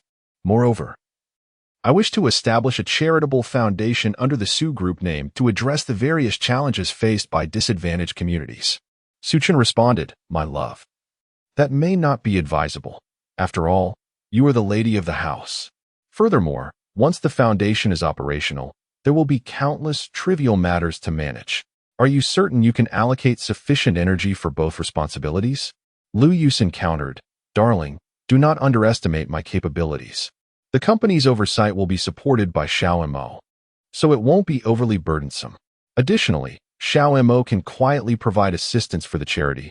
What could possibly go wrong? However, I noticed a slight issue with your step count today." Su Chun acknowledged, "Ah, indeed. With Xiao Mo's help, you won't be overwhelmed." "What exactly is the issue with my step count? Please enlighten me." Lu Yusin explained, "From a broader perspective, your strategies appear sound. Yet you overlooked the establishment of security forces within the company. Have you considered the nature of your company as production and research? Security is a significant concern. If necessary, consult with Mother or academician Huang Kuwu to see if you can recruit some retired soldiers to form the initial security team." Su Chun suddenly realized the gravity of the oversight. How could I neglect such an important matter? It seems that manhwa has shielded us ordinary citizens so effectively that we have lost our basic ability to anticipate risks. Yet, the subjects of our research are anything but ordinary. How could I overlook security? Su-chun expressed gratitude. Thank you for the reminder, my dear. I will promptly address the security issue. Chapter 61. The emergence of a Level 7 civilization on January 1st, 2022. The Su-Shur Group convened its inaugural year-end summary conference. Su-chun and Liu Yusin attended the meeting, where they listened to the annual reports from the various subsidiaries of the group, along with the financial audit reports. Among them, Su-Shur Biotechnology Company Limited reported an annual revenue of 785.6 billion hwabi for 2021. Su-Shur Electronic Technology Service Company Limited recorded a total annual revenue of 1.7 trillion hwabi, of which 1.34 trillion hwabi was derived from dividends of the game myth. Su-Shur Education achieved a total revenue of 321 billion hwabi in 2021. The overall revenue of the Su-Shur Group for the year reached an astonishing 28.066 trillion hwabi. Beginning in January 2022, after allocating 200 billion hwabi for research funding and initiating a 50 billion hwabi school construction plan, there were no further projects awaiting commencement by the Su-Shur Group. Su-chun and the company's executives deliberated on disbursing 50 billion hwabi to fulfill the year-end bonuses for 2021. Currently, Su-Shur Technology employs a workforce of 17,000, encompassing security personnel and cleaning staff. In line with the group's customary practices, each employee is entitled to an approximate year-end bonus of 2.94 million hwabi, which will be credited immediately after the conclusion of the meeting. At this point, everyone in Anshi is acutely aware that anyone employed by the Su-Shur Group, regardless of whether they are a cleaner or a security guard, commands respect. After all, in 2021, even a cleaning staff member could receive a bonus of 1.2 million hwabi. Who can guarantee that the 2022 bonuses will not exceed 2 million? Yet poverty continues to constrain their imagination.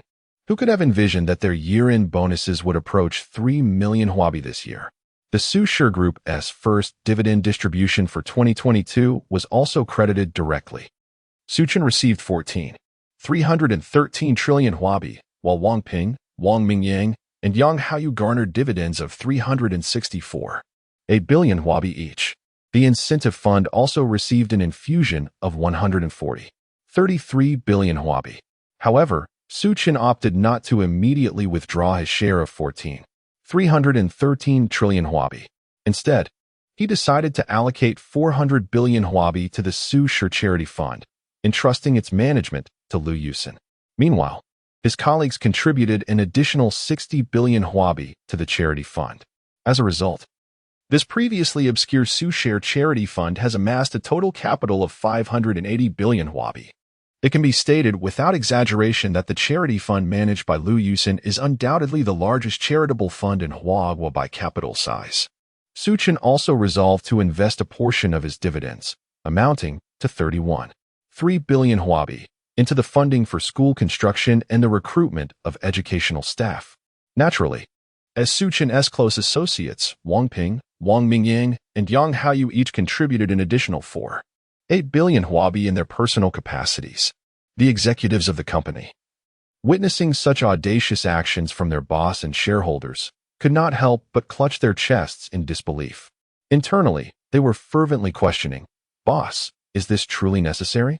We can understand the charitable endeavors, but why allocate such substantial funds to the school?"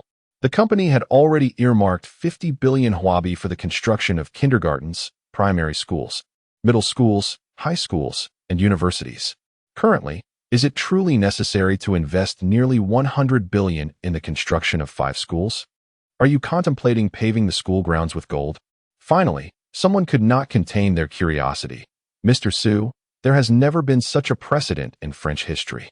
We are merely establishing 5 schools spanning from kindergarten to university. Is it essential to allocate such an extravagant sum? Do you intend to transform these 5 institutions into elite academies?" Su-chun responded, "Your concerns are quite valid.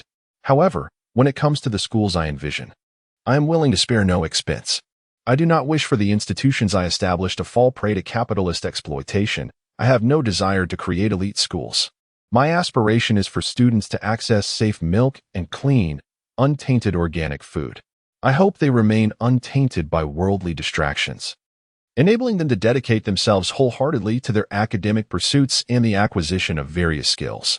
With such substantial investment, I aim to ensure that even if we deploy 10 or even 100 construction teams simultaneously, the project will be completed by the end of June 2022, passing inspections from fire safety and environmental protection authorities. The construction of these schools must not hinder the enrollment for the fall semester of 2022. Furthermore, the admissions will be restricted to the resident population within a 10-kilometer radius of the schools and the immediate relatives of our company's employees. We will not accept transfer students or repeat students.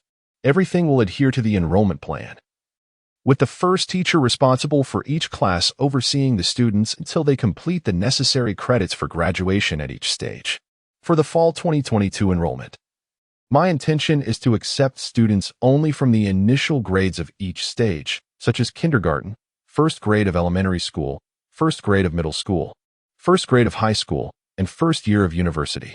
The children of company employees and their immediate relatives will not be subject to this restriction, but they too must fulfill the credit requirements to graduate. If there are students of appropriate age in your household, early registration is encouraged. I must remind you that attending school here entails not only excelling in academic subjects, but also engaging in physical training and acquiring additional skills such as martial arts, computer technology, calligraphy, painting, and music, all of which will count toward their credits. Failure to meet the required credits will prevent graduation. The school will implement a blacklist system. If a student consistently fails assessments in elementary, middle, or other stages, they will be placed on this blacklist, which will result in their permanent ineligibility to advance to higher grades at these schools. The educational expenses will align with those of ordinary schools, adhering to the 9-year compulsory education policy without charging tuition fees. However, living expenses will be the responsibility of the families. For internal company employees, the company will provide corresponding subsidies. Outstanding students will be eligible for scholarships. Upon hearing Su Chen's explanation, the executives felt a wave of trepidation. I simply want to attend school, yet there's a blacklist system? What if there's a black sheep in the family? Wouldn't that spell disaster? With such an abundance of educational resources, should my child fail to appreciate them, I shall not hesitate to take stern measures. After concluding the meeting, Su Chen promptly instructed Xiao Mo to disseminate a notice regarding school enrollment on the company's intranet. Accompanying this announcement was an enrollment application form, allowing employees to directly input their children's information to ensure eligibility for admission. Furthermore, Su Chen directed Xiao Mo to submit his plans to the Ministry of Education of Huahua for official record. Simultaneously, Su Chen utilized the company's official Weibo account to issue a preliminary announcement regarding enrollment, urging local residents to register their children in advance. On their way home, Su Chen and Lu Yusin engaged in conversation, during which Su Chen inquired, "My dear, how do you intend to manage the charitable foundation?" Lu Yusin, "My dear husband, first and foremost, I wish to express my heartfelt gratitude to you and your esteemed comrades in the dormitory for generously contributing substantial funds to my charitable foundation. My intention is not to allocate all of these funds solely for relief efforts. Rather, I plan to invest 50% of the capital into foreign stock markets. With the assistance of Xiao Wan, I am confident that with Xiao Mo's exceptional skills in information gathering and analytical prowess, this initial capital will flourish to an astonishing degree. Only by continuously augmenting our foundational funds can we extend our reach to assist a greater number of individuals within our homeland. I am determined to allow Xiao Wan to seize opportunities in the international stock markets. After all, if we do not capitalize on foreign investments, it would be a missed opportunity. Moreover, the operations within the stock market are entirely justifiable and logical.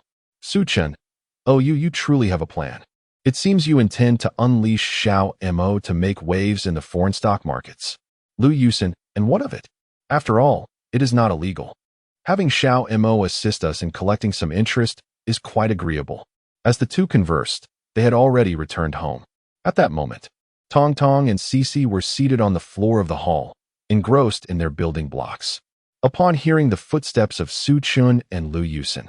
They eagerly abandoned their toys and hurried over, extending their arms in unison, yearning for a hug. Cece exclaimed, "Daddy, Mommy, hug." Tong, brother, sister. Tong also wishes for a hug.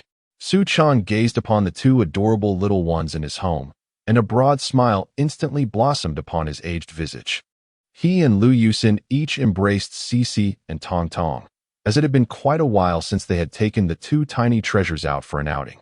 Fortuitously, with some leisure time on their hands today, Su Chan resolved to take the two children on a delightful excursion to the zoo.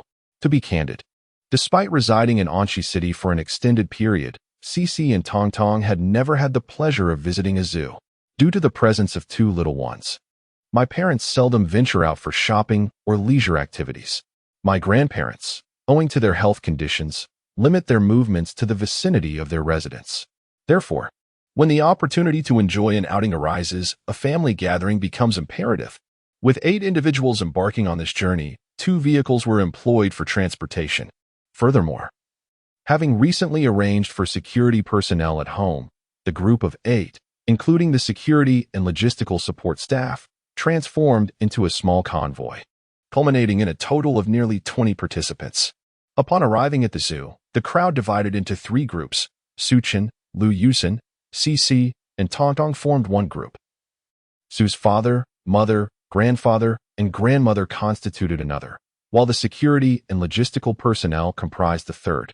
Tong and Cece, upon encountering the golden monkeys and macaques, as well as the tigers and leopards, were utterly bewildered. They even mistakenly believed that tigers and leopards were merely large domestic cats. Despite Su Chun and Lu Yusin's lengthy explanations, the two little ones remained obstinate, persistently referring to them as kittens, leaving Su Chun and Lu Yusin quite exasperated. As they approached the panda enclosure, the two mischievous children clamored for their father and brother to bring a little panda home. This left Su Chun utterly flabbergasted. After all, such an animal is a national treasure, and one cannot simply decide to take it home. Su Chun and Lu Yusin exchanged incredulous glances, caught between laughter and despair. Ding! A system prompt sounded. This system detected that the host was leading the children on an outing to the zoo. As a reward, the system granted the host a Level 7 Cosmic Civilization Enlightenment pet, Meow. This pet serves as an educational companion for the younglings of this cosmic civilization, promoting their physical development and cognitive expansion. It possesses a gentle disposition and resembles the treasured giant panda of Huagua, sharing similar living habits. The system has already arranged for the host's legal adoption documents. Please check your messages. Su Chun mused to himself.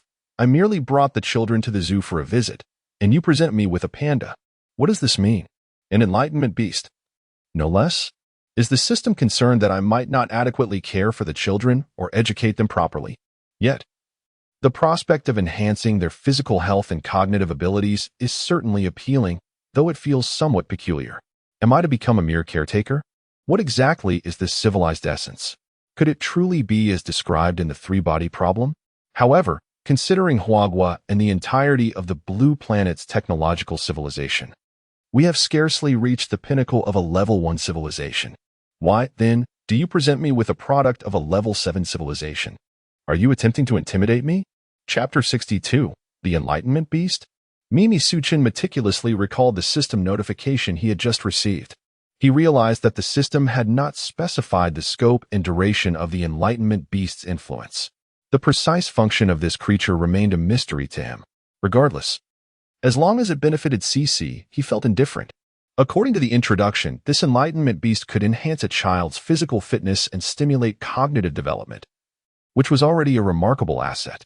Furthermore, the Enlightenment Beast was a product of a Level 7 civilization, rendering it a near-divine entity on Blue Star. Perhaps Tong could also reap the benefits of the Enlightenment Beast, which would undoubtedly bring immense joy.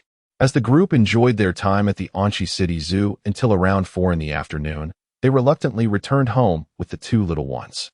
Su Chun promptly entered the kitchen, eager to prepare a meal. He recalled that it had been several days since he had personally cooked for his family.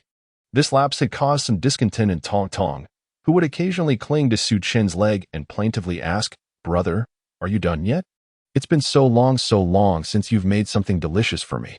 Her eyes glistened with unshed tears, as if to threaten him with a display of sorrow should he remain unresponsive. Su-chun prepared a sumptuous dinner for his family, and with thoughtful consideration. He specially crafted a delightful and fragrant purple sweet potato and yam porridge for Tong Tong and Cece, complemented by a secret recipe of shredded beef. The two little ones savored their meal with great satisfaction, their eyes narrowing in contentment as they patted their little bellies and exclaimed, "We are so full today. We can hardly move. We need to find Mommy and Daddy for hugs." After dinner, the family settled on the sofa engaged in casual conversation when suddenly, Su-chin's phone rang.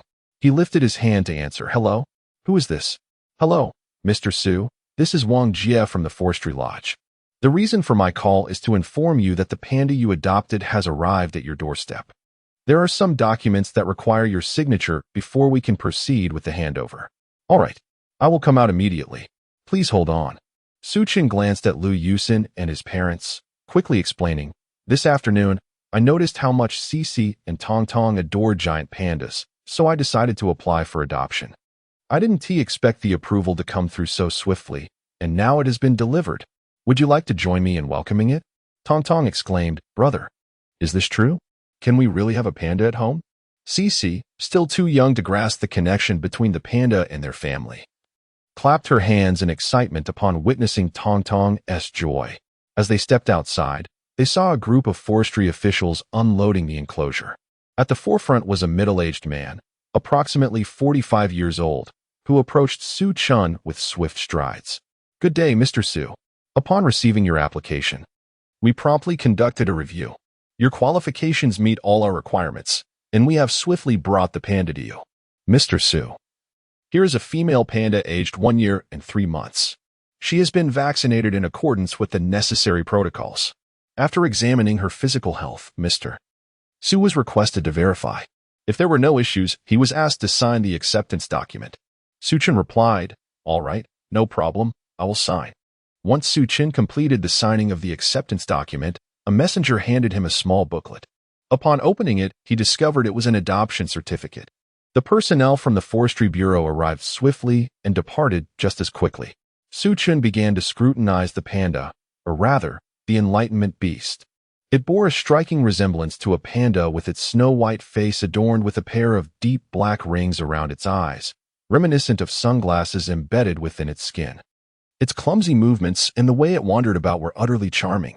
This panda, being quite young, measured only 80 centimeters in length and stood at a mere 50 centimeters tall. Upon closer inspection, Su-chin noted certain distinctions from an ordinary panda. For instance, a faint layer of golden fur graced the outer contours of its ears. As it ambled, it swayed similarly to a giant panda. Yet its gaze and expressions were markedly different. Especially when it glanced at the two little girls, its eyes conveyed the warmth and wisdom of a loving elder. The two young girls, upon seeing the panda, could not resist the urge to leap from their parents' embrace. They yearned to touch this delightful new companion. Particularly, Tong Tong could no longer contain her curiosity and inquired, "Brother, what does this chubby fellow eat? Does it eat grass too?" "No, brother. I will go get it something to eat right now." Su-chin chuckled as he responded, "This panda is an omnivorous creature, primarily feeding on fresh bamboo and some meat." Tong Tong exclaimed, "Bamboo? There is none here, but we do have meat. Mommy, shall we take some meat to feed her? She must have traveled a long way and is surely hungry." Cece chimed in, "Daddy, the kitty is hungry." Su-chin agreed, "All right. Let us take her to the hall where it is warm, and then we will provide her with food and water. Is that all right?" "Yes." The two little ones replied in unison. Chapter 63. Has she transformed? After Su-chin carried Shishi into the room, he swiftly entered the kitchen. He discovered a modest stainless steel basin and retrieved a piece of raw beef from the refrigerator, which he clumsily cut into several chunks. He then procured another stainless steel bowl and prepared some milk. Hurrying out of the kitchen, he placed these items on the floor and gestured for the panda to come and eat. The panda approached the bowl, sniffed it intently, and then lay down in front of it, motionless. Raising her round head, she fixed her small eyes upon Su-chin. Simultaneously, she lifted her chubby right paw, pointed at Shishi, and gestured around her neck. Suchin and everyone in the household were momentarily bewildered. What could this possibly mean? The beef was undoubtedly fresh, and the milk was equally wholesome, pure organic fare. Yet, why would she not eat? Was it not to her liking? Could it be that she was discerning in her dietary choices? Such behavior was utterly unacceptable. But what did she mean by pointing at she and gesturing around her neck? Upon closer inspection, Suchin noted the difference between the necks of she and the panda. To his astonishment, he realized that she wore a protective bib, designed to prevent her from soiling her clothes while eating. It turned out that the panda was requesting a bib from Suchin.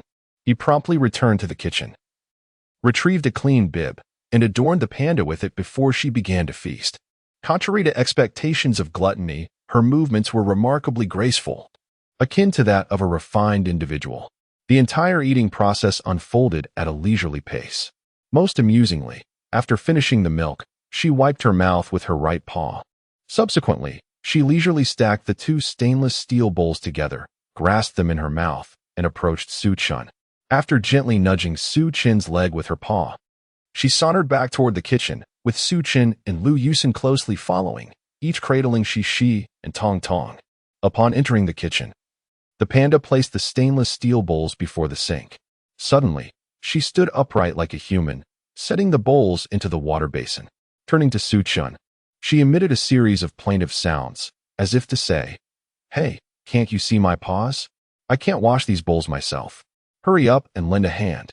Suchin set she down and rushed to wash the two stainless steel bowls. Holding the clean bowls, he stood there, perplexed, as he was unsure where the panda intended to place her dining utensils. With another series of plaintive sounds, the panda once again called out, extending her plump paw. She prodded Suchin, signaling him to walk with her. They approached a shelf of moderate height, where she halted and patted it with her paw, indicating that Suchin should place her bowl upon the shelf. After positioning the bowl appropriately, Suchin led the panda back into the hall. Tong and she, the two little ones, struggled to reach the panda, extending their small hands to stroke her smooth fur. Suddenly, Tong inquired, "Brother, how about we give her a name?" Suchin replied, given her round and plump figure, resembling a fluffy ball. "How about we call her Tuanzi?" She chimed in, "Tuanzi." Tong echoed, "Tuanzi." At that moment, upon hearing Suchin affectionately call out Tuanzi, the panda let out a few soft cries. Furthermore, when she mentioned the names Cici and Tong, she gently nudged the two little girls with her head. The trio, consisting of the two young girls and Tuanzi, were joyfully playing in the hall when suddenly Tuanzi scampered over to Lu Yusin and tapped her leg with her chubby paw. Lu Yusin, perplexed, inquired, "Does Tuanzi need my assistance?" To her surprise, Tuanzi nodded her plump head, indicating that she wanted Lu Yusin to accompany her. They swiftly made their way to the restroom, and it was only then that Lu Yusin realized Tuanzi's true intention. She needed to use the toilet. From Tuanzi's earlier behavior, Lu Yusin sensed that this was not an ordinary panda but a creature of considerable intelligence. After demonstrating the proper use of the restroom, she closed the door and stationed herself outside. Soon, the sound of flushing echoed from within, and Lu Yusin understood that Tuanzi had finished her business. When she opened the door to peek inside, she found Tuanzi standing neatly on the bathroom floor, entirely clean with no sign of any waste. Lu Yusin shared the amusing incident of demonstrating toilet usage to Tuanzi with Suchin, and the family was left in disbelief. Could it be that they had misjudged the situation? Hadn't it been agreed that after the establishment of the nation, magical transformations were forbidden? How was it that Tuanzi seemed to defy this rule? The family observed Tuanzi closely throughout the afternoon and discovered her demeanor to be exceptionally gentle, lacking the fierce instincts typically associated with animals. Indeed, she was as docile as a kitten. At times, she would even take the initiative to protect the children, ensuring they didn't stumble while walking. It was only at this point that the entire household felt reassured, allowing Cici and Tong to play with Tuanzi. Perhaps only Suchin understood the gravity of the situation. This was no ordinary panda. This was, in fact, a creature of a 7th-level civilization. If she could not perform such simple tasks, how could she possibly be considered a harbinger of enlightenment? Chapter 64. The advancing Lu Yusin. It has been over a week since Tuanzi arrived at Suchin's home. During this time, It is no exaggeration to say that Tawanzi has garnered unanimous praise from everyone in the household. Her gentle demeanor and exceptional childcare abilities have instilled confidence in Su Chun's parents and Lu Yusin, allowing them to entrust their children, Cici and Tong Tong, to her care. Rather than viewing it as Tawanzi supervising the two little ones, it is more accurate to say that she is playing alongside them. Gradually, Suchin noticed subtle differences in their interactions. Whether during playtime or mealtime, everything appeared so natural and orderly under Tawanzi's guidance. Remarkably, she even corrected Totong's tendency to drop rice while eating. When the two little ones grew weary, they would snuggle up on either side of Tawanzi, falling asleep against her. In these moments, Tawanzi emanated a gentle and cautious aura, as if fearful that even the slightest movement might disturb the slumbering children.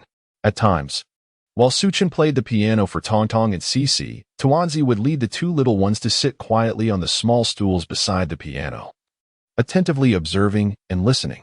In harmony with Suchin's melodies, Tawanzi would gently sway her head, encouraging Cici and Tong Tong to sway rhythmically along with her.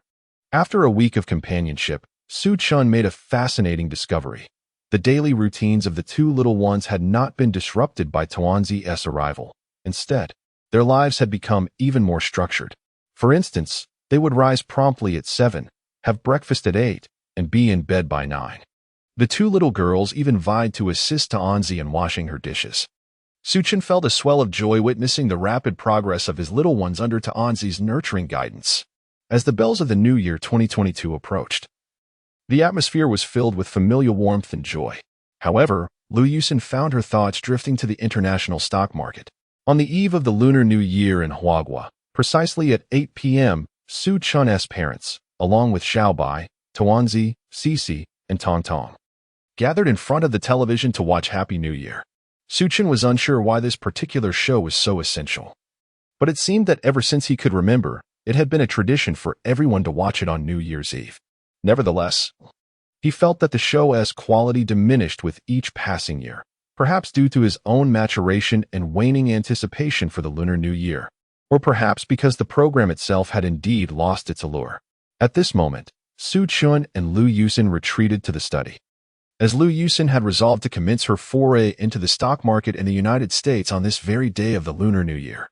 First, Lu Yusin instructed Xiao Mo to set up a series of anonymous accounts for her.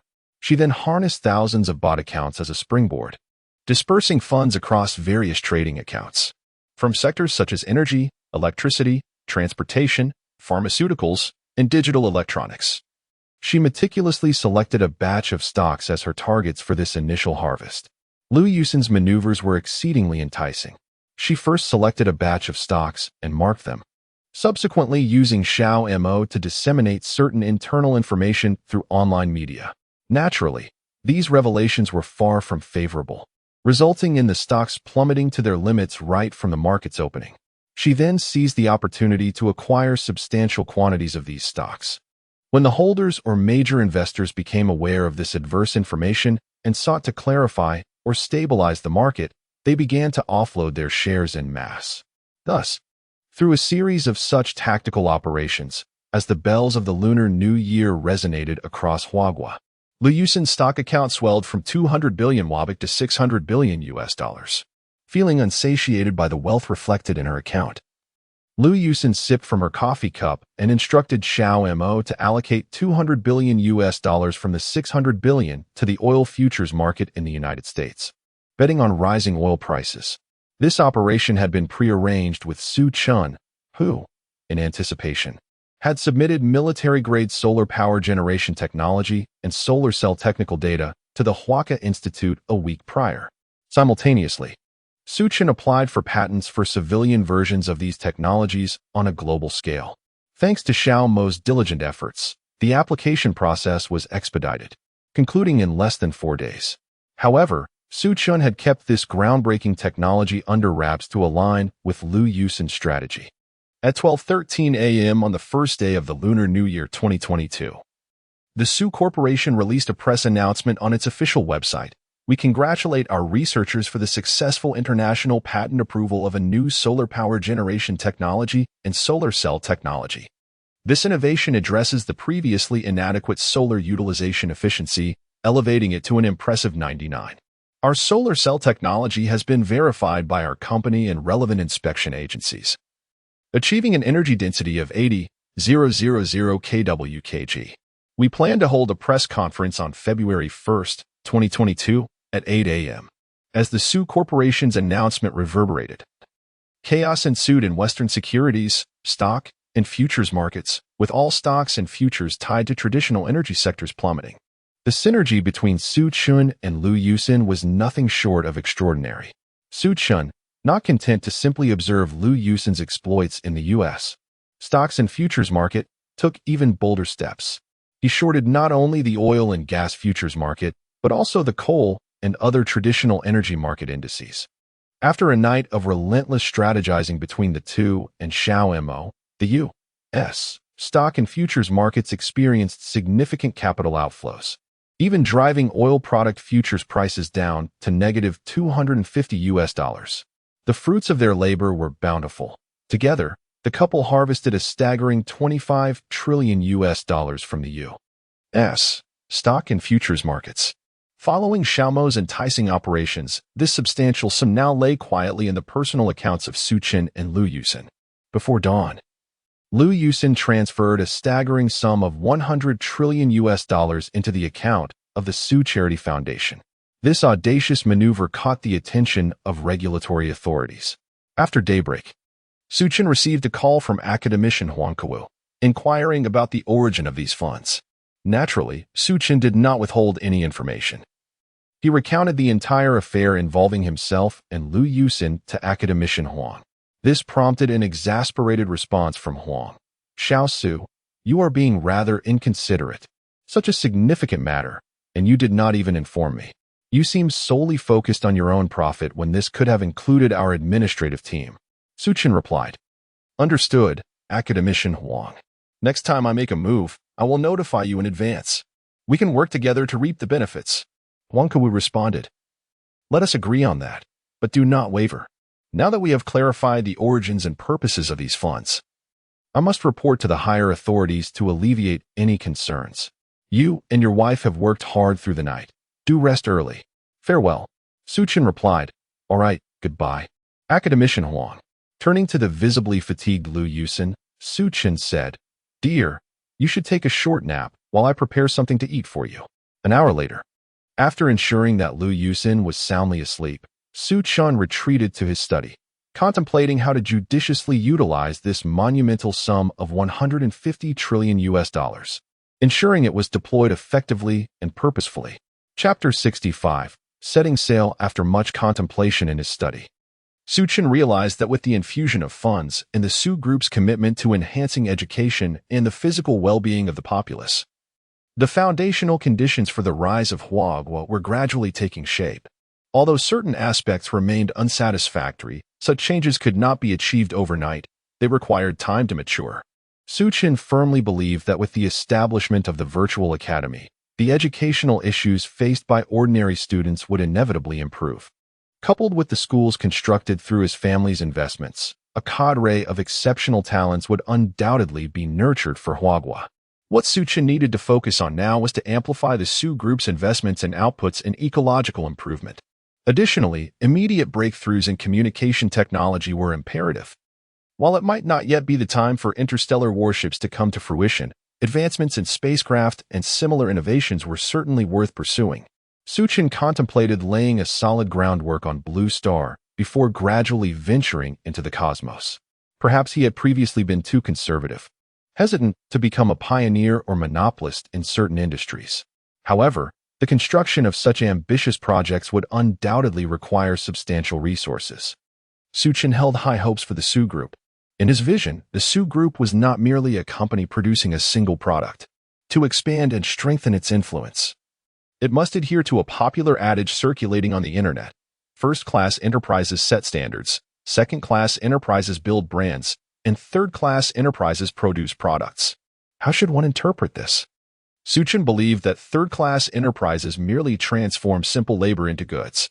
Second-class enterprises, on the other hand, establish a sense of brand honor and responsibility based on their products. Many renowned brands command higher prices because consumers trust their quality and substance.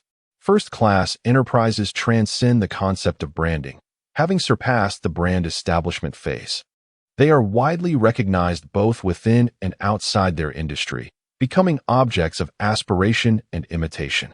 The products created by the Sue Group have never been mere replicas of existing market offerings. They cannot be imitated by other manufacturers. In fact, the Sue Group has effectively established a monopolistic presence, as evidenced by its annual revenue exceeding $1 trillion in 2021. This can also be understood through the lens of Suchin's influence. Every innovation they produce is destined to be at the forefront of Blue Star's technological advancements. If Suchin were to continue defining the Sue Group merely as a brand or product enterprise, he would not be a competent chairman. Thus, Suchin resolved that henceforth, products developed by the Sue Group would be categorized into 3 tiers: first-class products for domestic use, second-class products for export, and third- and fourth-class products to be utilized at his discretion. In his study, he utilized Xiao Mo to package and send a new batch of communication technologies to the research team at Sue Electronic Technology Service Company, Limited, instructing them to study and develop relevant industry and technical standards. Subsequently, these standards would be published in collaboration with Huaka Institute.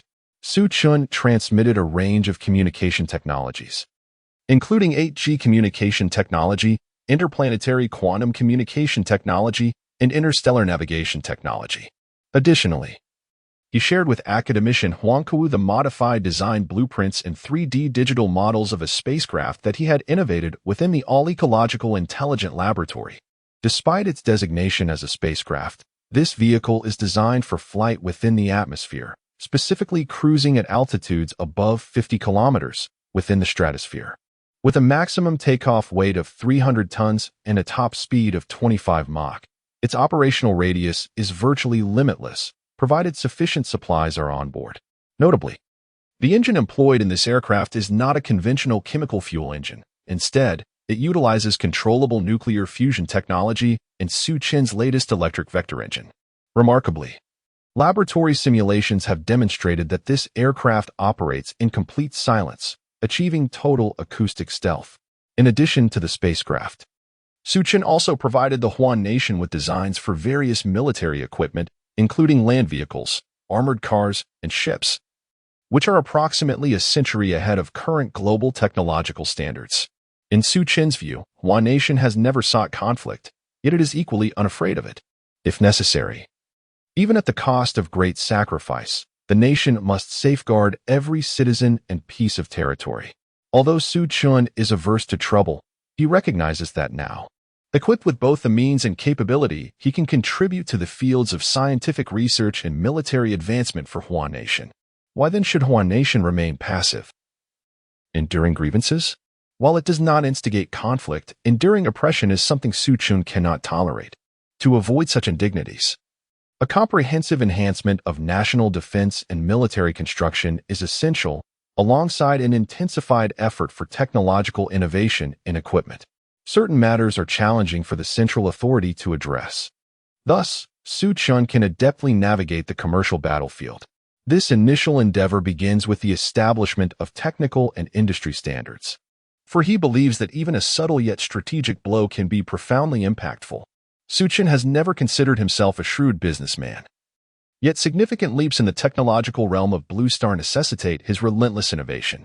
He does not pursue cultural exploitation, nor will he hastily incite conflict. Rather, technological renewal serves as an excellent avenue for breakthroughs. Suchin yearns to witness the prominent figures abroad, salivating and anxiously seeking certain technologies, only to be met with frustration and impatience. They have previously underestimated the capabilities of the Chrysanthemum Company. Now is the moment for a reversal, ensuring they experience the sensation of having their throats constricted. The prospect of such a scene is undoubtedly exhilarating. With a smile gracing his lips, Suchin entered his bedroom and succumbed to slumber. He neither contemplated nor wished to consider the repercussions of his independent endeavors or the materials submitted to academician Huang Kuo. Such considerations lay beyond his purview. Guided by a singular principle, if Huan nation is in need and he possesses the means to assist, then he shall provide. The financial aspect is of little consequence as long as they can realize their ambitions. Chapter 66. The robot's appearance. The following morning, Su-chun emerged from the bedroom, cradling Lu Yusin in his arms. Suma lifted her head and remarked, "Why are you two up so early? You could have slept a little longer. We don't have any relatives visiting here in Anshi City. With the new year upon us, both your company and school are on break. You ought to take the opportunity to rest more." Su-chun replied, "Mom, we've already slept in quite a bit. By the way, Zhangming and Xiaoming are coming over to play later. I need to prepare some things. By the way, where are Tong Tong and Shishi?" Suba interjected with a huff, "Those two little ungrateful ones." After breakfast, they went straight to the warm room to play with blocks alongside Xiaobai and Tuanzi. "They don't even bother to come over and chat with us." Su-chun chuckled softly, sensing that his father might be feeling a bit neglected. He offered a reassuring smile before heading into the kitchen. After bustling about in the kitchen for over half an hour, Su-chun heard Zhang Ming and Zhao Ming enter the living room together. After exchanging pleasantries with Su Ba and Su Ma, the two girls made their way to the sunroom to join Tong Tong and Shishi in play. Each held a set of children's toys, which they presented to Shishi and Tong Tong. With her sparkling big eyes, Shishi sweetly exclaimed to Zhang Ming, "Thank you, sister, for the gift. I really like it." Tong Tong chimed in, "Thank you, sister, for the gift. I really like it. I wish you prosperity and beauty in the new year." Zhang Ming and Zhao Ming gazed at the two little girls, who seemed wise beyond their years, their eyes shimmering with delight. In an instant, they scooped up each girl into their arms, with Tuanzi and Xiaobai flanking them like guardian spirits, following closely as they exited the sunroom. Soon, Su-chun emerged from the kitchen, and upon seeing the two little ones clutching their golden-haired dolls, he was momentarily taken aback. It struck him that he had not gifted his daughter and sister any toys in quite a while. Since he had some free time in the afternoon, he decided to create a small mechanical animal for each of them. After lunch, Su-chun shared his plan to make toys for the children, and he took Shishi and Tong Tong to his workshop. Zhang Ming, excited by the prospect of Su-chun crafting toys once more, quickly set up a live stream. She vividly recalled the enthusiastic scene from the last time Su-chun had streamed. Once the live stream was live, Zhang Ming quietly focused her camera on Su-chun's hands as he deftly employed tools such as chisels, small saws, and calipers. In no time, two vividly animated figurines appeared on the workbench. After polishing and refining the figures, Su-chun handed them to Tong Tong and Shishi. Initially hesitant, Shishi gazed at the miniature figurines with uncertainty and asked her father, "Daddy, can I hold this doll? How do I play with it?" "I don't know. Can you teach me?" Su-chun, "Cece, this is a little puppet that Daddy specially made for you, meant for your amusement. Look, if you do it like this, and like this, it can come to life. Why don't you give it a try?" As Su-chun explained, he demonstrated how to play with the puppet. Cece and Tong Tong followed his lead, attempting the same. Before long, the two puppets were walking, running, and even occasionally flipping, which sent the two little girls into fits of giggles. Once they mastered the art of puppetry, the little girls exclaimed in unison, "Thank you, Daddy. We're going to play in the sunroom now. Goodbye, Daddy." As they spoke, they climbed onto the back of the plush toy. Tong added, "Thank you, brother. I'm going too. See you later," and swiftly mounted the back of the little white dog, darting off in a flash. Meanwhile, Zhang Ming's live stream continued unabated. The viewers were utterly captivated by the unfolding scene, flooding the chat with comments. "Ming Ming, this creator must be an immortal. How else could the puppets move on their own?" "Agreed. Please ask the host if he's still taking apprentices." "What on earth? Did I just see a little girl riding a panda? And another on a husky?" "Host, am I in the wrong place?" Zhang Ming, realizing the oversight, exclaimed, "Oh no. I accidentally included the plush toy in the stream. I must end the broadcast quickly, or it might lead to some awkward explanations." Unbeknownst to her, all of Su-chun's toys were legally compliant and fully documented. Ding.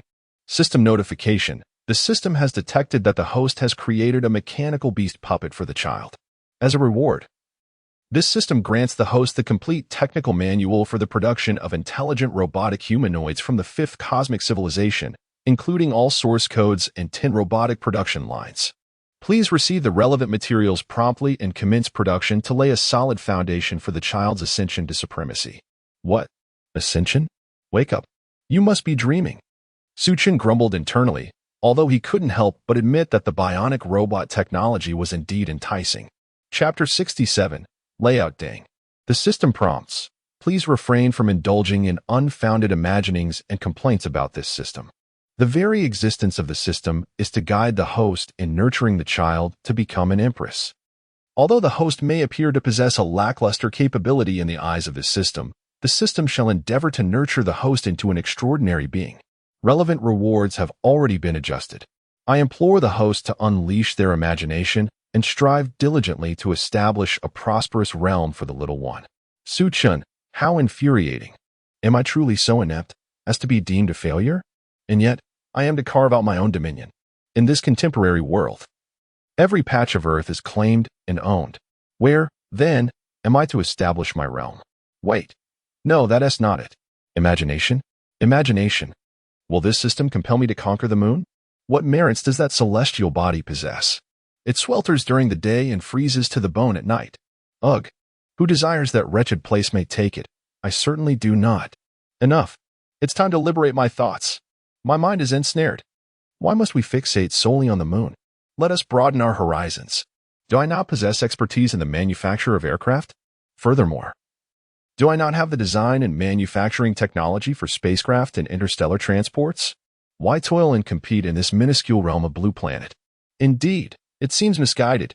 The Blue Planet and the Celestial Kingdom are our foundation. Even as we venture beyond the Blue Planet, we must continue to safeguard both the Celestial Kingdom and the Blue Planet. Thus, this resolution has been firmly established. Su Chen followed Zhang Meng and Zhao Meng as they exited the studio, her mind swirling with countless thoughts along the way. After dinner, Su Chen and Lu Yusin bid farewell to Zhang Meng and then gathered the family in the study for a brief video conference with their in-laws. During the meeting, Su Chen succinctly conveyed his thoughts and the arrangements he had made. He shared his intention to commence the production of bionic robots after the new year. Following a discussion with his in-laws, they collectively decided to first produce a batch of prototypes, which would undergo relevant reviews and documentation before increasing production for various applications in daily life. However, Su Chun recognized that the mass production of these robots required communication with the Chemical Research Institute and the central authority regarding their usage methods, scope, and quantity. Otherwise, their abrupt emergence in society could lead to significant repercussions. Upon concluding the video conference, Su Chin sent the relevant materials concerning the manufacturing of bionic robots to Academician Huang, requesting him to verify the information and forward it to the senior officials at the central authority. Su Chin anticipated that the Chinese government would likely impose restrictions on this technology to prevent its premature dissemination abroad. In the documentation sent to Academician Huang, he provided detailed explanations of his research on the functions and categories of bionic robots. These robots could be broadly classified into auxiliary types, manufacturing types, household types, and specialized combat units. As for the applicable range of the robots, Su Chun assured that he could exert 100 control during the manufacturing process.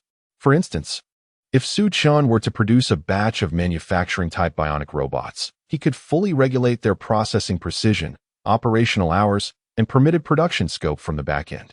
If Su Chin were to manufacture a batch of auxiliary bionic robots, he could effortlessly narrow their application scope from the back end, altering certain cognitive capabilities.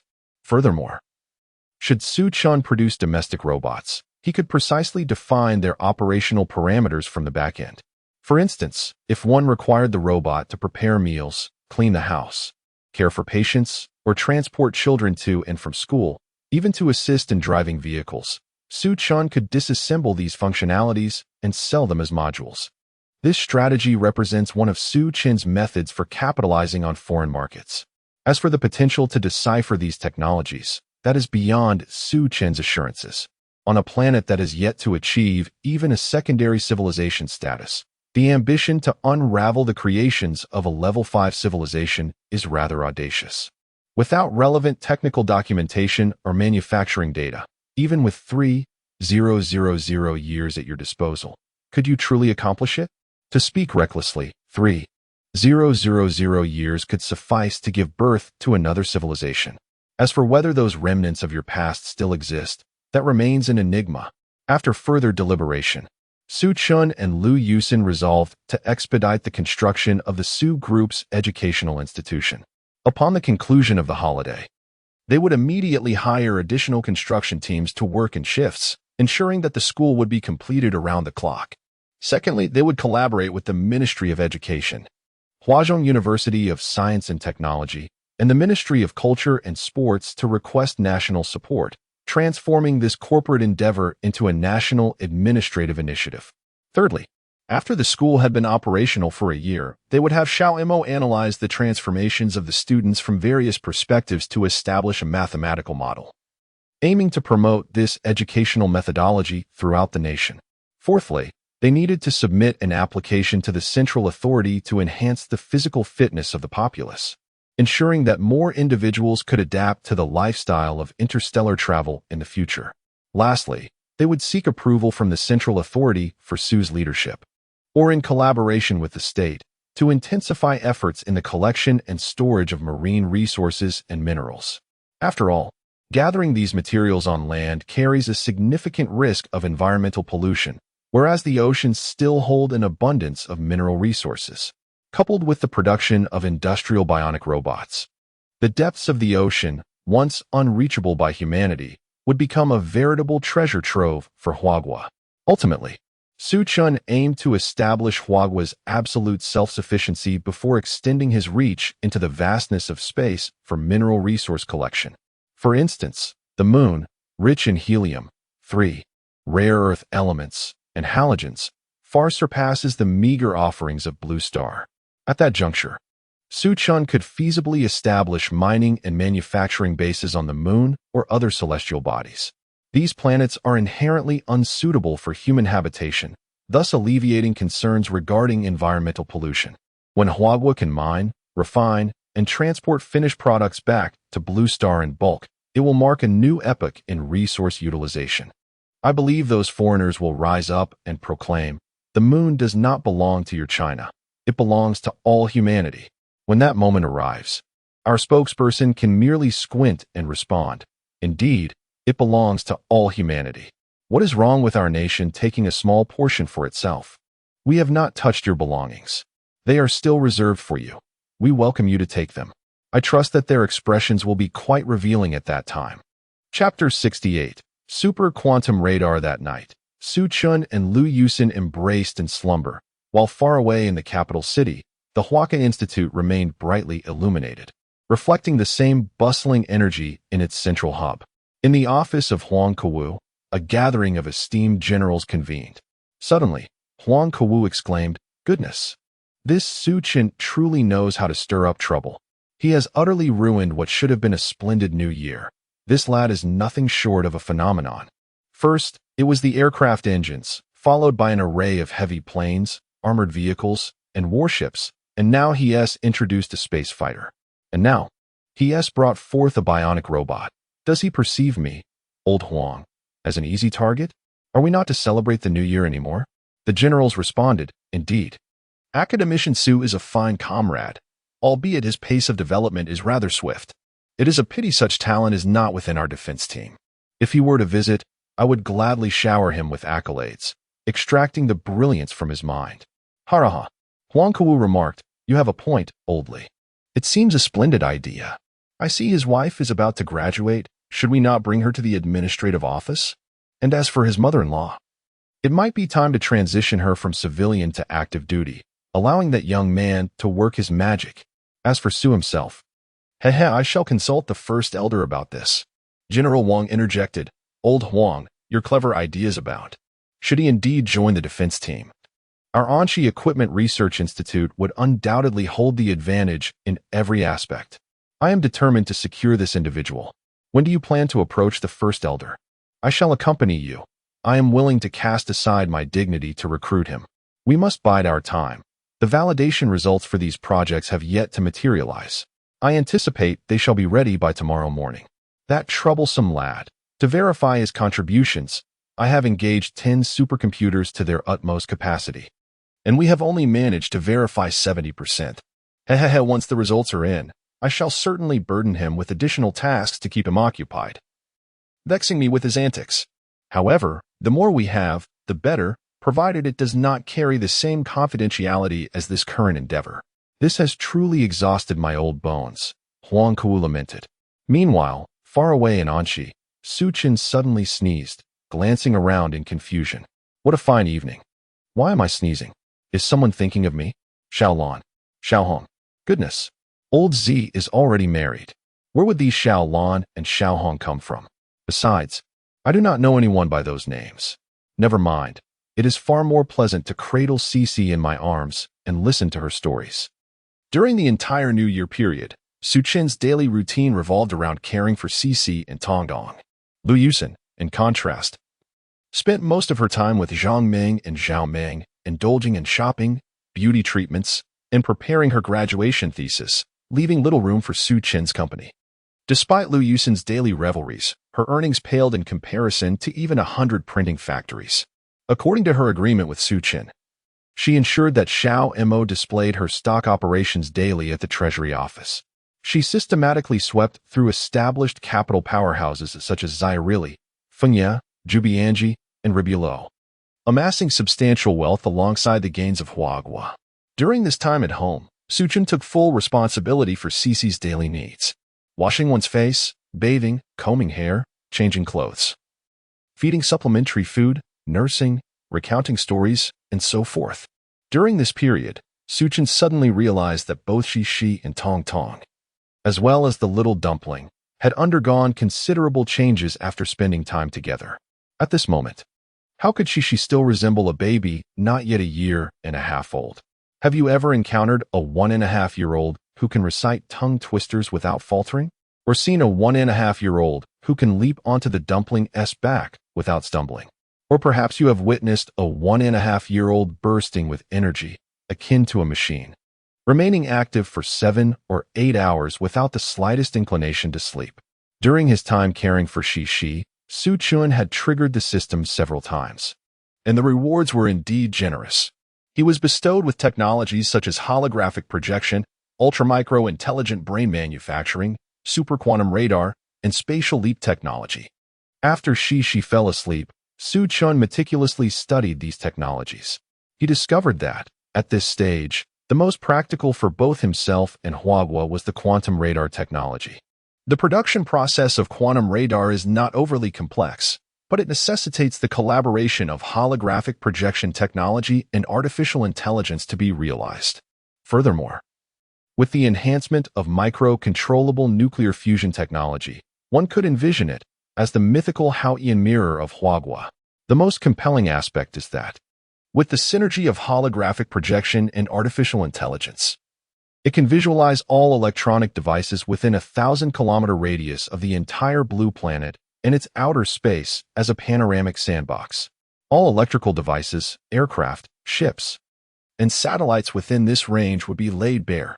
Subsequently, through the filtering and marking capabilities of artificial intelligence, everything one wishes to observe, including the internal structure, dimensions, and materials of these devices, can be displayed, achieving multi-target real-time presentation functionality.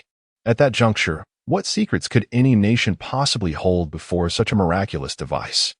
Su Chen felt euphoric over the past few days, occasionally finding himself laughing so heartily that he resembled a piglet. In response, Shi and Tong Tong would inquire, "Daddy, brother, are you unwell? Why are you making such a sound?" Su Chen would always concoct various excuses to deflect their curiosity. He had contemplated, at this moment, to promptly hand over the super quantum radar technology to academician Huang Ku.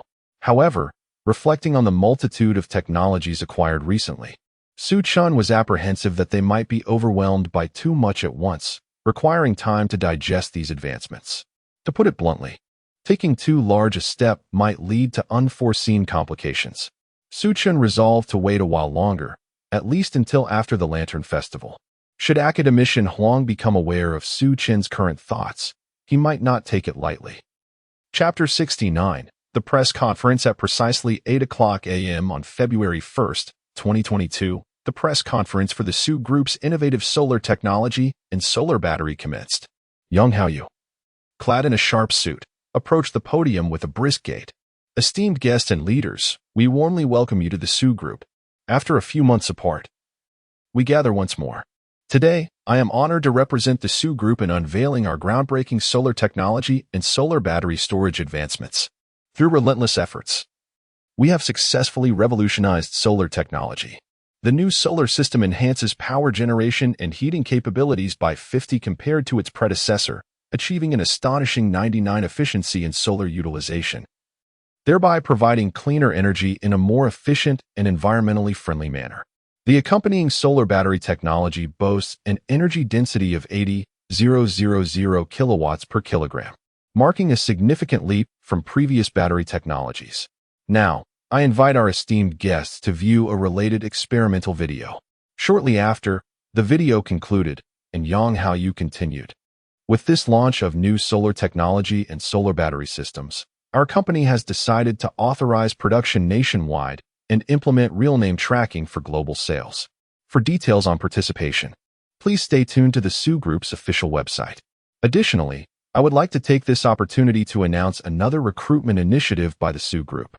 Starting at 12 p.m. on February 1st, 2022, we will be seeking educators with expertise across various fields, including but not limited to music, arts, painting, tea ceremony, sports, karate, taekwondo, and vocal performance. We are in search of dedicated individuals passionate about teaching. The specific application portal will open on our official website at that time. We encourage interested candidates to apply promptly. This recruitment is open to all nationalities and ethnicities. All selected individuals will join the Su Education Group to engage in teaching roles exclusively, with no involvement in other duties. Compensation will be determined based on specific qualifications, and the benefits are generous. That concludes our press conference. Thank you to all the media friends for your participation. Until next time. With that, Yang Haoyu strode away from the conference, leaving a throng of journalists momentarily speechless. The Su Group's press conferences are notoriously brief. Is this truly a press conference? It feels more like a notification. They didn't even allow for questions. How stingy. Although the Su Group was hosting a new press event, Suchin was not present. Instead, he had arrived at the newly constructed factory, where he had already set up the production line for the bionic robots. He contemplated producing a batch of bionic robots to assess their capabilities, aiming for approximately 5 units of each type. As he input the operational commands, the production line sprang to life, bustling with activity. The manufacturing process was not overly lengthy, taking about 30 minutes. As Suchin gazed upon the sudden assembly of 40 to 50 individuals before him, a wave of unease washed over him. Although these robots were crafted by his own hands, their striking resemblance to human beings, tailored to the aesthetic sensibilities of his homeland, unsettled him. Gradually, Suchun calmed his mind, intrigued to assess whether these machines had achieved the desired effect he envisioned. He spoke up, inquiring, "Which among you is the industrial robot? I have a request that necessitates your assistance in designing and manufacturing 2 artisanal creations." In the expansive workshop, a melodious female voice resonated. "Greetings, Creator. I am the industrial robot designated as 0011. I am capable of fulfilling your production requirements. Please specify the types of items you wish to create." Curiously, Suchan observed the female android as she continued. "I have 2 young ones at home, my sister and my daughter, age 3.5 and 1.5, respectively. I request your assistance in designing and manufacturing a compact robot suitable for children." "Understood, Creator. Your instructions have been received. The design blueprint has been generated. I now require access to the relevant facilities within this workshop. Your permission is kindly requested. The entire manufacturing process shall not exceed 15 minutes, the industrial robot affirmed. Suchun then turned his attention to the other robots, proclaiming, "Assistants and domestic robots. Collaborate with her to finalize the functionality and aesthetic design of the 2 compact robots I require. They must be equipped for daily caregiving and security, while also possessing capabilities for precise location tracking and educational interaction. They may be permitted to carry certain weapon systems, with appropriate restrictions based on the user's age."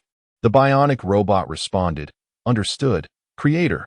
We have thoroughly considered and refined your requirements, integrating the necessary functionalities into the original design. We kindly ask for your patience. 15 minutes later, two petite robots, each standing approximately 30 centimeters tall, presented themselves before him. In sweet, childlike voices, they greeted, "Hello, Creator. We are ready for assembly. Please designate our guardians. We shall strive to fulfill our protective duties while attending to their daily needs and educational tasks. Rest assured, Creator." Upon hearing their inquiries, Su Chun instructed, "Xiao Mo, transmit the profiles of Tong Tong and Shi Shi to these two compact robots. Additionally, once the data transfer is complete, both of you shall temporarily enter a state of dormancy." After conveying his commands, Su Chun proceeded to dial the number of academician Huang Kewu. Chapter 70. Do you call this a toy? Within mere seconds of dialing, Su Chen's call was answered by academician Huang Kewu. "Huang Kewu, hello? Young Su.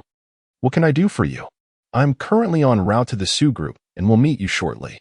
Su Chen. "Oh, academician Huang. I am here at the production facility of the Su group. I have something that requires your assistance to present to the higher-ups." Huang Kewu. "Indeed. What kind of item are we discussing? I hope you haven't concocted another bombshell." Su Chen. "I've developed a number of bionic robots, approximately 40 of them. I find myself at a loss in handling them." Huang Kewu. "You mean bionic robots? Robots? Bionic? You are once again stirring up trouble. We haven't even addressed the previous matters. You are at it again. Very well, wait a moment.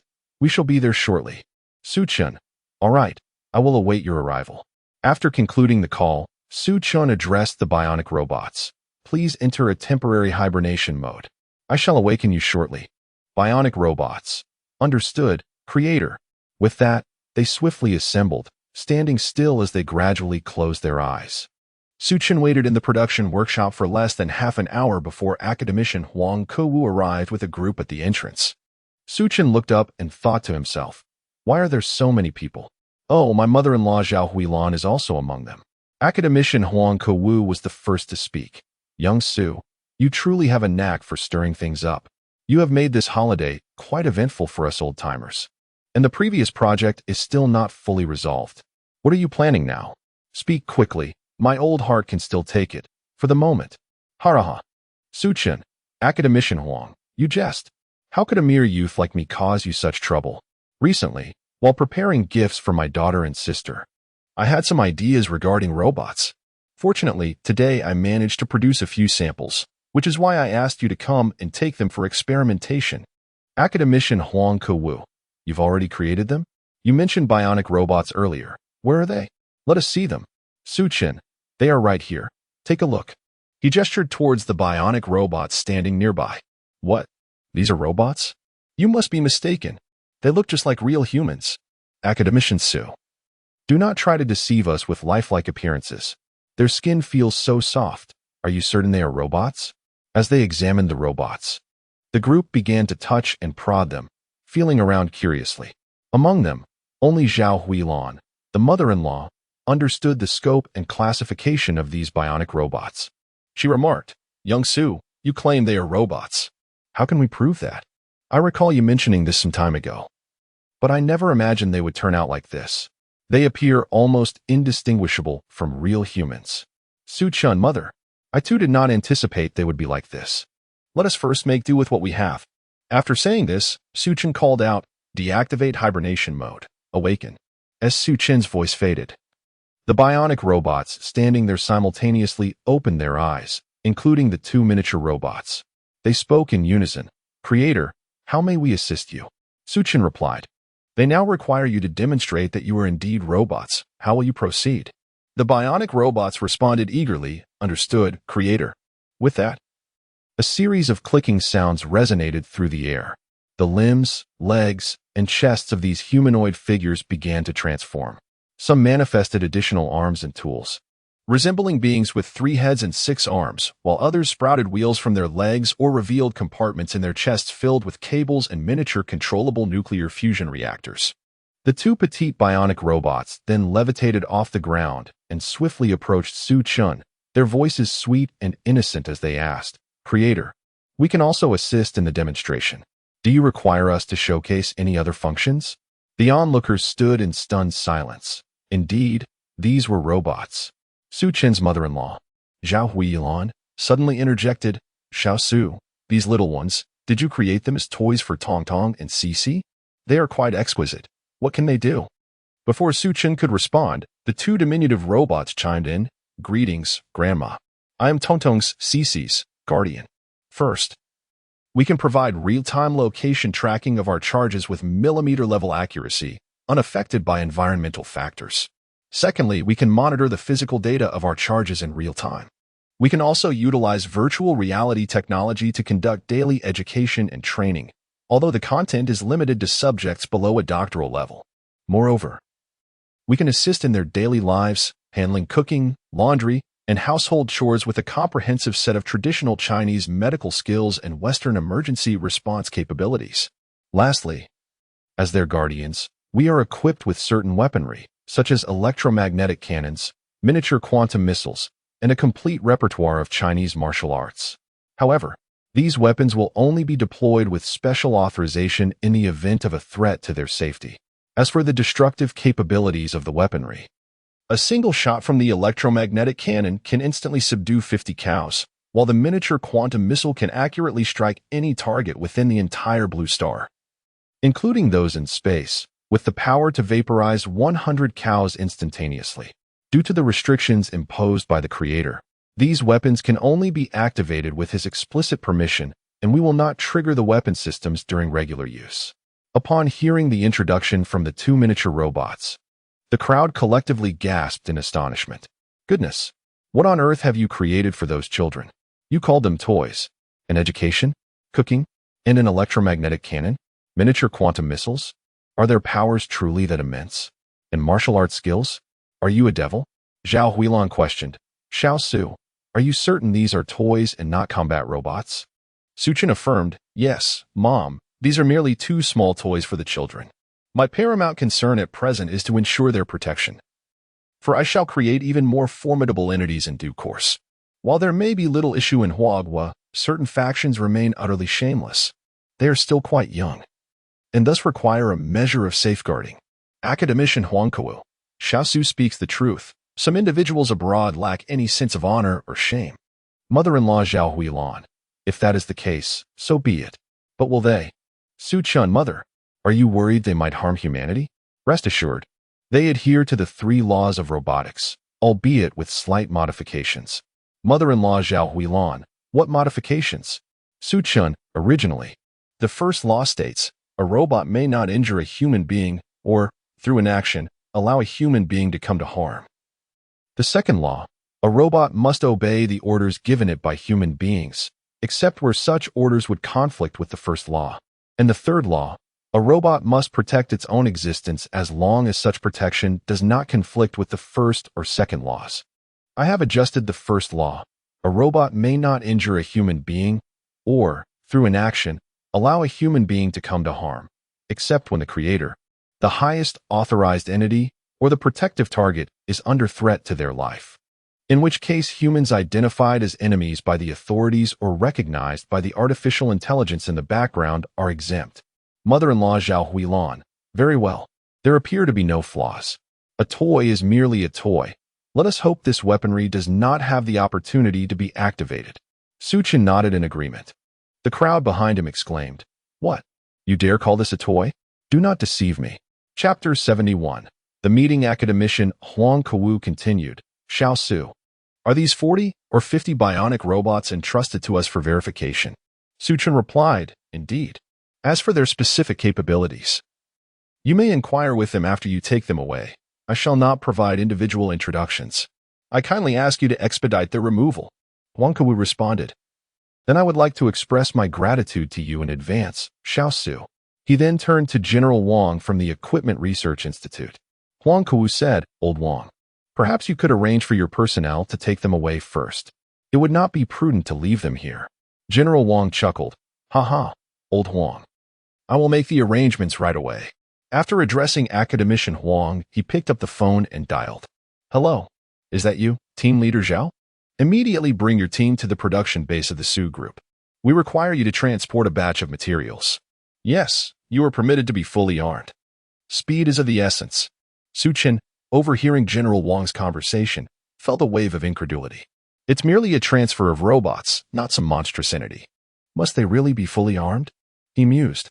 After half an hour of casual conversation with Huang Kuwu, the personnel from the Research Institute finally arrived to collect the 40-odd robots of various types, although the 2 miniature ones were left behind. During their chat, Suchin learned that the aircraft engine technology imparted to them last year had been thoroughly assimilated.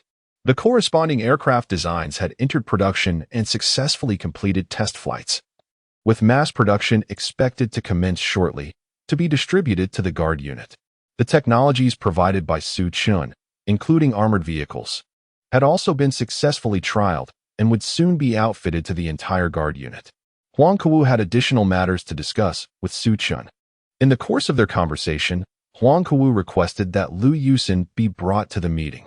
The current Su group is situated in the northwest corner of Anchi City, occupying an area of approximately 6,000 to 8,000 mu. Aside from the peripheral office and living areas, the entire laboratory, research institute, and production base are located in the central part of this land. As Suchin and academician Huang Kuwu walked and conversed, they swiftly arrived at the newly constructed Su Group office building. Given that a press conference was scheduled for the day, the security arrangements were quite robust.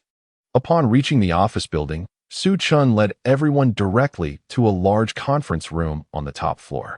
Once all were seated, Lu Yusin arrived at the meeting venue. Seeing that all personnel were present, academician Huang Kuwu announced, "We shall now commence the meeting." First, academician Huang expressed gratitude on behalf of the Huaka Institute to Suchin for his outstanding contributions to the scientific endeavors of China. Subsequently, he sought the opinions of Suchin, Lu Yusin, and her mother, Zhao Huilan, before announcing, in light of Suchin's remarkable contributions, the Central Research Institute has decided to appoint Lu Yusin to the Ministry of Education of China, granting her the status of a Level 1 researcher with public servant benefits. Her specific duties will involve assisting Suchin in realizing the educational blueprint. 2. In the province of Anchi, Comrade Zhao Huilan has transitioned from a civilian position to active duty, being bestowed with the rank of colonel. She will continue her research in the field of electronic communications technology. 3.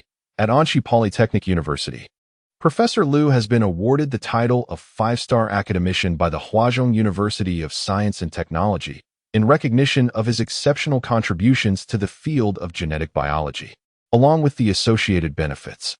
4. Professor Suchin of Anchi University of Science and Technology has been transferred to the Anchi Equipment Research Institute due to his remarkable research capabilities. He has been granted the status of first-class researcher and has been inducted into the military ranks, receiving the title of 1-star Major General. This decree shall take effect immediately upon announcement. Suchin stared in astonishment at the series of decisions, honors, and rewards, his mouth agape in disbelief.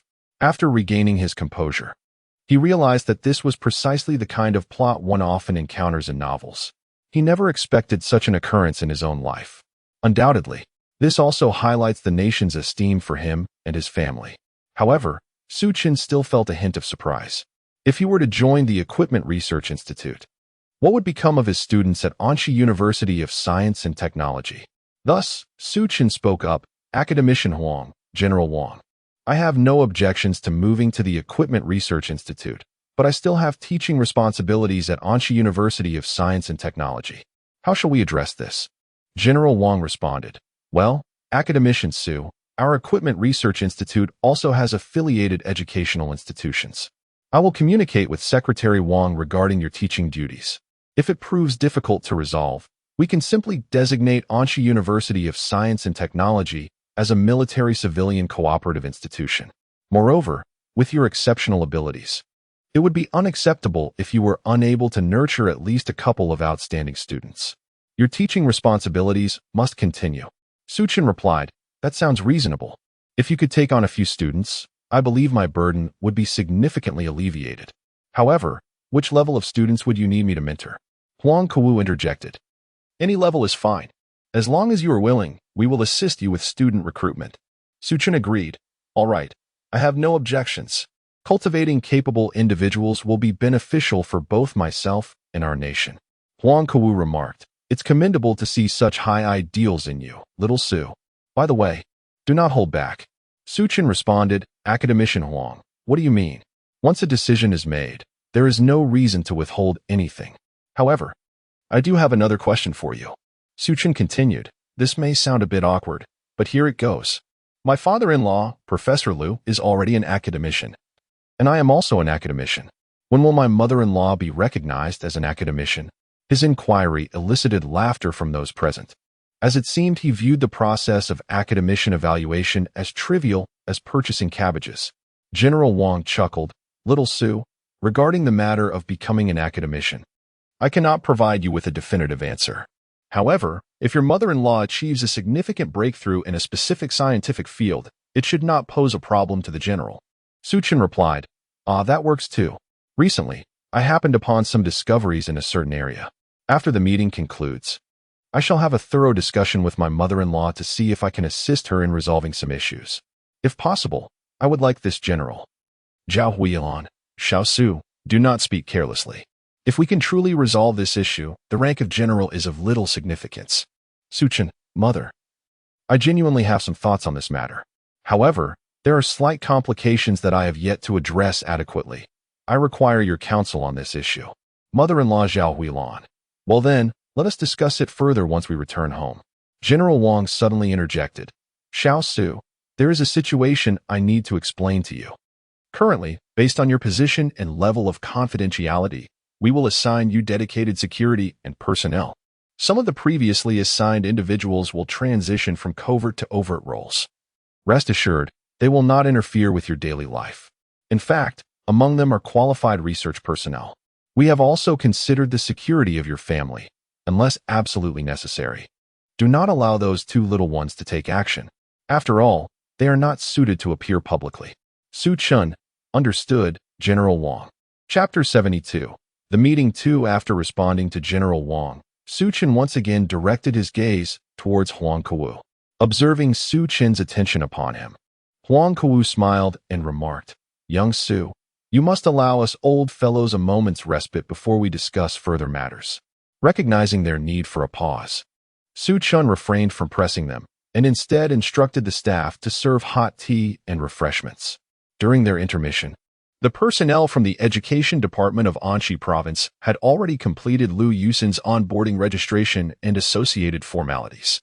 Although Liu Yusin was directly under the auspices of the National Education Administration, she was temporarily seconded to the Education Department of Anxi Province for the time being, with her daily duties and workplace situated there. Once Liu Yusin's matters were resolved, General Wang directed his colleagues at the Research Institute to present Su Chin with his own military uniform and relevant credentials. He specifically summoned Su Chin's guards for introductions.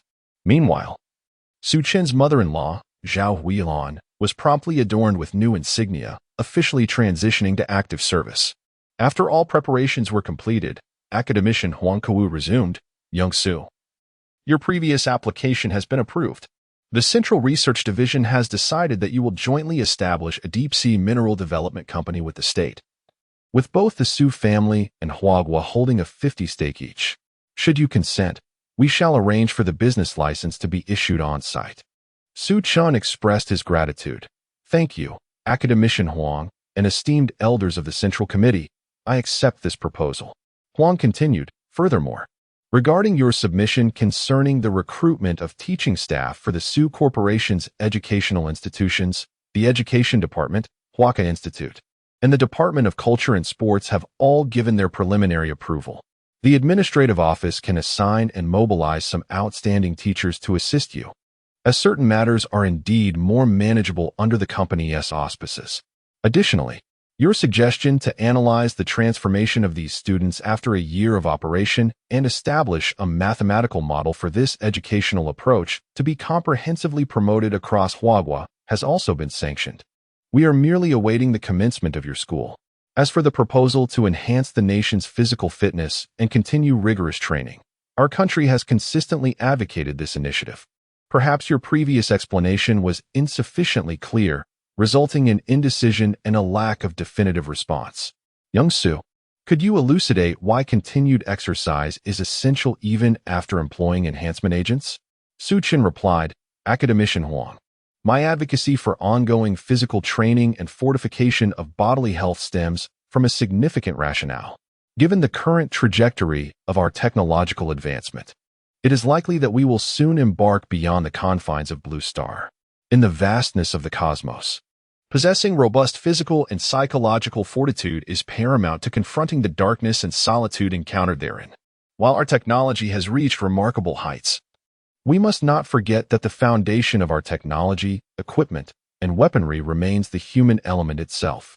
Huang Kuo responded, Young Su, are you implying?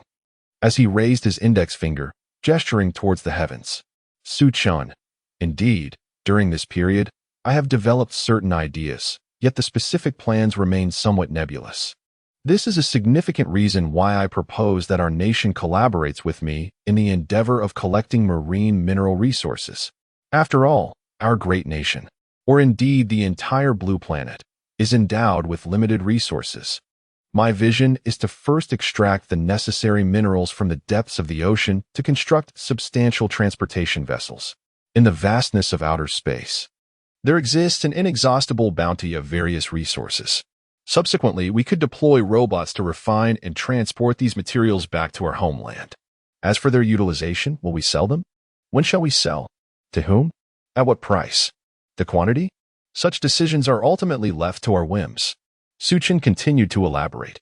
The attendees in the conference room were taken aback by the dialogue between Huang Kuo and Su Chun. Although their conversation did not explicitly state their intentions, those present were well aware. Good heavens, they are preparing to ascend into the heavens. When were these inventions conceived, and why was I not informed? How is it that I remain oblivious? At present, there are but a handful of nations capable of independently sending astronauts into space. Yet here you are discussing mining and the sale of ores. Huang Kuo, Young Su, in your estimation, when might you be able to manufacture the envisioned apparatus? Su Chun, Elder Huang, based on the current situation, it may still take some time before we can send humans into space. I must first assist in cultivating talent and transforming lands that are currently uninhabitable for humanity. Only after achieving breakthroughs in our national defense, education, and scientific research can I focus on developing larger and faster modes of transportation. After all, at present, my primary role is still that of a devoted father. I desire a more stable and prosperous nation. I do not wish to witness our country meet a fate reminiscent of a certain historical nation, where astronauts returned from their voyage only to find their homeland and families vanished.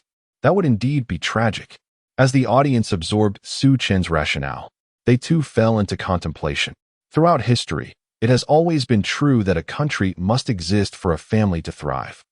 Countless historical accounts demonstrate that beneath a collapsing nest, how can there be unbroken eggs? As their thoughts deepened, the admiration in their gazes towards Su Chun grew ever more profound. After the meeting concluded, Academician Huang departed Anxi City with his entourage. Su Chun, accompanied by Lu Yusin, his mother-in-law, and his security detail, returned to the villa at Sherdai Huashi. Chapter 73. The Big Bear and the Little Bear. Upon returning home with Lu Yusin and his mother-in-law, Su Chun stumbled upon a delightful scene in the living room. Cici was joyfully riding her pony, Tuanzi, while Tong Tong was galloping on Xiaobai, their laughter echoing in the air as they playfully chased one another.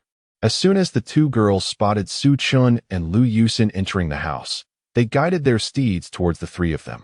Cici was the first to speak. Daddy, Mommy, where have you been today? Did you bring any delicious treats for the baby? Tong Tong chimed in. Brother, sister, did you bring anything tasty for me? Lu Yusin responded. Of course, sister will bring you something delightful. But first, you must wash your hands before enjoying any food. Su Chun then said, Cici, do you see who is standing behind me? Your grandmother has arrived. Cici asked, Grandma?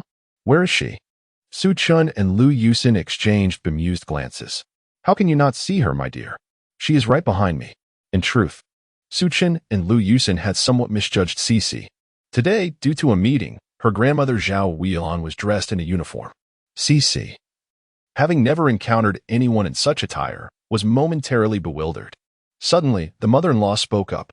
Su Chun, Yusin, do not put the child in a difficult position. In this uniform, how can such a young one clearly recognize me?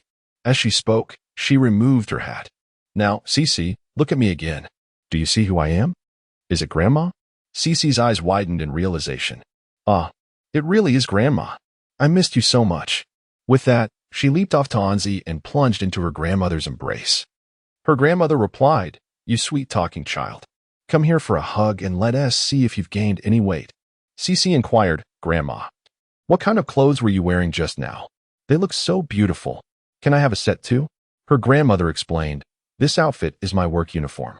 If you like it, I can have one tailored for you another day. Wouldn't that be lovely? But why is it that Grandma has a uniform for work, but Daddy does not?" Cece questioned.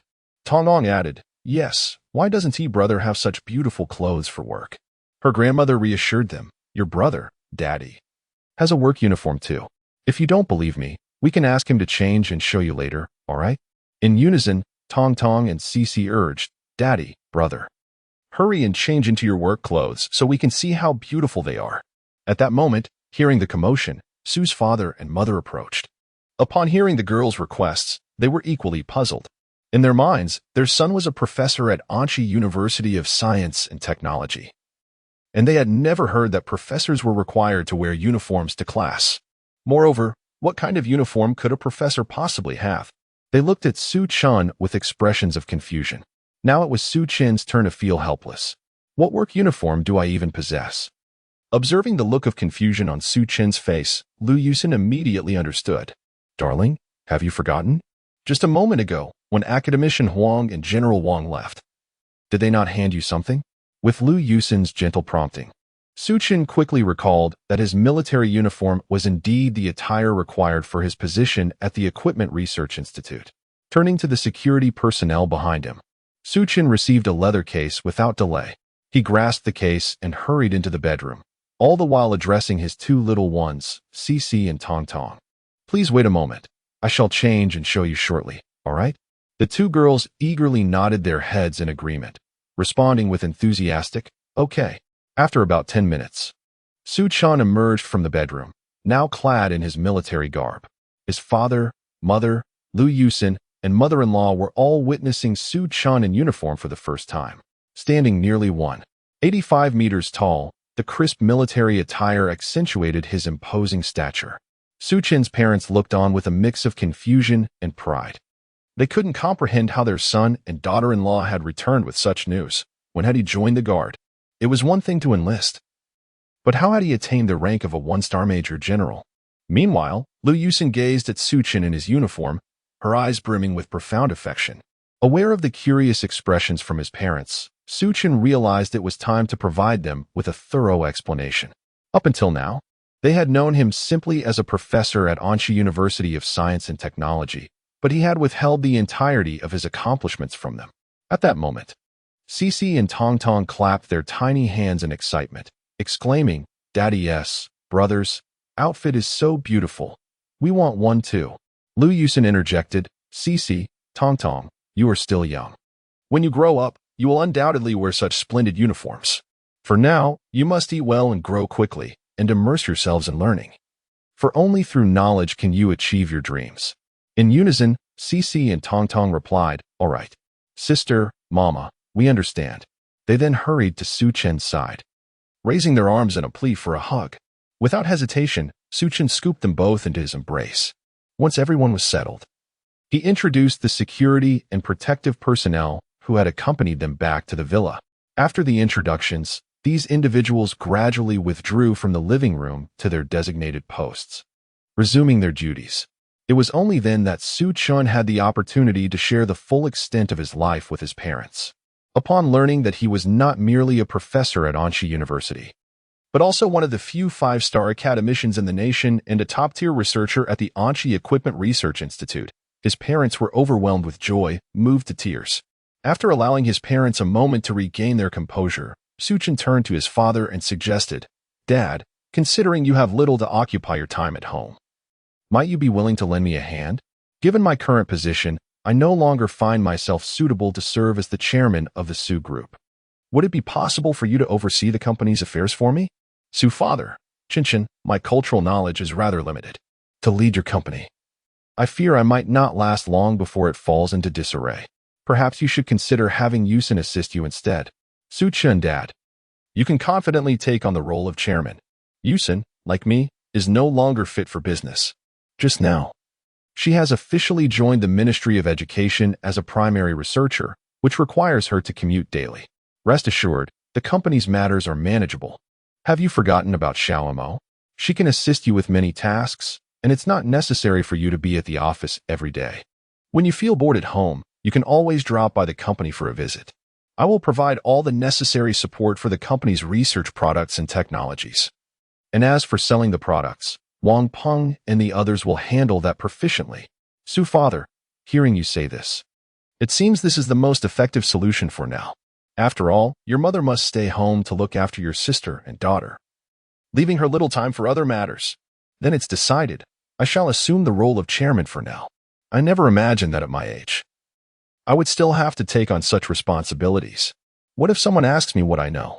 How shall I respond? Suchin chuckled. Let them ask. Whether to respond is entirely up to you. If you're in a good mood, reply. If not, just pretend you didn't hear. They can think whatever they like. By the way, Mom, what do you think about taking on a position at the Su Charity Foundation that Yusin previously managed? Su, mother, the Charity Foundation? What would I do there? I know nothing about it. Suchin, Mom, the Charity Foundation doesn't require you to handle operations personally.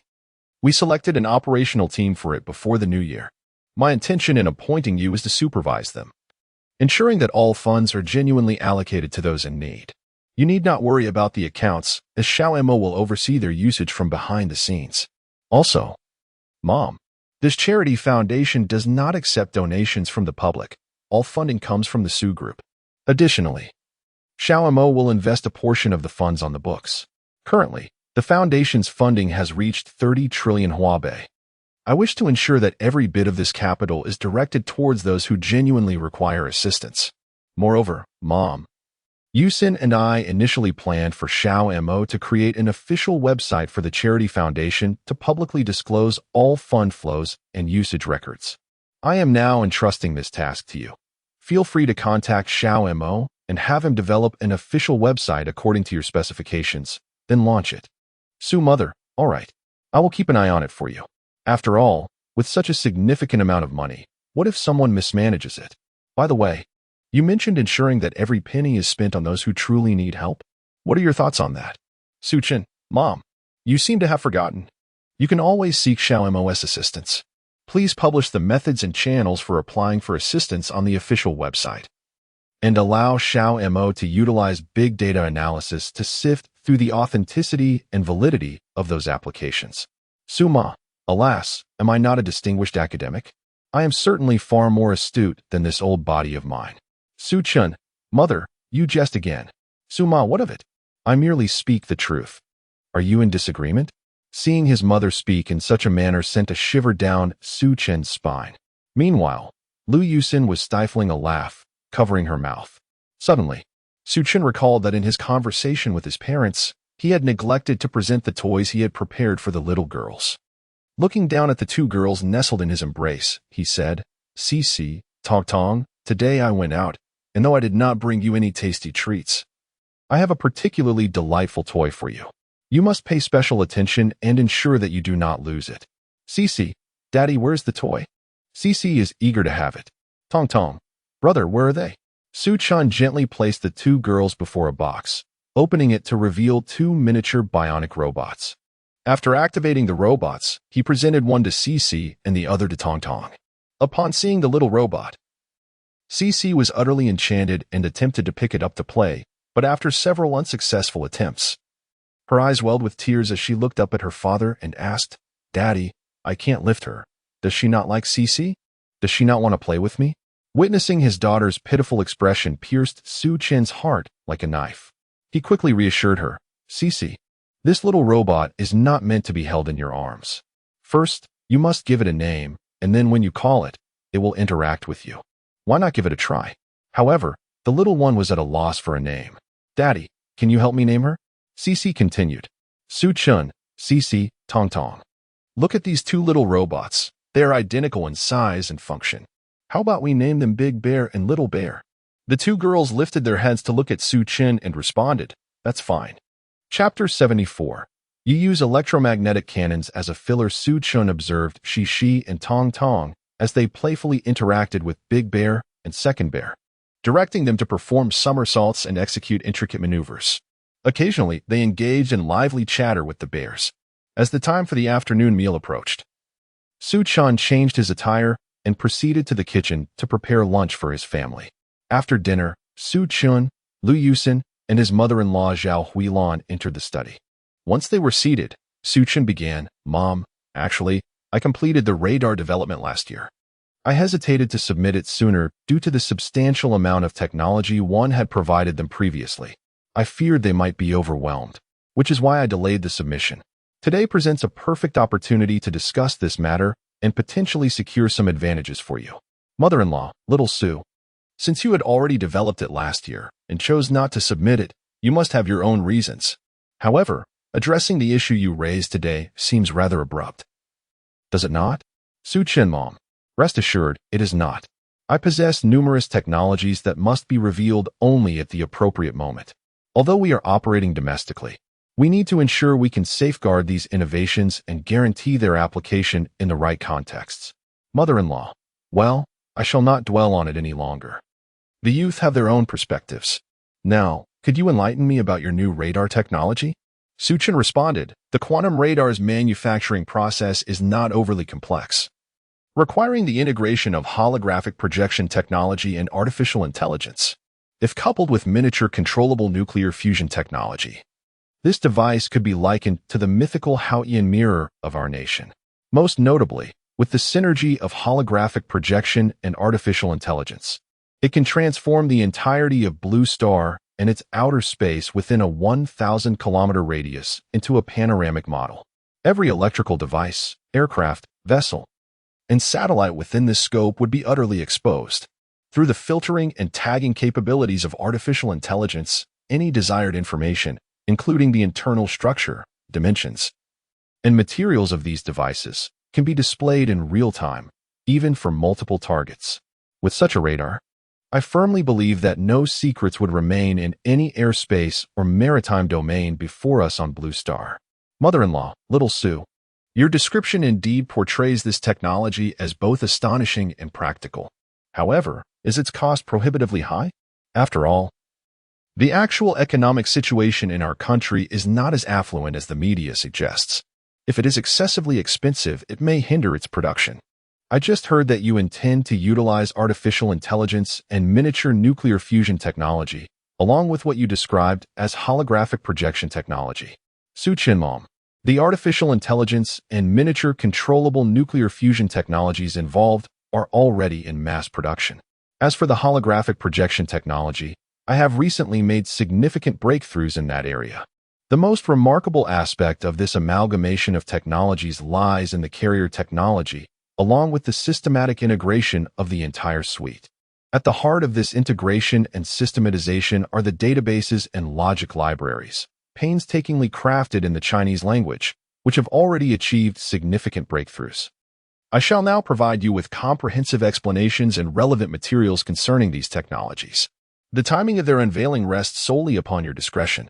Furthermore, it is worth noting that this technology has already been implemented in the capabilities of Big Bear and Little Bear. Otherwise, achieving precise global targeting would be unattainable. As a supplementary note, allow me to mention the technologies of the electromagnetic cannon and atomic missile.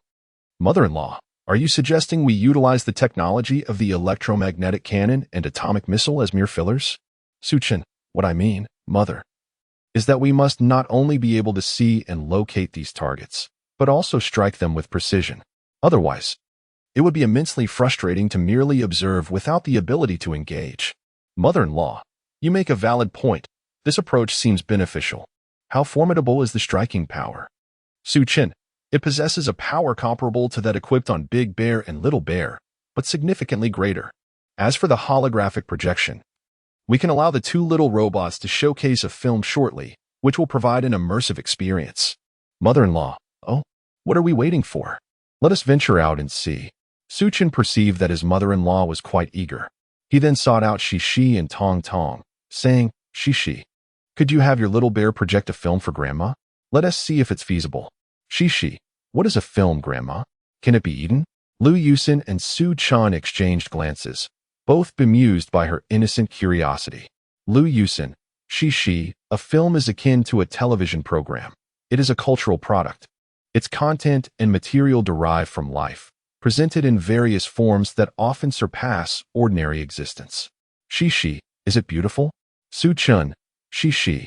We do not describe films as beautiful. They are better characterized as captivating or thrilling. Do you understand?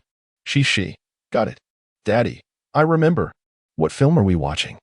Suchin, how about we watch Little Tadpole Looks for Mama? Shishi, I don't understand. Let us watch whatever Daddy wishes to see. Suchun, Little Bear. Please commence the playback. Little Bear. Understood, creator.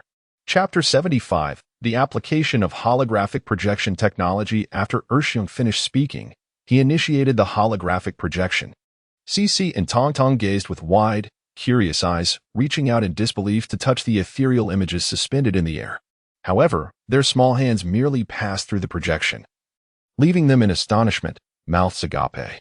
The film Little Tadpole's Search for Mama depicts the tale of a frog mother who lays her eggs and departs, while the tadpoles gradually grow tails and transform into a group of little tadpoles. After hearing the shrimp's description of their mother's characteristics, they embark on a quest to find her. Along the way, they mistakenly identify goldfish, crabs, turtles, and catfish as their mother. Ultimately, they succeed in locating their true mother. Little Tadpole's Search for Mama is the first inkwash animation in manhwa, creating a pure, simple, and straightforward fairy tale world. In Suchin's view, such films are indeed suitable for the age group of Tong Tong and Cici. The film has a runtime of merely 15 to 16 minutes, which is quite a feat for children of Cici and Tong Tong's age to maintain focus for that duration. Soon, the film concluded, and Cici inquired, Daddy, why do the little tadpoles only search for Mama and not for Daddy?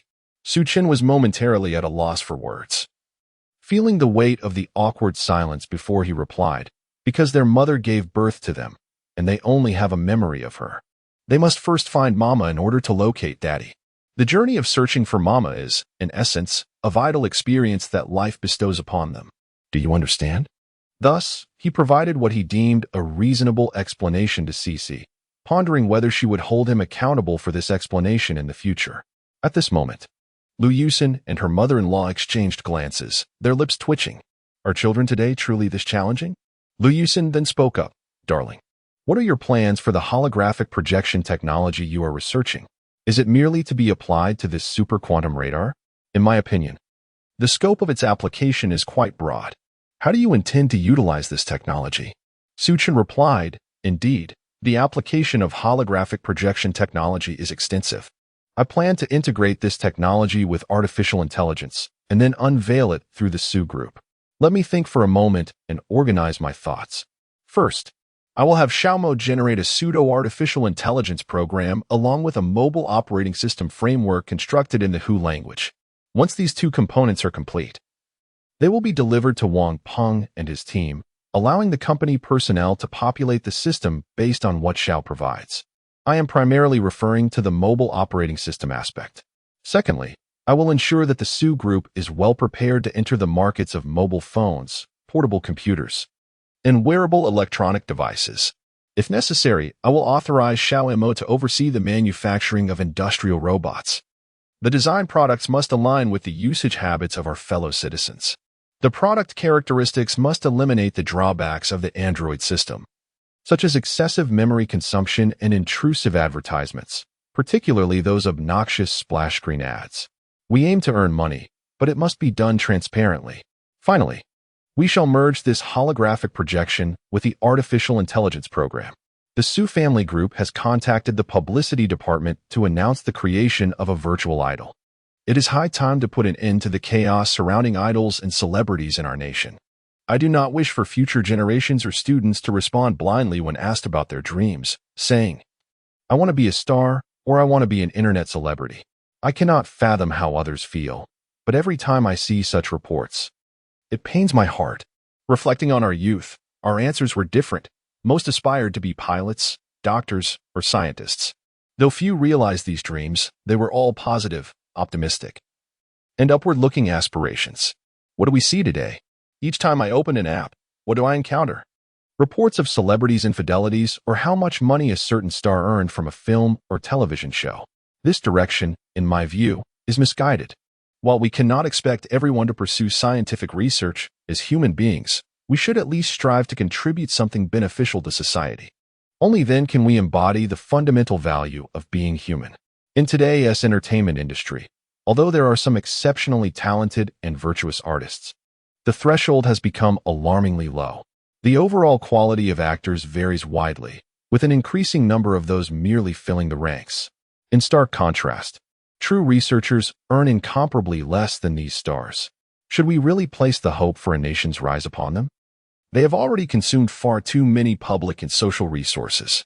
My dear, I aspire to use this virtual idol to instigate change. Though the outcome may not be perfect, it is at least a worthy endeavor for me to undertake. I will personally perform or sing some songs and entrust them to the company for management. Striving for a positive impact from the outset. Mother-in-law, Xiaosu speaks wisely. This is indeed a worthy pursuit. I support your vision. Lu Yusen, my husband, I have faith in you. Go forth and make it happen. I share your perspective. The future of our nation cannot rely on stars and internet celebrities. We need to help them calm their minds and correct their outlook on life and values. Chapter 76. The intelligent brain. At this moment, Cece was perplexed, listening to the conversation between her father, mother, and grandmother. She could not comprehend the significance of the adults' discussions. Having never seen a movie, she impatiently called out to Lu Yusen, "Mom, could you find me another movie? I want to watch more." After pondering for a moment, Lu Yusen exclaimed to Erxiang, "Please play Arai Brothers for the little ones. I believe this animated film will enrich their knowledge." Erxiang responded, "Certainly, my lady." Suchen, watching the holographic display of Arai Brothers, could not help but reminisce about his childhood days, sneaking off to watch this animated series after school. A smile involuntarily crept onto his lips. Turning to Lu Yusen, Suchen said, "Darling, you are about to embark on your career at the education department. I hope you will advocate for the emergence of more exemplary works in China's animation market that can subtly educate children. By the way," he continued, "do you think you will adapt well to this sudden transition to the education department?" Lu Yusen replied, "To be honest, before today, I believe my life would remain stagnant. When you first provided me with that secondary card, I thought I would merely become a decorative vase after graduation, spending my days shopping, beautifying myself, and indulging in leisure. However, I felt a stirring within me and proposed the establishment of the Su Charity Foundation. I intend to apply my expertise, utilizing both the funds you provided and those I acquired through the capital market, to assist more people. This way, I can contribute my modest efforts and redirect my focus." "I'm sorry. I hadn't mentioned this to you before." Suchen reassured her, "There's no need for apologies. I should be the one apologizing for not considering your feelings adequately. Rest assured, such matters will not arise again." Lu Yusen responded, "It's all right, my love. You already bear so much responsibility, cooking, studying, working, and managing the company. I didn't want to add to your burdens, which is why I kept quiet. But now, it seems fate has decided my path. I want to even need to participate in the selection process. I'm still riding on your coattails.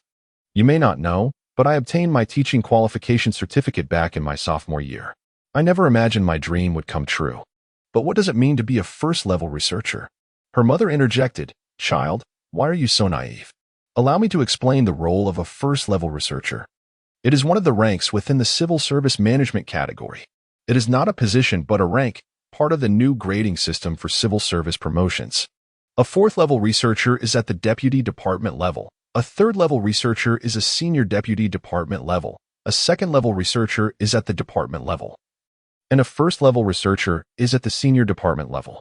Just enjoy your success." Suchen inquired, "My dear, how do you plan to approach this new role? After all, your responsibility is to assist me in realizing the grand vision of a new educational model. My personal suggestion is to first ascertain the number of schools and teaching points in Anhui Province, as well as the quantity of qualified teachers available. Understanding the age distribution of school-age children and the allocation of educational resources is essential. With this fundamental information, you could enlist Xiaomo's assistance to analyze and propose improvements.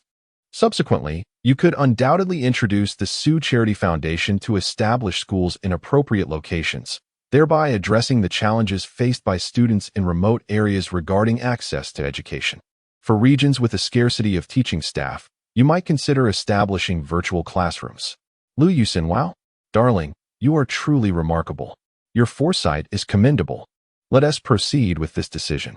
I will first gather information about Anchi province, and once the verification results from the Su school are available, we can expand nationwide. Su Chun, my dear, since you are about to report to the education department, I will prepare 2 gifts for you. One is a gene enhancement serum, which can amplify your physical attributes to tenfold their current capabilities. However, you may experience a temporary adjustment period in terms of strength for a few days post-injection. But rest assured, it will normalize soon. There are no side effects. It merely enhances your strength, endurance, stamina, and intelligence tenfold. Additionally, I will create a mini intelligent assistant for you to help with mundane tasks at work, considering Xiaomo is not yet suited for public appearances. Lu Yusin, thank you. My love, I appreciate your thoughtful preparations. Rest assured, I will dedicate myself to my work. Wait, what is this intelligent assistant? When was it invented? I have never heard you mention it before, my mother-in-law inquired. Suchin, mother, this intelligent assistant can be regarded as a wearable pseudo-artificial intelligence. It is a wearable personal terminal developed using holographic projection technology and pseudo-AI. It can perform all functions comparable to existing electronic products, and even surpasses them. Its design resembles a smart watch, yet it is leagues ahead of any similar product on the market. I plan to integrate this product into the Su Group to venture into the wearable electronics market. It is high time that our nation introduces a product capable of competing with foreign brands. We cannot allow them to dominate our domestic electronics market while benefiting from our resources. Mother-in-law, is that true? If so, I hope it will be released soon, as we have long been suppressed in the electronics sector. Chapter 77. Crafting a mecha is a simple task. After Su Chun elucidated the concept of the intelligent brain to his mother-in-law and Lu Yusin, he turned his attention to playfully engaging with Cici and Tong Tong. He led the 2 little girls to the sunroom, where, after witnessing the delightful holographic presentation of tadpoles looking for their mother by the 2 cuddly robots, they grew fond of their miniature companions. However, being quite small, they struggled to lift the heavier bears, yet insisted on having to Xion and Air Xiong accompany them everywhere they went. This resulted in an amusing spectacle, 2 little girls trailed by a round plump panda and an intelligent husky, while in front of them marched a 30-centimeter tall bionic robot, resembling nothing more than a diminutive doll. To onlookers, this arrangement might appear comical, yet little do they know the extraordinary powers possessed by these seemingly adorable creatures and robots, aside from the 2 ordinary humans. Before entering the sunroom, Suchin casually retrieved a guitar from the wall of the hall. He intended to seize this leisurely moment to teach Cici and Tong Tong a song. Opting for something not overly complex, he chose songs and smiles, hoping that as the 2 little girls grew, melodies and smiles would accompany them throughout their lives. With a light-hearted strum of the guitar, his voice resonated from his throat. With every passage he played, he encouraged the 2 girls to join him in soft, harmonious singing. Through repeated guidance, they transitioned from unfamiliarity to familiarity, and from familiarity to proficiency. Gradually, the sunroom filled with the sweet, innocent voices of the children singing, "Please take my song back to your home. Please leave your smile behind. Please take my song back to your home. Please leave your smile behind." As Suchin listened to their tender, delicate voices, he wished time could stand still at that moment, allowing him to savor this fleeting affection. With the cessation of Su Chen's accompaniment, the 2 girls gradually fell silent. At that moment, Lu Yusin emerged from the corner of the sunroom, a phone in hand, evidently having captured that precious moment on video. Noticing their lesson had concluded, she approached Su Chun with her phone, eager to see the video. Su Chun was curious about how their melodic session appeared from a third-party perspective. "Darling, how about we head to the rooftop private cinema to view this video on the big screen?" I am quite eager to see how that moment translates to the silver screen, he suggested. Sounds great. I'm looking forward to it too. It's been ages since we last watched a movie together. After this, let us catch a film. I'll check with my parents to see if they'd like to join us, Lu Yusin replied. Indeed. It's been far too long since our family enjoyed a movie together. As fate would have it, the previous scene was projected on the screen, bringing forth laughter from everyone present. To be honest, despite residing here for quite some time, I had yet to step into the rooftop private cinema. My curiosity piqued. I decided to experience the cinematic effects of this theater. After Su Chun expressed his thoughts, he effortlessly lifted both Shi and Tong Tong into his arms, exclaiming, "My dear little treasures, would you like to see the live recording of your earlier singing performance? We are about to visit the rooftop cinema, and I believe I have never before shared the ambience of a theater with you. Shall we go together?" Shi chimed in, "Daddy, isn't a cinema a place specifically for watching movies? The little tadpole's search for Mama we just watched, isn't that a movie?" Suchin affirmed, "You are absolutely correct, my dear. A cinema is indeed dedicated to screening and enjoying films. The little tadpole's search for Mama that you viewed earlier was a film presented through technological means. Its visual and sensory effects differ entirely from those of an authentic cinema experience. Once we reach the rooftop, you will truly sense the distinction in atmosphere." Tong Tong interjected, "Brother, I saw on TV that people eat popcorn and drink cola while watching movies. Will we also have snacks to enjoy later?" Suchin replied, "Of course, Tong Tong. However, what must we do before indulging in snacks?" Simultaneously, Shi and Tong Tong responded, "We must maintain hygiene, wash our hands first, and then we can eat." "Correct. I will assist you in washing your hands, and then we can enjoy our treats during the movie, all right?" Both Tong Tong and Shi exclaimed, "No? Our teacher said we should do our own things, and we can manage." "Very well then, I shall wait for you in the living room," Su Chin conceded. Upon hearing their responses, he gently set them down and made his way to the living room. To be candid, Su Chun was quite taken aback by the girl's assertiveness. Tong Tong, having started kindergarten, was indeed learning under a teacher's guidance. Yet, Shi was merely a year and a half old. Who was her educator? Could it be that adorably Navi panda? It seemed this enlightening creature was far from ordinary. "Brother, we're done washing. Let us go watch the movie.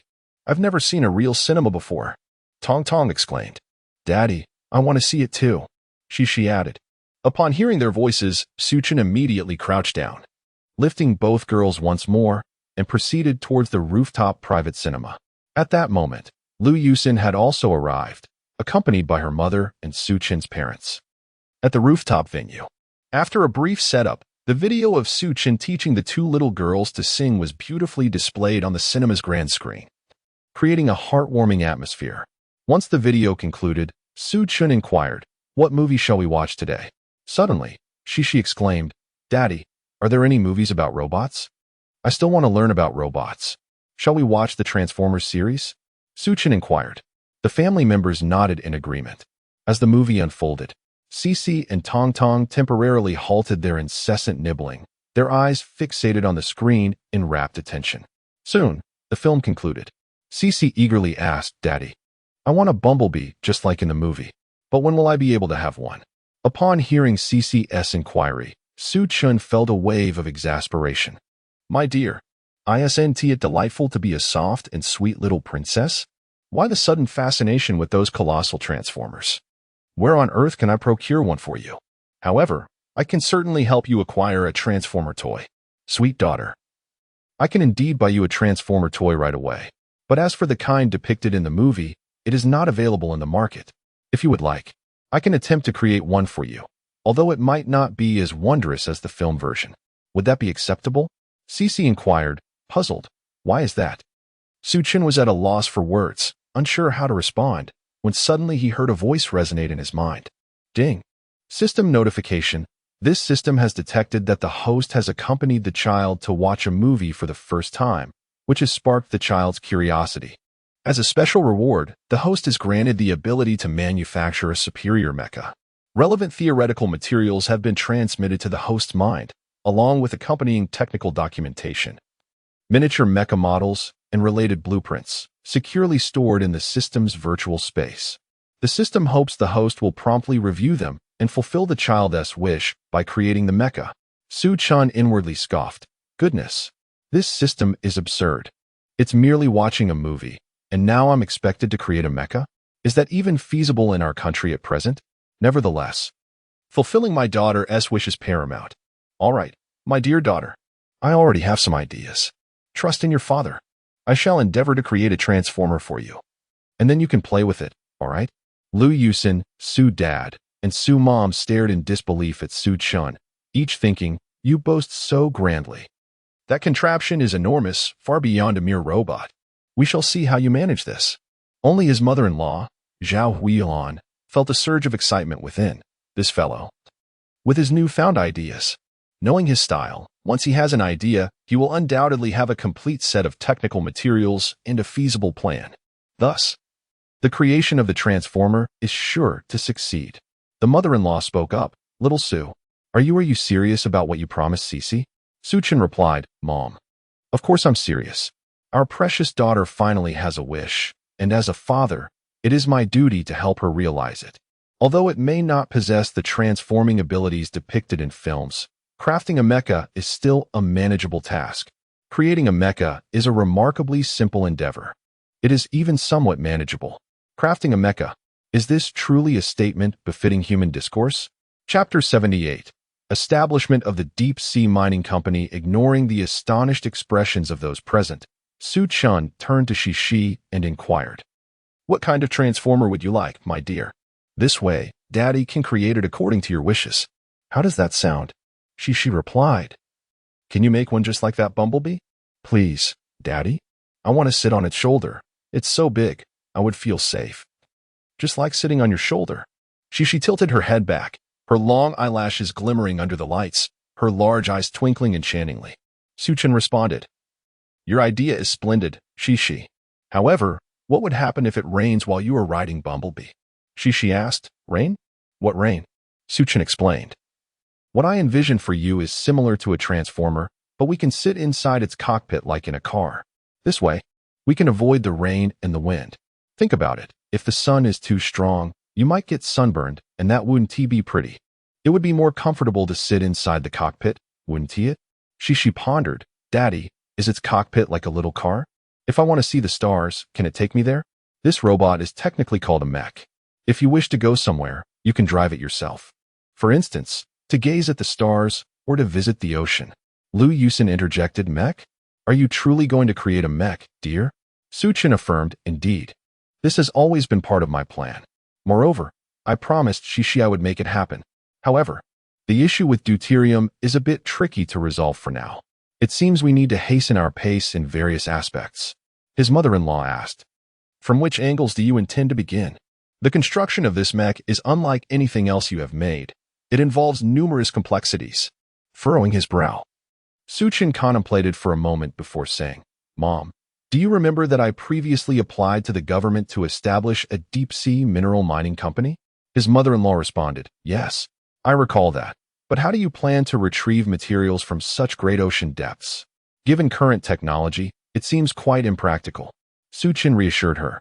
That's merely a minor issue. I do not intend to extract or directly. Lu Yusin questioned, if you're not extracting or directly, do you plan to refine it on the seabed? Is it feasible to bring up finished products directly? Su-chan replied, rest assured, my dear, there's no need for concern. We possess unique resources, such as industrial construction robots. I can first have Xiao Mo assist me in producing dozens of industrial robots. They can construct a refining plant designed to operate in deep-sea conditions. We can then place the factory on the seabed, utilizing tidal energy, wind power, or even miniature controllable nuclear fusion to provide a continuous energy supply. Once the factory achieves its objectives, we can simply retrieve the minerals. Alternatively, we could extend this refining plant into a smart manufacturing facility. In that case, we would receive not just minerals, but finished products directly. This approach will certainly alleviate many of our burdens, given the limited land resources available on terrestrial grounds. However, certain constructs are ill-suited for land-based development, such as the mecha that Cece currently desires. The vast ocean and its profound depths provide us with a natural barrier for confidentiality, significantly reducing our expenditures. Why not embrace such an opportunity? In truth, my ambitions have never centered on conventional mineral resources like calcium, iron, zinc, selenium, copper, or gold found beneath the sea. The primary objective of establishing underwater factories is to harvest deuterium from seawater. Yet, the scarcity of deuterium in seawater poses a challenge, making it difficult to fulfill my grand designs for the future of Huagua. It seems imperative to expedite the launch of the interstellar transport vessel, otherwise, complications will abound. Lu Yusin, darling, what were you just saying? Su Chun, the interstellar transport vessel. Is there something amiss? Mother-in-law, little Su, you are quite the dreamer. You haven't even completed the mecha, yet you wish to embark on the interstellar transport vessel project. One must not leap too far ahead. These matters require a methodical approach. Draft a plan and tackle them step by step, all right? Of course, mother. Here's what I propose. I will first call Wang Peng to register the Marine Mineral Development Company. Then, I will instruct Xiao Mo to manage the robotic production line to manufacture 40 industrial robots, along with 10 units of various types of bionic robots. Wang Mingyang and Zhao Ming will transport them to the seaside. Simultaneously, I will establish a branch of Su's Minerals in Minxia City to handle the produced goods. Su Chen replied, Mother-in-law, little Su, having a plan is commendable, but managing so many tasks at once may overwhelm you. I suggest assembling a team to alleviate some of your workload. Su Chen, mother, I share your sentiment. Tomorrow, I shall recruit personnel from the Anchi Equipment Research Institute and Anchi University of Science and Technology. Lu Yusin, darling, the items you intend to manufacture will require a high level of confidentiality. I doubt you will find suitable candidates in just one day. It might be prudent to consult with General Wang and Dean Lu beforehand to facilitate the process. Understood, my love. Thank you for the reminder, Su Chen expressed gratefully. Little Su, have you decided what to manufacture first? Is there a specific order to follow? Mother-in-law inquired. Mother, even if Cece had not requested the transformers today, I would still be inclined to create the interstellar transport vessel. Recently, Xiao Mo indicated that neighboring Damao is preparing for conflict with Ermao. It seems that Huagua has received relevant intelligence. The surrounding environment is rather unstable, and I aspire to fortify Huagua with my efforts. Moreover, constructing that mecha is not particularly challenging. Since Cece has a need, and I happen to possess the requisite skills, I shall fulfill her request in one go. Is this truly how you speak? Your daughter has a need, and you merely happen to have the capability, so you will simply do it? How casual you are? It tugs at the heartstrings. Upon hearing Su Chen's remarks, both Lu Yusin and mother-in-law could not help but roll their eyes. Observing their expressions, Su Chen refrained from further comment and promptly dialed Wang Peng's number. Hello, boss. I have a matter to attend to and require your assistance in arranging for someone to handle it. I intend to establish a deep-sea mineral resource development company, with its location set in Minxia City. Please arrange for Hao Yu and Zhao Ming to go to Minxia City to oversee the operations. Wang Peng inquired Old 4. What primary responsibilities will Hao Yu and Zhao Ming have? What shall we name this mining enterprise? Su Chen replied, the newly established company will operate independently of the Su Group, in which we will hold a 50% stake, while the remainder will belong to the state. Your only task is to arrange for the registration. Everything has been organized from above. As for the name, let us call it Huanyu Mining Company, Limited. Wang Peng responded, forget it, Old 4. This company appears to be quite complex. I shall handle it personally. As for Hao Yu and Zhao Ming's trip to Minxia City, I will take care of that. I suspect you intend for them to be responsible for sales, am I correct? Su Chen acknowledged, indeed, you are truly perceptive, our dormitory leader. That is precisely my intention. Additionally, when they depart, please ensure they take along the individuals I have arranged for them. Those individuals will reach out to them proactively. Wang Ping affirmed, understood. I estimate that the mining company's matters will be settled by tomorrow morning. Let Hao Yu and Zhao Ming depart the day after tomorrow morning. Very well. I will oversee the arrangements. I have other matters to attend to, so I shall refrain from further discussion. By the way, I will be issuing an announcement in the company's office system shortly, stating that I will resign as chairman of the Su Group and my father will assume the role. We can discuss the specifics when we meet. All right, I shall hang up now. Su Chen replied, understood. Goodbye. After ending the call, Suchin reached out to Dean Liu and General Wang. Following their discussions regarding his plan to form a research team, they agreed to meet the following afternoon at 1 p.m. to deliberate further. Once everything was arranged, Suchin joined Shishi, Tong Tong, Tuanzi, and Xiao Bai for some playful activities. The next morning, around 10 a.m., news arrived from Wangpeng. The registration procedures for the mining company had been completed, and Hao Yu and Zhao Meng were fully prepared for their journey to Minxia City.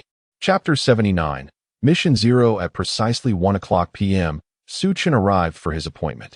This time, he did not attend alone. He brought along his mother-in-law and Liu Yusin to the small conference room at Anxi Technology University. Suchin recalled that the last time General Wang and his associates visited, it was also in this very room. Upon entering the conference room, Suchin observed the personnel from the Equipment Research Institute and Anxi Technology University seated distinctly on either side of the conference table. As they noticed Suchin's arrival, they all stood to pay their respects. General Wang, upon seeing Suchin settled, spoke up. General Su, yesterday you mentioned your intention to establish your own research team. I would like to inquire about your research direction, as it would facilitate our recommendations for suitable talents. If your research area involves highly classified matters, we will need to conduct rigorous vetting of the team members. Suchin responded. General Wang, Dean Liu, Secretary Zhang. My intention is twofold: to recruit a research team for myself and to find a few assistants for my mother-in-law, Ms. Zhao Huilan. Rest assured, I do not intend to engage in long-term, uncertain research endeavors. Rather than a research team, it would be more accurate to describe it as seeking collaborative partners. I require their assistance in meticulously restoring my research outcomes according to the construction plans and blueprints I have devised, with a feasibility rate of 100. As you all know, I am a somewhat trouble-averse father. My creative inspiration surges significantly when I am with my child. Hence, to cultivate more sources of inspiration, I felt compelled to propose this plan and seek your assistance. Intrigued, General Wang inquired, what specifically do you intend to accomplish? Such a high feasibility rate. Please enlighten us. After taking a sip of water, Suchin continued, let me first address the assistants for my mother-in-law, Ms. Zhao Huilan. Their tasks will pertain to 3 areas: super quantum radar, electromagnetic cannons, and quantum missiles. The requirements align with those of my research team, maintaining that same 100 feasibility. Those interested may approach General Wang to enlist. Secondly, I plan to complete the construction of the first-generation mech within a month. Thirdly, I aim to finish the construction and testing of the anti-gravity engines for interstellar transport ships and battleships within 2 to 3 months, and to complete the construction of small interstellar transport ships within 6 to 8 months. Ideally, I would like to accomplish the inaugural lunar mining mission by the next Lunar New Year. Fourthly, I intend to complete the construction and testing of the warp engines for large interstellar transport ships and battleships within 6 to 12 months, striving to finalize the first interstellar transport ship and battleship for our nation within 3 years. What do you think? Those with ideas may approach General Wang to enlist. I await the list of personnel from General Wang. What? Quantum radar, electromagnetic cannons, quantum missiles? How is this world so surreal? Am I still dreaming? A collective gasp echoed through the room as they processed the gravity of the information. Anti-gravity engines, warp engines, and the audacious notion of utilizing interstellar transport ships for lunar mining. It was almost too much to comprehend. In a moment of stark transformation, the initial excitement of General Wang, Secretary Zhang, and Dean Liu morphed into sheer trepidation. General Wang spoke. General Su, are the equipment and weapons you just mentioned truly existent? No. What I mean is, from a technical standpoint, have these advancements achieved substantial breakthroughs? Suchin responded. General Wang, everything I mentioned is indeed realizable. I possess a comprehensive research proposal along with construction documents, blueprints, and relevant technical specifications. However, we are currently in the process of selecting the team members, so I cannot disclose everything just yet. Rest assured, I will not keep this information hidden indefinitely. Once the team is assembled, I will distribute the materials according to their specialties and responsibilities, enabling them to fulfill the construction and assembly tasks. He continued. As for why I am simultaneously liaising with the Equipment Research Institute and Anshe University of Science and Technology, my intention is to allow these students to engage meaningfully in the construction tasks, thereby validating and refining their theoretical knowledge through practical experience. Should they succeed in integrating their learning during this endeavor, it will undoubtedly cultivate a plethora of seasoned experts within our country, provided they can pass the stringent evaluations. General Wang replied, General Su, since you have articulated it this way, I have no further reservations. Could you furnish me with several copies of the feasibility study or construction plan for the equipment you mentioned? This matter exceeds my authority, and I must report it to the Central Command for their deliberation. Su Chen affirmed, General Wang, certainly. I will provide you with these documents immediately. Dean Liu inquired, Academician Su, may I ask what specific talents you require? This will assist us in offering a preliminary scope for personnel selection. Su Chen elucidated. These roles possess certain commonalities and can generally be categorized into several domains: energy systems, transmission systems, skeletal systems, armor control and perception systems, weapon systems, and life support systems, among others. The energy system will utilize microcontrolled nuclear fusion for power. Essentially, this involves granting the assistants access to the relevant databases and production processes, which is not particularly challenging. However, if a person dedicates themselves to studying this, they will undoubtedly gain immense knowledge. He elaborated, regarding the transmission and skeletal systems. The Su Group has recently succeeded in developing intelligent bionic robots, which is not an exceedingly complex issue. As for the armor control and perception systems, they are products of the integration of virtual reality technology and holographic imaging technology, akin to what is found in the game Myth. Notably, armor control transcends mere application of these two technologies, primarily relying on the profound integration and compatibility of intelligent brains, small artificial intelligence technologies, and quantum radar technology. This, too, poses no significant difficulty. He concluded, the weapon system comprises small electromagnetic cannons, miniature quantum missiles, and some traditional external weaponry. The life support system is simply a scaled-down application of anti-gravity technology. Here, I wish to draw your attention to this mech. It is capable of high-speed flight at low altitudes over short distances. Its range is approximately 100,000 kilometers, with a maximum altitude of 21 kilometers and a peak speed of 50 Mach. Well, my introduction concludes here. Only by thoroughly understanding the production process and technology involved in the mech can you better accomplish the construction of the anti-gravity engine and the warp engine. As for the interstellar transport ship and the interstellar battleship, they belong to the boss category within the game. Nonetheless, it is worthwhile for all of us to strive towards their construction. After all, I am counting on building one to venture to Pluto to mine diamonds to sell to the United States. What a hasty introduction you've given. Are these things as simple as you claim? Secretary Wang and Dean Liu merely gazed at Su Chen, mouths slightly agape, yet they remained silent for an extended period. Suddenly, General Wang spoke. Ladies and gentlemen, I hereby announce a new directive. Please remain in this conference room and refrain from leaving for the time being.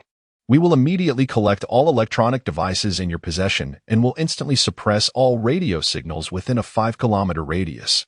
Kindly await further instructions from above.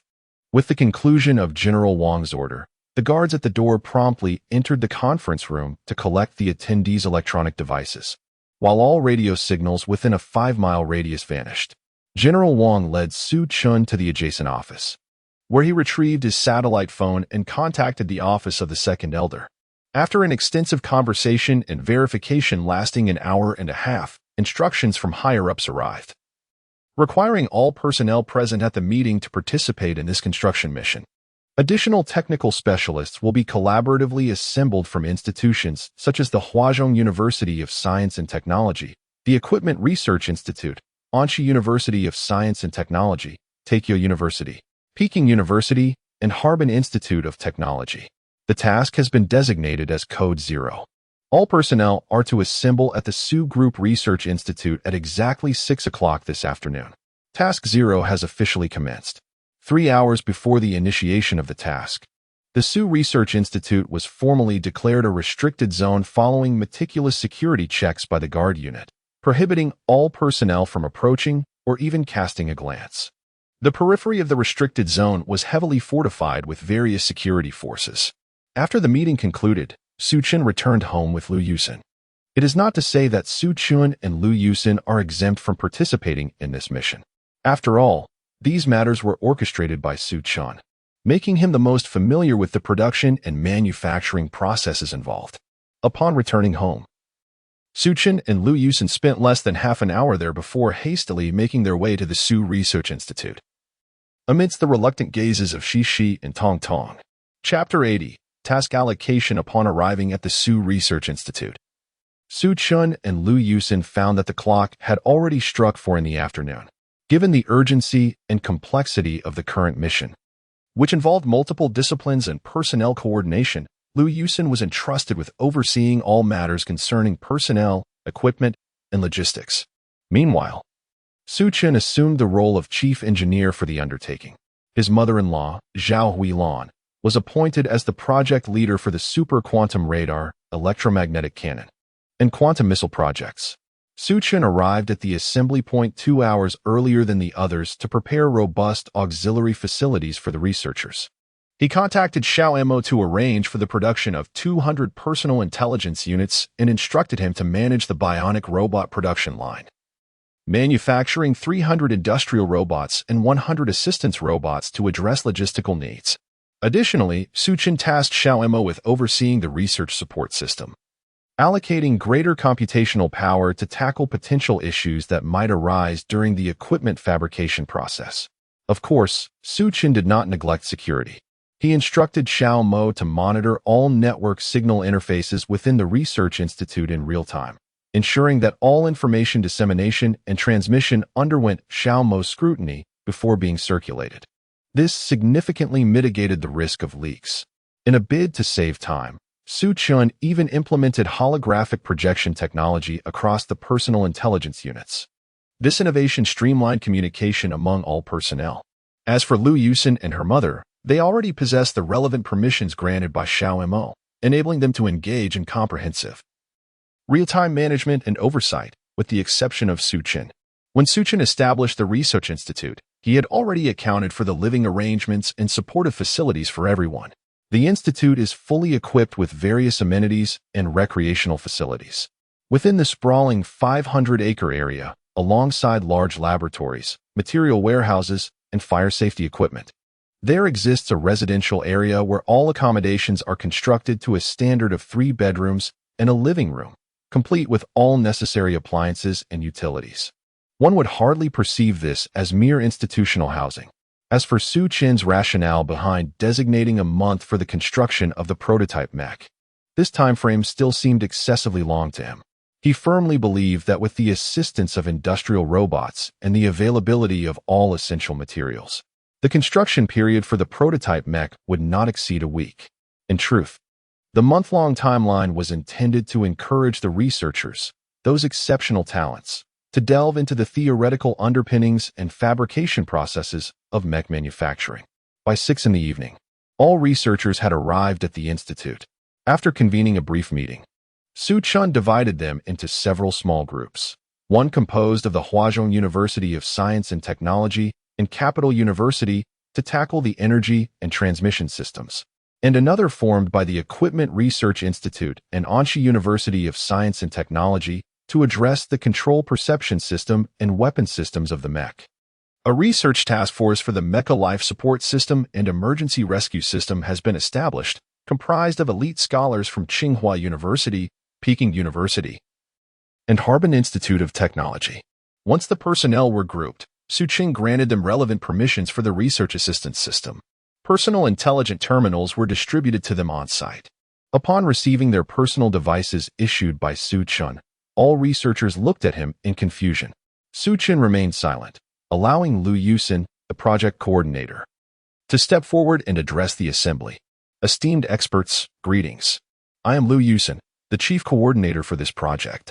Here, I will elucidate the operational methods for the equipment you have just been assigned. Firstly, the research assistance system, as its name implies, is designed to aid you in your scientific inquiries. You may utilize the relevant materials you have received within this system to review or modify technical parameters at your discretion. This allows for simulated experiments to refine and validate the accuracy of your research topics. Secondly, the personal terminals you have been provided with are, in essence, intelligent personal devices. They significantly alleviate your workload, assisting in the design of products and the organization and computation of textual materials. This enables you to plan your time and energy more efficiently and rationally. The device is equipped with holographic projection technology, allowing you to engage in face-to-face, contactless communication when encountering issues or disagreements, thereby minimizing unnecessary time wastage. Additionally, it supports a conference mode, accommodating up to 300 participants in a single holographic meeting. Thirdly, for this endeavor, we have also provided 100 life assistance intelligent robots on site. Should you encounter any daily issues, do not hesitate to seek their assistance. Your accommodations have been arranged, and relevant information along with room numbers will be sent to your personal terminals. Please check them promptly. After Liu Yusin concluded her address, Suchin resumed speaking. First and foremost, the purpose of gathering here is not for you to assume the roles of welders or assemblers. I hope you will thoroughly comprehend the materials distributed to you and strive for a deep understanding that fosters the ability to draw parallels and integrate knowledge. The assembly and manufacturing processes will be supported by bionic industrial robots, which will assist us in fulfilling the construction tasks for the initial generation of mechas. I aspire that through this construction, you will establish a foundational theory and framework for the subsequent generations of mechas. Furthermore, to alleviate any concerns you may harbor, I will simultaneously initiate the construction of a miniature version of a children's mecha while you study the research materials. After all, this is a gift I promised to my daughter. I hope that witnessing the construction of this mecha will fortify your faith and confidence. As for the full-sized initial mecha, it must be constructed by your hands. Finally, during the manufacturing process of the mecha, you may reach out to me through the intelligent terminal regarding any issues you encounter. I will impart all my knowledge without reservation. Until the initial generation is completed, I will remain on site alongside you. However, I hope this duration will not be too prolonged, as I still need to return home to care for my children. Here, I would like to remind everyone not to underestimate the significance of each procedure you are responsible for. As the old saying goes, without accumulating small steps, one cannot traverse 1,000 miles. All scientific innovations stem from the most fundamental processes, gradually converging through countless efforts. Now, please pay attention to the tasks assigned to you. The relevant technical materials and process diagrams have already been distributed to your personal terminals. Today, we shall refrain from unnecessary discussions. I urge everyone to follow the prompts on your terminals and properly arrange your belongings. Afterwards, we will head to the cafeteria to address our dining needs. Tomorrow morning at 8 o'clock, if you are interested, you may visit the Research Institute's experimental site to observe the entire process of constructing the children's exoskeletons. This construction process will not take too long, approximately 7 to 8 hours. During this time, you can study your materials while observing the practical operations, which will greatly enhance your understanding of the relevant knowledge. After all, as the saying goes, the stones from other mountains can serve to sharpen jade. Well then, we are dismissed. Chapter 81. The compact mecha. The following morning at precisely 8 o'clock, the testing grounds of the Research Institute buzzed with activity. A throng of students and researchers gathered to witness the unveiling of the world's first mecha. Upon their arrival, Su Chun and Liu Yusin exchanged brief greetings with the crowd, instructing everyone to meticulously compare the blueprints on their smart devices with the construction process unfolding before them. After a flurry of operations on his wrist-mounted microintellect, Su Chun settled down with Liu Yusin, leisurely sipping tea. Suddenly, from various corners of the site, 300 bionic industrial robots, strikingly similar in appearance to ordinary humans, emerged. Equipped with an array of tools, they formed small groups, with some tasked with smelting special metals, others with assembling the framework, and yet others with installing protective armor. Their progress was swift. Within a mere morning, the compact mecha began to take shape, though its wiring, energy systems, control systems, cockpit, and weapon attachments remained uninstalled. Thus, engrossed in anticipation, both Su Chun and Lu Yusin neglected their meals as they awaited the completion of the assembly. Lu Yusin, feeling somewhat helpless amidst the fervent dedication of the researchers and students, couldn't help but shake her head. Eventually, she had to arrange for 100 domestic assistance robots to prepare and deliver delectable meals to the testing grounds. By 6 o'clock in the afternoon, the world's inaugural mecha was fully assembled and calibrated. Its design, in accordance with CC specifications, bore a striking resemblance to Bumblebee from the Transformers film series. However, Suchin made judicious modifications to enhance the mecha's ferocity.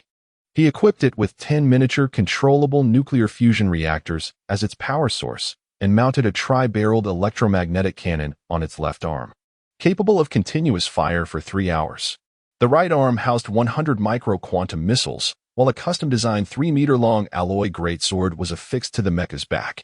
On both the front and back of the mecha, 3 quantum radars were installed, one for standard use, one for backup, and one for emergencies. Additionally, 2 small nuclear-powered vector engines and anti-gravity engines were positioned on the feet and shoulders of the mecha. Inside the cockpit, a soft blue glow illuminated the space, which was devoid of any seating. Only a few patches connected to the pilot's neural pathways and a surround holographic imaging system adorned the area. The control system comprised multiple interconnected microintellects, governed by an artificial intelligence program that facilitated the auxiliary driving system. This system was integrated with a navigation network directly linked to Beidou satellites, ground signal stations, and the geomagnetic field, ensuring comprehensive, all-scenario navigation capabilities. As for Su Chin's reasoning behind such elaborate configurations, it stemmed from a desire to prevent his precious daughter from becoming lost while piloting the mecha at exhilarating speeds. In the control chamber, due to Su Chin's unique design and the support of advanced anti-gravity technology, the mech operates at high speeds without inducing the adverse physical reactions typically associated with supersonic jet fighters. This mech, a gift for his daughter Cece, comes with specific limitations in its control system. Under normal circumstances, it will not prompt the operator to deploy large-scale weaponry such as electromagnetic cannons or quantum missiles. The mech's inherent high maneuverability, combined with a 3-meter-long special alloy sword, is more than capable of surpassing most current weaponry. Overall, the mech prepared for CC stands nearly 6 meters tall and weighs over 30 tons. Witnessing such a colossal creation, the onlookers couldn't help but feel a sense of disbelief. Wasn't Su Chun supposed to be crafting a compact version for his daughter? How could something of this magnitude still be deemed compact? General Wang, observing the scene, couldn't resist inquiring, "General Su, considering this size, has the mech's performance been assessed? Shall I file a report for verification?" Su Chun replied, "General Wang, the mech has been completed and calibrated. However, regarding your suggestion for verification, where exactly would we conduct such tests? Given its considerable size, finding a suitable location might be a challenge." General Wang responded, "Please hold on for a moment. I will contact the higher authorities to secure a testing site. Their cooperation is essential for obtaining critical data." With that, General Wang picked up a secure satellite phone and exited the testing facility. 10 minutes later, General Wang returned to the testing area and approached Su Chin. "General Su," he said, "the site has been prepared for you in the Northwest Desert. Testing is scheduled for 8 o'clock tonight. Monitoring equipment is operational and personnel are in position. I must ask, how do you intend to transport this massive machine to such a distant location? It's nearly 2,000 kilometers from here." Su Chin replied, "Oh, has it been arranged so swiftly? Worry not. A mere 2,000 kilometers is nothing. Have you forgotten? I previously mentioned that this mech is capable of flight, reaching speeds of up to 50 Mach and soaring to altitudes of 21 kilometers. To it, 2,000 kilometers is merely a casual stroll. I will depart promptly at 8. Please ensure the monitoring teams are prepared." General Wang acknowledged, "Understood. I will inform the relevant monitoring departments of your departure time. Additionally, I have sent the geographical coordinates of the testing site, along with the experimental plan and target details, to your personal smart terminal. You should review them promptly." Su Chin responded, "Thank you, General Wang. As it is getting late, shall we have a meal first? I will review the experimental plan during our dinner." "You need not worry. After indulging in a sumptuous feast with Liu Yusen, General Wang, and a host of others, Suchin found the time to be approximately 1950. All eyes were fixed on Suchin as he entered the cockpit of the mecha, which soon emitted a faint mechanical whirring before descending into silence. With a flourish, Suchin positioned the mecha in a pose reminiscent of the Monkey King and, precisely at 2000 hours, began to ascend gracefully into the air. A soft glow emanated from the experimental site, where the silhouette of the mecha was discernible. Once clear of the site, Suchin adjusted the altitude of the mecha to 10 kilometers and activated the nuclear-powered vector engines. The distance of 2,000 kilometers, neither overly distant nor particularly close, was traversed by Suchin in under a minute, reaching the designated coordinates with remarkable swiftness. From his vantage point high above, he identified ground markers and established a communication link with General Wang and the command department at the base. After confirming the accuracy of all strike targets, Suchin launched a quantum missile from an altitude of 10 kilometers and subsequently engaged the electromagnetic cannon against another target. Through the mecha's holographic imaging system, Suchin observed the complete annihilation of all designated targets before reconnecting with General Wang to request a return. His request was promptly approved, and he sped back, reappearing in the experimental area within approximately 2 minutes of departure. The onlookers, still in the process of leaving the experimental site, were left astounded as Suchin disembarked from the mecha, exclaiming, "We haven't even left yet, and you're back. That's a round trip of 4,000 kilometers. Are you jesting?" Meanwhile, the ground observation team was in a state of turmoil. "Didn't you say you would depart right at 2000 hours? It's nearly 5 minutes past, and there is no sign of any anomalous aircraft on the radar, especially around the target range, not even a bird?" They taunted, questioning his audacity. However, before they could finish their remarks, they received real-time satellite imagery from the vicinity of the target range. The footage revealed that all established targets had been reduced to ashes. Upon reviewing the satellite footage, it appeared that the suspected strike object had been located at an altitude of 10 kilometers. After executing the attack, it had vanished in an instant. From the analysis of the information relayed by Chapter 82, Miniature Mecha Testing within the experimental grounds of the Research Institute, a crowd gathered as Suchin emerged from the mecha. General Wang hurriedly approached him and remarked, "General Su, due to your remarkable speed earlier, and the fact that the mecha did not appear in the testing area, we were unable to record much data, or rather, we have no information regarding the mecha at all. Therefore, we kindly request you to venture into the desert once more. I hope this time you can transmit your real-time visuals to us via the intelligence brain." He awkwardly scratched his head as he spoke. Suchin replied, "It was my oversight. I treated this contraption as a fighter jet.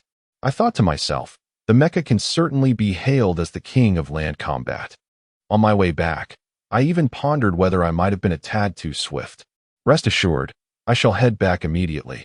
And please inform the others to prepare the simulated environment. I will refrain from employing long-range strikes this time." General Wang acknowledged, "Understood, General Su. I will contact them right away. However, given your mecha's incredible speed, they may not have enough time to prepare." "Very well. I will speak to them about simulating a scenario and devising a combat plan, which will be transmitted to your personal terminal. You may take a brief respite before proceeding." Suchin responded, "Never mind, there isn't much time for rest. I will pilot the mecha directly to the testing area and wait for them there. I shall take my leave now." Having spoken, Suchin activated the mecha once more, entering flight mode. Instead of soaring to an altitude exceeding 10 kilometers, he opted for a height of around 3 kilometers, maintaining a speed of 10 Mach rather than unleashing full power. En route to the desert, Suchin deliberately took a wide detour, advancing leisurely toward the testing area. While piloting the mecha at an altitude of 3,000 meters, Suchin contacted the radar monitoring station on the ground, informing them, "I am passing through your jurisdiction now. Please be vigilant in your observations. My altitude is 3,000 meters. However, within the airspace corresponding to all the radar monitoring stations he traversed, the radar screens indicated no detection of any aircraft." Upon hearing the response from the communication channel, Suchin was left in a state of confusion. Determined, Suchin resolved that since the existing radar could not detect the mecha, he would proceed directly to the experimental site in the desert. Communicating his decision through the channel to the testing area, he activated the nuclear-powered vector engine. Instead of reaching maximum speed, he stabilized his velocity at around 30 Mach. Amid the expectant gazes of the onlookers at the testing site, he levitated the mecha 300 meters above the ground. Through the external speakers of the mecha, Suchun projected his voice, stating, "Comrades, greetings. I am the pilot of the test subject for today. I am currently hovering 300 meters above the base. Please utilize any available detection equipment to commence the analysis. Once completed, kindly inform me through the communication channel." The ground personnel responded via the communication channel, indicating that the testing had commenced and requested him to wait patiently. The thermal imaging device failed to detect any targets. The surface-to-air missiles could not lock onto a target. Satellite-guided signals were unable to register the presence of any target. Although laser-guided signals detected a target, they could not establish a lock. Both low and high-frequency microwave sonar systems were unsuccessful in capturing any targets. At that moment, the head of the ground testing site found himself engulfed by the cacophony of feedback from various detection units. He couldn't help but draw a sharp breath. What sort of monstrosity had been created? This object's surface appeared as if it were cloaked in a black hole, absorbing all signals. What use are our advanced technological devices now? How are we to gather data? Should we resort to using telescopes for observation? This contraption is utterly infuriating. Perhaps it would be better to observe its combat performance on land instead. Through the communication channel, he requested Suchun to land and transmitted the simulated combat plan they had devised to the mech's comprehensive combat platform via the internal network. Suchun, glancing at the combat plan, could not restrain a grimace. What was this? I am piloting a mech, not an excavator or bulldozer. Is this truly a legitimate plan? Nevertheless, he decided to follow the instructions. He maneuvered the mech to a pile of abandoned tanks and, with a swift motion, seized one and hurled it away. The tank flew through the air at a terrifying speed, disintegrating into a heap of parts upon impact with the ground. Apologetically, Suchin remarked, "My apologies. I miscalculated the force. I thought I was being gentle. I didn't expect it to be so fragile." Now, he intended to demonstrate the mech's ground maneuverability and inquired whether the accumulated debris in the area could be used for testing, hoping it wouldn't lead to any liabilities. After receiving affirmative confirmation, he commenced his performance. With deft control, Suchun extracted a 3-meter-long attachment from the back of the mech and began to slice through the concrete structures, old tanks, and cars as if they were mere vegetables. Once solid as iron, these objects now felt as soft as tofu in the mech's grasp. After a while, feeling unsatisfied, he casually tossed aside a few battered tanks several hundred meters away. Before they even touched the ground, they were simultaneously punctured by electromagnetic cannons. Perhaps caught in the thrill of the moment, Such the chief, observing the footage, inquired, "Have the data been compiled?" The staff responded, "Report to you, sir. The data has indeed been gathered, but, the chief frowned, "But what? Speak plainly." The staff replied, "Essentially, no data was collected on site. It was merely stated that the current high-tech monitoring methods proved ineffective. They suggested visual observation, yet this mecha moves too swiftly and can fly, rendering any effective monitoring impossible." The chief remarked, "I see. It is indeed a challenge for them. This fellow is overly indulgent toward his daughter, turning such a formidable weapon into a mere toy. This is rather absurd. Let us do this. Cancel all of tomorrow's engagements that can be postponed. We shall meet him and have a proper discussion." The steward replied, "Indeed. I shall accompany you as well. Following that young man in the foreign capital markets has proven quite lucrative." The chief responded, "Oh, what is this about? Pray enlighten me." The steward continued, "Not long ago, academician Huang Kuwu approached me, suggesting that the business department follow that young man's wife in executing short-term operations on the foreign stock market to earn some extra profit. To our astonishment, the folks in the business department, shadowing her every move, have amassed nearly $500 trillion in less than 3 months. Truly, the younger generation is formidable." The chief concluded, It appears this couple is indeed extraordinary. I am increasingly eager for our meeting tomorrow. How fortunate it is that such individuals have emerged in Hua country. Otherwise, it would be quite a headache. Chapter 83 Meeting. After completing his demonstration in the Western Desert, Suchin swiftly piloted his mech back to the Research Institute. It is worth mentioning that he had already received the results of the test, which satisfied him greatly. Everything unfolded as he had anticipated, and he felt content with the mech's flight capabilities and handling performance. However, Suchun harbored some dissatisfaction regarding the practical efficacy of the quantum missile. Despite its promised high-tech attributes, its only apparent advantages were an extended range and broader strike area. The explosive impact he had envisioned fell short of his expectations. This could be attributed to his recent exposure to advanced technologies, elevating his perspective and aspirations. Yet, he seemed to have overlooked a crucial detail. The mech was equipped with miniature quantum missiles, designed specifically for a child-sized mech. Comparing its combat capabilities and weapon lethality to a full-sized, complete mech was inherently flawed. Upon returning to the Research Institute and properly parking the mech, Suchun retreated to the dormitory he shared with Liu Yusin and fell into slumber. The following morning, both Suchun and Liu Yusin appeared punctually in the Institute's grand conference room. In front of the researchers and students from Huaka Institute and various universities, Suchun showcased the footage of his mech piloting from the previous day on the large screen. After the presentation, he proceeded to elaborate on a series of explanations, integrating his spiritual insights from piloting the mech and suggesting relevant improvements. It is noteworthy that Suchun had acquired an exceptional mastery of piloting skills from the system, endowing him with an acute sensitivity and control over machinery. Suchun voiced his dissatisfaction with the weaponry of this diminutive mech, pondering if there were any additional armaments that could be integrated. It was then that his mother-in-law, Zhao Huilan, interjected, "Little Su, it seems you are not entirely pleased with the weapon systems you designed, but do you realize, within that small mech of yours, the technologies and equipment utilized would likely incite a storm of chaos anywhere outside this research institute? The petite mech you constructed yesterday is essentially a prototype, intentionally diminished in capability. After all, it is merely a grand toy you gifted to Cece. Can you truly expect a toy to save the world?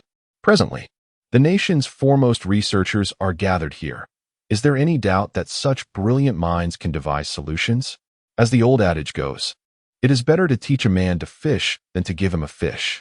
Only when we thoroughly understand the craftsmanship, principles, and associated technologies of mech production will we be able to mass produce them. If one fails, we will have two. If two fail, we will have a multitude. This mech possesses astonishing speed and formidable strength, and it can be asserted without exaggeration that deploying a single mech could decisively alter the course of a localized conflict. Having expended such considerable manpower and materials, how could we possibly create merely one mech? In my opinion, your earlier thoughts were somewhat myopic.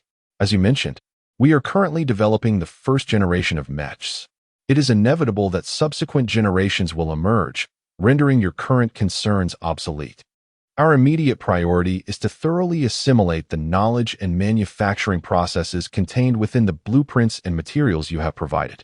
In the brief span of 10 to 20 days, you must fully comprehend this information and subsequently utilize your industrial robots to manufacture one or two full-sized mechs for relevant research and enhancements. Suchin remarked, "Indeed. My mother is correct. I was just being narrow-minded. It is unrealistic to think of running before we have learned to walk. Here, I propose that we cherish every moment, diving deep into the craftsmanship processes and design schematics at hand. We must strive to dismantle these components and reassemble them into a cohesive plan for the construction of the mech in the shortest time possible. I urge everyone not to adhere rigidly to convention. You are encouraged to exercise your creativity and innovation, validating your ideas through the research support system. Should your new concepts prove sound within this system, please consolidate your innovations for further integration. The resulting plan may very well evolve into the design schematics for the second generation mech. Now, I have said all that I needed to. The remaining time is yours." Around 10:30 in the morning, General Wang unexpectedly summoned Suchun and Liu Yusin to a small conference room. Upon entering, Su Chun discovered that seated at the head of the table were Elder Chiu, the esteemed leader of Huagua, and Elder Zhang, the steward. At that moment, the conference room contained only these two elders, General Wang, and their respective secretaries. Su Chun hastily approached the two elderly gentlemen, raising his right hand to perform a somewhat unorthodox military salute. He expressed, "Thank you, esteemed leaders, for coming to our research institute to oversee and inspect our work." Elder Chiu replied, "I watched the video you submitted yesterday. The performance of that impressive contraption was quite unexpected. I hear you intend to gift it to your daughter as a toy. Is that correct?" Su Chun awkwardly nodded, stating, "Yes, Elder Chiu. The mech tested yesterday was a children's version, a compact design. Many critical parameters and settings have been meticulously regulated, and the weapon systems are also strictly limited. Before I present it to my daughter, I will restrict its weaponry through the mech's control system." Elder Chiu inquired, "Oh, does that mean the full version of the mech will possess capabilities that exceed those of yesterday's model? To what extent will its combat abilities be enhanced?" Su Chun responded, "The combat capabilities of the full version of the first-generation mech can be tripled compared to the children's version. This enhancement not only pertains to its altitude and speed, but also its ammunition capacity, which exceeds that of the children's mech by more than tenfold. The complete version of the mecha can simultaneously lock onto dozens of targets for long-range attacks, while the children's version is limited to 3 targets at most. Its ammunition capacity is merely 100 micro-quantum missiles and 3 small-caliber electromagnetic cannons." Old Chiu remarked, "Well, I shall not pursue the matter of that children's mecha you mentioned giving to your daughter any further. However, do remember to complete the registration of the mecha and the guard sequence before presenting it to her." Su Chun replied, "Understood, Old Chiu. I will keep that in mind." Old Chiu continued, "Young Su, now that the children's version of the mecha has been produced, when do you anticipate the full-sized version will be ready?" Su Chun responded, "Old Chiu, the production of this mecha is not particularly challenging. Do you recall that I had academician Huang Kuo take the intelligent bionic robots for research and testing some time ago? In fact, the manufacturing of the mecha is significantly accomplished by the industrial robots among those intelligent bionic robots. The immediate priority for our researchers is to thoroughly understand the technological processes and principles behind the mecha's creation, which will facilitate the upgrade of this initial generation." Old Chiu said, "I see your point. You wish to convey that the production of the mecha itself is not difficult and can be executed at any time. The reason you are not in haste to manufacture the full-sized initial mecha is because you must wait for them to grasp these concepts, and then combine that understanding with the manufacturing process for more practical learning and validation, correct?" Su Chun affirmed, "Indeed, Old Chiu. This explains the reason for not rushing to produce the complete version right away." Old Chiu replied, "Understood. The young are full of promising ideas. Pursue them boldly. I have faith in you. By the way, the person accompanying you is your wife, Comrade Lu Yusin, correct?" Lu Yusin responded, "Yes, Old Chiu. I am Lu Yusin. I never expected you would remember me." Old Chiu chuckled, "Of course I know. You may not be aware, but Old Zhang has praised you immensely before me, referring to you as our goddess of wealth. In this brief span of less than 3 months, we have garnered hundreds of trillions in fiscal revenue under your guidance." Old Zhang added, "Comrade Lu Yusin, your operations in the foreign stock and futures markets have generated vast foreign exchange reserves for our nation, alleviating considerable fiscal pressure. Pray tell, do you have any wishes that I might assist you in realizing?" Lu Yusin expressed her gratitude. "Thank you, Old Chiu and Old Zhang, for your kind words. As for my wishes, to be honest, I am quite satisfied with my current living and working conditions. However, I hope that through the efforts of Su Chun and myself, we can address some of the shortcomings in the education system of Huagua. The experimental effects may not be immediately evident, as the school we established has yet to be fully operational. I aspire to complete relevant data investigations and write papers within a year following the school's inauguration. If, after a year, the data validation proves successful, I aspire to promote the Su educational model and its experiences nationwide. This way, our nation can effectively nurture and discover talent, facilitating targeted professional training for them." Elder Zhang, I understand. Both Elder Chiu and I eagerly anticipate the day you complete your thesis. Should this model prove viable, We shall spare no effort in its promotion, as these endeavors are essential for our development. I express my gratitude to you." Suchin and Lu Yusin quickly responded, "Elder Zhang, your words are too kind. We share the same sentiment, as long as it benefits our nation's progress. We shall exert our utmost efforts to advance this cause. We strive to achieve the best experimental results in the shortest time possible. Please rest assured, elders." Elder Chiu, it is indeed the youth who possess the determination. We will leave the matter in your capable hands, as Elder Zhang and I have another meeting to attend in Shanghai. Thus, we shall not linger here. I look forward to your good news. With that, Elder Chiu, along with Elder Zhang and the secretary, departed the conference room. Chapter 84. The emergence of the prototype mecha after bidding farewell to Elder Chiu and Elder Zhang. Suchin and Lu Yusin engaged in discussions with the various technical task forces. During this period, both Suchin and Lu Yusin led remarkably fulfilling lives. Lu Yusin tirelessly traversed between different technical teams, supplying them with essential living and construction materials. Likewise, Suchin was incessantly consulted by the numerous task forces, participating in coordinated meetings day after day. After a week of deliberations and consultations, the members of all task forces had thoroughly assimilated the intricacies of virtual reality technology, nuclear-powered vector engine technology, anti-gravity engine technology, quantum radar technology, miniature controllable nuclear fusion reactor technology, and electromagnetic cannon technology. However, there remained no concrete ideas for the enhancement of the prototype mecha. With a wave of his hand, Suchin exclaimed with exasperation, "What are you all thinking? For heaven's sake! The prototype of the mecha hasn't even been created yet, and you're already contemplating improvements. Are you out of your minds? Put away your trivial thoughts. Your primary task is to bring the prototype mecha to fruition. From this moment onward, I want you to cease all reference to the previous manufacturing blueprints. Based on your understanding, start from scratch and reconstruct the portions you are responsible for. I will grant you a mere 3 days. Each group must submit your designs daily via personal terminals to the Research Institute's AI, Xiaomo. He will compare your designs with the original blueprints and verify the feasibility of your concepts. Any discrepancies will be marked and annotated by Xiaomo. Remember to promptly amend your design blueprints. In 3 days, we will convene in this conference room to review and approve the designs. If the proposals receive approval, I expect to witness the debut of the prototype mecha within a week. Bear in mind that your time is limited to 3 days. You have already mastered the technical documentation and theoretical data concerning quantum radar, electromagnetic cannons, and quantum missiles. I shall also afford you 3 days for that. After 3 days, I require tangible results, and they must successfully pass practical tests. Given the pressing timeline and heavy responsibilities, I shall refrain from further verbosity. You are all dismissed."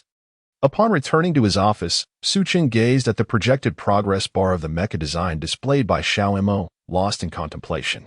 Suchin possessed unparalleled skills in mecha manufacturing. Not only could he create second or third generation mechas, but he could also fabricate the ultimate liquid mecha. However, at this moment, he hesitated to provide all the pertinent information to the state in one fell swoop, not out of selfishness, but rather to enable China's researchers to incrementally elevate their understanding of mecha manufacturing from the ground up through this endeavor. The Xiaomo he referred to as merely a FAAD. All the information would be compiled through Xiaomo and presented in the form of data charts. The so-called verification and deduction were merely a pretext. All data and enhancement suggestions would be scrutinized personally by Suchin. The review meeting would serve as a guiding and elevating process for their proposals regarding mecha enhancements. As time swiftly passed, the quantum radar, electromagnetic cannons, and quantum missiles fabricated by his mother-in-law Zhao Huilan's team had been completed. After observing the manufactured prototypes with considerable interest, Suchin made a request.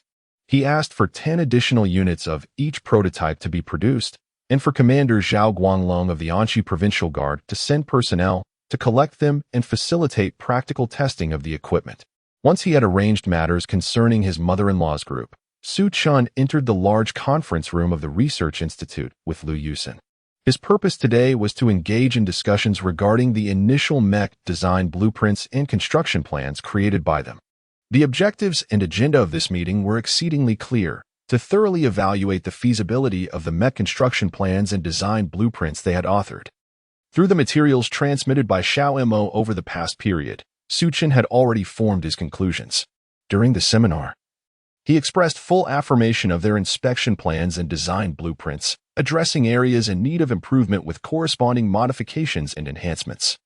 Suchin believed that the plans and blueprints they had provided were entirely capable of independently producing the first-generation mechs. During the meeting, he introduced a concept. The construction of mechs should not prioritize sheer size or excessive firepower. The minimum requirement for the second-generation mechs of our nation is that they should be at least half the height of the current first-generation mechs. After all, the first-generation mech designed by them stood at an imposing height of 30 meters and weighed nearly 100 tons.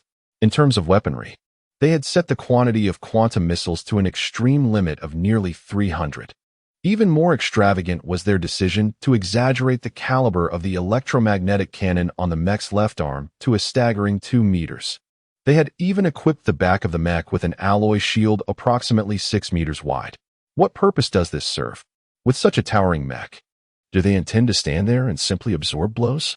If they wish to design such an ungainly mech, then so be it. Although there were certain irrational aspects to the design, this was, after all, the first mech designed and constructed entirely by our nation, intended for actual combat. Therefore, let them proceed with the construction. Upon the conclusion of the meeting, Suchin arranged for 300 industrial robots to commence round-the-clock assembly. Due to the sheer size of the mech, the entire construction took nearly 3 days to complete all installation and debugging tasks. Standing at 30 meters tall and weighing 100 tons, it was a sight to behold. Suchin decided it was imperative for Commander Zhao Guanglong to send personnel to retrieve this creation promptly. However, Suchin overlooked a critical detail. It seemed that aside from himself, no one had ever operated a mech before. This realization left Suchin feeling quite embarrassed. The mech had been successfully assembled, yet the relevant operators had yet to receive any education or training. What should be done about this? Chapter 85. Unexpected Situations After Contacting Commander Zhao Guanglong. Suchin instructed the on-site researchers to scale down all parameters of the mech by 50 to 70 and to fabricate an additional 10 units. Regarding the melee weapons, he encouraged creativity beyond conventional swords and shields. They were to seek out martial arts masters proficient in the use of corresponding weapons and document their techniques, which would then be entrusted to Xiao Mo for simplification and modification. The refined martial arts forms would be integrated into the mech's control system, allowing the pilot to execute attacks autonomously once the mech's intelligence and combat assistance systems locked onto a target. Having conveyed his directives, Suchin glanced at his wristwatch. It was still not yet 4 p.m., an unsuitable time for piloting the mech to deliver it to Commander Zhao. In fact, it was Zhao who might be feeling more exasperated than Suchin. Upon learning that the mechs they had constructed stood over 30 meters tall, Commander Zhao was momentarily overwhelmed. What an astonishing stature, surpassing the height of an A380 by 6 meters. The hangar would need to be at least 60 meters high. Upon inspecting all the hangars in the Anshi garrison, he found none that met the criteria. Reluctantly, he submitted a request to the guard headquarters to convert a military hangar located in the southwest corner of Anshi City. When the headquarters learned that it was for the first-generation mech, they promptly ordered an urgent reconstruction of the hangar, aiming to complete the task by midnight at any cost. Additionally, to conceal the awkwardness and to test the mech's performance, they decided to enforce a no-fly zone across all airspace in China from 8 p.m. to 2 a.m. the following day, while conducting military exercises in the Yellow Sea, East China Sea, and South China Sea. As the guard headquarters disseminated their announcement through official channels and media outlets, various established capitalist nations swiftly reacted. The nations of Maple Leaf, Kangaroo, Little Japan, and Curry dispatched their most advanced reconnaissance drones to linger near China's air identification zone. The United States, in a particularly brazen move, sent 3 Global Hawk drones to closely investigate the vicinity of Xiguang province, while simultaneously ordering the 8th Aircraft Carrier Group to advance into the first island chain. Following the announcement from China, renowned media outlets worldwide began to speculate on the situation. What could have prompted such a large-scale no-fly zone and military exercises? In its 70 years of existence, the nation had never witnessed such a significant event. Surely, something monumental was occurring that warranted thorough investigation. At precisely 8 p.m., a brief traffic control was implemented within a 10-kilometer radius of the Su Institute. Su Chun piloted the towering mech, boldly maneuvering through the area designated for the exercises. In his path, all radar, infrared detection devices, low and high-frequency sonar, and thermal imaging equipment remained as unresponsive as they had been days prior, failing to detect anything. Su Chun floated serenely on the dark surface of the sea, awaiting the command for battle. All the officers and soldiers aboard the Huagua vessels gazed in awe at the colossal entity that had suddenly appeared. It would be impossible to claim they were not curious. However, in the face of their commendable training and discipline, they chose silence, awaiting orders from their superior. The commanders of each ship commanded the activation of all reconnaissance equipment for target locking and data collection. Yet, their endeavors yielded only failure in both target acquisition and data retrieval. The commanders were left in a state of confusion. This behemoth could not be locked onto by missiles. How were they to conduct their drills? Should they ram their ships into it, or resort to manual mode, deploying close-in weaponry for a direct assault? Did the creature possess such naivety as to remain stationary, inviting an attack? Suddenly, the voice of Su Chun resonated from the command center's operations platform. Command Center. Command Center. This is Su Chun, pilot of the first-generation mech and one of its creators. I have an urgent situation to report, and I implore your decisive action. First, 1. 800 kilometers to my southwest, 3 Global Hawk drones are rapidly approaching our airspace, expected to arrive in 68 minutes. Second, 300 nautical miles to my southeast. 3 carrier strike groups are racing towards my position, anticipated to reach us in 5 hours. Third, in the southeastern direction, 1. 500 kilometers away at a depth of 500 meters, 3 conventional submarines are heading towards our territorial waters. I request confirmation from the command center on whether to take action. After a moment of silence following Su Chun's resolute announcement, a familiar voice echoed through the communication channel. Su, this is Chief Chiu Mingqing. I have but one question. Given that they are still in international waters, how confident are you? Su Chun responded, Greetings, Chief Chiu. May I inquire if these targets hold any strategic value? If not, I shall sink them. If they do, I would prefer to capture a few for our research. Chief Chiu replied, Are you certain you can capture 2? Which 2 do you intend to seize? Su Chun answered, I shall capture 1 from the sky. The others can feed the fish. I will take the largest vessel on the surface, the rest can enjoy the breeze at sea. As for the submarines, let them continue to blow bubbles at the ocean floor. Chief Chiu inquired, What is your plan of attack? In what order will you engage? Su Chun, after a considerable time, Elder Chiu commanded, Proceed according to your plan, but remember, everything must transpire in international waters. Our nation is a victim as well, and the locations of the ports and airports have been dispatched to the operational platform. Please check. Su Chun replied, Understood. I shall execute the mission splendidly. Elder Chiu remarked. To be frank, you are quite the schemer. Disguising yourself as an extraterrestrial is truly remarkable. Nevertheless, the prospect of such significant gains is indeed exhilarating. Go ahead and give it your all. I shall await your good news.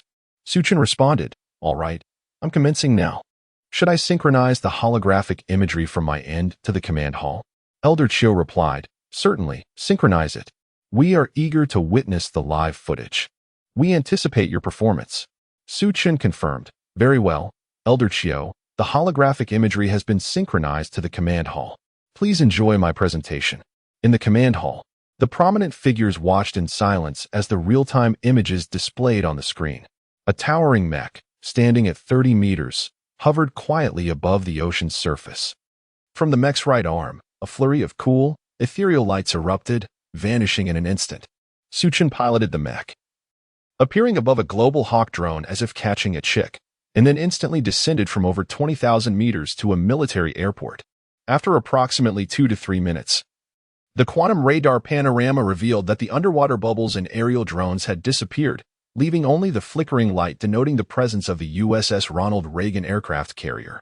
Suchin swiftly positioned the mech above the aircraft carrier, commandeering all of its electronic display screens through the cognitive interface, displaying warning messages in 20 languages including English, French, and German, urging them to comply and navigate the carrier to the designated location. Perhaps feeling a surge of excitement, Suchun employed the mech's sound amplification device, even resorting to the archaic Maya language, delivering the warnings in a peculiar tone.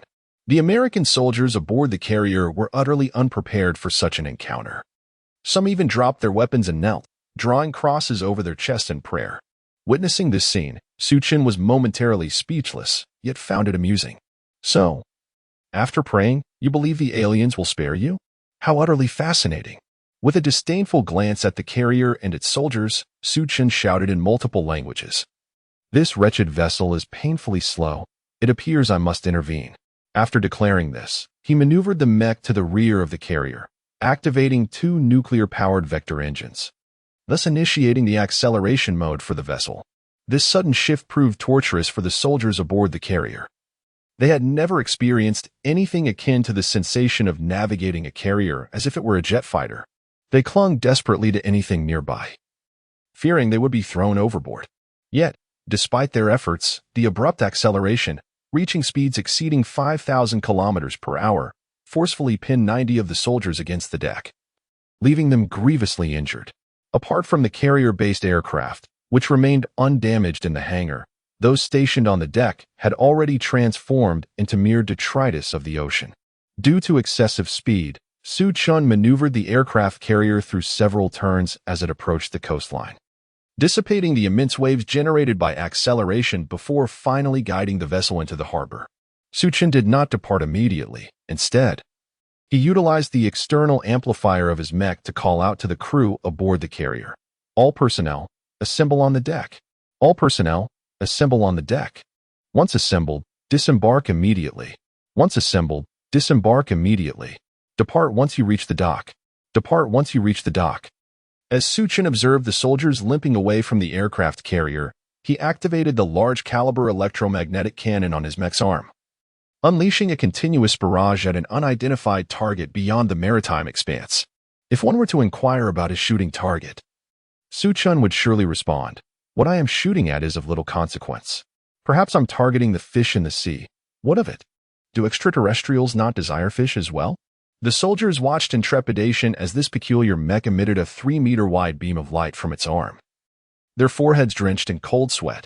They were apprehensive that this formidable, unreasonable contraption might suddenly redirect its cannon towards them. After a minute of relentless firing, Suchun abruptly ascended into the sky, vanishing from sight, leaving behind a cadre of American soldiers, bracing against the chilling sea breeze. Should one ponder why these soldiers did not vacate the harbor, consider this. Without the consent of Huagua, how could they, fully armed and aboard a live ammunition aircraft carrier, intrude upon foreign soil?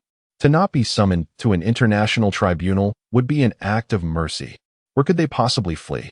Chapter 86. The Frantic Rabbit. After departing from the port, Suchun proceeded to the designated landing site marked by the mech, arriving at the helipad specially prepared for him by Commander Zhao Guanglo. Following a brief exchange of pleasantries with Commander Zhao, Suchun was promptly escorted back to the Sioux Research Institute in a dedicated vehicle. No sooner had he set foot inside than he was summoned by General Wang to the conference room for a video meeting with Elder Chiu and others. The conference room displayed images from the command center far away in the imperial capital, where Elder Chiu, Elder Zhang, and numerous leaders from the guard and administrative offices awaited Suchin's return. Upon entering the room and observing the holographic transmission, Suchin addressed the assembly, Elder Chiu, Elder Zhang, and esteemed leaders. The practical exercise has concluded today. I wonder if you are satisfied with the outcomes? Elder Chiu responded, Young Su, we are quite pleased with the results of today's exercise. At the very least, my so-called invincible unmanned reconnaissance drone, the Global Hawk, is currently resting quietly in our hangar. Moreover, isn't that so-called Gungli aircraft carrier docked at our port? It is somewhat regrettable, though. During your escapade, you damaged numerous F-22s. If I could acquire even a fragment of debris, I am convinced that our aviation industry would experience a significant enhancement. I also wish to inquire, Young Su. Do you have any further plans regarding your impersonation of aliens and the commandeering of an aircraft carrier? Suchin replied, Elder Chio, allow me to clarify your statement. The Gungli aircraft carrier was entirely abducted by aliens to our port, and it bears no relation to me or our country. As for the F-22s, that matter is quite manageable. Just a few days ago, I mentioned that Ms. Zhao Huilan collaborated with us to develop a superquantum radar. By employing this radar to meticulously scan the American aircraft carrier, we would have all the technical parameters of its equipment laid bare before us. If we analyze and depict the data captured by the radar with artificial intelligence, we shall acquire comprehensive information regarding the Gungli aircraft carrier, including all details about its onboard aircraft and weapon systems. What purpose do we have for that heap of scrap metal? Furthermore, during the aliens' commandeering of their aircraft carrier, they irresponsibly scattered considerable marine debris within our territorial waters, severely damaging our marine ecosystem, which certainly warrants compensation. Additionally, their reckless incursion into our internal seas and docking at our port without our consent constitutes a provocation, does it not? As for the discourse, I believe our Foreign Affairs Department can articulate it more eloquently than I. Elder Chio laughed heartily. Ah, young lad, I appreciate this aspect of you. Is it merely a matter of rhetoric? What concern do we have regarding these matters? The compensation issue will be managed appropriately, and as for public opinion guidance, we are professionals. Suchin acknowledged. Indeed, Elder Chio, you are correct. Through this incident, I have identified a rather significant issue. Through this meeting, I seek your assistance in articulating this matter. In truth, the question of whether our nation, Huagua, can manufacture advanced fighter jets has become somewhat less significant. If fighter jets are indeed crucial, what of our current capabilities in mecha technology? If a blue water navy is imperative, what then of our advancements in mecha? If the realms of surveillance and detection are of utmost importance, I reiterate, we possess mecha technology. The advent of mecha represents a pivotal opportunity for Huagua. We have succeeded in this endeavor, yet, regrettably, it appears that, apart from myself, we have yet to cultivate qualified mecha pilots. Therefore, I propose the establishment of relevant training programs for professional guards or fighter pilots to master this technology. Fear not, for there are no mecha currently in operation. Within my research institute, we are in the process of constructing an additional 10 mecha units. These units will stand 50 to 70% shorter than the one currently displayed. Based on our validations and plans, we believe that mecha should not be merely larger, but rather compact and miniaturized. The ultimate form of mecha development will closely resemble the stature and physique of natural humans, yet will possess firepower and defensive capabilities that exceed the initial mecha by 5 to 10-fold. Our research institute is both confident and capable of designing and manufacturing a new generation of mecha that aligns with the principles of scientific development. Xiao Lao, excellent, Su. Here, I take your words as a military commitment. Proceed with your plans. Shortly, orders will be issued to establish the Mecha Academy of your vision. Currently, you are the only one with the capacity to teach others how to operate and utilize mecha. As for matters concerning the Foreign Affairs Office, rest assured that it will be handled by others. We will soon release information demanding appropriate compensation from the beautiful nation. It seems that dealing with them will not be without its challenges. Su Chun, understood, Xiao Lao. With this matter settled, may I inquire whether my wife and I may temporarily return home? After all, we have elderly family members and children to attend to. You need not worry. I shall not neglect the affairs of the Research Institute and mecha development. We must urgently train a cohort of mecha pilots.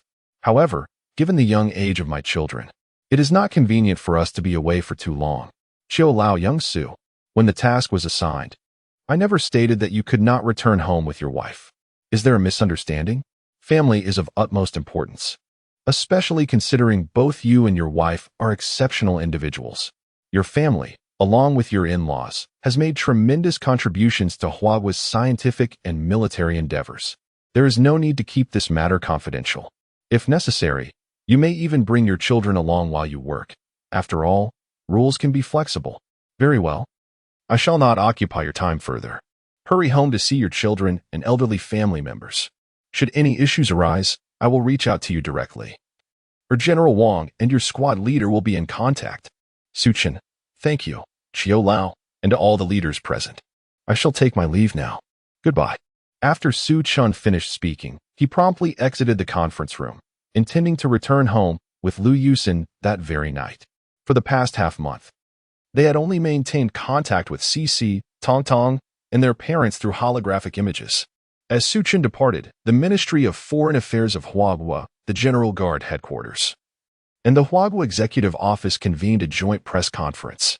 At the press conference, the usually composed and eloquent spokesperson, with a tone that was neither heated nor cold, announced that during the recent military exercises of Huagua, the American aircraft carrier, the Gangli, had unlawfully intruded into Huagua's territorial waters, even audaciously docking at a deepwater port within Huagua's internal seas.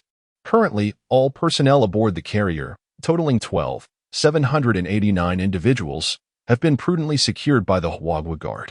Upon inquiry, it was revealed that they had discharged a considerable amount of marine debris during their incursion, causing severe ecological damage to Huagua's territorial waters. We urge the United States to provide a reasonable explanation.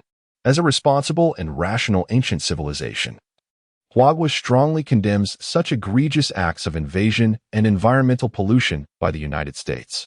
We do not dismiss the possibility of implementing necessary countermeasures against this irresponsible behavior. We call upon all nations globally to participate in the investigation and resolution of this incident. I will now present a surveillance video to substantiate the authenticity and completeness of our claims. We invite the media to oversee this matter. As the spokesperson spoke, the large screen in the blue hall displayed fragments of aircraft, leaking oil, and various debris scattered across Huagua's territorial waters. Docked in the harbor was a solitary, enormous aircraft carrier, prominently displaying the radiant stars and stripes along with a clear hull number, unmistakably identifying it as the American Gangli. At this moment, the carrier appeared lifeless. Beside the carrier, a disheveled group of American soldiers stood on the dock, perhaps due to the positioning of the surveillance cameras. The footage did not capture the entire scene aboard the carrier. Yet, the image was particularly ironic. The aircraft carrier, soldiers, stars, and stripes, and the containers emblazoned with Huagua's language on the dock, along with numerous large transport vehicles bearing Huagua license plates. All of this confirms that the American carrier had docked at Huagua's port without prior authorization. Is this not an invasion? At this moment, the journalists from around the world participating in the press conference were taken aback. The United States truly knows how to stir up trouble. Now, the rabbit is cornered. One wonders whether this time, the rabbit intends to feast on meat or grass. Chapter 87. The Secrets of Cici and Tong Tong upon returning home. Su Chun and Lu Yusin found it was already past 3 in the morning. To avoid disturbing others' slumber, they cautiously opened the door. Stepping lightly into Cici's room, they beheld a heartwarming sight. Cici and Tong Tong lay side by side on the small bed, with Cici's tiny hand tightly clasping Tong Tong's arm. Both little girls were in a deep sleep, their breaths steady and elongated. The most endearing detail was that one of them had a small trickle of drool at the corner of her mouth, while the other was gently smacking her lips in her dreams, perhaps savoring some delightful delicacies in her slumber. Su Chun and Lu Yusin refrained from waking them and quietly tucked them in before slipping out of the room. Su Chun urged Lu Yusin to rest first, while he lingered in the hall for a short while before making his way to the kitchen. He wished for Cici and Tong Tong to awaken to his presence and to enjoy the meals he had lovingly prepared. He pondered how his parents had managed to feed Tong Tong during his absence. Memories of the past surfaced in his mind, accompanied by Tong Tong's soft, endearing voice, "Goo goo. I want to eat well." A smile unconsciously graced Su Chun's lips, and his movements in the kitchen became more lively and swift. After hastily preparing a lavish spread fit for the 2 little girls, Su Chun glanced at the clock and noted it was nearing 6:30. The little ones would likely not rise until around 7:30. Changing into a loose-fitting tracksuit, he quietly ventured into the villa's backyard. Su Chun intended to utilize the next hour to stretch and engage his muscles. Ever since acquiring martial arts skills, such opportunities to invigorate his body had become rare. In Su Chun's view, practicing martial arts was not solely about physical prowess. It was also a process of honing one's character and continually surpassing oneself. Although the age of martial heroes had long passed, who among men could resist the allure of the extraordinary skills described by the venerable Master Jane? The essence of true chivalry lies in serving one's country and its people.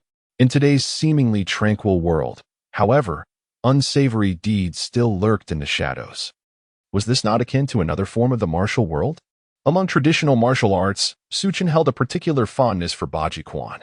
While there is an age-old saying that Taiji brings peace to the world, while Baji stabilizes the heavens, he often felt that Taiji, though renowned, was overly serene and defensive, lacking in offensive vigor. In the backyard, Suchin executed powerful and expansive movements, his body twisting and turning with grace. Before long, he found himself slightly perspiring. After a refreshing wash in the bathroom, he sat at the piano, his fingers gliding over the keys. The melody of morning flowed gently from him, painting a serene yet vibrant tableau.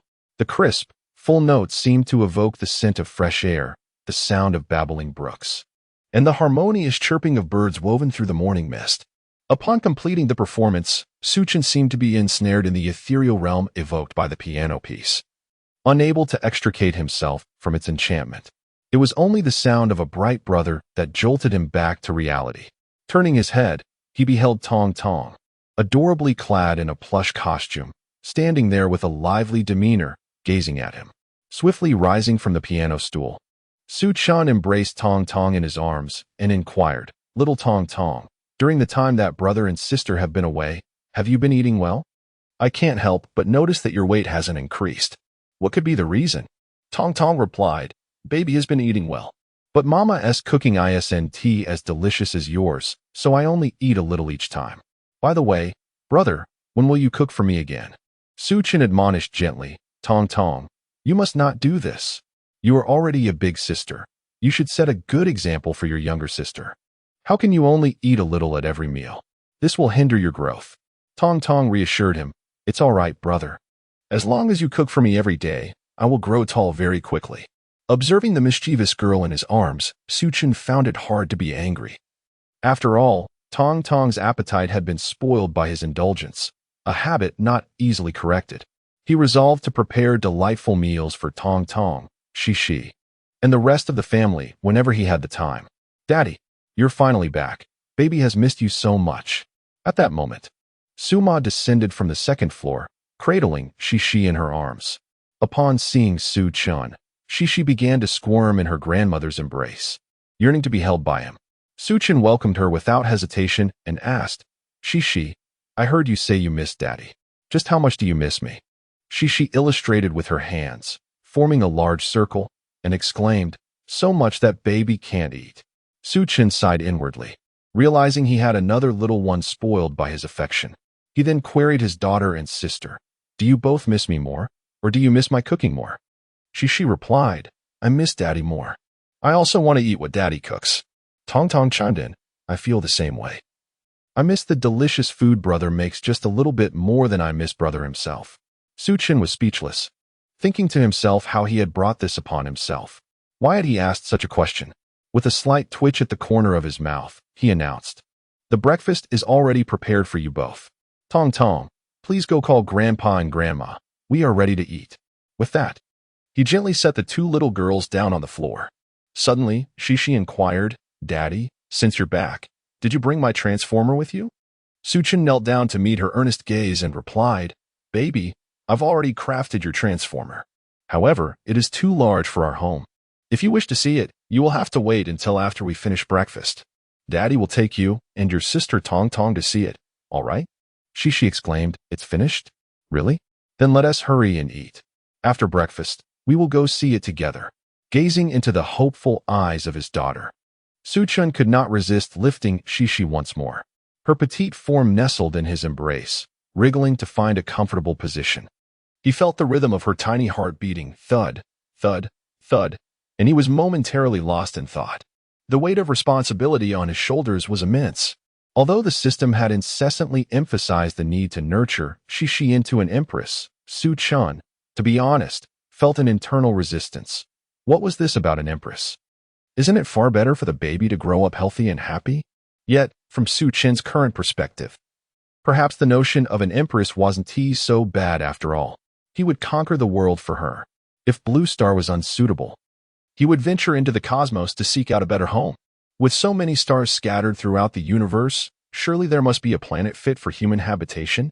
Once again, the family gathered around the dining table, joyfully finishing breakfast.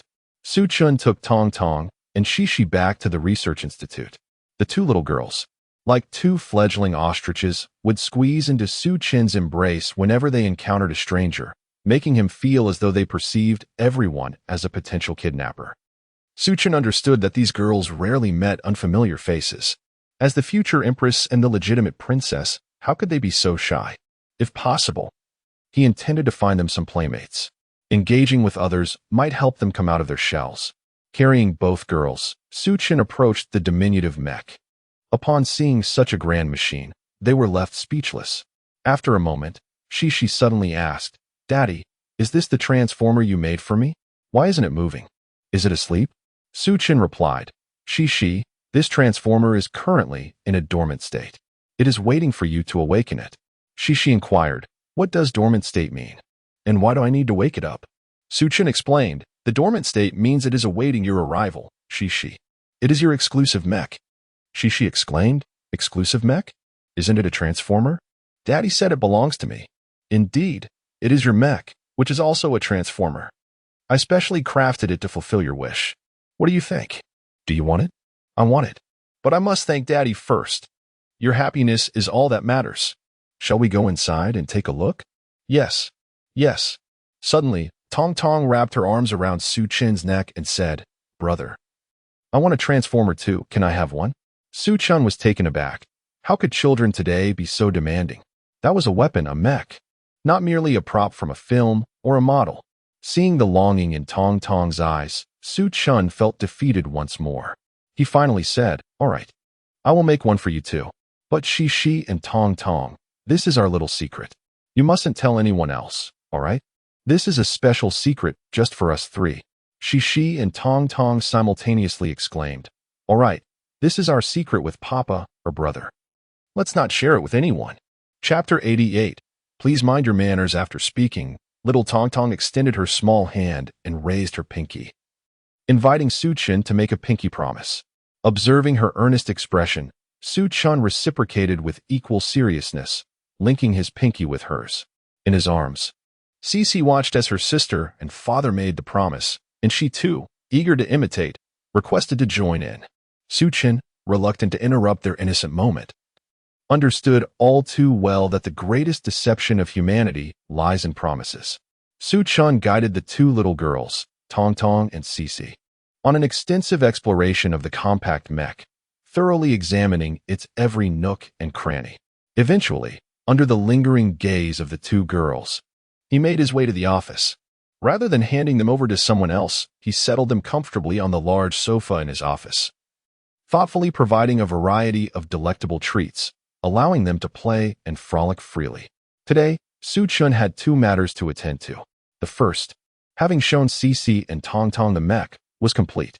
The second involved discussions regarding the training of mech pilots and the establishment of a mech academy. He reached out to General Wang from the Equipment Research Institute and Commander Zhao Guanglong of the Anqi Guards, inviting them to his office to deliberate on these matters. In less than 20 minutes, both men arrived together. As Commander Zhao entered the office, he burst into hearty laughter, only for it to abruptly cease upon noticing the two exquisitely delicate little girls seated on the sofa. His demeanor transformed dramatically, akin to a proud goose strutting along a rural path, suddenly subdued when caught by surprise. The stern commander of the guards morphed into a kindly old gentleman, and without his uniform, he might have been mistaken for a child trafficker. Upon seeing the two little girls, Commander Zhao exchanged a knowing glance with Su-chun. Eager to amuse the charming duo, he retrieved several beautifully wrapped candies from his pocket, enticing Cece and Tong Tong to partake. Yet, the girls merely chirped a polite, "Thank you, Grandpa," as they accepted the candies without unwrapping them. No amount of coaxing, demonstrations, or encouragement from Commander Zhao could sway them. In fact, the more he spoke, the more their little faces tightened, until they dashed to Su-chin's side in unison. In a particularly humorous turn, The slightly older Tong Tong cast a vigilant glance at Commander Zhao, positioning herself protectively in front of Cece. Suchin speculated that, were he not present in the room, the two little girls might have burst into tears. General Wang, observing the scene, could only shake his head in disbelief at Zhao's transformation from a stern figure into an unsettling stranger in the eyes of the children. Realizing the situation had escalated, Suchin stepped in to reassure the two girls. Cece, Tong Tong, these uncles are colleagues of your father, brother. They are not bad people. Here are your candies, which you can enjoy without any fear. I, along with two uncles, have matters to attend to. Would you mind playing on the sofa for a while? Rest assured, I will keep a watchful eye on you and will not stray from your side. She. All right, Daddy. Thank you, Uncle, for the beautiful candies. Tong Tong, really, brother? Thank you too, Uncle. Suchin observed them and nodded. The two little girls scampered over to the sofa, engrossed in their play. Suchin began, Gentlemen, I have summoned you today to discuss the cultivation of more mecha pilots for our great nation, as well as the establishment of the Mecha Academy. I would like to share my thoughts with you.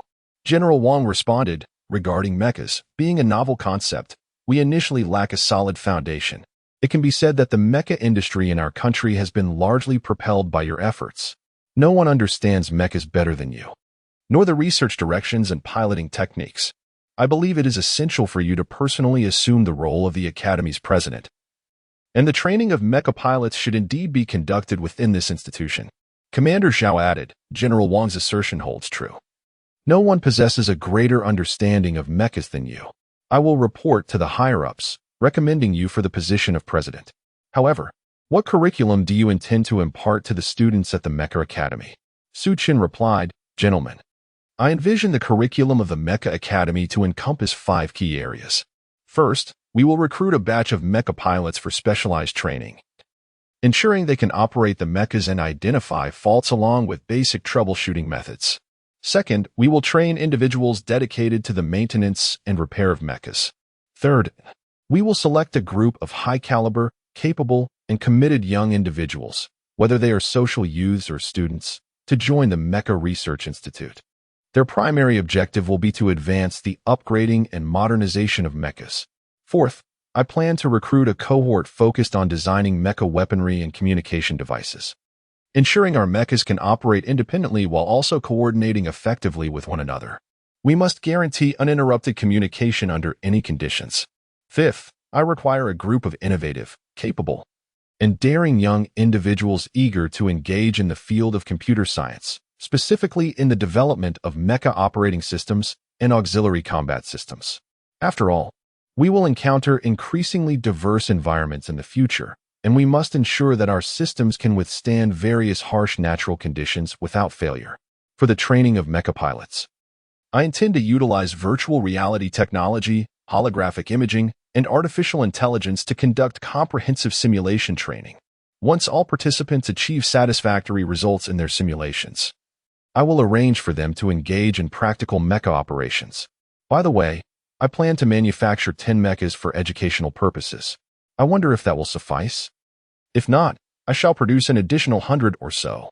The textbooks of the Mecha Academy are currently being authored on-site by experts and scholars responsible for various mecha systems at the Research Institute. You may even seek to engage them for teaching at the Mecha Academy. This way, they can impart knowledge to students while simultaneously igniting sparks of creativity through interactions with these nascent minds. Perhaps, as a result, our second and third generation mechas will soon be unveiled to the public. Consequently, the teaching scope, textbooks, and faculty of the Mecha Academy can all be effectively addressed. It remains uncertain which institution the Mecha Academy will ultimately be affiliated with. General Wang remarked, General Su, given the unique nature of this academy, it is quite probable that relevant campuses will be allocated from the various guard academies under our jurisdiction in Anchi City, or a completely new academy will be established in collaboration with several institutions. Suchin replied, Let it be. The general administration will surely have arrangements in place. We shall await their notification. Commander Zhao interjected, General Su, have you been following this morning's news? To be honest, the extraterrestrial antics you engaged in yesterday were quite remarkable. I suspect that the situation at the Four Corners building is already in complete disarray, with your environmental compensation and port docking fees. Not to mention the nearly 20,000 personnel's living and logistical support costs. This is bound to draw considerable attention. With that, he casually turned on the television in his office. The latest report from Beautiful Country's Infinite News Network stated that on February 26, 2022, at 12:15, the 7th Fleet mysteriously vanished in the Pacific Ocean.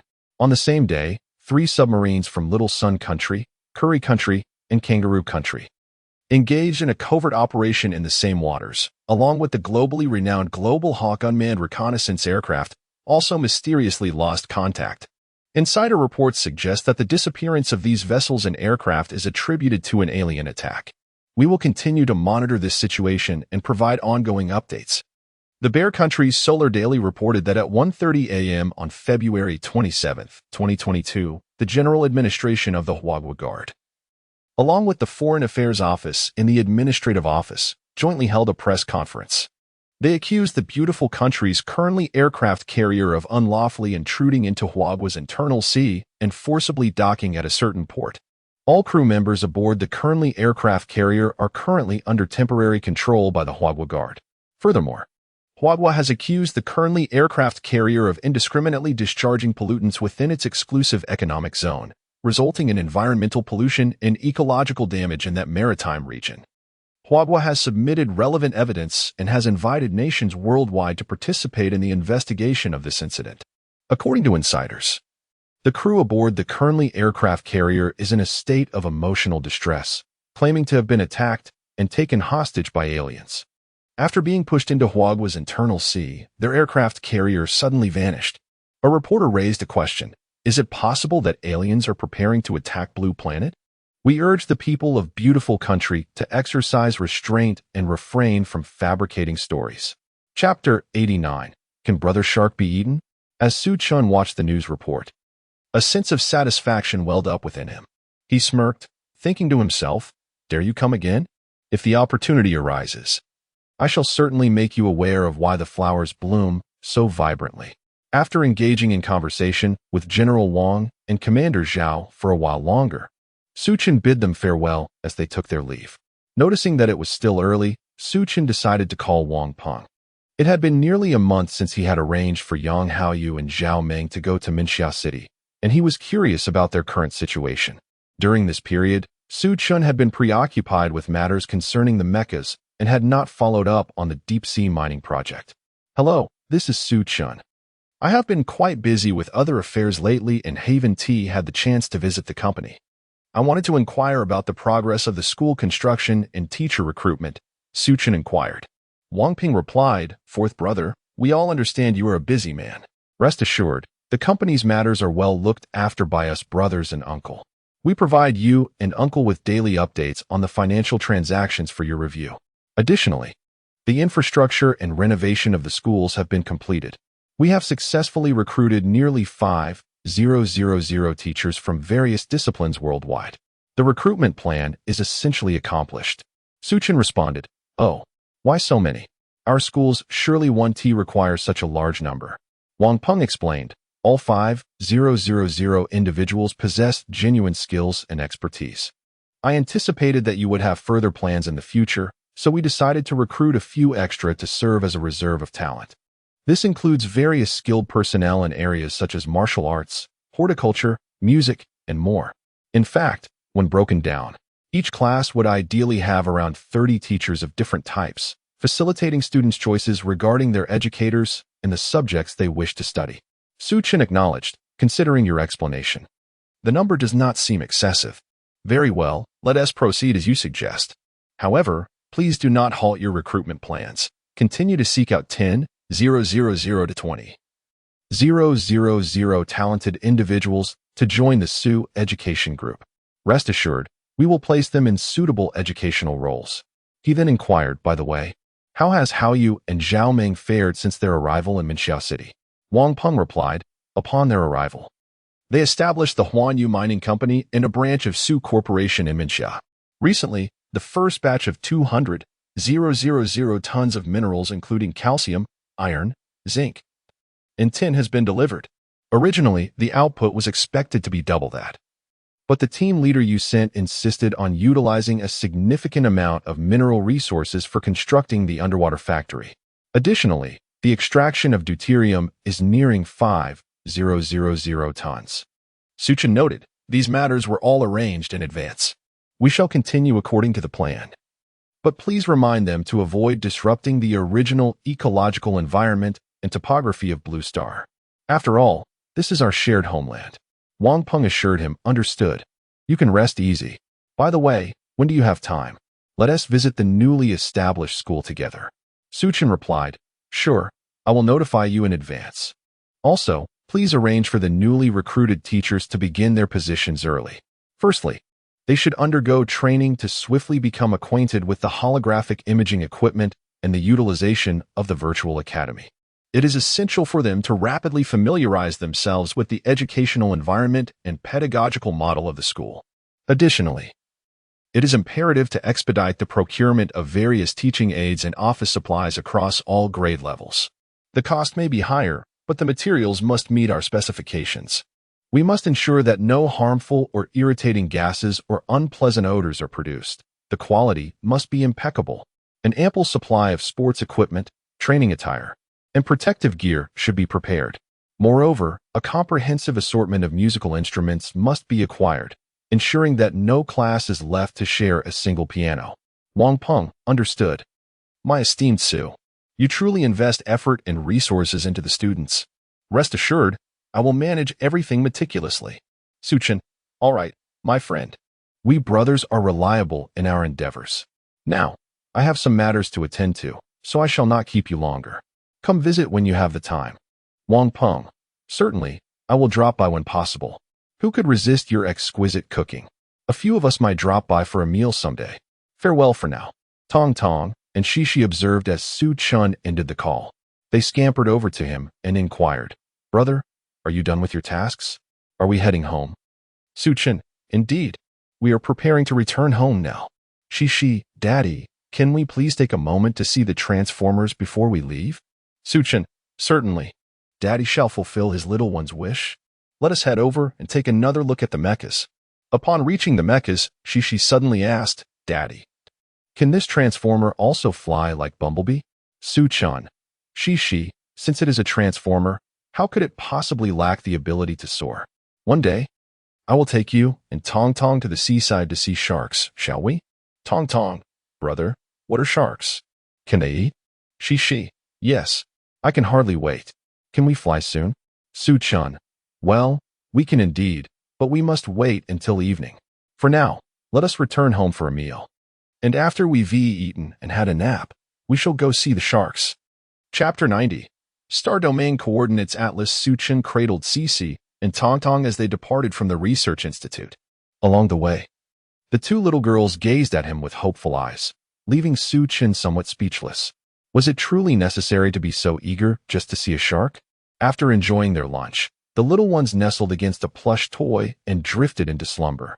Su-chun turned to Lu Yusin, saying, Darling, this evening, I plan to take the two little ones for a stroll along the beach. Ever since they spotted the mecha today, they have been begging me to take them out. It's rather inappropriate to deploy the mecha in broad daylight. By the way, are you coming along? Lu Yusin replied, You mean the smaller one, right? Can it accommodate so many people? Suchin assured her, absolutely. Typically, the initial generation mechas require two pilots, one for mobility and the other for firepower. However, I have made special modifications to Cece's mecha, equipping it with two child safety seat-like devices. Very well then. I shall join you all for this excursion, Lu Yusin consented. The two little girls did not awaken until 5:00 p.m., and as they ate, they urged Suchin to hasten his meal. Suchin, Lu Yusin, along with Su Dad and Su Mom, looked on helplessly at the girls' eagerness. The food they usually relished now seemed bland compared to the mecha. After finishing their meal, Suchin and Lu Yusin each picked up Cece and Tong Tong and made their way to the Su Family Research Institute, which now bore the prestigious plaque of the Huaguo 106th Research Institute. Once Su Chun had settled Lu Yusin, Cece, and Tong Tong comfortably, he piloted the mecha towards the eastern coastal regions of Huaguo. This time, Suchin deliberately maintained a moderate speed for the mecha, reducing both its velocity and altitude to approximately 6,000 meters. This height, shrouded in nightfall, effectively minimized the risk of encountering commercial airliners. After a brief flight of several minutes, Suchin guided the mecha near an uncharted island in the East China Sea. Due to the darkness, he refrained from opening the mecha's hatch, opting instead to use the virtual reality equipment to project the surrounding scenery and the underwater environment onto the cockpit's display. The two little girls, captivated by the dreamlike vista, erupted in excited exclamations.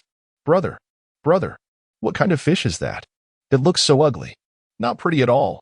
Mama told me this morning that you would take me to see sharks." "Which one here is a shark?" Cece inquired. Suchin scrutinized the surroundings but found no sign of sharks. He replied to the little girls, "Sweethearts, it seems the sharks may be asleep at this hour. Do not fret, let us continue our search. There is a good chance there are still some awake. If we find none here, we shall venture into the deep sea." "Yes, let us search together. I believe we shall see a shark soon." Lu Yusin joined in.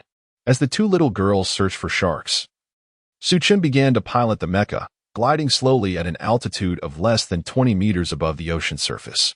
After an extensive search lasting half an hour, Cece and Tonghong finally caught sight of a shark.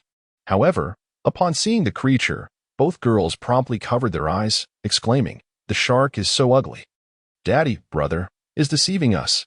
This fish is not appealing at all, and those long teeth are quite frightening.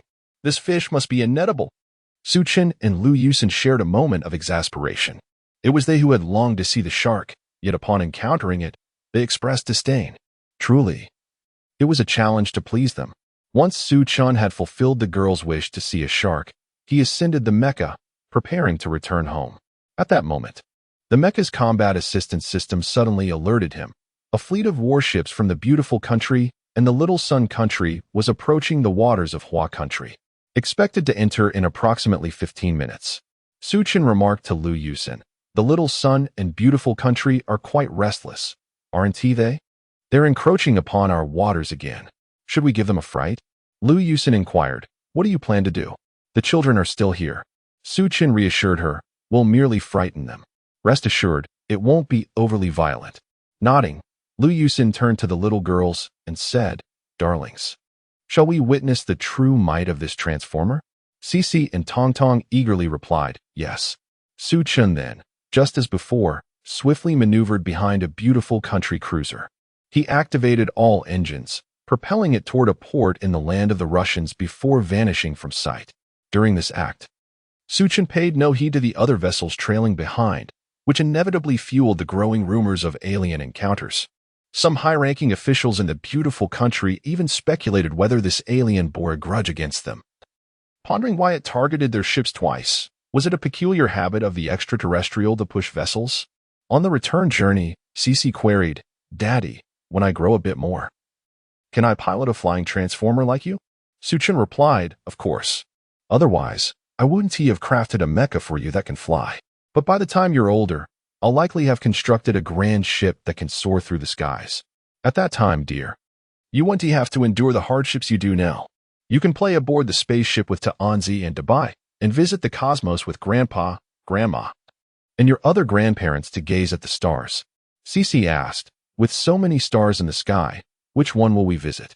"Brother, if we take a flying ship to outer space, won't we get lost?" Tong interjected.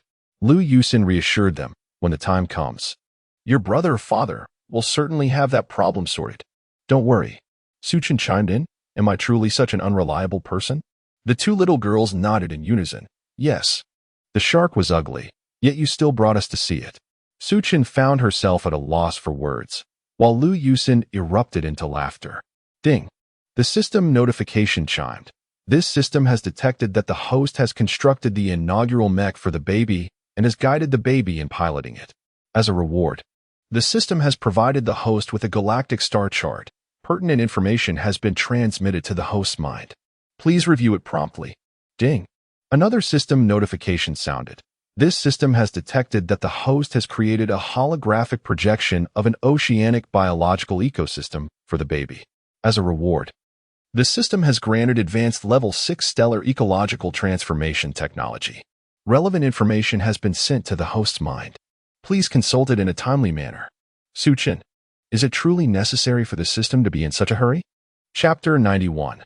The new technology of the Su family as Su Chun returned to the 106 Research Institute with Lu Yusin, Cici, and Tong Tong, the two little girls.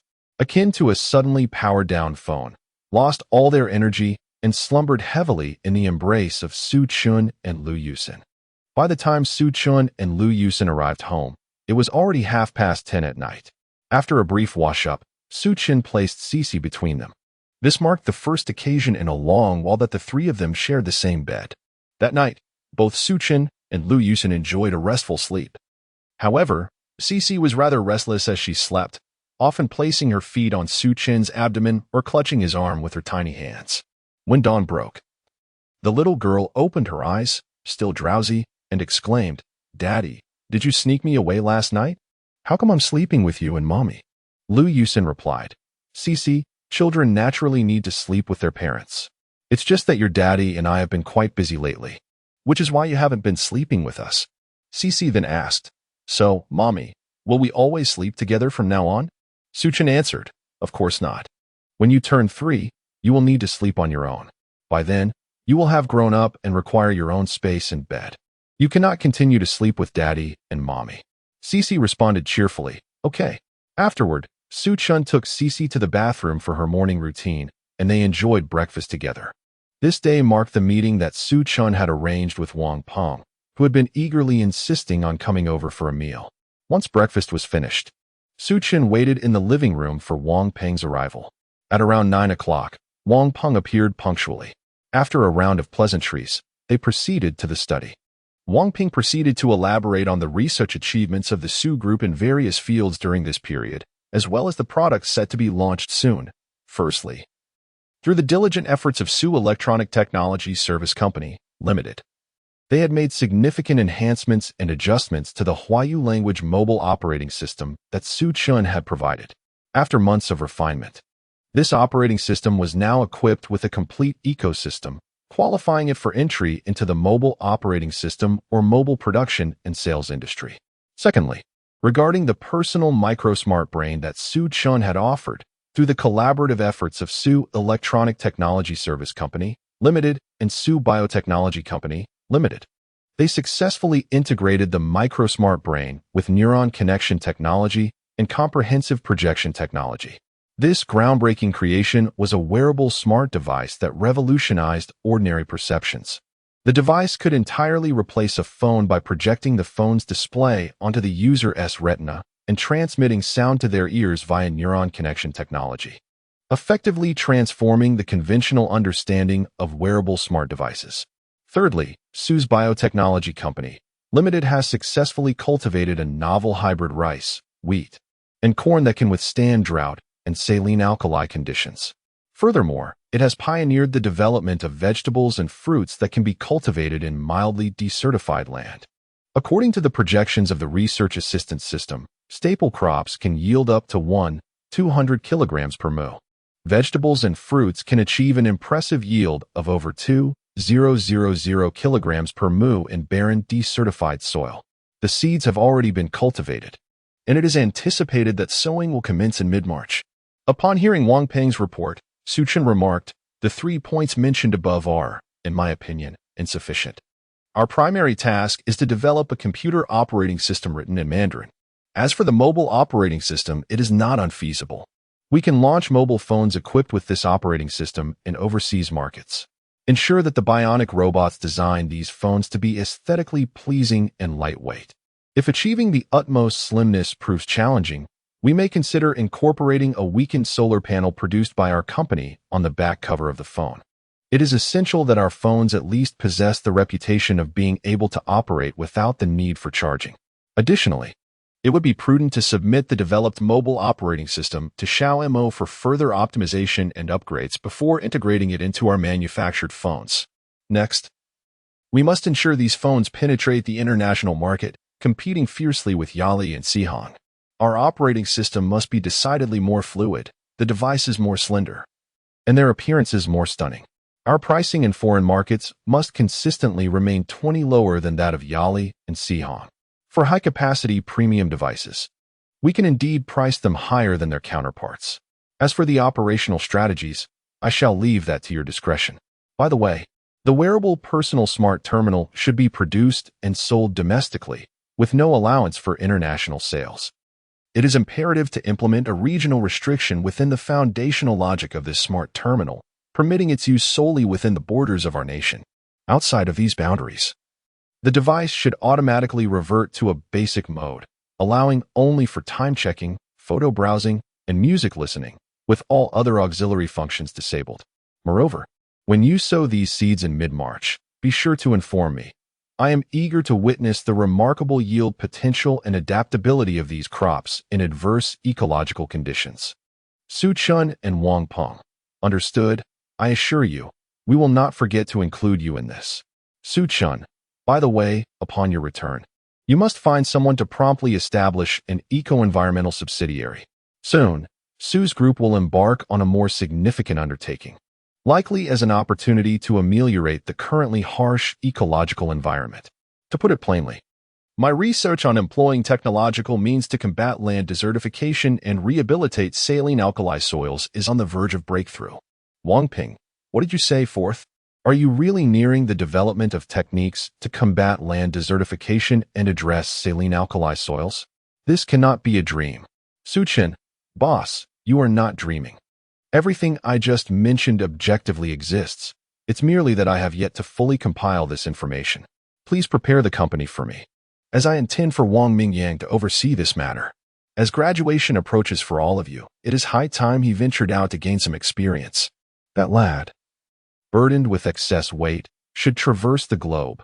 Surely, he would transform into a muscular and handsome gentleman, lest he struggle to find a partner in the future. By the way, if it proves unmanageable, let Zhang Ming assist him and see if he has the fortune to win her over. Damn it, Lao Si, after all this, you're playing matchmaker for him at work? If not, perhaps you could help me resolve my own situation. Wang Peng, Su Chen, leave it be. I know you have someone in your heart. Otherwise, you wouldn't have held on to it all these years. If the opportunity arises, go meet her. Wang Ping, alas, let us not dwell on it. I shall keep your suggestion close to my heart. If the chance presents itself, I will seek her out. Su Chun, all right. You must also pay attention to your own lifelong affairs. As for how you plan to unveil these new products or technologies, it's entirely up to you. I shall not interfere. Wang Ping, fine, fine. You are indeed a busy person. I will discuss everything thoroughly with Uncle, so just wait for the results. All right. I won't keep you any longer. It's nearly midnight. Hurry and prepare my meal. Su Chun, I can mooch a meal, but you must lend me a hand. Wang Peng, sigh, one cannot bite the hand that feeds. Very well, I shall assist you. I'm on the verge of starvation. Chapter 92, Planetary Terraforming Technology. After a flurry of activity in the kitchen, Su Chen and Wang Ping presented a delectable lunch upon the dining table. The two little girls, Shishi and Tong Tong, relished their meal, humming contentedly as they ate. Once they finished, the girls eagerly sought out their pet dumplings to play with. Su Chen bid farewell to Wang Peng and, alone, made his way to the study. Since acquiring the new technology from the system the previous night, Su Chen had yet to delve into the specifics of this newfound knowledge. He recalled that the system had seemingly bestowed upon him the capabilities for planetary terraforming. As the name suggests, this technology is intended to transform the ecological environment of a planet. As Su Chen sifted through the vast information in his mind, he discovered that this technology could indeed be utilized to convert a lifeless planet into a thriving haven suitable for human existence. It even held the potential to utilize the planet's inherent elements to perform complex transformations, thereby generating essential resources such as water and oxygen, vital for human sustenance and daily life. With ample energy at its disposal, it could even complete the transformation of a barren world into a fully functional natural ecosystem within a mere year, albeit without the inclusion of various flora and fauna. Astounded by the existence of such technology, Su Chen marveled at the grandeur of scientific advancement. He contemplated how to leverage this technology for the betterment of the Huagua nation. For instance, Blue Star could be employed for ecological restoration projects. such as desert reclamation and salinized land rehabilitation. With a newfound sense of direction, Suchin eagerly examined the galactic coordinates compendium awarded by the system. This compendium meticulously cataloged every celestial body within the Milky Way, detailing their civilization levels, mineral resources, coordinates, gravitational fields, temperatures, pressures, rotational and orbital velocities, and their respective star systems. After an extensive 3-hour exploration, Suchin made a remarkable discovery in a distant corner of the galaxy, far from the solar system. It appeared that other biological civilizations indeed existed within the Milky Way. The most advanced among them was classified as a Level 3 civilization, approximately 25 light-years from Earth. On the red dwarf star Gliese 581 in the Libra constellation, there exists a planet with traces of oxygen and fresh water, hinting at the possibility of life. This planet boasts a mass 8 times that of Blue Star. However, it has the unfortunate characteristic of not rotating. This means one hemisphere is perpetually bathed in daylight, while the other is shrouded in eternal night. In Suchun's view, such a planet would clearly be inhospitable for human life. Nevertheless, if seized, it could serve as an excellent base for food production. As for the methodology, Suchun had yet to formulate a plan. He believed that several matters on Blue Star remained unresolved. The foremost objective was to propel the citizens of Huagua beyond Earth, ensuring their presence spanned the solar system. His previous strategies had been overly cautious. It was time to implement sweeping reforms. The specifics of these reforms, and the areas to be addressed, would require careful deliberation with Elder Chiu and his associates. Now, with the support of Suchun and the Su family conglomerate over the past year, Huagua was poised for significant advancement.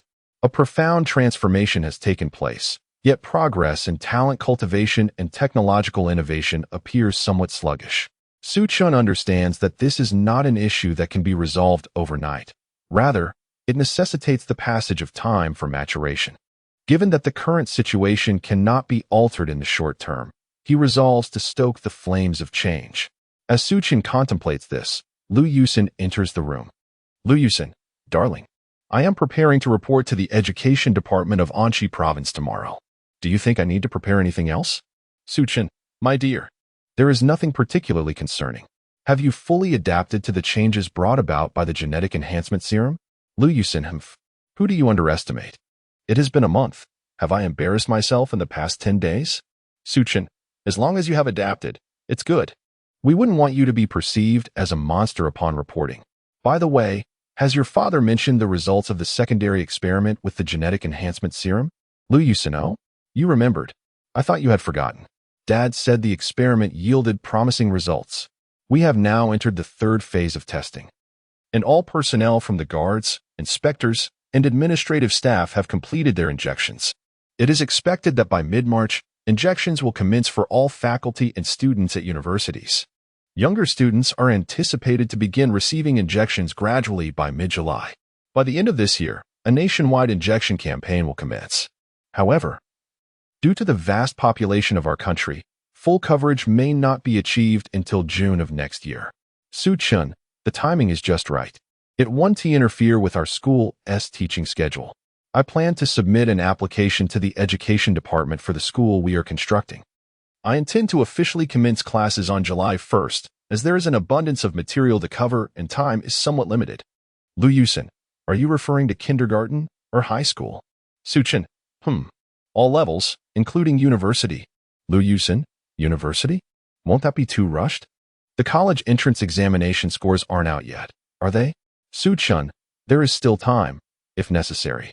I will consult with Elder Chiu and seek permission for an early admission batch. Lu Yusin, is that feasible?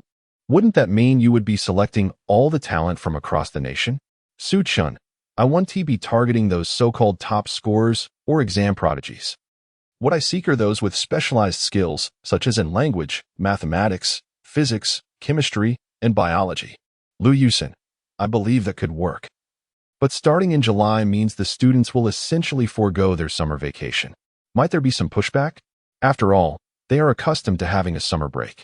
Suchun, rest assured, I have already arranged for the university students. After the July start, there will be a month of military training. It won't be solely about standing at attention. Discipline is necessary, but the duration will be halved. I plan to spend the latter half of the month exposing these youngsters to construction sites involving mechas, controllable nuclear fusion commercial reactors, lithography machines, and more. 3 months before the conclusion of the first academic year, let them collaborate to create a technological product of their choosing.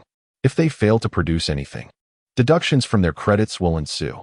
After all, they have been afforded access to premier educational resources, and I will even arrange for corresponding staff members to assist in their instruction. If they still cannot deliver, it would be rather unjustifiable. Although summer vacation has elapsed, I plan to extend the winter break, with the duration contingent upon the overall progress and credits of the class. For other grade levels, vacation time will also be determined by credits, as they are more easily acquired. Engaging in activities such as calligraphy, music, or martial arts, and obtaining the corresponding vocational certificates will allow them to earn additional credits. Liu Yusin remarked, "It's rather complicated. You may handle it as you see fit." I must tend to Cece and give her a bath. She behaves like a wild child every day. I truly cannot fathom why she is so full of energy. Chapter 93. The first lunar conference. On the following morning, after escorting his wife to her workplace, Suchin locked himself in his office at the 106 Research Institute. After several arduous hours of writing, he meticulously organized all the technical data he had amassed during this period. He synthesized information on gravity-defying engines, interstellar positioning, quantum signal transmission across the cosmos, death ray satellite technology, interstellar transport ships, warships, warp engines, and planetary terraforming techniques into a series of feasibility research reports and manufacturing blueprints.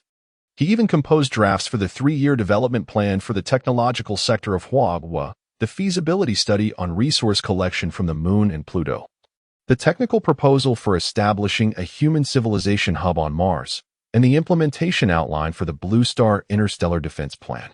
After a lengthy contemplation in his office, Suchun resolved to submit these technical materials to the Huagua Academy of Sciences.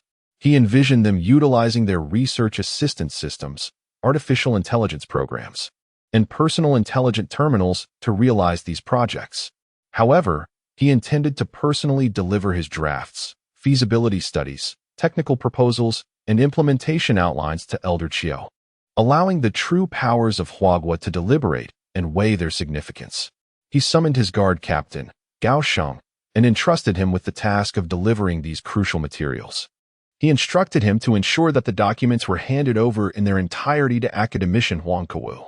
In Gao Sheng's presence, Suchin placed a call to Academician Huang, informing him of his preparations to deliver the materials. Huang inquired about their importance. Academician Huang. This information pertains to whether Huagua can transcend the blue star and venture beyond the solar system. Suchin replied earnestly. Such critical data?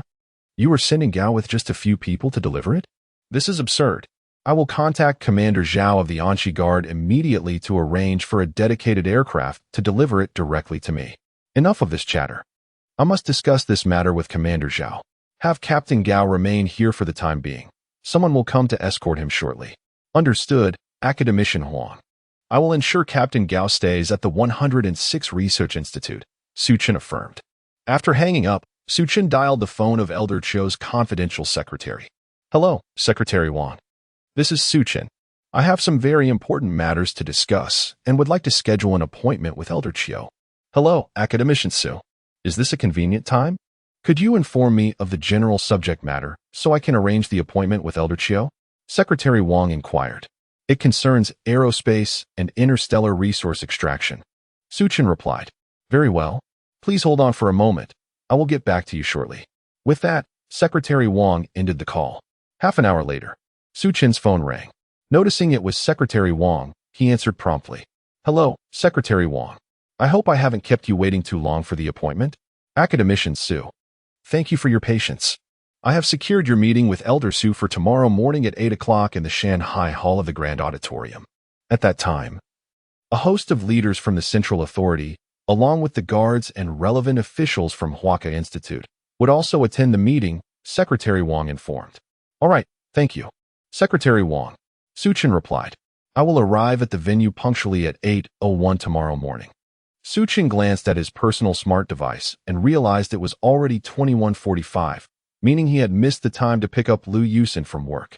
He called Liu Yusin and, after a brief conversation, informed her that he had some unfinished matters at the research institute and would not be returning home that evening. He also mentioned that he would need to travel to the capital the following day, and his return time was uncertain, advising her not to wait for him to have dinner. Determined to make the most of the limited time available that evening, Suchin resolved to create a miniature transport ship for himself. Surely, he could not appear at the Grand Hall in the capital the next day piloting a mech in broad daylight. That would be utterly disastrous.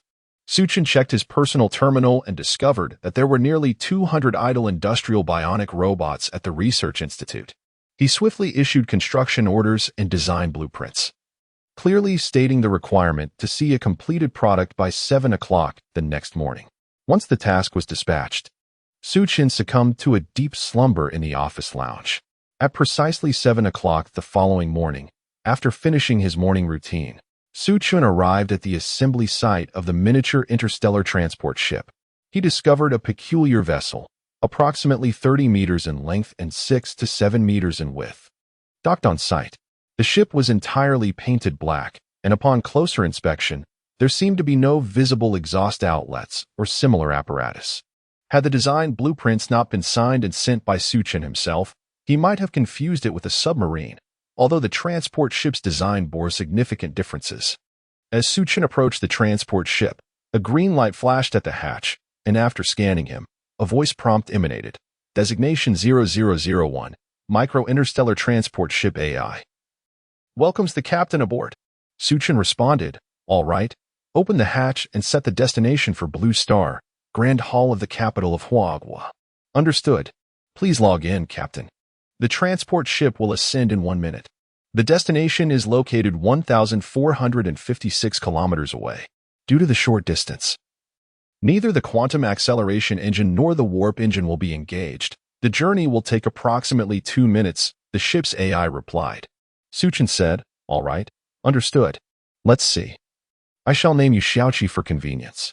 Thank you, Captain. We are about to depart. Do you have any additional requests? Xiaoqi inquired. Before departure, activate optical cloaking. Furthermore, upon arrival, remain cloaked and hover at an altitude of approximately 150 meters, awaiting my instructions. Also, synchronize your operating program with my personal smart terminal, Suchin commanded. Understood. Captain, all specifications have been executed. We have 30 seconds until arrival. Captain Ian, please prepare for disembarkation. As Suchin exited the transport ship, he found himself at the entrance of the Grand Hall. At this moment, Secretary Wang was pacing restlessly, glancing around as if awaiting Suchin's arrival.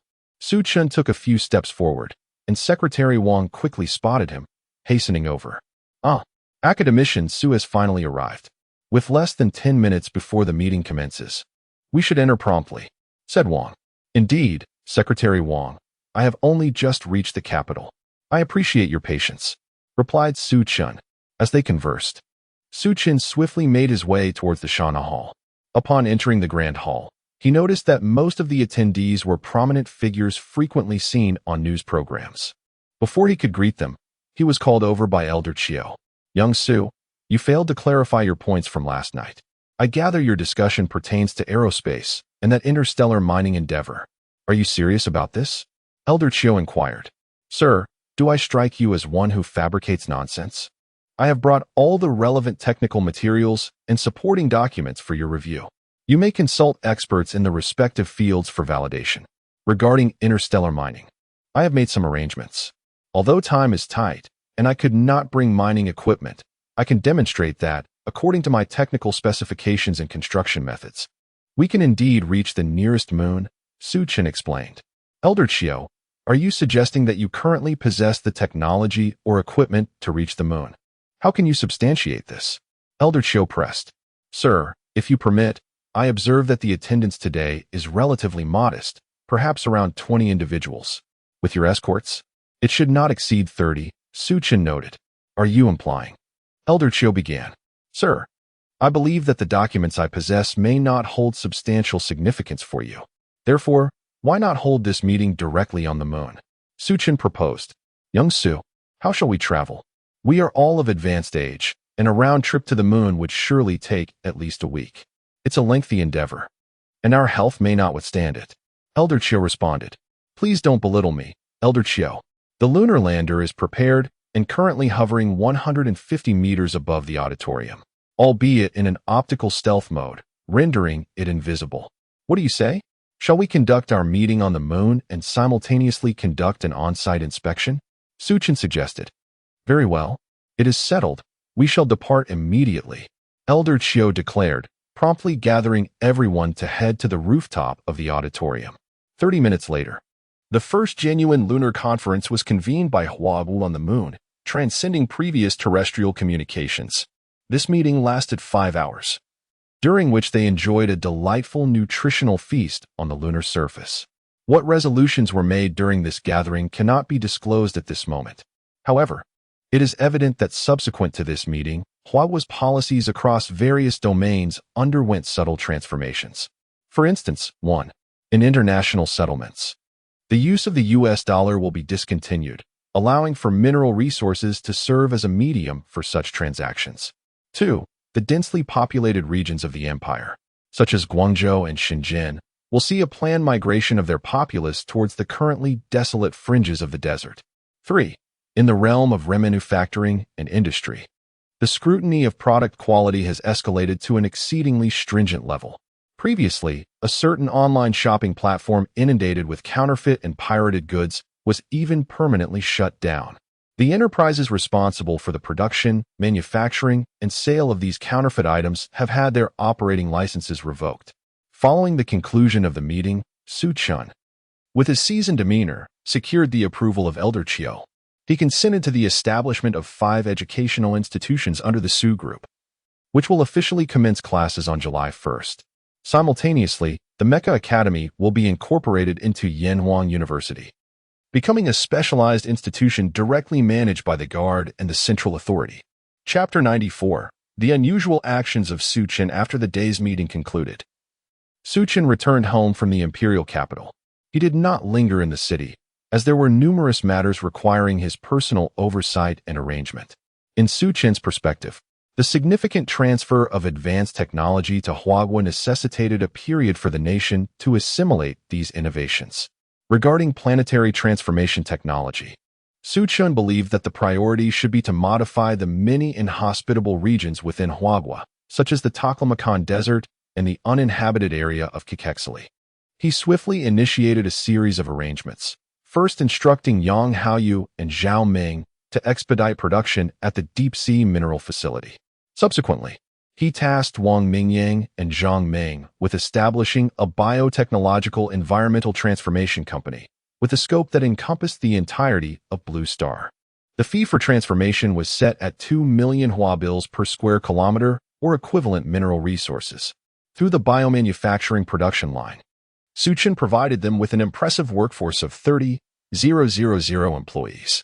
He then transmitted relevant technologies suitable for Blue Star's transformation to these bioengineered individuals, enabling them to source materials locally and manufacture the required instruments and equipment. Finally, Suchun meticulously organized and categorized all the advanced technologies he had acquired since the inception of his system. He decomposed and refined this knowledge, integrating it into Blue Star's academic framework while forecasting and planning the application prospects and developmental directions for the respective technologies. Suchun intended to fully leverage the advantages of the schools established by the Su Group, combining his enhancements and supplements to the relevant academic disciplines to prioritize the cultivation of a talented workforce for Huagua. As for the future trajectory of the nation, that would hinge on the diligence of subsequent generations.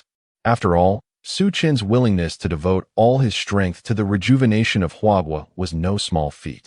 He aspired for his institutions to nurture more exceptional scientists and various specialized technicians. The hope for Huagua's ascendancy could not rest solely on Suchun.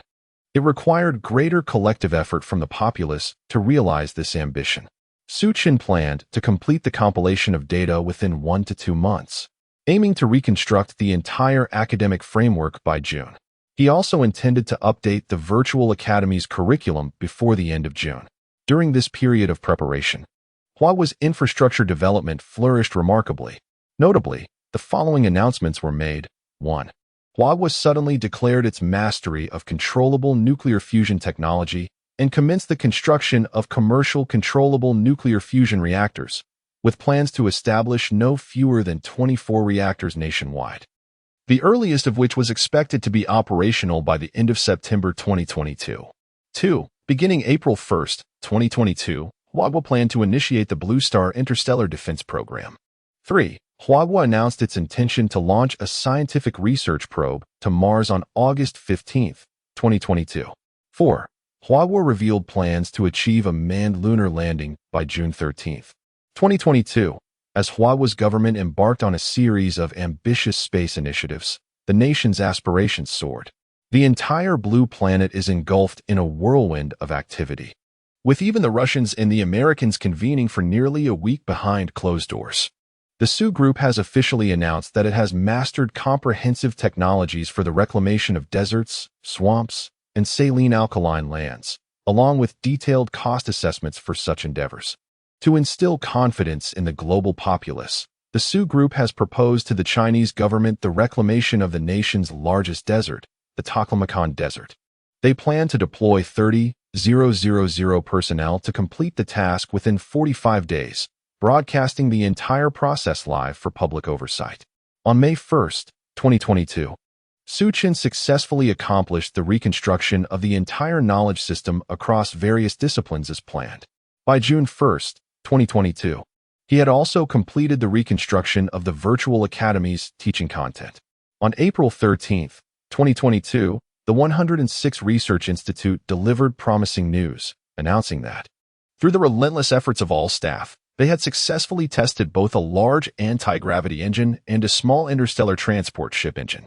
On May 25, 2022, further good news arrived from the 106 Research Institute, confirming the completion of the small interstellar transport ship, capable of carrying 200 crew members and transporting 300,000 tons of mineral resources.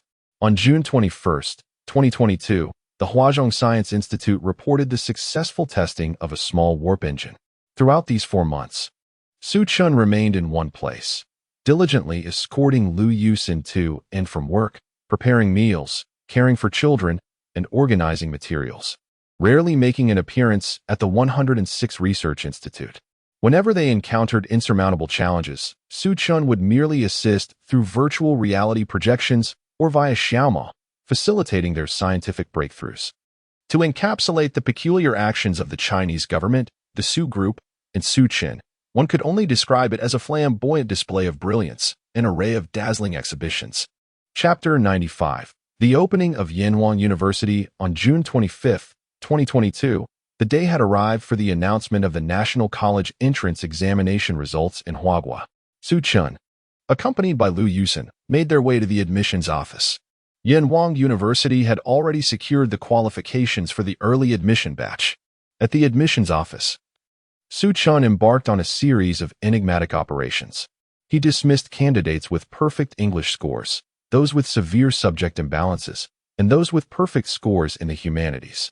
After Su Chin's meticulous processing, Yanhuang University had a total of 725 new students enrolled.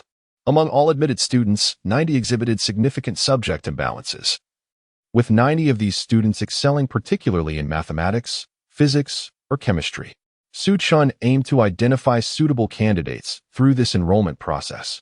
His decision to recruit a multitude of students with subject imbalances was driven by a singular purpose. He believed that the greatest motivation for learning stemmed from passion or interest. Only with genuine interest would individuals naturally delve into research and study. This fundamentally distinguished his approach from that of rote learners from small towns. Su Chin firmly held the view that specialized tasks should be undertaken by specialists. The goal of Yanhuang University was to cultivate talented individuals with exceptional skills, rather than producing mediocre, broadly skilled examination machines. After selecting the desired talents, Su Chun, alongside Lu Yusin and Wang Peng, arrived at the Yanhuang University campus, which had recently passed inspection. In recent years, through substantial investments by Su Chun, Wang Peng, Yang Haoyu, Wang Mingyang, and the Su Group. The Yanhuang series of educational institutions, including kindergartens, primary schools, middle schools, high schools, and universities, even extending to doctoral programs, had been comprehensively established. The accompanying facilities, from laboratories to internship units and research institutes, were all in place. At this juncture, Yanhuang University's faculty was capable of surpassing even the Ivy League institutions. The number of various experts, professors, and scholars had reached an astonishing figure of over 1,000. Many of these individuals were recruited from top domestic universities, while others were distinguished Chinese professors residing abroad. Most impressively, 10 of these faculty members were academicians from the 2 academies of Huaguo. This luxurious faculty could undoubtedly redefine the academic landscape within the country. Accompanied by others, Su Chen meticulously explored every corner of Yanhuang University. As he walked, he communicated the issues he discovered to the staff around him, insisting that all potential hazards must be rectified by the day before the official opening. He planned to personally oversee the inspection of these corrections on June 30th. On June 30th, 2022, after completing the inspection, Su Chen ensured that all identified hazards had been thoroughly addressed. From July 1st to July 5th, Yanhuang University commenced its enrollment process, successfully registering all 725 students. At 8 a.m. on July 6th, the military training at Yanhuang University officially began. Unlike the military training at other institutions, this program featured an enhanced company of 200 elite special forces dispatched by Commander Zhao of the Anshi Guard. From July 6th to July 21st, the students underwent standard formations and standing posture training. From July 21st to July 31st, these students were assigned to the Anshi Guard's new recruits, embarking on a 10-day regimen of equipment training. From August 1st to August 3rd, they were divided into 2 sequences to initiate combat drills. Between August 4th and August 6th, Su Chen organized these students into several squads to partake in the production of advanced technological products, including lithography machines, virtual reality gaming rings, intelligent personal terminals, and the development of a Chinese language operating system. Su Chen was not a capitalist.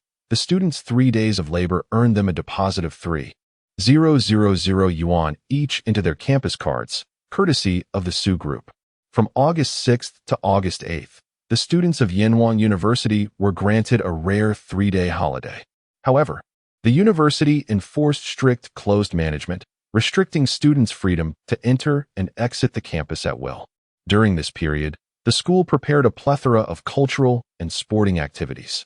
Lu Yusin, in alignment with Su Chen's plans, diligently secured various national scholarship programs from the administrative office, even personally allocating an additional 200 billion yuan to supplement the scholarship rewards. After the remarkable maneuvers of Xiao Emo during this time, both Su Chen and Lu Yusin's personal account balances had surpassed the staggering threshold of 20 trillion yuan. To them, this wealth had transformed into mere symbols, mere figures. On August 9th, 2022, classes at Yanhuang University officially commenced. There were no teachers at the podium. Instead, each student's desk was equipped with a pair of virtual reality glasses. The teaching pace and assignments varied for each individual, leaving many students bewildered. Initially, they wondered, "We came to school, and you give us these broken glasses? I'm not even nearsighted. And where's the teacher?" However, after donning the glasses for 30 minutes, they marveled. What an extraordinary school. The curriculum consists entirely of what I adore, and I comprehend everything. Remarkable. 3 days later, a peculiar phenomenon emerged within the university. All entertainment facilities were left unattended, while study rooms and classrooms were bustling with activity. Consequently, Su Chen had to allocate personnel to commence teaching in the arts, vocal music, painting, martial arts, and sports disciplines. On August 15th, 2022, 30 towering teaching mechas, each standing 8 meters tall, were officially introduced to Yanhuang University, marking the commencement of the Huaguo Mecha Academy. Alongside them arrived 500 students from the Mecha Academy, whose methods of study closely mirrored those of the ordinary Yanhuang University students, albeit with an additional 50 of their time dedicated to practical tasks related to mechas, such as maintenance and repair. Chapter 96. The initiation of the deification project on August 25, 2022, Suchin once again led the relevant heads from Yenhuang University's affiliated high school, middle school, primary school, and kindergarten on a thorough safety inspection of each significant area within these institutions. During this inspection, Suchun identified nearly 30 issues of varying severity, ranging from the unreasonable placement of emergency exits to improper installation of power strips and inadequate positioning of fire extinguishers, among others. Suchun conducted a meticulous examination of the school's dining facilities and living conditions, emphasizing that any items utilized by students, including food, clothing, and accommodation, must adhere to a strict registration and access protocol. Should any supplier or vendor fail a product inspection even once, they would be immediately blacklisted and permanently banned from future transactions. Furthermore, payments for goods from these suppliers would be required upon delivery. Each product provided by suppliers must undergo evaluation by 2 or more third-party inspection and quarantine agencies, with all samples passing inspection 3 times before acceptance into inventory. The curriculum designed for the students at these affiliated schools was diverse and multifaceted. Suchin staunchly upheld the principle that interest is the finest teacher. He advocated for the incorporation of subjects such as music, physical education, art, martial arts, computer science, and even practical skills like cooking, poultry raising, and basic appliance repair into the educational framework. This approach aimed to explore and nurture each student's unique talents through various dimensions, thereby achieving the goal of tailored education. Except for students in lower grades, those in 3rd grade and below, every student enrolled was required to complete a professional or vocational qualification assessment annually.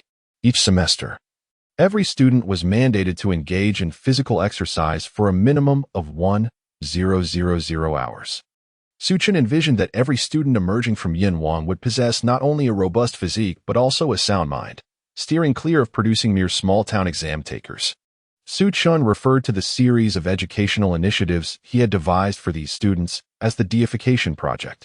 When asked why he chose this term, he explained to the relevant officials from the administrative and educational departments, to create implies manufacturing, while deity signifies extraordinary and versatile capabilities. The term project denotes a systematic, organized, and strategic approach. Together, these words encapsulate the essence of an organized and planned endeavor aimed at the mass cultivation of versatile talents or prodigies, who would possess capabilities that surpass those of ordinary individuals, a broader scope of knowledge, and a deeper engagement in scientific research.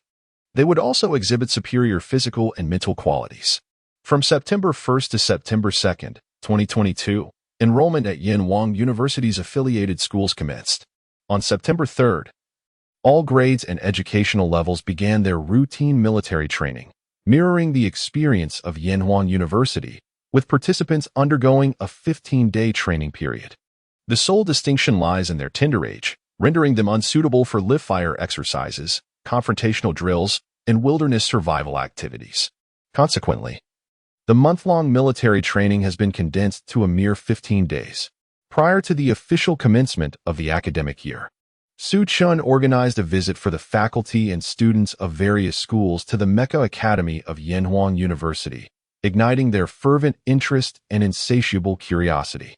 The schedules and holiday arrangements of the affiliated schools will align with those of Yenhuang University. In the forthcoming year, they shall abandon the concept of summer vacation. As their time will be meticulously filled, beyond academic subjects, they will spend over a month embodying the role of diligent farmers, personally experiencing the arduous journey of grain cultivation and the challenges of poultry raising. This month will be fully utilized to transform these bookish scholars, who have been unaccustomed to labor, into industrious individuals. On September 15, 2022, after careful deliberation, Suchun submitted an application to the Ministry of Education and the Health Department of Huagua for the administration of gene enhancement agents to the students. On September 20, 2022, Yenhuang University and its affiliated institutions received approval, marking the official commencement of the Divine Creation Program. Chapter 97. The Kunping Interstellar Transport Ship on September 15, 2022. At a prominent military base in northwest Huagua, the lights shone brightly after 6 months of intensive construction.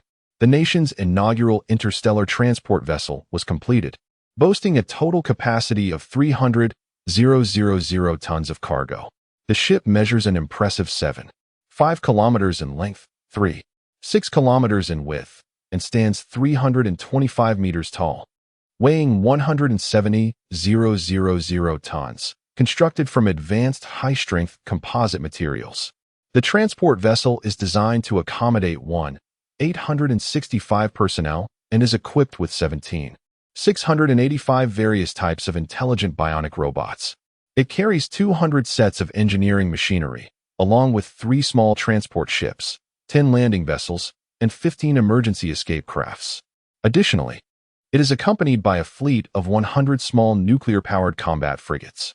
The vessel itself is armed with a range of weaponry, including quantum missiles, electromagnetic cannons, proton pulse guns, and electromagnetic armor. Its operating system is akin to that of an exosuit, utilizing an intelligent brain to assist in manual navigation. In fact, Su-chun has already discreetly commenced training for the pilots of interstellar transport and warships during his teaching assignments at the Mecha Academy of Yenhuang University. From September 20th to September 26th, 2022, Su-chun led a team of 50 students from the academy to retrieve various mineral resources from the Moon and Mars. They brought back 500 tons of helium, 15,000 tons each of iron, potassium, and titanium, 30,000 tons of phosphorus, and 150,000 tons of rare earth elements, along with 50,000 tons each of thorium and uranium. On September 28, 2022, the Foreign Affairs Office and the Aerospace Department of Huagua jointly held a press conference to announce that the nation has mastered the technology for interstellar navigation of superlarge spacecraft. They proclaimed the successful landing of Blue Star inhabitants on Mars for the first time and highlighted their capability to mine in the harsh conditions of both the Moon and Mars. Huagua has completed its inaugural mining missions on these celestial bodies, having received a staggering 298,800 tons of extraterrestrial mineral resources between September 20th and September 26th, 2022, at 23:15. In accordance with the directives from the Huagua administration and the Aerospace Department, construction on the Interstellar Defense Initiative, codenamed Nanchaman Plan, is set to commence officially at noon on October 1st, 2022. The press conference was succinct and efficient. The spokesperson exited the Blue Hall with nimble steps after delivering the announcement. As news of Huagua's achievements spread, a wave of excitement surged across Blue Star, prompting various factions to seek validation of the authenticity of these announcements. The ports of Huagua became bustling with activity, with many masquerading as journalists, though their true identities remained to be verified. The Beautiful Nation Era Journal derided Huagua's claims of interstellar mining as an absurd farce, merely a ruse to deceive the masses. The Cherry Blossom TV of the Little Days Nation questioned whether Huagua had indeed landed on Mars and completed mining operations, speculating on the possibility of Huagua preparing to occupy the Moon and Mars. The Pickled Vegetable Nation's Salted Vegetable Television expressed astonishment at Huagua's alleged theft of their aerospace technology, claiming they had completed interstellar mining. Meanwhile, the Ninth News of the Motherland pondered the feasibility of completing an 11 million kilometer interstellar cruise in just 6 days. The prevailing public sentiment across the entire blue planet is remarkably volatile, particularly in the digital realm. Many citizens of the Great Huagua find themselves questioning, when did our illustrious nation exude such formidable prowess? Have we truly achieved interstellar mining? Or are we on the verge of developing a warp drive? Such notions are met with skepticism, undeniably so, in response to the myriad of controversies and discussions circulating online. The Huagua administration exhibits no intention of engaging. Instead, it merely announces on its official website that a grand military parade will take place on October 1st, 2022. Chapter 98. The Arrival of Nations on September 31st, 2022, at 8:00 a.m., Su-chun received notification to cooperate in piloting the newly launched Fushi interstellar battleship, which was to make its debut at the military parade at 10:00 a.m. the same day. The Fushi interstellar battleship, measuring an impressive 15 kilometers in length, 9 kilometers in width, and 7 8 kilometers in height, was equipped with 200 miniature mechas, various models of nuclear-powered aircraft, 300 drones, 60 small interstellar landing craft, and 600 small escape vessels. The battleship itself boasted an arsenal of 150 large-caliber electromagnetic pulse cannons, several quantum missiles, 3 planetary cannons, and 500 small laser cannons. Additionally, it was fortified with a reinforced electromagnetic defense network and a proton energy shield. The vessel had the capacity to accommodate 100,000 personnel, excluding bionic robots, and was equipped with a complete ecosystem and simulated blue star living environment, enabling it to carry out combat missions for an entire blue star year outside its home planet. By 4:00 p.m. on September 31st, 2022, Su Chun led 20 Mecha Academy trainees in conducting comprehensive safety and environmental checks on the Fushi battleship, subsequently notifying the ground security team to board the vessel.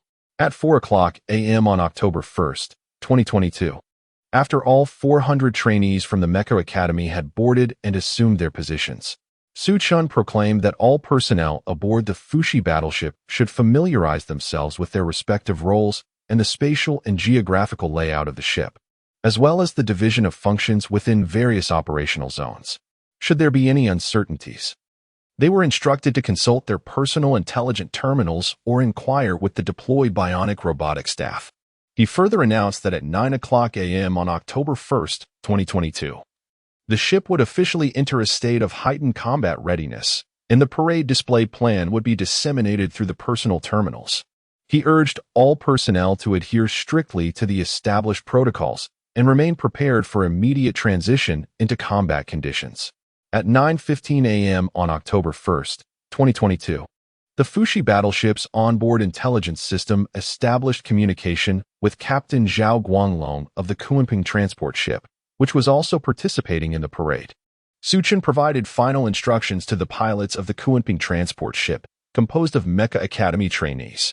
At 9:00 a.m. on that same day, the Guangde Gate Square of the imperial capital was transformed into a vibrant sea of flowers and red flags. Citizens from all walks of life gathered in joyous celebration of the nation's birthday. The atmosphere was electric, with soldiers from various garrison units embodying solemnity and reverence. The expansive square showcased a series of meticulously arranged formations as they marched with precision and vigor past the Guangde Gate. As the clock struck 10:00 a.m. on October 1st, 2022, the Guangde Gate Square was momentarily enveloped in shadows as the Fushi interstellar battleship, with its overwhelming presence, dominated the airspace above the Guangde Gate, extending 3 kilometers high. The 200 mechas, alongside various models of nuclear-powered aircraft, 300 drones, 60 small interstellar landing craft, and 600 small escape vessels, all mobilized, casting a vast shadow over half of the imperial capital.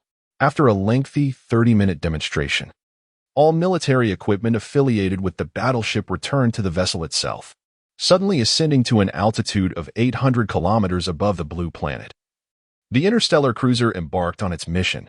The Guangde Gate Square was illuminated once more, yet the on-site personnel had scarcely a moment to rejoice. The Kunping interstellar transport ship reappeared, casting a formidable shadow over the celestial domain.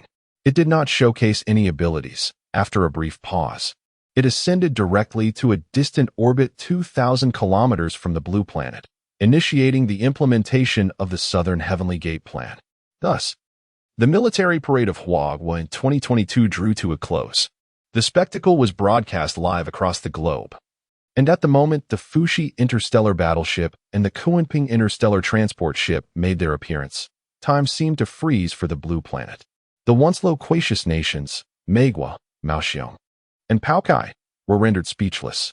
Experts, professors, and intellectuals fell silent, collectively erasing their prior statements from the internet. At that moment, no nation dared to utter a word. Was this the same timid rabbit? Beneath its charming exterior lies a veritable Tyrannosaurus. Who would dare to contest this? Such a colossal spacecraft has emerged, surely. Interstellar mining and even interstellar migration have already commenced. Those who naively believed in this duplicitous rabbit, claiming to have just accomplished landings on the Moon and Mars, We're nothing short of fools. What course of action shall be taken now?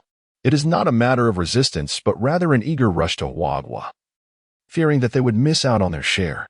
The sight of nations paying homage to Huagua today is reminiscent only of the Han and Tang dynasties.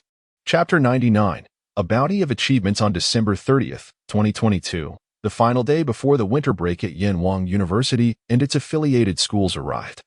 This day served as a benchmark to evaluate the academic performance of Yenwang University students and to assess the outcomes of the educational reforms proposed by Su Chen.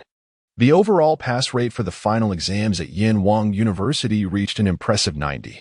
The remaining 9.01 of students fell short due to their employment of problem-solving methods or reasoning that exceeded the prescribed curriculum for the semester. Despite their correct reasoning and flawless steps in problem-solving, they faced minor deductions in their scores. At the affiliated high school, all students had achieved the requisite level to participate in the 2023 college entrance examination within just half a year of study. It was essentially guaranteed that all first-year students would score above the threshold for second-tier universities. Between August and December 2022, during a span of 4 months, 30 of the high school cohort obtained junior vocational qualification certificates, while 25 secured professional grade certifications. Additionally, 30 of students earned athlete classification certificates. In the affiliated junior high school, students across all grades displayed academic competencies surpassing that of their current grade level. Remarkably, students aged 12 to 13 had already attained vocational qualification certifications recognized in Huagua, with a striking 45 achieving this milestone. Furthermore, some students exhibited astonishing artistic talents. At the affiliated elementary school, due to the young age of the students, the curriculum did not delve into overly complex theoretical knowledge. Instead, it emphasized moral, intellectual, physical, aesthetic, and labor education. The practical skills and life competencies of these students far surpassed those of their peers by several folds. Although the school did not engage in extensive subject teaching, testing revealed that 90 of the students possessed the capability to win awards in provincial mathematics competitions. The Yenwang University affiliated kindergarten, filled with innocent and imaginative children, had, through half a year of learning and play, benefited from the nurturing and inspiration provided by their educators across various subjects. Their whimsical thoughts even sparked innovative research design ideas among scientists. Moreover, the children in this kindergarten exhibited life skills equivalent to those of 12 or 13-year-olds. On December 31st, 2020, the Huagua Administrative Office and the Department of Education approved a series of assessments for Yenwang University and its affiliated institutions, announcing the nationwide promotion of the Su educational philosophy. Upon witnessing this outcome, a tremendous weight lifted from Su Chen's heart. Through the collaborative efforts of Su Chun and Lu Yusin, the Su Group allocated a one-time charitable fund of 1.5 trillion Hua bills to enhance the quality of life for students across the schools and teaching points. The Huagua Administrative Office, the Basic Education Department, and the Finance Department jointly allocated 600 billion Hua bills biannually to improve basic educational facilities in remote areas. With funding provided by the Ministry of Education, the Huagua Academy of Sciences, and the Su Group, the Huagua Flame Scholarship was established, with plans to allocate 600 billion Hua bills annually as rewards. As the new year of 2023 approaches, the Su Group's year-end reward plan has officially been unveiled. Following the debut of Su's wearable personal intelligent terminal and the formal release of the Su Pangu operating system in April 2022, the Su Group has experienced explosive growth across various sectors, culminating in an astonishing total annual revenue of 78.9855 trillion yuan. Notably, Su Environmental has made remarkable strides in combating desertification on a global scale, restoring an impressive 57,650 square kilometers of land throughout 2022. In the same year, Su Chen, Lu Yusin, Wang Peng, Wang Mingyang, and Yang Haoyu opted not to receive direct dividends from the company. They unanimously resolved to donate 99 of the 2022 dividend amount to the Su Charity Foundation, with the remaining 1 contributed to the National Charity Hall of Huagua. Following discussions among Su Chen and his brothers, they collectively decided that the current scale of the Su Group is too vast.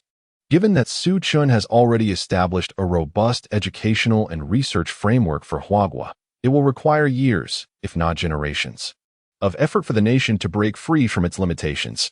Su Chun cannot extend further assistance, as doing so would hinder the advancement of Huagua's technology and national strength.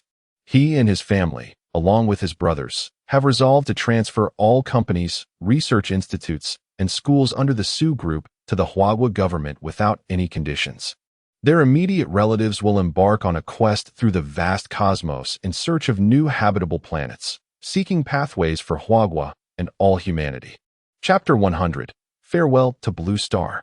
In the final month, Su Chun, accompanied by his family, friends, and brothers, traversed the majority of China's renowned scenic spots and historical sites. He instructed Xiao Mo to model their experiences through data, employing virtual reality technology and holographic projection to preserve these memories.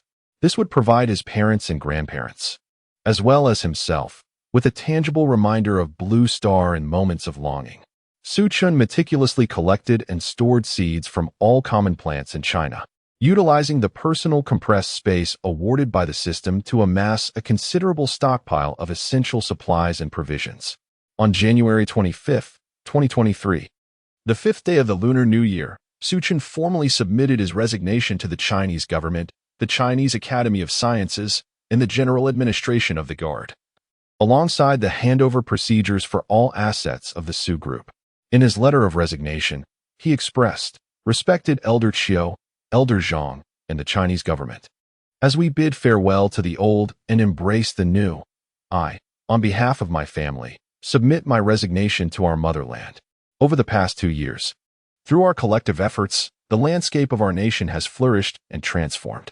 Remarkable achievements have been attained across various sectors in China, particularly in education, scientific research, aviation, and aerospace.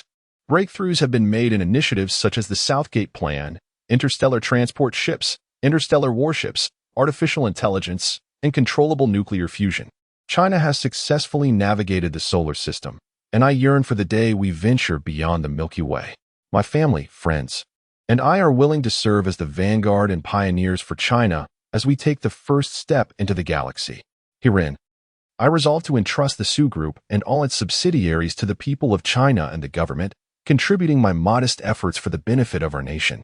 We plan to embark on our journey beyond the Milky Way after the 15th day of the Lunar New Year." Attached to this letter is an orange hard drive containing the locations, coordinates, and comprehensive resource and meteorological information of all planets within the galaxy. May all be well with China, and may its fortunes endure. After preparing everything, Su Chun bid farewell to the members of the Su Group. He generously distributed a total of 700 trillion wabik to all employees as material support and special year-end bonuses. On the eve of departure, the official media of China unexpectedly released Su Chun's profile, highlighting his outstanding contributions to both China and humanity. On the night of the 14th day of the Lunar New Year, the General Administration of the Guard presented Su Chun with 30 elite Special Forces operatives as personal bodyguards. Observing this group, Su Chun was filled with myriad thoughts. If the nation treats me as a national hero, I shall repay it as such. Despite the uncertainty of his imminent journey, Su Chun's heart burned with fervor for his homeland. He resolved that should he ascend to greatness in the future, he would ensure that the spirit and culture of China resonated throughout the universe. On February 5, 2023, the Lantern Festival, which also marked the first day after the solar term of spring, heralding the renewal of all things, Su Chun, alongside his family and brothers, embarked on the long voyage into the cosmos. Su Chun, Liu Yusin, Wang Peng and their families, Wang Mingyang and his family, Yang Haoyu and his family, Zhao Ming and her family, Zhang Ming and her family, Cici, Tongdong, Father Su, Mother Su, father-in-law, mother-in-law, grandfather, grandmother, Tuanzi, Xiaobai, and the 30 brave and fearless members of the Guard. As early as April 2022, Su Chun had instructed Xiao Mo to secretly command the engineering replicants to construct a Galaxy-class interstellar warship in the deepest trench of Blue Star. On the evening of the 14th day of the first lunar month, the core program of Xiao Mo was transferred to this Galaxy-class warship, aptly named Pioneering by Su-chun. This vessel was laden with various supplies and an array of mineral resources, and it also housed copies of every book that could be found on Blue Star.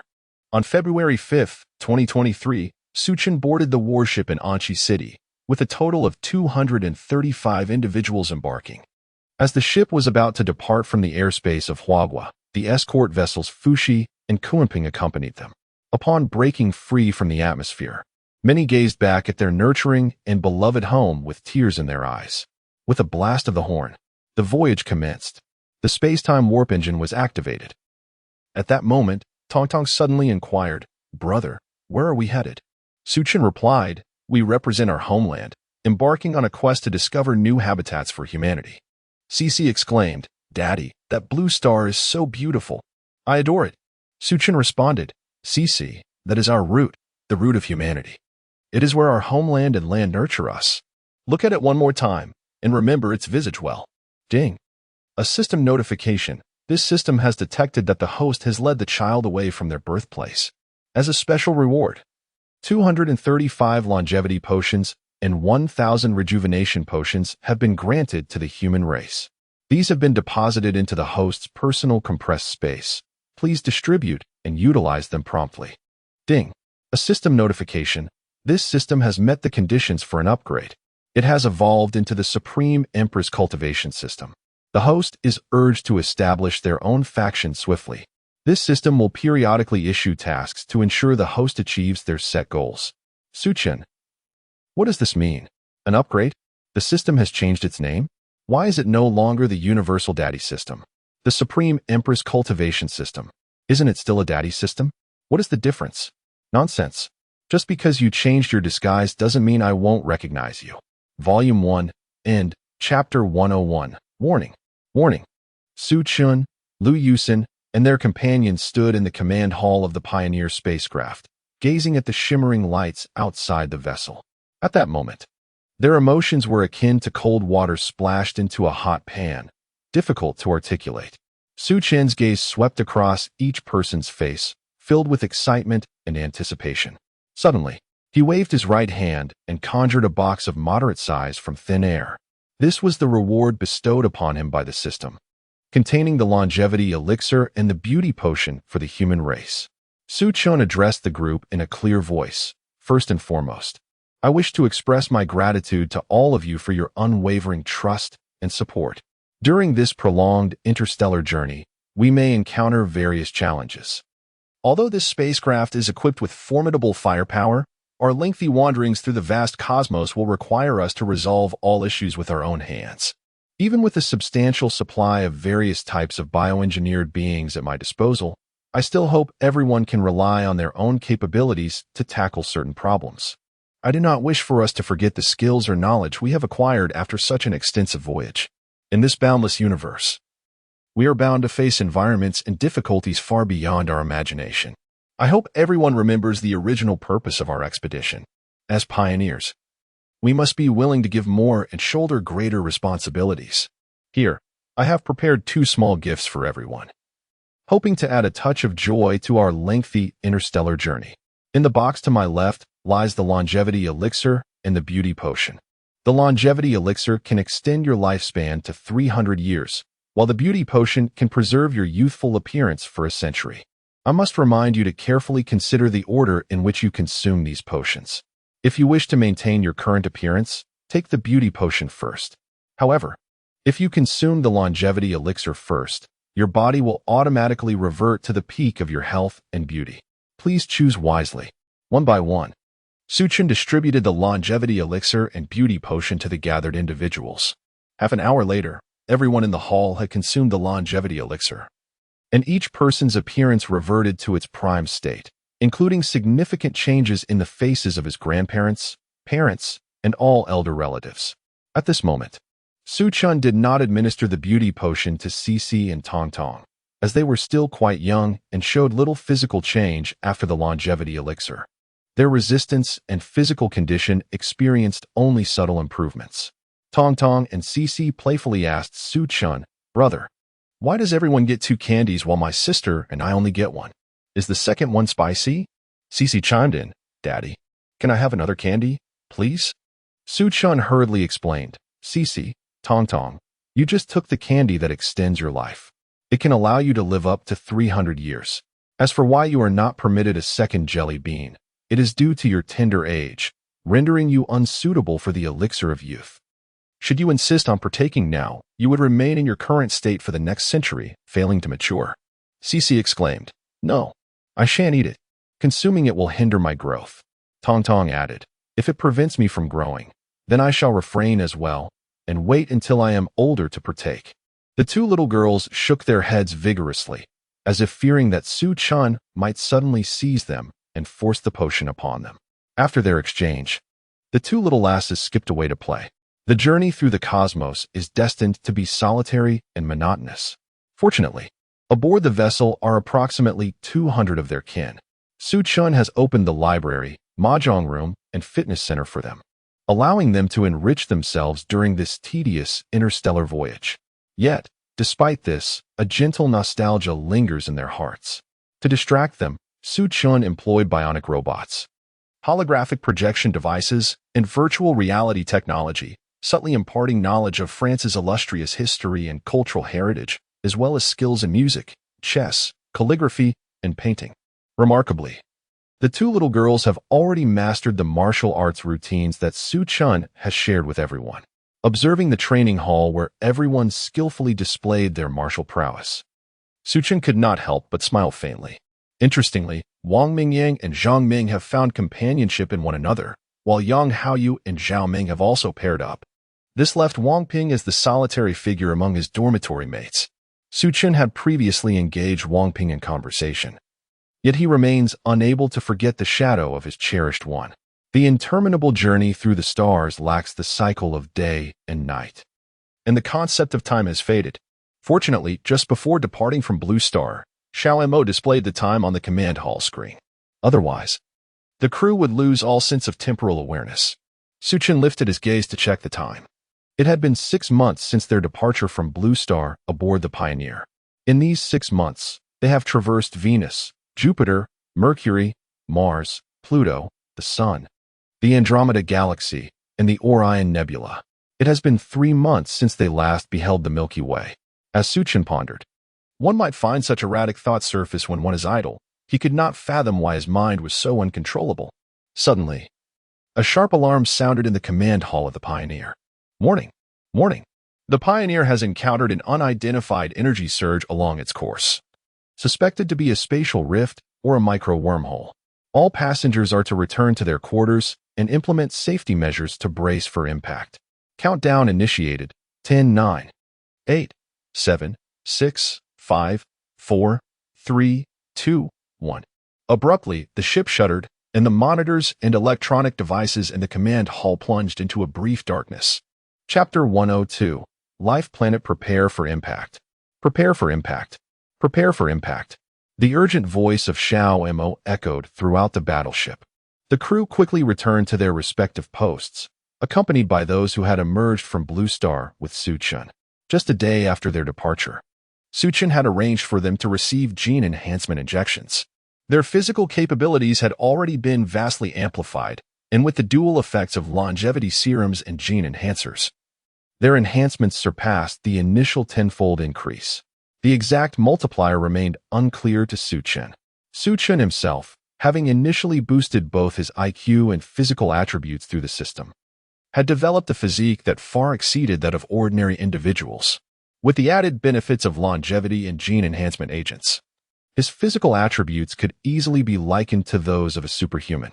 Shi and Tong Tong were tightly embraced by Lu Yusin and Su Ma, while Xiao Bai and Tuanzi closely followed beside them.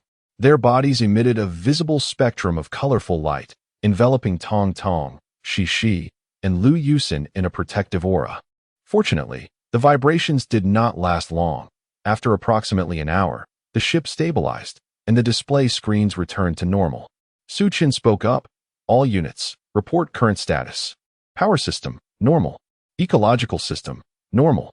Emergency escape system, normal. Supply reserves, normal. Weapon systems, normal. Navigation system, normal. Received. Thank you all, Su Chun acknowledged. Xiaomo. Assess the current damage to the battleship and compare it with the coordinate system. Understood. The battleship has sustained no damage. However, the coordinates are abnormal. This is not the universe we are familiar with. We may have just traversed the cosmic barrier into another dimension. Here, the battleship's combat capabilities are severely restricted. The performance of high-tech equipment such as mechas, quantum missiles, and electromagnetic pulse cannons is inexplicably suppressed, and currently, the battleship can only utilize less than 25 of its combat potential. Alright, I understand. Xiao Mo, deploy probes to search for nearby planets suitable for human habitation. Okay, brother. I have already released 600 probes. We should receive results soon. Su Chun promptly convened a meeting, candidly informing everyone of their current situation and the fundamental status of the battleship. He hoped to gain their support for his decision to send out probes in search of a suitable landing site. The atmosphere during the meeting was quite oppressive. Yet retreat was not an option. A sense of anxiety for their future permeated the air. Their journey was fraught with uncertainty and peril. No one blamed Su Chun. This path had been a collective choice. He proposed that everyone take the time to strengthen their bodies and, if possible, delve deeper into the library's resources. I suspect we do not have much leisure time left. The crew aboard the Pioneer continued their daily regimen of exercise and study, steadfastly pursuing their goals. The detector is merely temporary, having failed to relay any messages. Although Su Chun and everyone aboard the ship remained silent, the worry and anxiety in their eyes grow increasingly apparent. Bored, Su Chun sits in the command center, gazing at the information displayed on the screens. Suddenly, the voice of Xiao Mo cuts through the silence. Brother, the detector has discovered a life-bearing planet located 3 light-years ahead. This planet is 20 times larger than Blue Star, with a gravitational force 30 times greater. Its rotation period is 26 hours, while its revolution around the Sun takes 380 days. The atmospheric pressure averages at 1.25 standard atmospheres, with an average temperature of 26 degrees Celsius. The planet is rich in oxygen and fresh water. The life forms here resemble various flora and fauna of Blue Star, along with a small human settlement. Su Chun responds, "Oh, a life-bearing planet.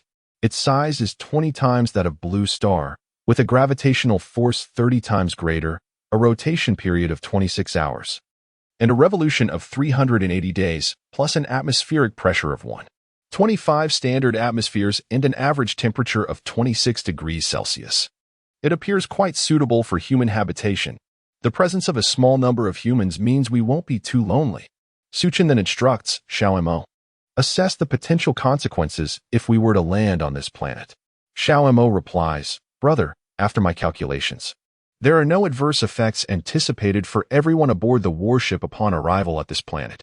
Furthermore, since you have received relevant vaccinations, your physical condition has exceeded the limits of the native human population. Coupled with your martial skills, you would be virtually invincible. However, it is important to note that once we land on this planet, all technological equipment aboard the warship will face obsolescence. My thorough analysis of the feedback from the detector indicates that small technological devices may lose most of their functionality due to gravitational and atmospheric pressures, as well as geomagnetic storms, particularly thermal weaponry." After assessing the situation, Xiao Mo concludes, if the Pioneer warship descends upon this planet, there is an 80% chance that interstellar navigation will no longer be feasible. Do you still wish to proceed with the landing, brother? Su Chun responds, "Please wait. I need to discuss this information with everyone. I will inform you of our decision once it is made." Su Chun relays the information he just received to the group without any concealment. The choice must be made through collective decision-making. After a thorough discussion, the group unanimously agrees to land on the planet. With this resolution, Su Chun and his companions finally approach the vicinity of the planet. A vast, deep blue sphere hovers in the cosmos, rotating at a leisurely pace. The planet's surface is adorned with land masses, towering mountains, rivers, seas, and lakes, all resembling pieces of gleaming mirrors embedded within its expanse.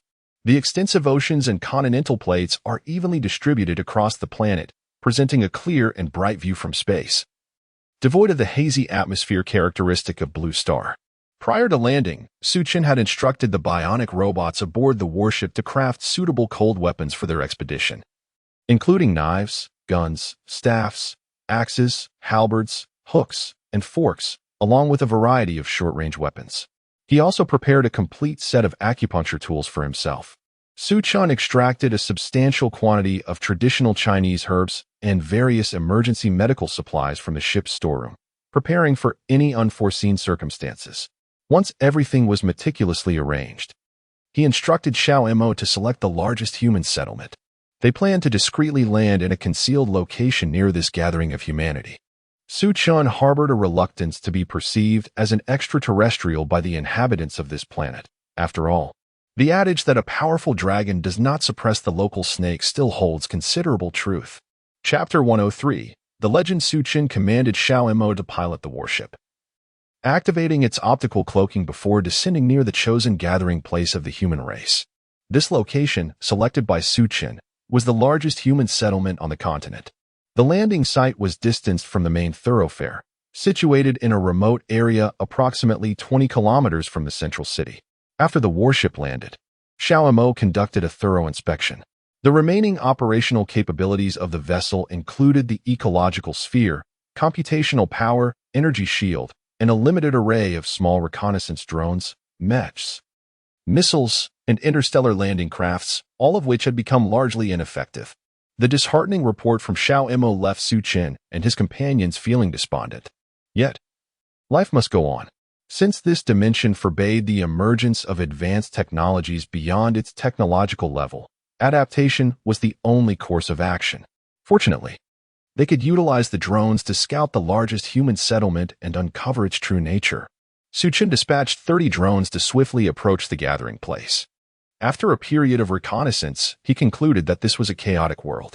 The inhabitants donned garments reminiscent of ancient China and revered martial prowess. Further information could only be gathered through direct exploration. The footage transmitted back revealed flora and fauna that were far from the normal dimensions found on Blue Star. Their sizes were approximately 5 to 6 times larger than those of Blue Star, with animals being 3 to 4 times larger. With scan information at hand, Suchin resolved to enter the human settlement accompanied by Wang Peng and 10 members of the guard, armed with cold weapons to seek out intelligence. After preparations, Suchin, Wang Peng, and the 10 guards appeared on the main road leading into the settlement.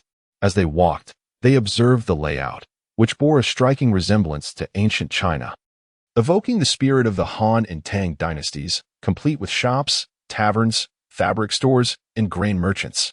Suchin led the group into a tavern, casually ordering some food. Through his observations, he discerned that the trading medium in this world was still based on a silver standard, akin to ancient China, with remarkably low prices. The meal for a dozen individuals cost Suchin only a few pieces of small silver coins. As they ate, they listened to the conversations of the surrounding crowd. Suchin even began to wonder if they had stumbled into a temporal rift. Logically speaking, as extraterrestrial visitors, they should not be grappling with language barriers. Their culinary customs were also strikingly similar. What on earth was happening? Or perhaps they had not truly awakened from slumber. From the native inhabitants, Suchin learned that the city lord would be hosting a martial arts competition to select a consort at the plaza of the ancestral worship hall the following morning. It was said that the city lord, surnamed Fong, was 33 years old and that his family had held dominion over this central city for a millennium. 3 years prior, the female city lord had fortuitously returned after a 12-year sojourn in the ancestral lands and inherited the position. However, she had steadfastly refused to marry. What had prompted this sudden declaration of a consort selection competition? Suchin and his companions were left bewildered by the notion of a martial arts competition for marriage. What exactly was this competition? And what were the ancestral lands? Could it be that the ancestral land does not reside on this continent? Or perhaps it exists in a realm beyond? Suchin and his companions set aside their perplexities and continued to wander through the main city. After a day's exploration, they gleaned that this was a planet where humans and beast ancestors coexisted. According to the myths of this world, when the progenitor first awakened on this planet, he casually fashioned various beasts and provided them with a comfortable habitat. However, one day, upon awakening, the progenitor discovered that the creatures he had created were far too restless. They battled amongst themselves, vying for territory, and recklessly devastated the environment he had so carefully arranged for them. Over time, these animals developed unique abilities, such as breathing fire and spouting water, which severely disrupted the ecological balance.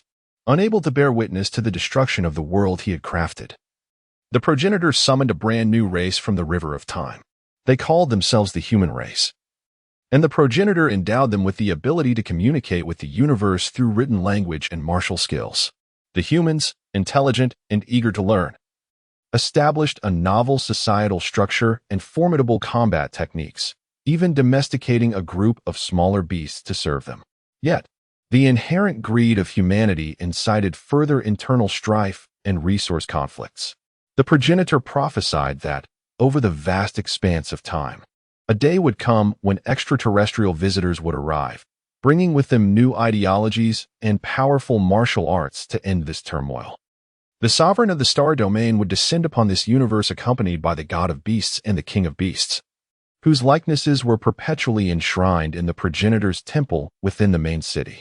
Su Chun and Wang Peng decided to temporarily lodge in the main city for the night, intending to witness the martial contest for marriage the following day, while also seeking opportunities to inquire about the formidable king of beasts. What exactly was this entity? Chapter 104. The tournament for marriage as dawn broke on the following day. Su Chen, Wang Ping, and Zhang Pan, the captain of the guard, along with several members of the renowned guard, hastened to the grand plaza of the sacrificial hall. The square resonated with the vibrant sounds of drums and gongs, adorned with fluttering banners reminiscent of the ancient martial arts tournaments depicted in modern cinematic portrayals of Blue Star. At the heart of the plaza lay a substantial wooden arena, spanning approximately 100 square meters, surrounded by a throng of spectators. Young scions from various families, armed with their weapons, stood poised, eagerly anticipating the commencement of the contest. Suddenly, a thunderous cacophony of drums heralded the arrival of the young city lord, who graced the martial gathering with her presence. Her voice, gentle and melodious, echoed like pearls cascading onto a plate. Esteemed heroes and champions, today, I, the city lord, preside over this tournament, seeking a worthy consort to become my husband. Without further ado, let the display of your skills and talents commence. On the arena, the indigenous competitors clashed with blades flashing and swords singing, engaging in a spirited contest. Yet they maintained a careful restraint, ensuring no one was harmed. Observing this, Su Chen turned to Wang Peng and remarked, "Boss, why not give it a try? After all, we find ourselves in a different realm. The person you hold dear may be someone we will not see for a long time. If we ever find our way back home, who knows if she can endure the wait? Perhaps it is time to let go of the lingering obsession. Look at the second and third fellows. They have already found their partners. It must be difficult for you to witness this daily. Why not take a chance? If you prevail, she is rather lovely." Wang Peng shot a glance at Su Chun, almost tempted to give him a couple of slaps. What do you mean by settling? He thought. Am I so easily swayed?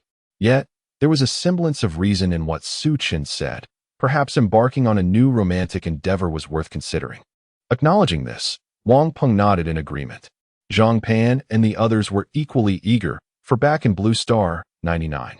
9 of the warriors in the Huagua Guard were quintessentially masculine.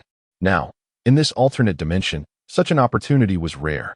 With the pressures of life and expectations from their families weighing upon them, the latent demons within them began to surface. Observing the fighting prowess of the previous contestants, it was evident that they could easily dominate the competition. Their training had honed lethal techniques, and with the recent enhancements from gene-boosting serums and longevity drugs administered aboard the Interstellar battleship, their combat capabilities had soared to extraordinary heights. Zhang Pan led the group onto the arena, engaging the indigenous fighters in a fierce exchange, yet not a single opponent could match their prowess. Suddenly, a scholarly youth stepped onto the stage, devoid of any weaponry. Instead, he began to recite a poem softly, which inexplicably rendered Zhang Pan and his companions motionless. This astonishing display captured the keen attention of Wang Ping and Su Chen. What in the world? Is this not the very power bestowed upon humanity by the ancestors in myth and legend? How are we to fight against this? While I speak of martial arts, you counter with sorcery. This is hardly on the same plane, is it? Can we not engage in such antics?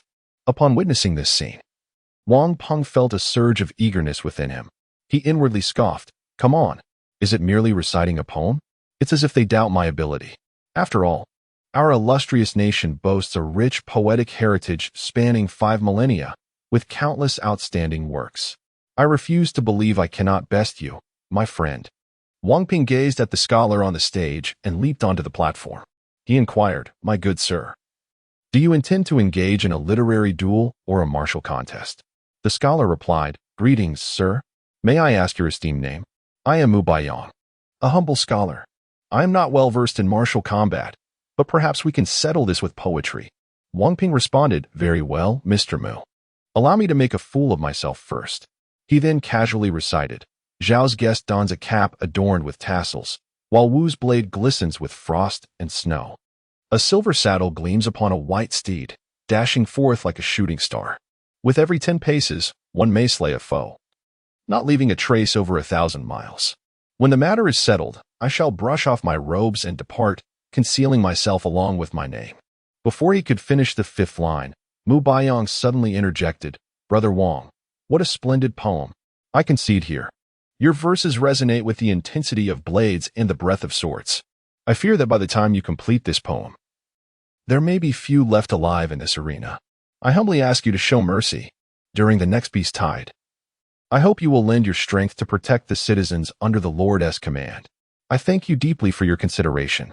With that, he exited the stage.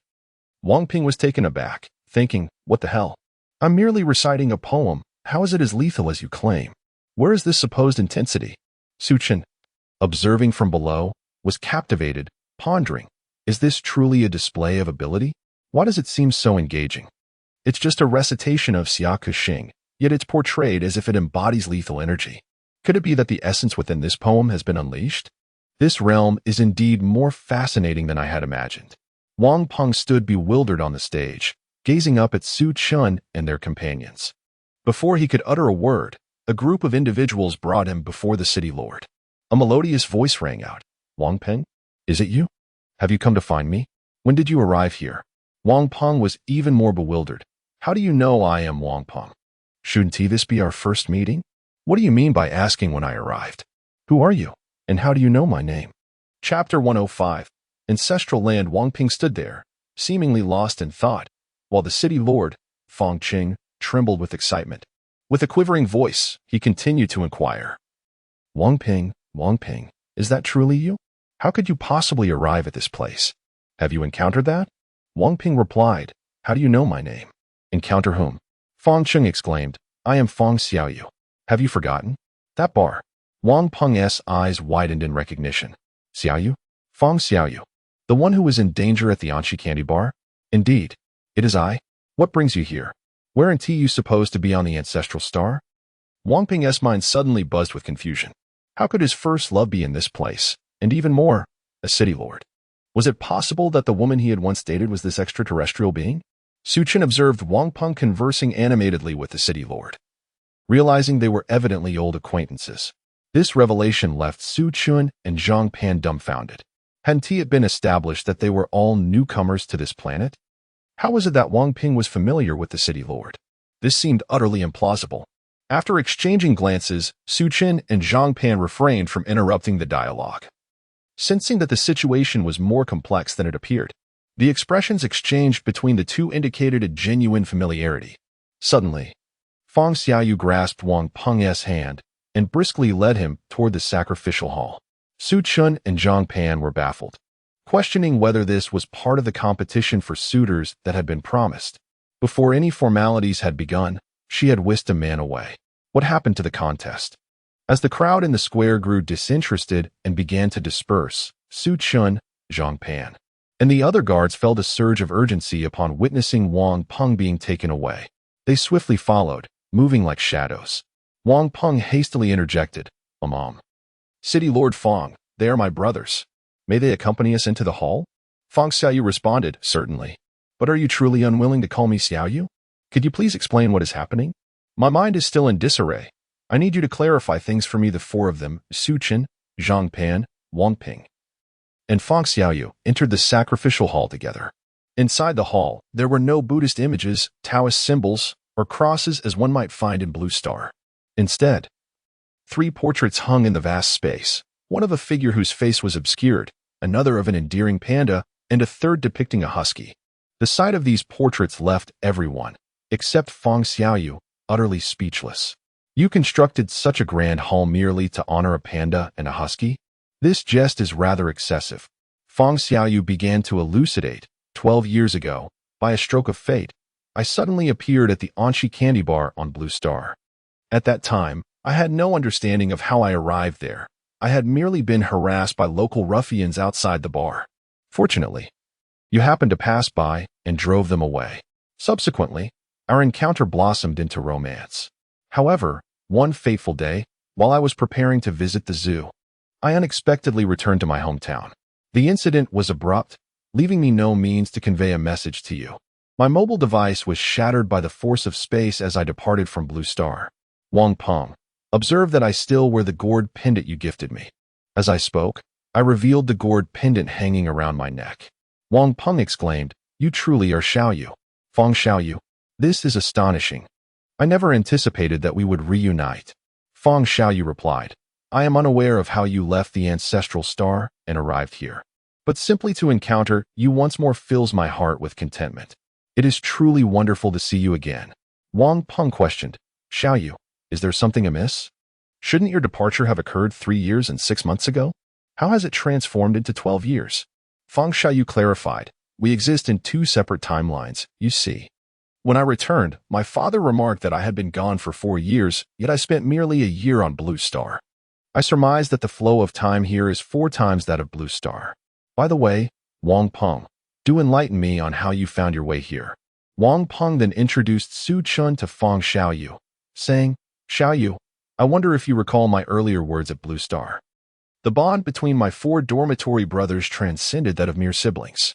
My family was not in the best condition, and without the support of my brothers, I might have struggled immensely throughout my 4 years at university. This is Su Chun, the 4th among us. Were it not for his brilliance as a scientific genius and his creation of interstellar battleships, we might not have had this encounter. Our interstellar vessel traversed the cosmos, likely encountering a temporal wormhole or a fracture in time that led us to this planet. Suchen chimed in, hello, sister-in-law. I'm Suchen, and it is a pleasure to meet you.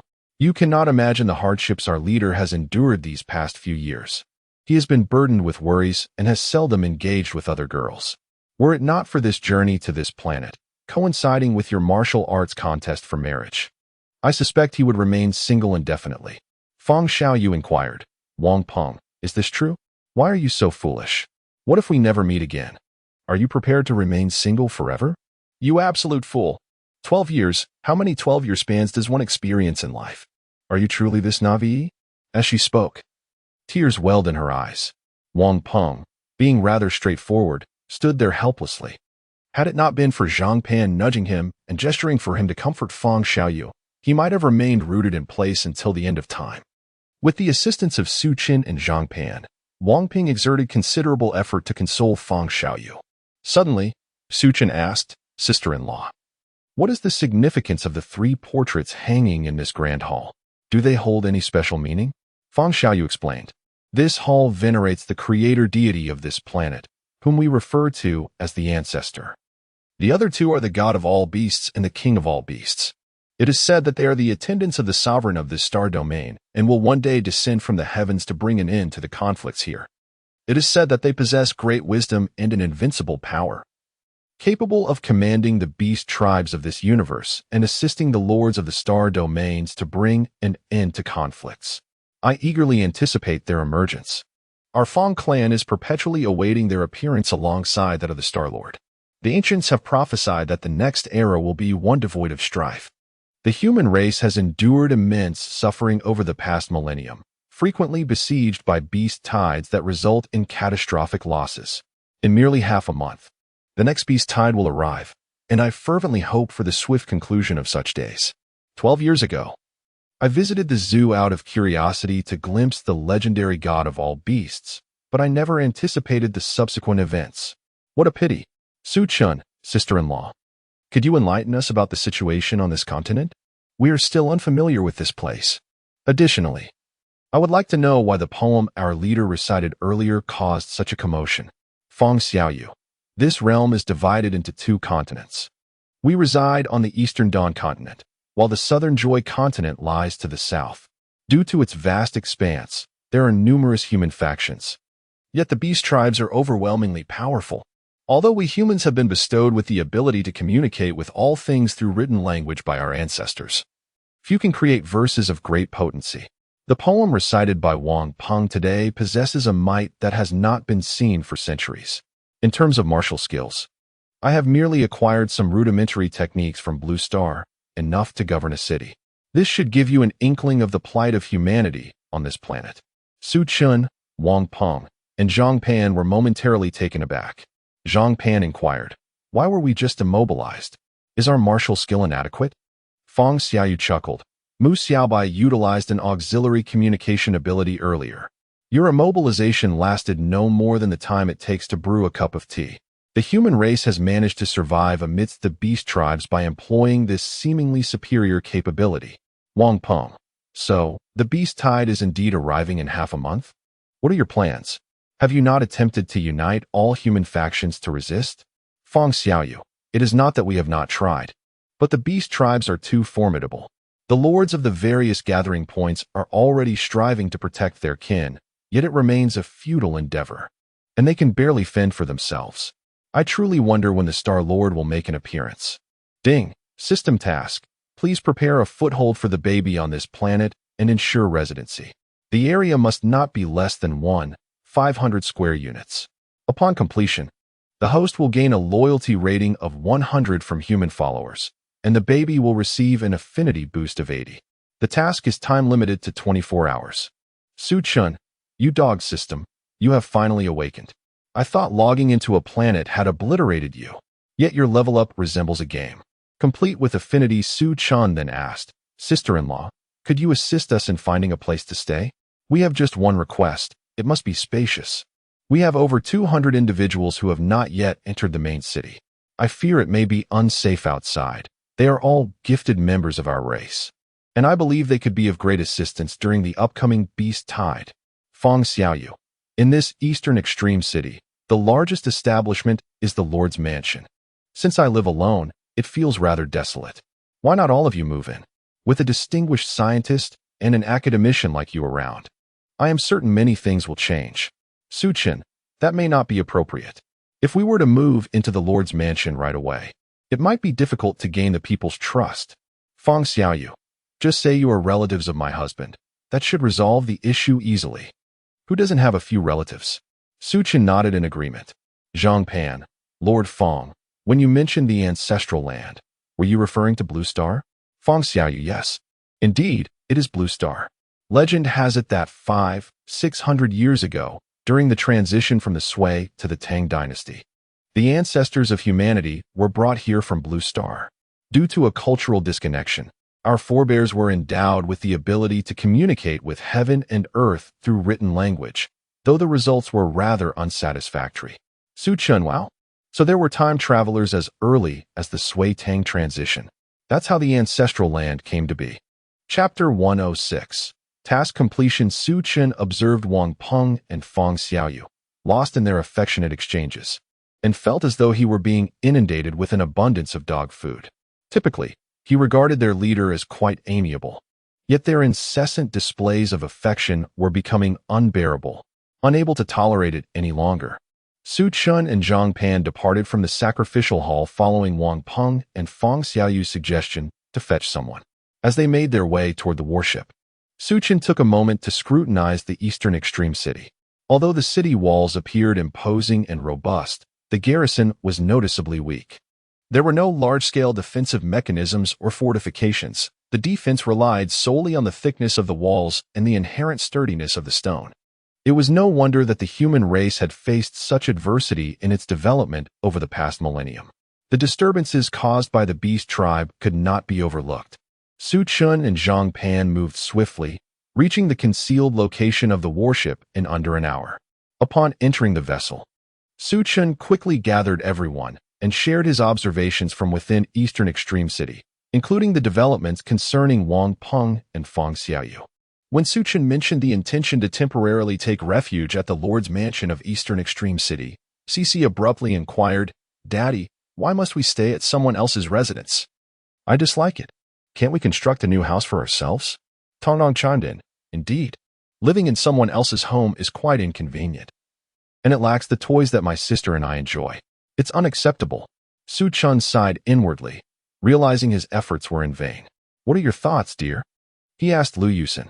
Lu Yusin responded, "My thoughts align with Cici and Tong Tong. We could build our own estate. After all, we possess ample resources. After you all departed yesterday, I inspected all the biomechanical robots. They are operational, though they cannot create high-tech items. However, constructing a house is certainly within our capabilities. With the multitude of robots at our disposal, I believe establishing an estate wouldn't consume excessive time." Without further deliberation, Su Chun instructed Captain Zhang Pan to send someone to Eastern Extreme City. He immediately set to writing a letter to Wang Peng and Fang Xiaoyu, conveying his ideas. On his return journey, Su Chun meticulously studied the geographical layout of the area, swiftly determining the location for the estate. In his mind, he envisioned the design of the estate. Through Xiaoma, he transmitted these blueprints to the biomechanical robots, initiating construction in a woodland situated 6 kilometers from Eastern Extreme City. Given the abundant supplies aboard the warship, including steel, concrete, and quick-drying cement, Su Chun decided to erect a formidable concrete wall measuring 10 meters in height and 6 meters in width around the estate. He was determined to ensure the safety of everyone he had brought from Blue Star. In fact, Su Chun personally oversaw the installation of several crossbow cannons along the perimeter. The chosen site encompassed approximately 1,500 acres, featuring a small trading market, an academy, and a storage facility, with 8 exits and 2 concealed passages. Su Chun arranged for the transport of a substantial amount of commonly used supplies from the warship, including food, essential herbs, and various melee weapons. The following morning, a sprawling estate covering 1,500 acres seemingly materialized 6 kilometers outside Dongji City. Su Chun had taken the liberty of adorning the 4 main entrances of this grand manor with sculptures of the azure dragon, white tiger, vermilion bird, and black tortoise. Notably, at the main gate facing Dongji City, he had intricately carved 2 qilin to safeguard the feng shui. During his previous research on the Blue Star, the system had rewarded him with knowledge of feng shui metaphysics. Although he had yet to utilize it on Blue Star, it now proved beneficial here. While uncertain of its efficacy, Su Chun believed that the millennia-old traditions of Huagua surely held significance, especially since the system had classified this technique as divine. Within this vast estate, Su Chun constructed individual residences resembling traditional Sihiyuan for all his companions. He also dedicated a 5-acre children's playground specifically for Tong Tong and Cici. Although lacking electrically powered amusements, such luxuries were nonetheless extravagant on this planet. Su Chun's home mirrored the others, a 2-story Sihiyuan. He had carefully retrieved various seeds of flowers and trees from the battleship storage to enhance the aesthetic appeal of the Sihiyuan. Though the suitability of these plants to the local environment remained uncertain, the sight of familiar flora was undeniably pleasing. Su Chun welcomed everyone to this estate, which he had named Wujia Manor. Cici, perched atop a soft cushion, squinted and asked, "Daddy, is this our new home? It's so big, I love it." Tong Tong remarked, "Brother, this house is beautiful, but it lacks little animals and flowers. Well, I suppose I can reluctantly accept it." Su Chun responded, "Little girl, considering we accomplished this in just one night, it's quite remarkable. Your standards are rather high." Tong Tong scrunched her tiny nose and retorted, "Umph. A lack of flowers deserves a low rating. Moreover, you haven't prepared dedicated children's rooms for me and Cici, another low rating." Cici interjected, "Gugu, let us not criticize Daddy. He's already quite tired. We can help Mama with the decorations. This is our house. We can adorn it as we wish."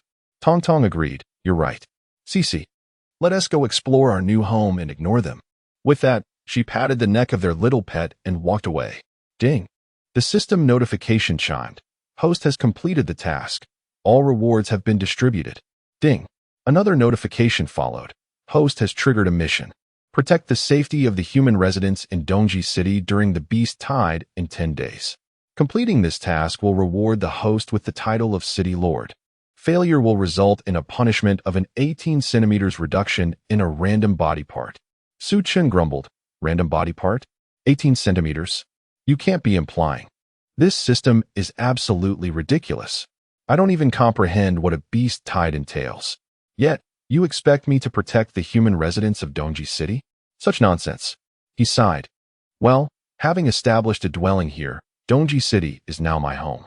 There is no reason not to protect one's own abode. I accept this task.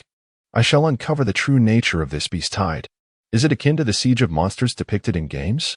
Kiki. It has been quite some time since I last indulged in barbecued meat. Perhaps I shall prepare a couple of lambs for a feast. I wonder if there are any lambs available here. It has been far too long since I savored roasted lamb, and I find myself yearning for it. As Su Chen pondered, saliva dripped from his mouth. Tong Tong. Brother, what are you contemplating? It seems as though you are daydreaming about something delicious. What is it? She and I also wish to partake. She. Indeed. Father, when will you prepare something delectable for me? It has been ages since I last enjoyed such delights. Chapter 107. The beast tide. Listening to the inquiries of the two little girls, Su Chen could not help but chuckle. Indeed, within his compressed space, there were freshly slaughtered little tail-horn sheep. With a mere wave of his hand, 10 perfectly butchered sheep appeared on site, along with the necessary barbecue grills and utensils for roasting. Su Chen instructed the biosynthetic robots to kindle the fire and prepare the lamb for cooking. The reason Su Chen felt secure in revealing his compressed space was that everyone who had accompanied him from Blue Star exhibited unwavering loyalty. With such trust, the concern of exposure seemed trivial. After all, who could thrive here without some extraordinary abilities? Swiftly, he transformed the 10 sheep into whole roasted lambs and skewers, while also producing a large pot of potato beef stew and stir-fried beef using Blue Star potatoes, enough to serve 300 people.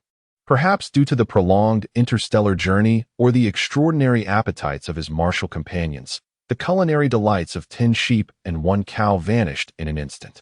Even Shi and Tong Tong, having finished their bowls, clamored for more.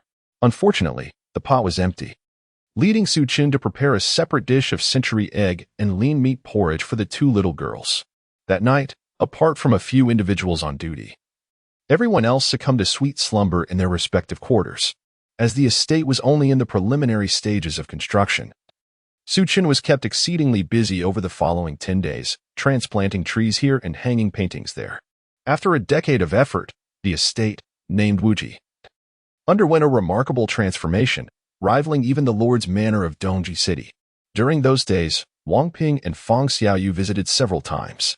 Su Chen shared his concerns about a potential beast tide that might arise in 10 days.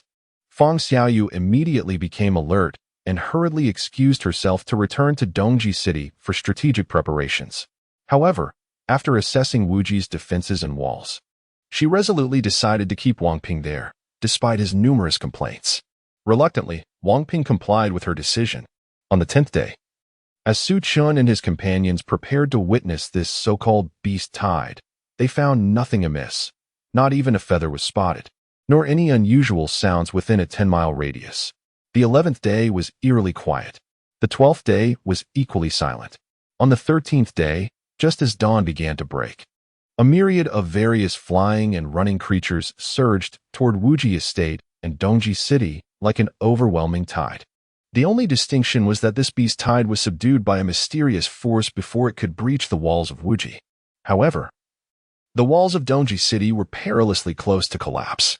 Standing atop the walls of Wuji, Su Chen gazed toward Dongji City, astonished. A dense mass of creatures, both airborne and terrestrial, charged relentlessly toward Dongji City as if it were a treasure trove of delectable delights, crashing forward without hesitation or regard for their own lives.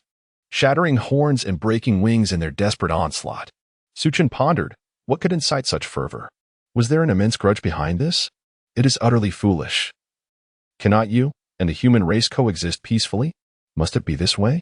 Suddenly, a colossal wild buffalo, resembling a rhinoceros, charged toward the main gate of the Infinite Manor from 5 kilometers away, showing no signs of slowing down upon arrival. Before it could make contact, radiant beams of multicolored light erupted from the east, south, west, and north of the manor. 4 vivid apparitions materialized: the azure dragon, the white tiger, the vermilion bird, and the black tortoise. As their ethereal forms emerged, all the birds and beasts in the vicinity of the Infinite Manor fell prostrate, trembling in fear. Suchin suddenly realized that this was what was referred to as divine-level feng shui. Indeed, they were setting up a formation. You dare claim this is merely feng shui? It appears that with the blessing of such arts, the Infinite Manor is as secure as a fortress. Cici exclaimed, "Daddy, isn't Aunt Feng Xiaoyu in great danger? Shouldn't we go rescue her?" Taonong added, "And Xiaoyu has always been so kind to me. We must save her. I want to send Sibai to fight those monsters." Suchin replied, "My dear children, battles are for adults. Children ought to remain at home where it is safe. Now, let us see if Aunt Xiaoyu requires our assistance." Cici and Tongtong protested, "No, we want to go. Without Tuanzi and Xiaobai, those monsters are no match for us." Suchin rolled his eyes. "Your little pets, regardless of their size, are simply not equipped to contend with those beasts. Are you not concerned that Tuanzi and Xiaobai might be trampled to death? Never mind. Let us treat this as an opportunity for them to gain some experience."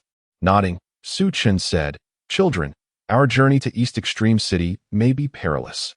You must stay behind your uncles and me. Only then will I allow you to accompany me." "All right."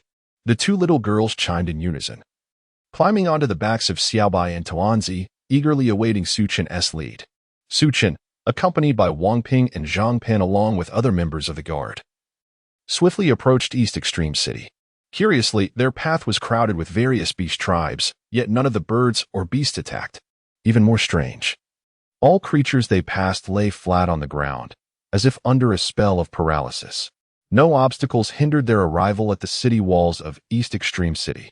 Cici and Tongtong called out in their sweet voices, "Aunt Xiaoyu, open the gate. We are here to help you fight the monsters. Look, they're playing dead at the sight of us. Open the gate. I want to climb the walls and scare them away." At that moment, Feng Xiaoyu atop the city walls witnessed this astonishing spectacle. Having endured several beast tides, she had never encountered such a sight. Wasn't this supposed to be a beast tide? Why are they kneeling before me? Could there be something within that terrifies them? Feng Xiaoyu promptly ordered the guards to open the gate, and the 2 little girls, riding Tuanzi and Xiaobai, ascended the city tower. From the moment the little girl ascended the city gate, Feng Xiaoyu's gaze remained fixed upon the small white creature and the round one beneath them. Could it be? Was this truly the legendary king of beasts? It bore an uncanny resemblance to the painting within the Temple of Sacrifice. Cici sat atop the round creature. Her voice sweet and innocent, exclaimed, "You foul creatures, what are you doing here to frighten us? Shouldn't you be working instead? You consume so much yet contribute nothing. It is a sheer waste of sustenance. Henceforth, you must labor diligently to earn your food. Do you understand?" Tongdong, mounted on the small white creature, echoed, "Cici is absolutely right. Only through toil can one fill their belly. That beast resembling a cow, from today onward, you shall be responsible for transporting goods. And the flying creature, you will relay messages. Those grotesque beings should hastily find a place to hide and refrain from appearing before us again, or I shall command Xiaobai to strike you. Do you comprehend? If you do, then be gone." With that, the little girl raised her fist, embodying strength. However, the scene was peculiar. After the 2 children spoke, not a single beast folk departed, nor did any utter a sound. Cici leaned towards the round creature, whispering, "What should I do if they aren't afraid of me?" Tongdong turned to Xiaobai, suggesting, "Why don't you descend and teach them a lesson? If you knock them down, they will listen to me. What do you say?" Suddenly, a kaleidoscope of colors enveloped the round creature, which turned to Xiaobai and emitted a soft whimper. The onlookers were puzzled by the meaning of its call. Yet they watched as Xiaobai gradually lowered herself to the ground, allowing Tongtong to dismount. Then, with a burst of multicolored light, Xiaobai leaped from the city wall and began to sprint across the ground, her form growing larger with each stride, one claw after another. She brought the colossal beast folk crashing down, rendering them immobile. After subduing these giants, Xiaobai soared back to the battlements, once again transforming into the innocent, unassuming creature. With a couple of playful barks at the round creature, she became still. The round creature lifted Cece into the air, shimmering under the radiant light, and called out to the beast folk below. Following its call, the creature resembling a cow and the smaller avian swiftly approached the city wall, coming to a halt. The unsightly beasts immediately turned tail and fled. Only the moderately sized, neither beautiful nor ugly beast folk remained, caught in indecision, heads bowed as if awaiting some directive. Cece broke the silence. What are you lying there for? Are you hoping for a meal? If you desire food, you must assist the people of Dongjiqing with their tasks. They will provide you with ample sustenance. Those willing to stay may do so. Those unwilling should leave at once. Should I and the round creature encounter you causing trouble again, I shall unleash it upon you. The beastmen lying on the ground dared not move, continuing to tremble in fear. Suchin remarked, So, this is what you refer to as a fearsome beast tide? How has it been subdued by two young girls, one a panda and the other a husky? Surely you haven't come here merely to relieve yourselves? Feng Xiaoyu, witnessing the actions of the two girls, trembled with excitement, her voice quivering as she addressed Suchin. At last, we have finally arrived. The legendary Emperor of Beasts and King of Beasts have truly appeared in Dongji City. There is hope for humanity. Chapter 108. The Overseer Xiaobai. In response to the peculiar behavior of Cece and Tong Tong, Suchin initially believed it to be mere childish antics, not giving it much thought. However, the unusual state of so many beastmen beneath the city wall left him utterly astonished. These beastmen behaved submissively, as if they were mere children, cowering and prostrating themselves on the ground. Feng Xiaoyu, amused, inquired of Cece, What do you plan to do with these bull-like beastmen? Cece replied, Aunt Xiaoyu, aren't bulls meant to pull carts and till the soil? Look at their robust forms. Pulling a cart or plowing a field should be a trivial task. If they do not behave and work diligently, we might have to consider them for a beef hot pot. Feng Xiaoyu thought to herself, truly a naive little imp. Threatening to devour them if they do not perform well, such audacity. Feng Xiaoyu then asked, How can you be certain that they are indeed working properly? Tong Tong interjected, It's quite simple. I've asked Xiaobai to keep an eye on them. They've already caused so much damage to the city wall. Now it's time for them to repair it. Let them experience the consequences of their actions. Feng Xiaoyu mused, I estimate they can handle the transportation of stones and building materials without issue. However, for finer tasks, we humans must take over. I fear they might cause harm while working. Cece reassured her, Auntie, do not worry. If they dare to resist, I will have Tuanzi and Xiaobai discipline them. During their work, Xiaobai will supervise, just like that. What do you call it? Oh yes, like an overseer. Suchin inquired, Cece, are you and your aunt serious about this plan? Cece affirmed, Yes, Daddy. They have damaged so much. They ought to be the ones to repair it. I wonder how long it will take them. With so many of them, it shouldn't take too long, right? Suchin replied, All right, I shall stay with you. After saying this, Suchin observed Cece and Tong Tong, curious about how they would manage the beastmen. He watched as Tong Tong mounted Xiaobai. Upon her ascent, Xiaobai transformed slightly, its back broadening and its limbs growing sturdier. A faint mist enveloped Xiaobai's limbs, reminiscent of clouds in the sky. With Tong Tong atop him, Xiaobai ascended slowly, accompanied by his distinctive howl.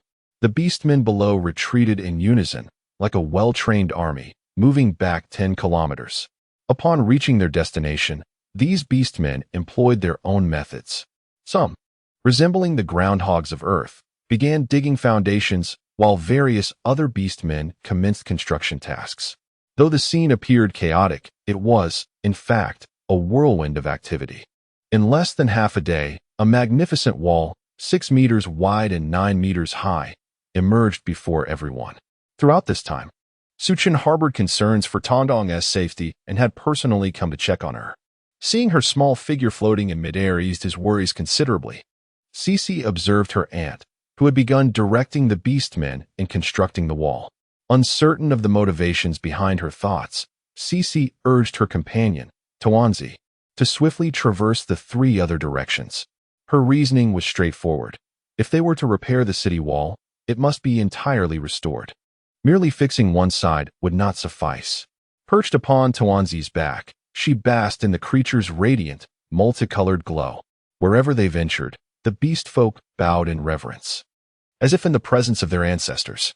Observing the prostrated beast folk, Cece felt a twinge of annoyance and exclaimed, "Why are you crawling about?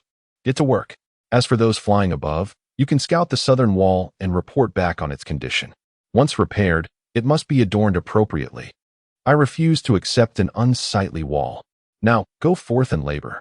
The two little ones darted back and forth along the city wall of Dongji City, and by afternoon, the wall was entirely completed. Stretching 6 meters wide and 9 meters high, the wall was adorned with a variety of flowers, presenting a rather charming sight. Today, Dongji City stood unrivaled across the planet, boasting walls of such height and a main city of such scale that no other human settlement could compare. The little ones commanded the beast folk to retreat 10 kilometers, effectively tripling the area of Dongji City. Now, the city encompassed Su Chen's Wuji Manor within its bounds. After the wall's construction, the beast folk did not disperse. Instead, they remained neatly in place, awaiting instructions from Tong Tong and Cece. The two youngsters were at a loss as to how to manage the beast folk, and turned their gaze towards Su Chen. As he observed the assembled beast folk, he too fell into contemplation. Originally, these creatures had come to assault Dongji City, but Cece and Tong Tong had conscripted them into labor. After a grueling day's work, they were reluctant to leave. To simply let them go might be inappropriate. Perhaps a more strategic approach was warranted. First, they could be tasked with gathering vital resources for the human populace. Second, a contingent of beast folk could remain to assist in agricultural endeavors. Third, select individuals could be chosen to help establish a military force. Lastly, some could be designated to aid in information collection and dissemination. Cece, her little face scrunched in concern, said, "But Daddy, I don't know how to do any of that. What should I do? Maybe you could teach me?" Suchin replied, "Cece and Tong Tong, remember that specialized tasks should be entrusted to those who are adept in their fields. The questions you raised are beyond my expertise. However, we can enlist Uncle Zhang Pan to assist you in this endeavor." Cece responded eagerly, "All right, Daddy, I understand, and I will speak with Uncle Zhang. But those beast folk really are quite endearing when they work." Chapter 109. The city lord. The two young girls, Cece and Tong Tong, approached Zhang Pan to share the thoughts that Su Chun had just expressed. Despite their tender age, they had been raised by their elders to be exceptionally polite and courteous. With charming words, they sought Zhang Pan's guidance. As the captain of the guard, Zhang Pan was well versed in matters of training and tactics. He possessed a plethora of training methods and operational plans, with the only distinction being that his subjects of training were now animals instead of humans. Interestingly, he found that these creatures were often more obedient than people. Su Chen did not accompany Cece and Tong Tong to find Zhang Pan. Instead, he stood atop the newly constructed city wall alongside Wang Ping and Fang Xiaoyu. Fang Xiaoyu gazed in disbelief at the magnificent new wall. Since the inception of recorded history in East Extreme City, the Beastmen had always represented destruction, chaos, brutality, and devastation. Who could have imagined that the Beastmen would assist humanity in constructing a city? Yet, this remarkable occurrence had transpired shortly after she had taken on the role of City Lord. It was utterly astonishing, almost surreal. Suddenly, Fang Xiaoyu turned to Su Chen and said, "Su Chen, I cannot discern whether this dreamlike reality is indeed a dream. However, I am certain that the steeds of Cece and Tong Tong are none other than the deities and kings of all beasts from our mythological tales. I am quite familiar with the images in the sacrificial hall, having been exposed to them since childhood.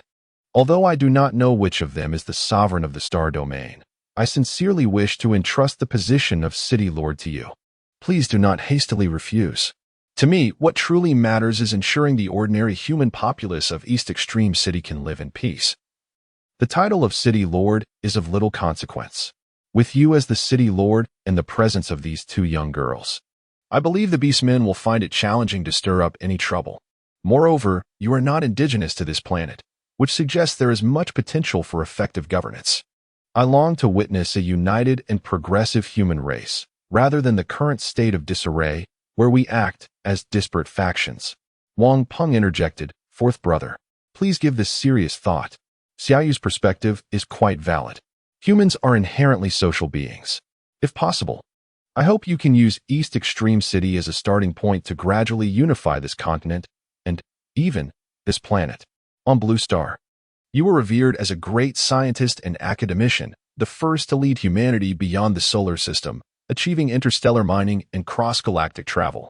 Now, having arrived on this planet, I firmly believe you can guide us toward a prosperous future. Do not hesitate. I wholeheartedly support Xiaoyu's proposal for you to assume the role of City Lord. Our objective is simple, the future of humanity.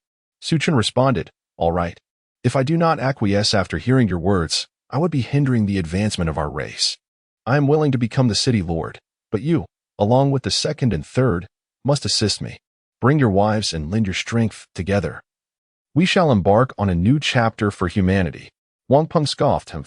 I had expected that your clever mind would articulate some impassioned rhetoric. To my surprise, it is rather cliché and devoid of fervor. Never mind. I shall take my leave and seek out the others. You may remain here to oversee your domain and your subjects. I will take my leave for now. Chapter 110. The construction of Dongji City. From the moment Su Qin agreed to assume the role of City Lord at Feng Xiaoyu's request, the erratic system in his mind alerted him to the completion of a task. Ding. The system indicated that the host had successfully fulfilled the duty of becoming the Lord of Dongji City. However, the system's punitive measures had not been triggered, prompting the host to strive further. Ding. The system announced, the host has activated the task of constructing Dongji City. The host is required to transform Dongji City into the most prosperous metropolis across the continent within the next 3 months.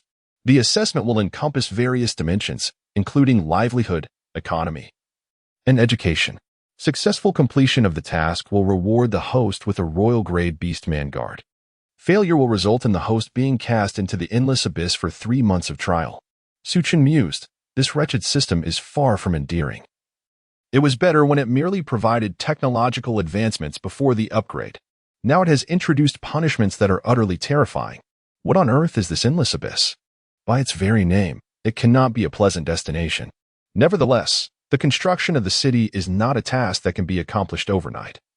It requires extensive discussion and collaboration with everyone involved before proceeding. Having gained some combat strength, Su Qin eventually returned to Wujizwang. The matter of relinquishing the position of City Lord, as mentioned by Feng Xiaoyu, still required the issuance of several announcements, so it had not yet been formally completed. Su Chun convened a grand assembly at Wujizwang, gathering everyone for a significant meeting. The sole theme of this gathering was the construction task of Dongji City. They needed to thoroughly contemplate and assess how to expedite the transformative changes in Dongji City. Among those who accompanied Su Chun from Blue Star were individuals with diverse talents, including studies in economic management, marketing, legal regulations, biotechnology, and even education, coupled with the experience of Zhang Pan and others, who were particularly skilled. It could be said that Su Chun was already positioned for success even before officially assuming office. With the millennia of cultural accumulation from Huagua backing him, failure was simply not an option. The attendees summarized their respective areas of expertise, formulating various feasible proposals. However, they unanimously felt that rather than sitting in a meeting, it would be more beneficial to conduct on-site investigations to truly understand Dongji City.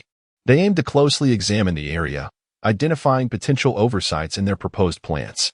The group ventured into various locations within Dongji City, conducting preliminary surveys.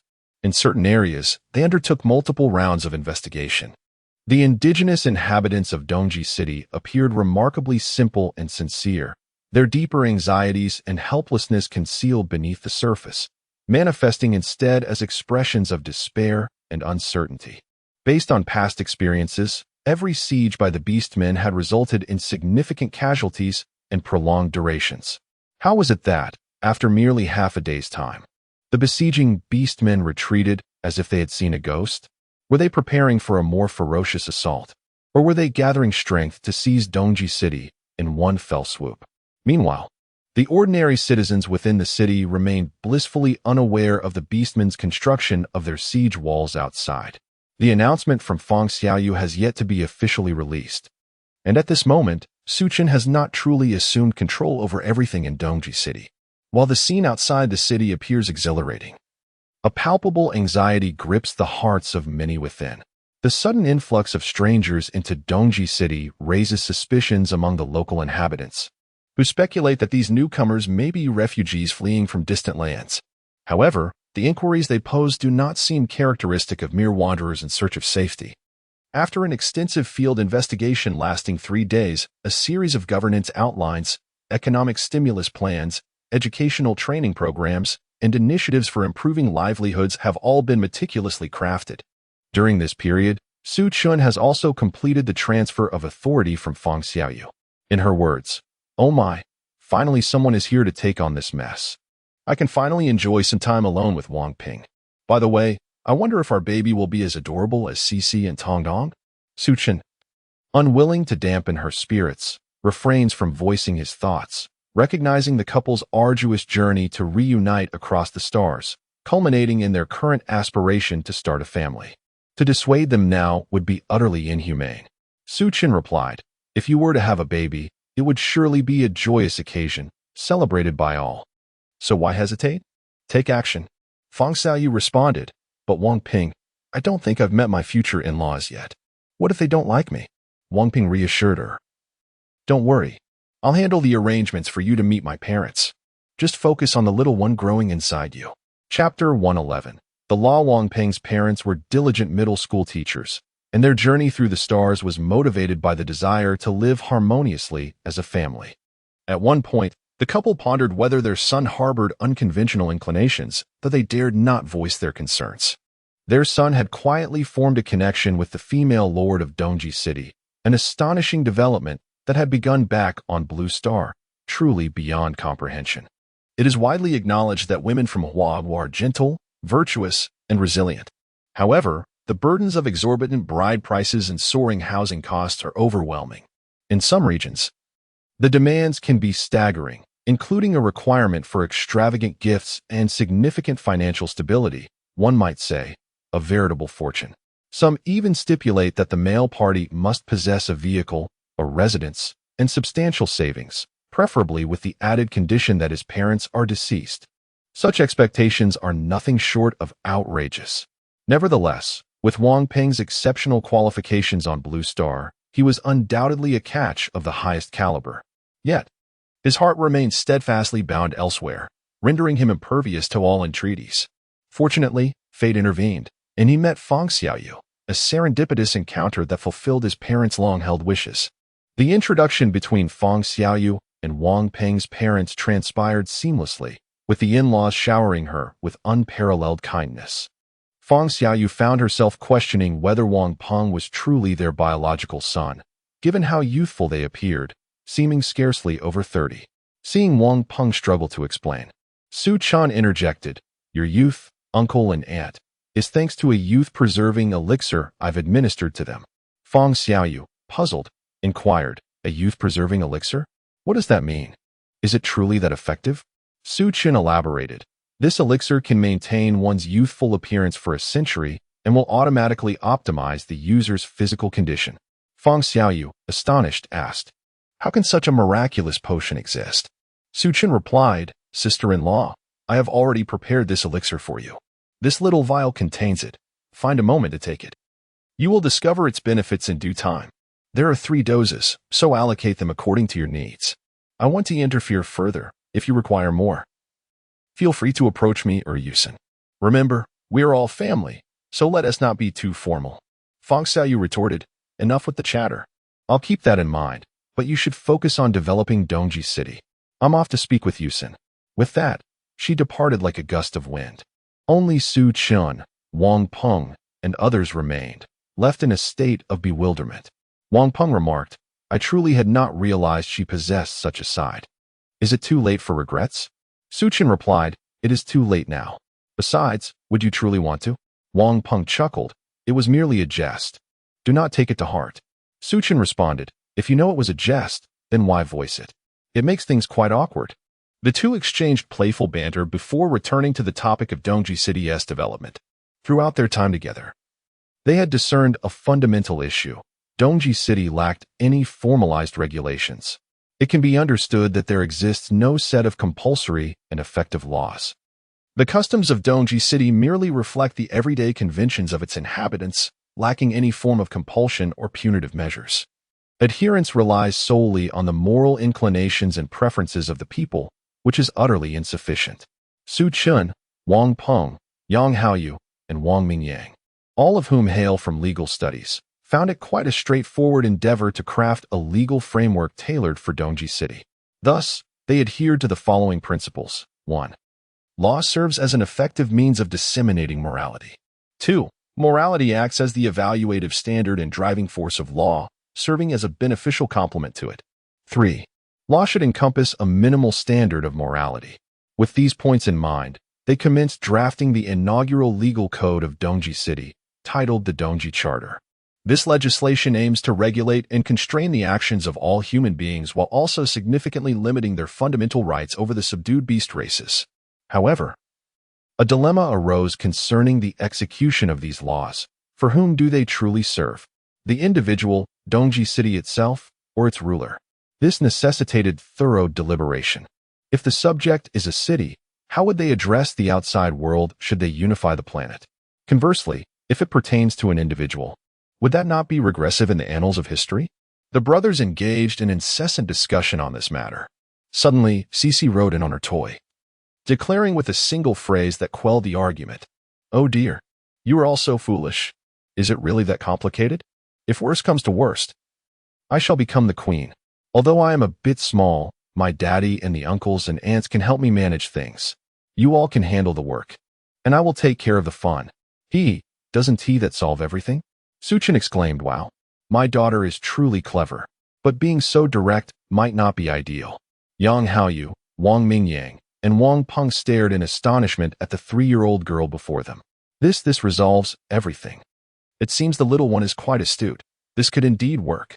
Having observed the mannerisms of the venerable British aristocracy on Blue Star, one cannot deny the envy it incited. Who would have imagined such an opportunity would present itself here? Wang Peng remarked. Suchin added, "This matter is rather significant.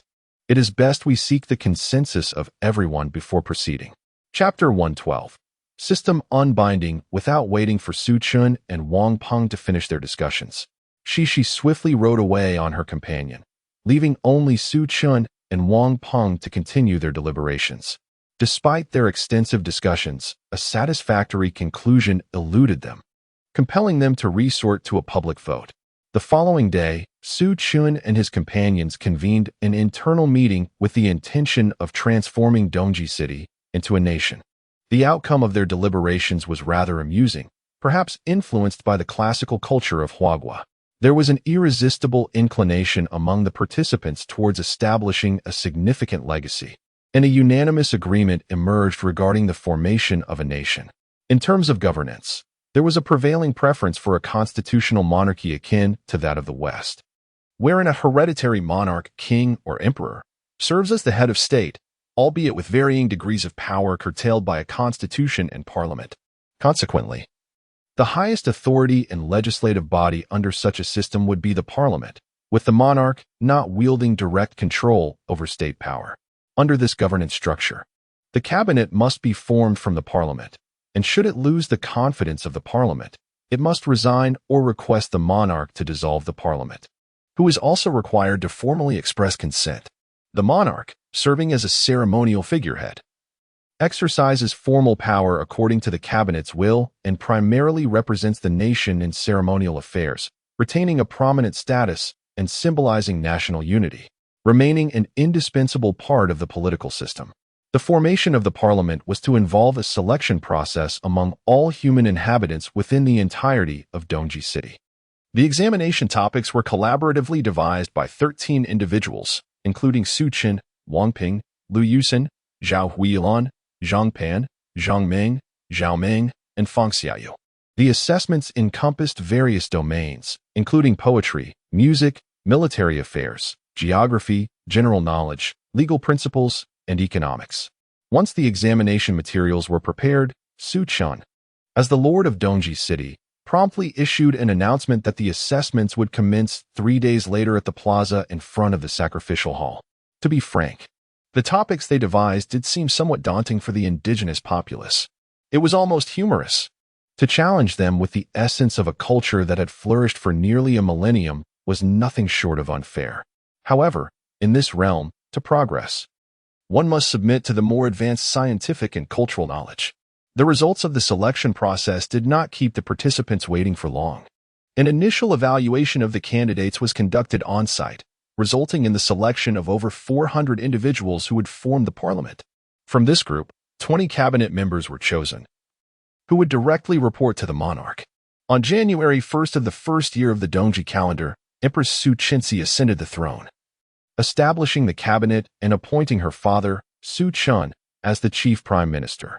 Fang Xiaoyu was designated as the chief minister of foreign affairs, Zhang Pan as the chief minister of defense, Yang Haoyu as the chief minister of public works, Wang Peng as the chief minister of justice, and Tuanzi as the chief guardian beast of Dongji nation. Additionally, Xiaobai was appointed as the chief general of national defense, and Tong Tong was honored as the first princess. Accompanied by Shishi's youthful voice, the plaza of the sacrificial hall resonated with her declaration. Suddenly, a cascade of multicolored light burst forth from within the sacrificial hall. This radiant glow was serene and gently enveloped Shishi in its warm embrace.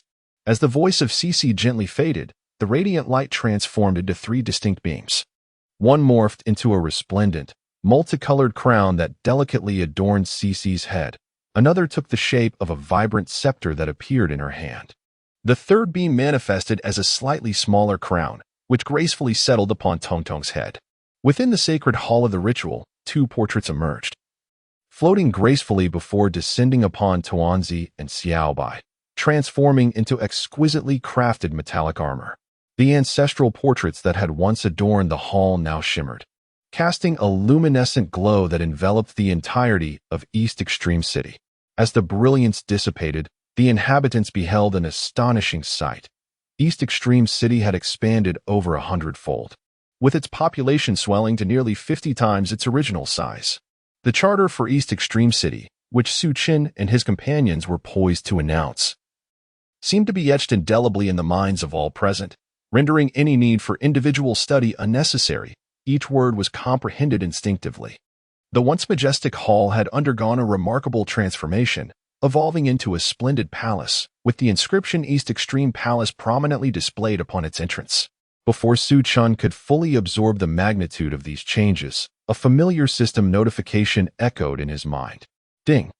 System notification. The system has detected that the host has completed the construction task for East Extreme City. Due to unforeseen circumstances affecting this task, the system acknowledges that the host has successfully fulfilled the requirements. The rewards for this task have been issued. The Beast Clan Guard will rendezvous with the host in 1 hour.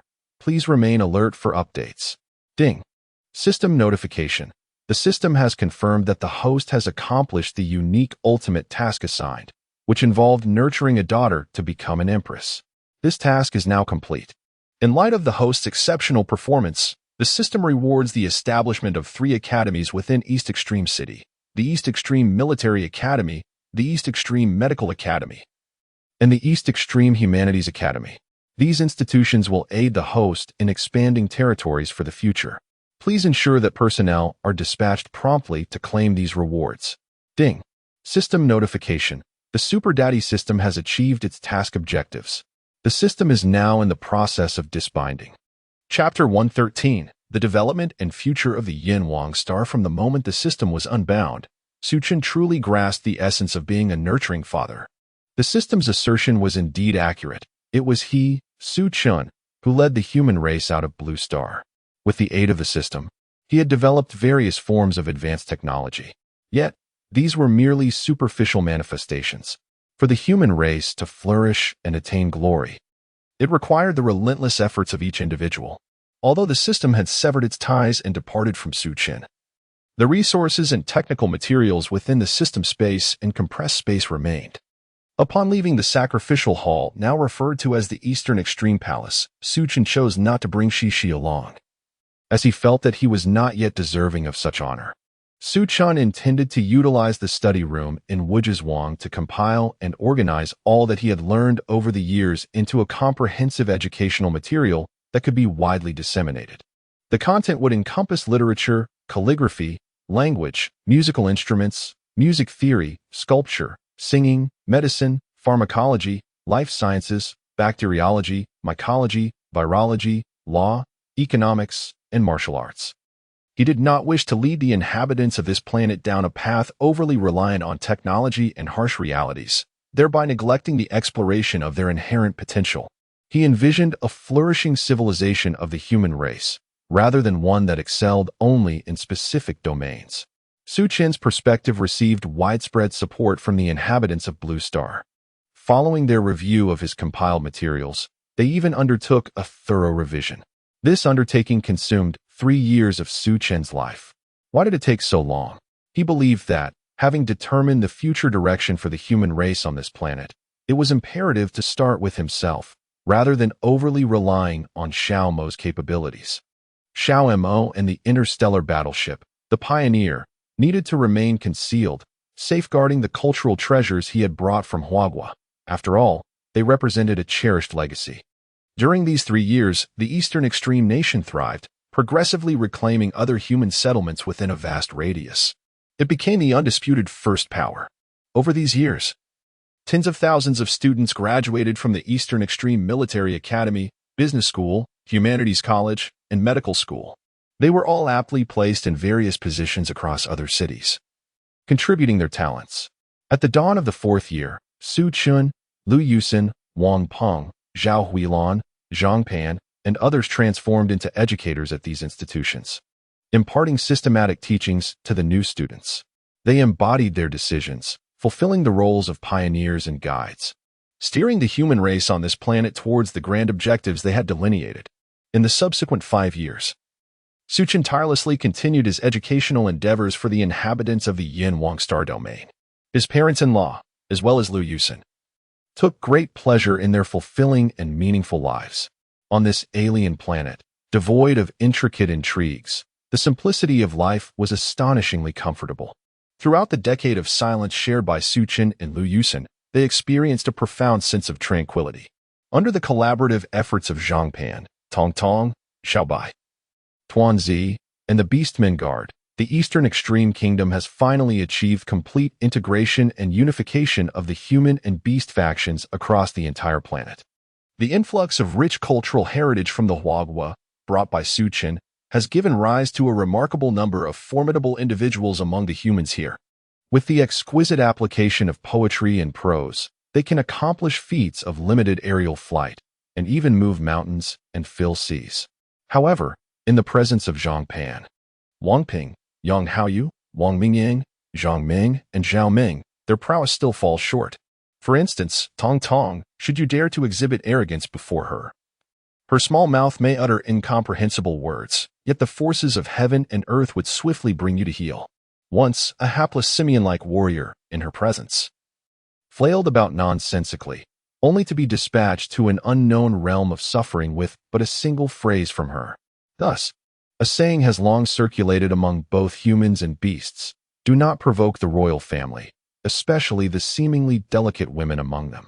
Heaven knows what they are capable of, not to mention the formidable powers held by the queen herself and her parents. In truth, Su-chan has yet to fully unleash his abilities on this planet. Armed with divine martial arts and an abundance of Huagua literary essence, he once conducted a discreet experiment. Even without exerting his full strength, he managed to achieve interstellar travel beyond the planet's atmosphere, which indeed astonished him. What the hell? I merely practice martial arts, and yet I can traverse the stars? This revelation serves as the fundamental reason for Su-chan's steadfast commitment to preserving the exemplary traditional culture of Huagua. Privately, Su-chan encouraged his fellow human compatriots from the Blue Star to partake in similar experiments. The results indicated that they all could accomplish it. Yet, he forbade them from flaunting their abilities, instituting a strict decree. Under no circumstances should they showcase their prowess publicly unless absolutely necessary. As for whether his daughter, Shishi, should aspire to claim dominion over this star region, That decision would rest upon her own efforts upon reaching adulthood. The path has already been laid out for her. Su-chun believes that the past decade has been the most rapid period of development for the Eastern Extreme Kingdom. Statistics reveal that the total human population on this planet is less than 200 million. Su-chun is struck by the realization that such an expansive territory hosts merely 200 million souls. It feels like a squandered opportunity. What to do? Encourage procreation, of course. Starting with himself. From this year onward, on the planet Su-chun has named Yin Huang, the human population began to surge exponentially. 400 million, 500 million, 800 million, 1 billion, and within less than 3 years, the count reached 2 billion. 3 years ago, Su-chun and Lu Yusin welcomed a son for Shi, named Su Huayu, a name that serves as a reminder not to forget the ancestral roots of his forebears. Wang Ping, Feng Xiaoyu, Yang Haoyu, Zhang Ming, Wang Mingyang, and Zhao Meng also welcomed several pairs of children in quick succession. It would not be an exaggeration to declare that every one of their families is now bustling with descendants. Each of them governs a major city within this realm, ostensibly under the leadership of the Eastern Extreme Kingdom. At this moment, little Su Huayu is engaged in a bargaining session with his sister, Queen Shi, attempting to persuade Tuanzi to carry him, willing to concede to any demand. Su-chun and Lu Yusin recline in a wicker chair in their courtyard, observing the playful banter between the two siblings. Gradually, I found myself ensnared in the reverie of bygone days, and unbeknownst to me, the corners of my lips began to curve upward, as if I were transported back to that enchanting era on Blue Star. Chapter 114. Where's the path?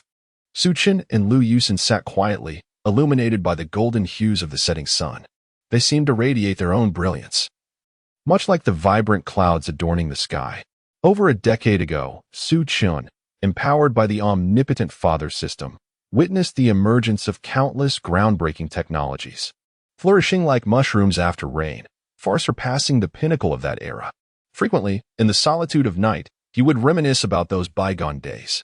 He often pondered, if the human race on Blue Star had the choice, would they still opt for such an extreme path of civilizational evolution? It is undeniable that scientific advancements propel the development and progress of human society. Yet, if this journey lacks the impetus of capital, would the focus shift more towards the people rather than creating water merely to sell it? Perhaps it was due to the prolonged time spent in the wicker chair that Su-chun abruptly emerged from his reverie, gazing at his wife, still in slumber, and their 2 children engaged in playful antics. He felt a sudden pang of responsibility. Did his grandparents, parents, Tong Tong, Cici, and Huayu, like himself, yearn for their distant hometown in the stillness of night? Though unspoken, there was an undeniable oddness in the atmosphere during the New Year celebrations on Yanhuang Star, a nuance that Su-chun was sensitive enough to detect. He felt an obligation to lead everyone back to Blue Star or to establish a reciprocal passage between Blue Star and Yanhuang Star. Su-chun pondered where to begin. When they arrived at Yanhuang Star, they had inadvertently wandered into this star domain aboard the Pioneer. How was it that Feng Xiaoyu could traverse to Blue Star and return unscathed? There must be aspects of this that he did not fully comprehend. Su-chun decided to converse with Wang Peng and Feng Xiaoyu once Lu Yusin awoke. As night fell, Lu Yusin stirred, her heart swelling with sweetness at the sight of her husband holding her tightly. Su-chun, dear, I plan to attempt to find the way back to Blue Star. As for the outcome, that remains uncertain. Lu Yusin, is that so? That would be wonderful. How delightful it would be to visit again. Su-chun, I will contemplate this further. I am certain a solution will emerge. My love, I must seek out Feng Xiaoyu and Wang Peng to join us in our quest for answers. Lu Yusin, very well. I shall accompany you. Perhaps I can lend a hand. Su-chun, all right. I will notify them. Let us set aside any concerns for now. With that, Su-chun vanished from sight. That night, Su-chun gathered all the inhabitants from Blue Star. Everyone was deeply committed to the endeavor of finding the way home. However, the available resources were woefully scarce. The establishment of the Eastern Extreme Nation had occurred in a mere decade, and all written materials were a reconstruction post-establishment, leaving a significant deficiency in pre-establishment records. It appears that we must diligently delve into the ancient textual records preceding the establishment of the Eastern Extreme Nation, which encompass primordial myths, Perhaps within these materials, astonishing discoveries await us. On the 6th day of the 8th month in the 15th year of the Eastern Extreme Calendar, Prime Minister Su Chun led a multitude of powerful beings from the human race to deeply explore the essence of our native culture. On the 6th day of the 3rd month in the 16th year of the Eastern Extreme Calendar, Prime Minister Su Chun once again guided a host of formidable beings from the human race to thoroughly investigate local myths and legends, culminating in the compilation and publication of the collection of Yin and Huang myths. On the 6th day of the 6th month in the 18th year of the Eastern Extreme Calendar, Prime Minister Su Chun directed a comprehensive survey of the local chronicles of the major cities of Yin and Huang, resulting in the synthesis, organization, and publication of the chronicles of Yin and Huang. Chapter 115, Destiny Crafted by the Heart. While organizing local biographies, Su Chun, Lu Yusin, Zhang Ming, and Tong discovered a common phenomenon. Nearly all biographies and mythological tales culminated in the concept of the Master of the Star Domain. The Master of the Star Domain? Does this imply that CC should first unify this star realm? Is it inevitable that conflict will ensue? Yet, was it not the progenitor of this planet who, disillusioned by warfare, summoned the human race? Is the Master of the Star Domain destined for battle as well? This seems to be a contradiction. The group, with furrowed brows and a lack of appetite, pondered for quite some time. Su Chun, perplexed, suddenly recalled the scene of the expansion in Dongji City, the 9-colored crown atop Cece's head, the 9-colored scepter, and Tong's colorful princess tiara. Each of these elements seemed to indicate that unseen forces were at play, guiding or perhaps propelling them forward. Perhaps the clues lay within these artifacts. Su Chun quickly gathered Cece, Tong, and even Xiaobai and Tuanzi. He felt no need to conceal anything from them and candidly shared his thoughts. Both Tong and Cece, generous in spirit, willingly presented their crowns and scepters to their brother and father for further investigation. As Su Chun meticulously examined the items, he found no anomalies in the crown. However, on the scepter, he discovered several characters resembling letters. As he gazed at the inscriptions, a sense of familiarity washed over him, yet he could not immediately recall their meaning. He turned to his daughter, inquiring whether these characters had existed prior. Cece replied, "Yes, Dad. They have always been there since I acquired it, and they have never changed." Su Chun questioned, "Why have I never heard you mention this?" Cece responded, "I always thought they were merely decorative patterns, never realizing they were letters. By the way, Dad, do you recognize them?" Su Chun pondered, "Let me think. I feel like I've seen such characters before. They seem akin to ancient Indian script. Compassion, truth, power. What revelation does this hold? What relevance does it have to the Master of the Star Domain?" Tong interjected, "Compassion, truth, power, and its relation to the Master of the Star Domain?" Cece exclaimed, "Compassion, truth, power, compassion, truth, power, compassion, truth, power. I understand now. He. Su Chun asked, "Cece, what have you understood?" Cece elaborated, "I know how to become the Master of the Star Domain. Firstly, the progenitor despised conflict and chaos. He created this star realm to evade such strife. As for truth, it pertains to the rules governing this star domain, akin to the ethereal principles of Blue Star. And power signifies that as long as one possesses a heart filled with compassion, one can attain the intimacy of power and truth. In other words, if I embody compassion, I shall gain the acknowledgement of this universe and become the Master of the Star Domain." Listening, Su Chun could only scoff. What kind of divine logic is this? It is indeed preposterous. As she concluded her words, the 9-colored crown and the 9-colored scepter instinctively soared once more before her, swiftly merging into her very being with a whoosh. The surrounding space suddenly began to constrict, expelling all entities that did not belong to this planet or star domain. Everything that was originally part of Blue Star became entrapped, firmly immobilized at the periphery of this star realm. This included Feng Xiaoyu, Yang Huayu, and the Pioneer spacecraft. Throughout this entire process, only Lu Yusin, Su Chun, Shi, and the two beasts remained unaffected. The transformation of Cece was swift and enchanting, reminiscent of a magical little dragon maiden, evoking a dreamlike quality. She also bore the wisdom of a goddess, radiating an aura of compassion and the essence of nature. Cece traversed the void with graceful steps, With a flick of her delicate hand, she transported everyone aboard the Pioneer. With another gesture, an entire starfield melded into her forehead. Cece then addressed Su Chun and Lu Yusin, saying, "Father, Mother, let us depart. We also boarded the Pioneer, and then we shall return home." Lu Yusin, return home? But our spaceship is incapacitated and unable to continue interstellar travel. Cece, Father, Mother, I have released the suppression on the spaceship. We are still on the path we traversed before, remaining within the confines of the Milky Way. If necessary, I can return the spacecraft to Blue Star or the Moon. Suchin, what about Yenwang Star? We still have so many of our people there. She, Daddy, Mommy, look. It's right here. Look. She pointed to a hairpin on her head. Lu Yusin, is this the Yenwang Star? How did it transform into a hairpin? With a smile, Cece replied, Father. This place is not merely Yenwang Star. It encompasses not only the star system of Yenwang but also the vast expanse of the surrounding star regions and the galaxy itself. In total, there are 365 star domains within this realm, and I can visit any of them whenever I desire. Lu Yusin, how has Cece become so formidable? Can we still venture to Yenwang Star?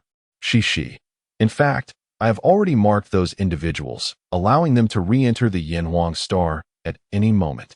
It is merely a single mark, allowing only 2 occurrences, a chance to traverse back and forth.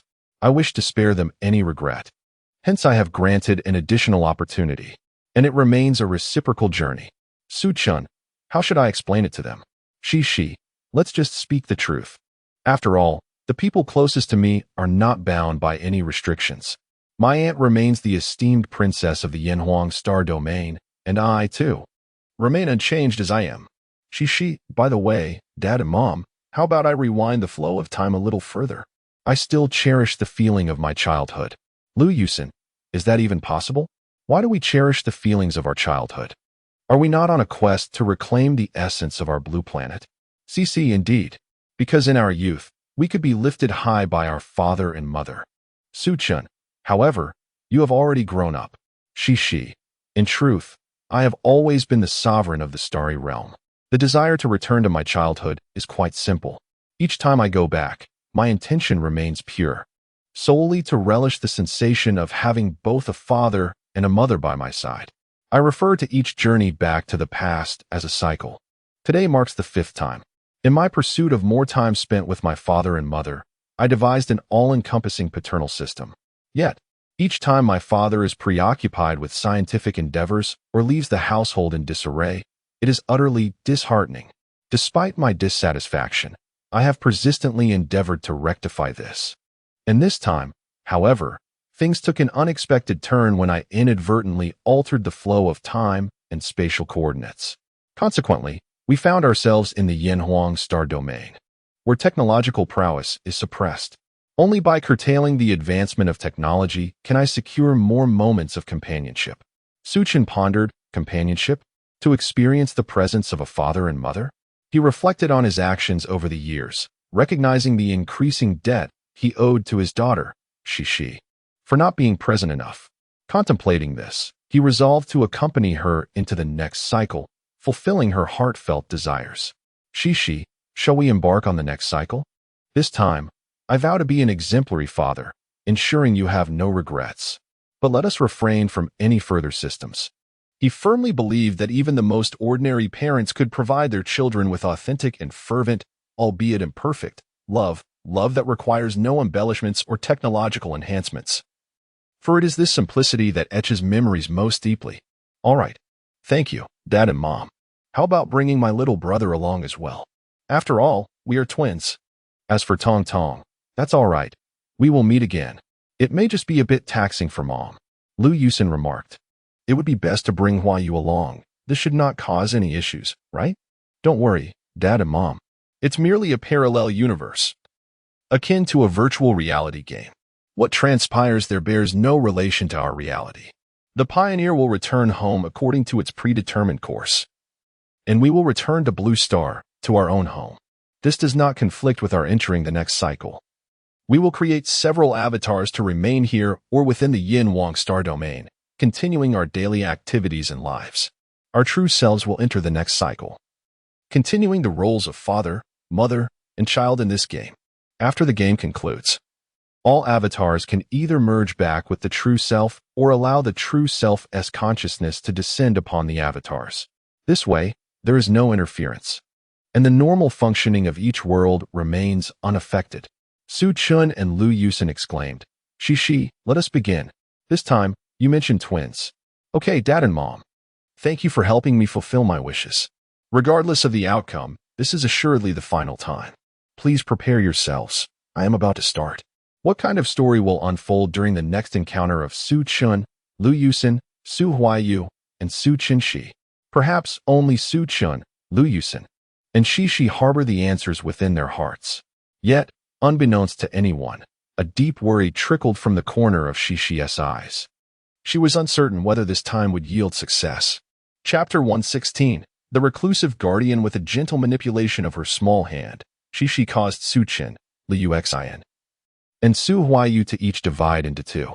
The doppelgangers continued their journey toward the Blue Star Hua Nation, while their true selves followed Shishi into the next realm of paternal trials. In this new parallel world, Su Chun and Liu Xin were no longer entangled in the mistakes of inebriation as they had been previously. Here, their love traversed the entire spectrum, from serendipitous encounters and deepening acquaintance to love, marriage, parenthood, and ultimately, the union and offspring of Shishi and Huaiyu. It was as if they were experiencing the complete cycle of life and death once more. This time, Su Chun and Liu Xin were not exalted scientists or esteemed academicians. Instead, they transformed into ordinary members of the laboring populace, employing their own hands to nurture their children. They poured forth their most genuine efforts and heartfelt emotions into the arduous task of raising the next generation. In this iteration, Su Chin was devoid of any system or external aids. What weighed upon him was the heavy mantle of responsibility toward his children, his wife, and his family.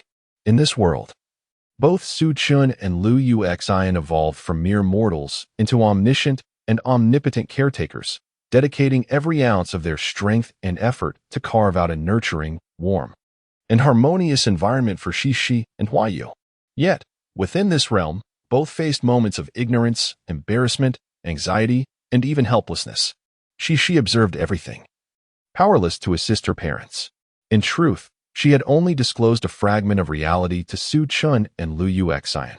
She had made a promise with her father, Su Chin, that in a distant future, she would help him locate her mother's lost self-awareness, adrift in the river of time. The simplest and most direct way to achieve this was to traverse the endless expanse of time and space. From Shishi's early years, through countless reenactments of scenes and repeated experiences, she endeavored to awaken her mother's memories. After innumerable attempts, Shishi had concocted numerous excuses to deflect her father, who had sealed his memories. This time, she manifested the most bitter of alternate planes, a realm in which Su Chin and Liu Xin faced the greatest challenges in parenting. Shishi was unaware of how many more trials lay ahead. All she knew was that her father had once told her that if her mother regained her original self-awareness, then these trials could come to an end. But when would that full awakening occur? With each experience and attempt, Shishi felt herself nearing her limit. She observed the entire process like a deity, initially intervening and guiding, then gradually allowing events to unfold naturally. No one had revealed to her the criteria for awakening, nor could she invoke any external power. At last, this cycle came to a close. Su Chin chose not to allow Shishi to embark thus. A world has been artificially crafted, lacking the authentic essence of life's vibrant pulse despite its apparent reality. To remedy this predicament, one must perhaps return to the true blue star. Consequently, Su Chun, accompanied by Shishi and others, transformed into a stream of light and descended upon the avatar residing in the blue star. The simplicity of life and the familiarity of the surroundings enveloped them. Liu Yusin swiftly reclaimed her lost identity, while Su Chun lifted the seal he had placed upon himself. Within Liu Yusin's memories, images lingered on the arduous journey undertaken by Su Chun, Wang Peng, Yang Haoyu, and others as they sought methods to return to the blue star. It wasn't until Shishi ascended as the sovereign of the star domain that the tightly wound tension seemed to unravel, leading to an emotional collapse. Upon their return to the Blue Star, Su-chun and his companions re-established contact with the Manhwa executive office, discussing the existence of life-bearing planets in distant star domains. Su-chun reserved a passage for Manhwa to and from the Yanhuang star domain, choosing not to interfere with their decisions. His sole desire was to spend this rare moment of tranquility with his wife and children. Earlier, most of those who had accompanied Su-chun to the Yanhuang star domain opted to remain on the Blue Star to continue their lives, even though they wielded immense power on Yanhuang star. Faced with the choice between power and familial bonds, they willingly forsook authority, burying the memories of the Yanhuang star domain deep within their hearts. Perhaps they regarded the events that transpired there as mere experiences from a journey. They possessed lifespans that far exceeded that of ordinary individuals, allowing them the luxury to begin anew whenever weariness set in. As for Su-chun and Liu Yusen, thanks to Shi, the passage of time would leave no mark upon them. This family of Su-chun chose to reside in seclusion on the Blue Star. He ceased to concern himself with international affairs or scientific developments, allowing events to unfold naturally, much like a wise elder. After careful consideration, Tong Tong decided not to remain on the Blue Star. Instead, she returned to the Yanhuang star with Xiaobai to assist her brother in managing all affairs of the Yanhuang star. In Tong Tong's words, Su-chun, you are such a spendthrift. Why neglect a well-managed planet to fuss over trivial matters? I truly cannot fathom your reasoning. Perhaps I should go and teach them a lesson. Su-chun replied, if you are going to Yanhuang star, do so promptly. Who says I am neglecting it? Shi and I have been overseeing all matters concerning Yanhuang star. You simply cannot see it. If you choose to go, I won't stop you. However, you must return daily for 3 meals. If you fail to come back for dinner, watch out. You may be a grown woman, but in my eyes, you remain that little Tong Tong who used to call me Gua Gua. Go now, Tong Tong responded. 3 meals a day? I must come back to the Blue Star for that. Isn't that a bit far? Shi chimed in. Auntie, it's not far at all. You can return instantly if you wish. Tong Tong acquiesced. All right. You are all impressive. I shall head to Yanhuang star now, but remember to save me some lunch. Thus, Tong Tong was groomed as Su-chun's successor, assisting him in managing the affairs of the Yanhuang star domain and the children of Su-chun's brothers. In harmony with Tong Tong's various undertakings, each family manages their own domains. Meanwhile, their elders, much like Su-chun and Liu Yusen, have chosen to retreat into seclusion on Blue Star. Everyone has ceased to concern themselves with worldly affairs, allowing Blue Star and the Yanhuang star domain to flourish freely. At this moment, in the eyes of Su-chun and Liu Yusen, Blue Star and the Yanhuang star domain appear akin to their own children, capable of mischief, prone to tears, and susceptible to illness. However, should anyone dare to disrupt their peace, they shall face the wrath of the couple, who have assumed the roles of guardians and caretakers for all the beings of these celestial realms. As the sovereign of the star domain, Cece can only adhere to the directives of her 2 beloved guardians each day, continuously enhancing her cultivation and various qualities, ever prepared to shoulder the responsibilities that her parents have entrusted to her. The end.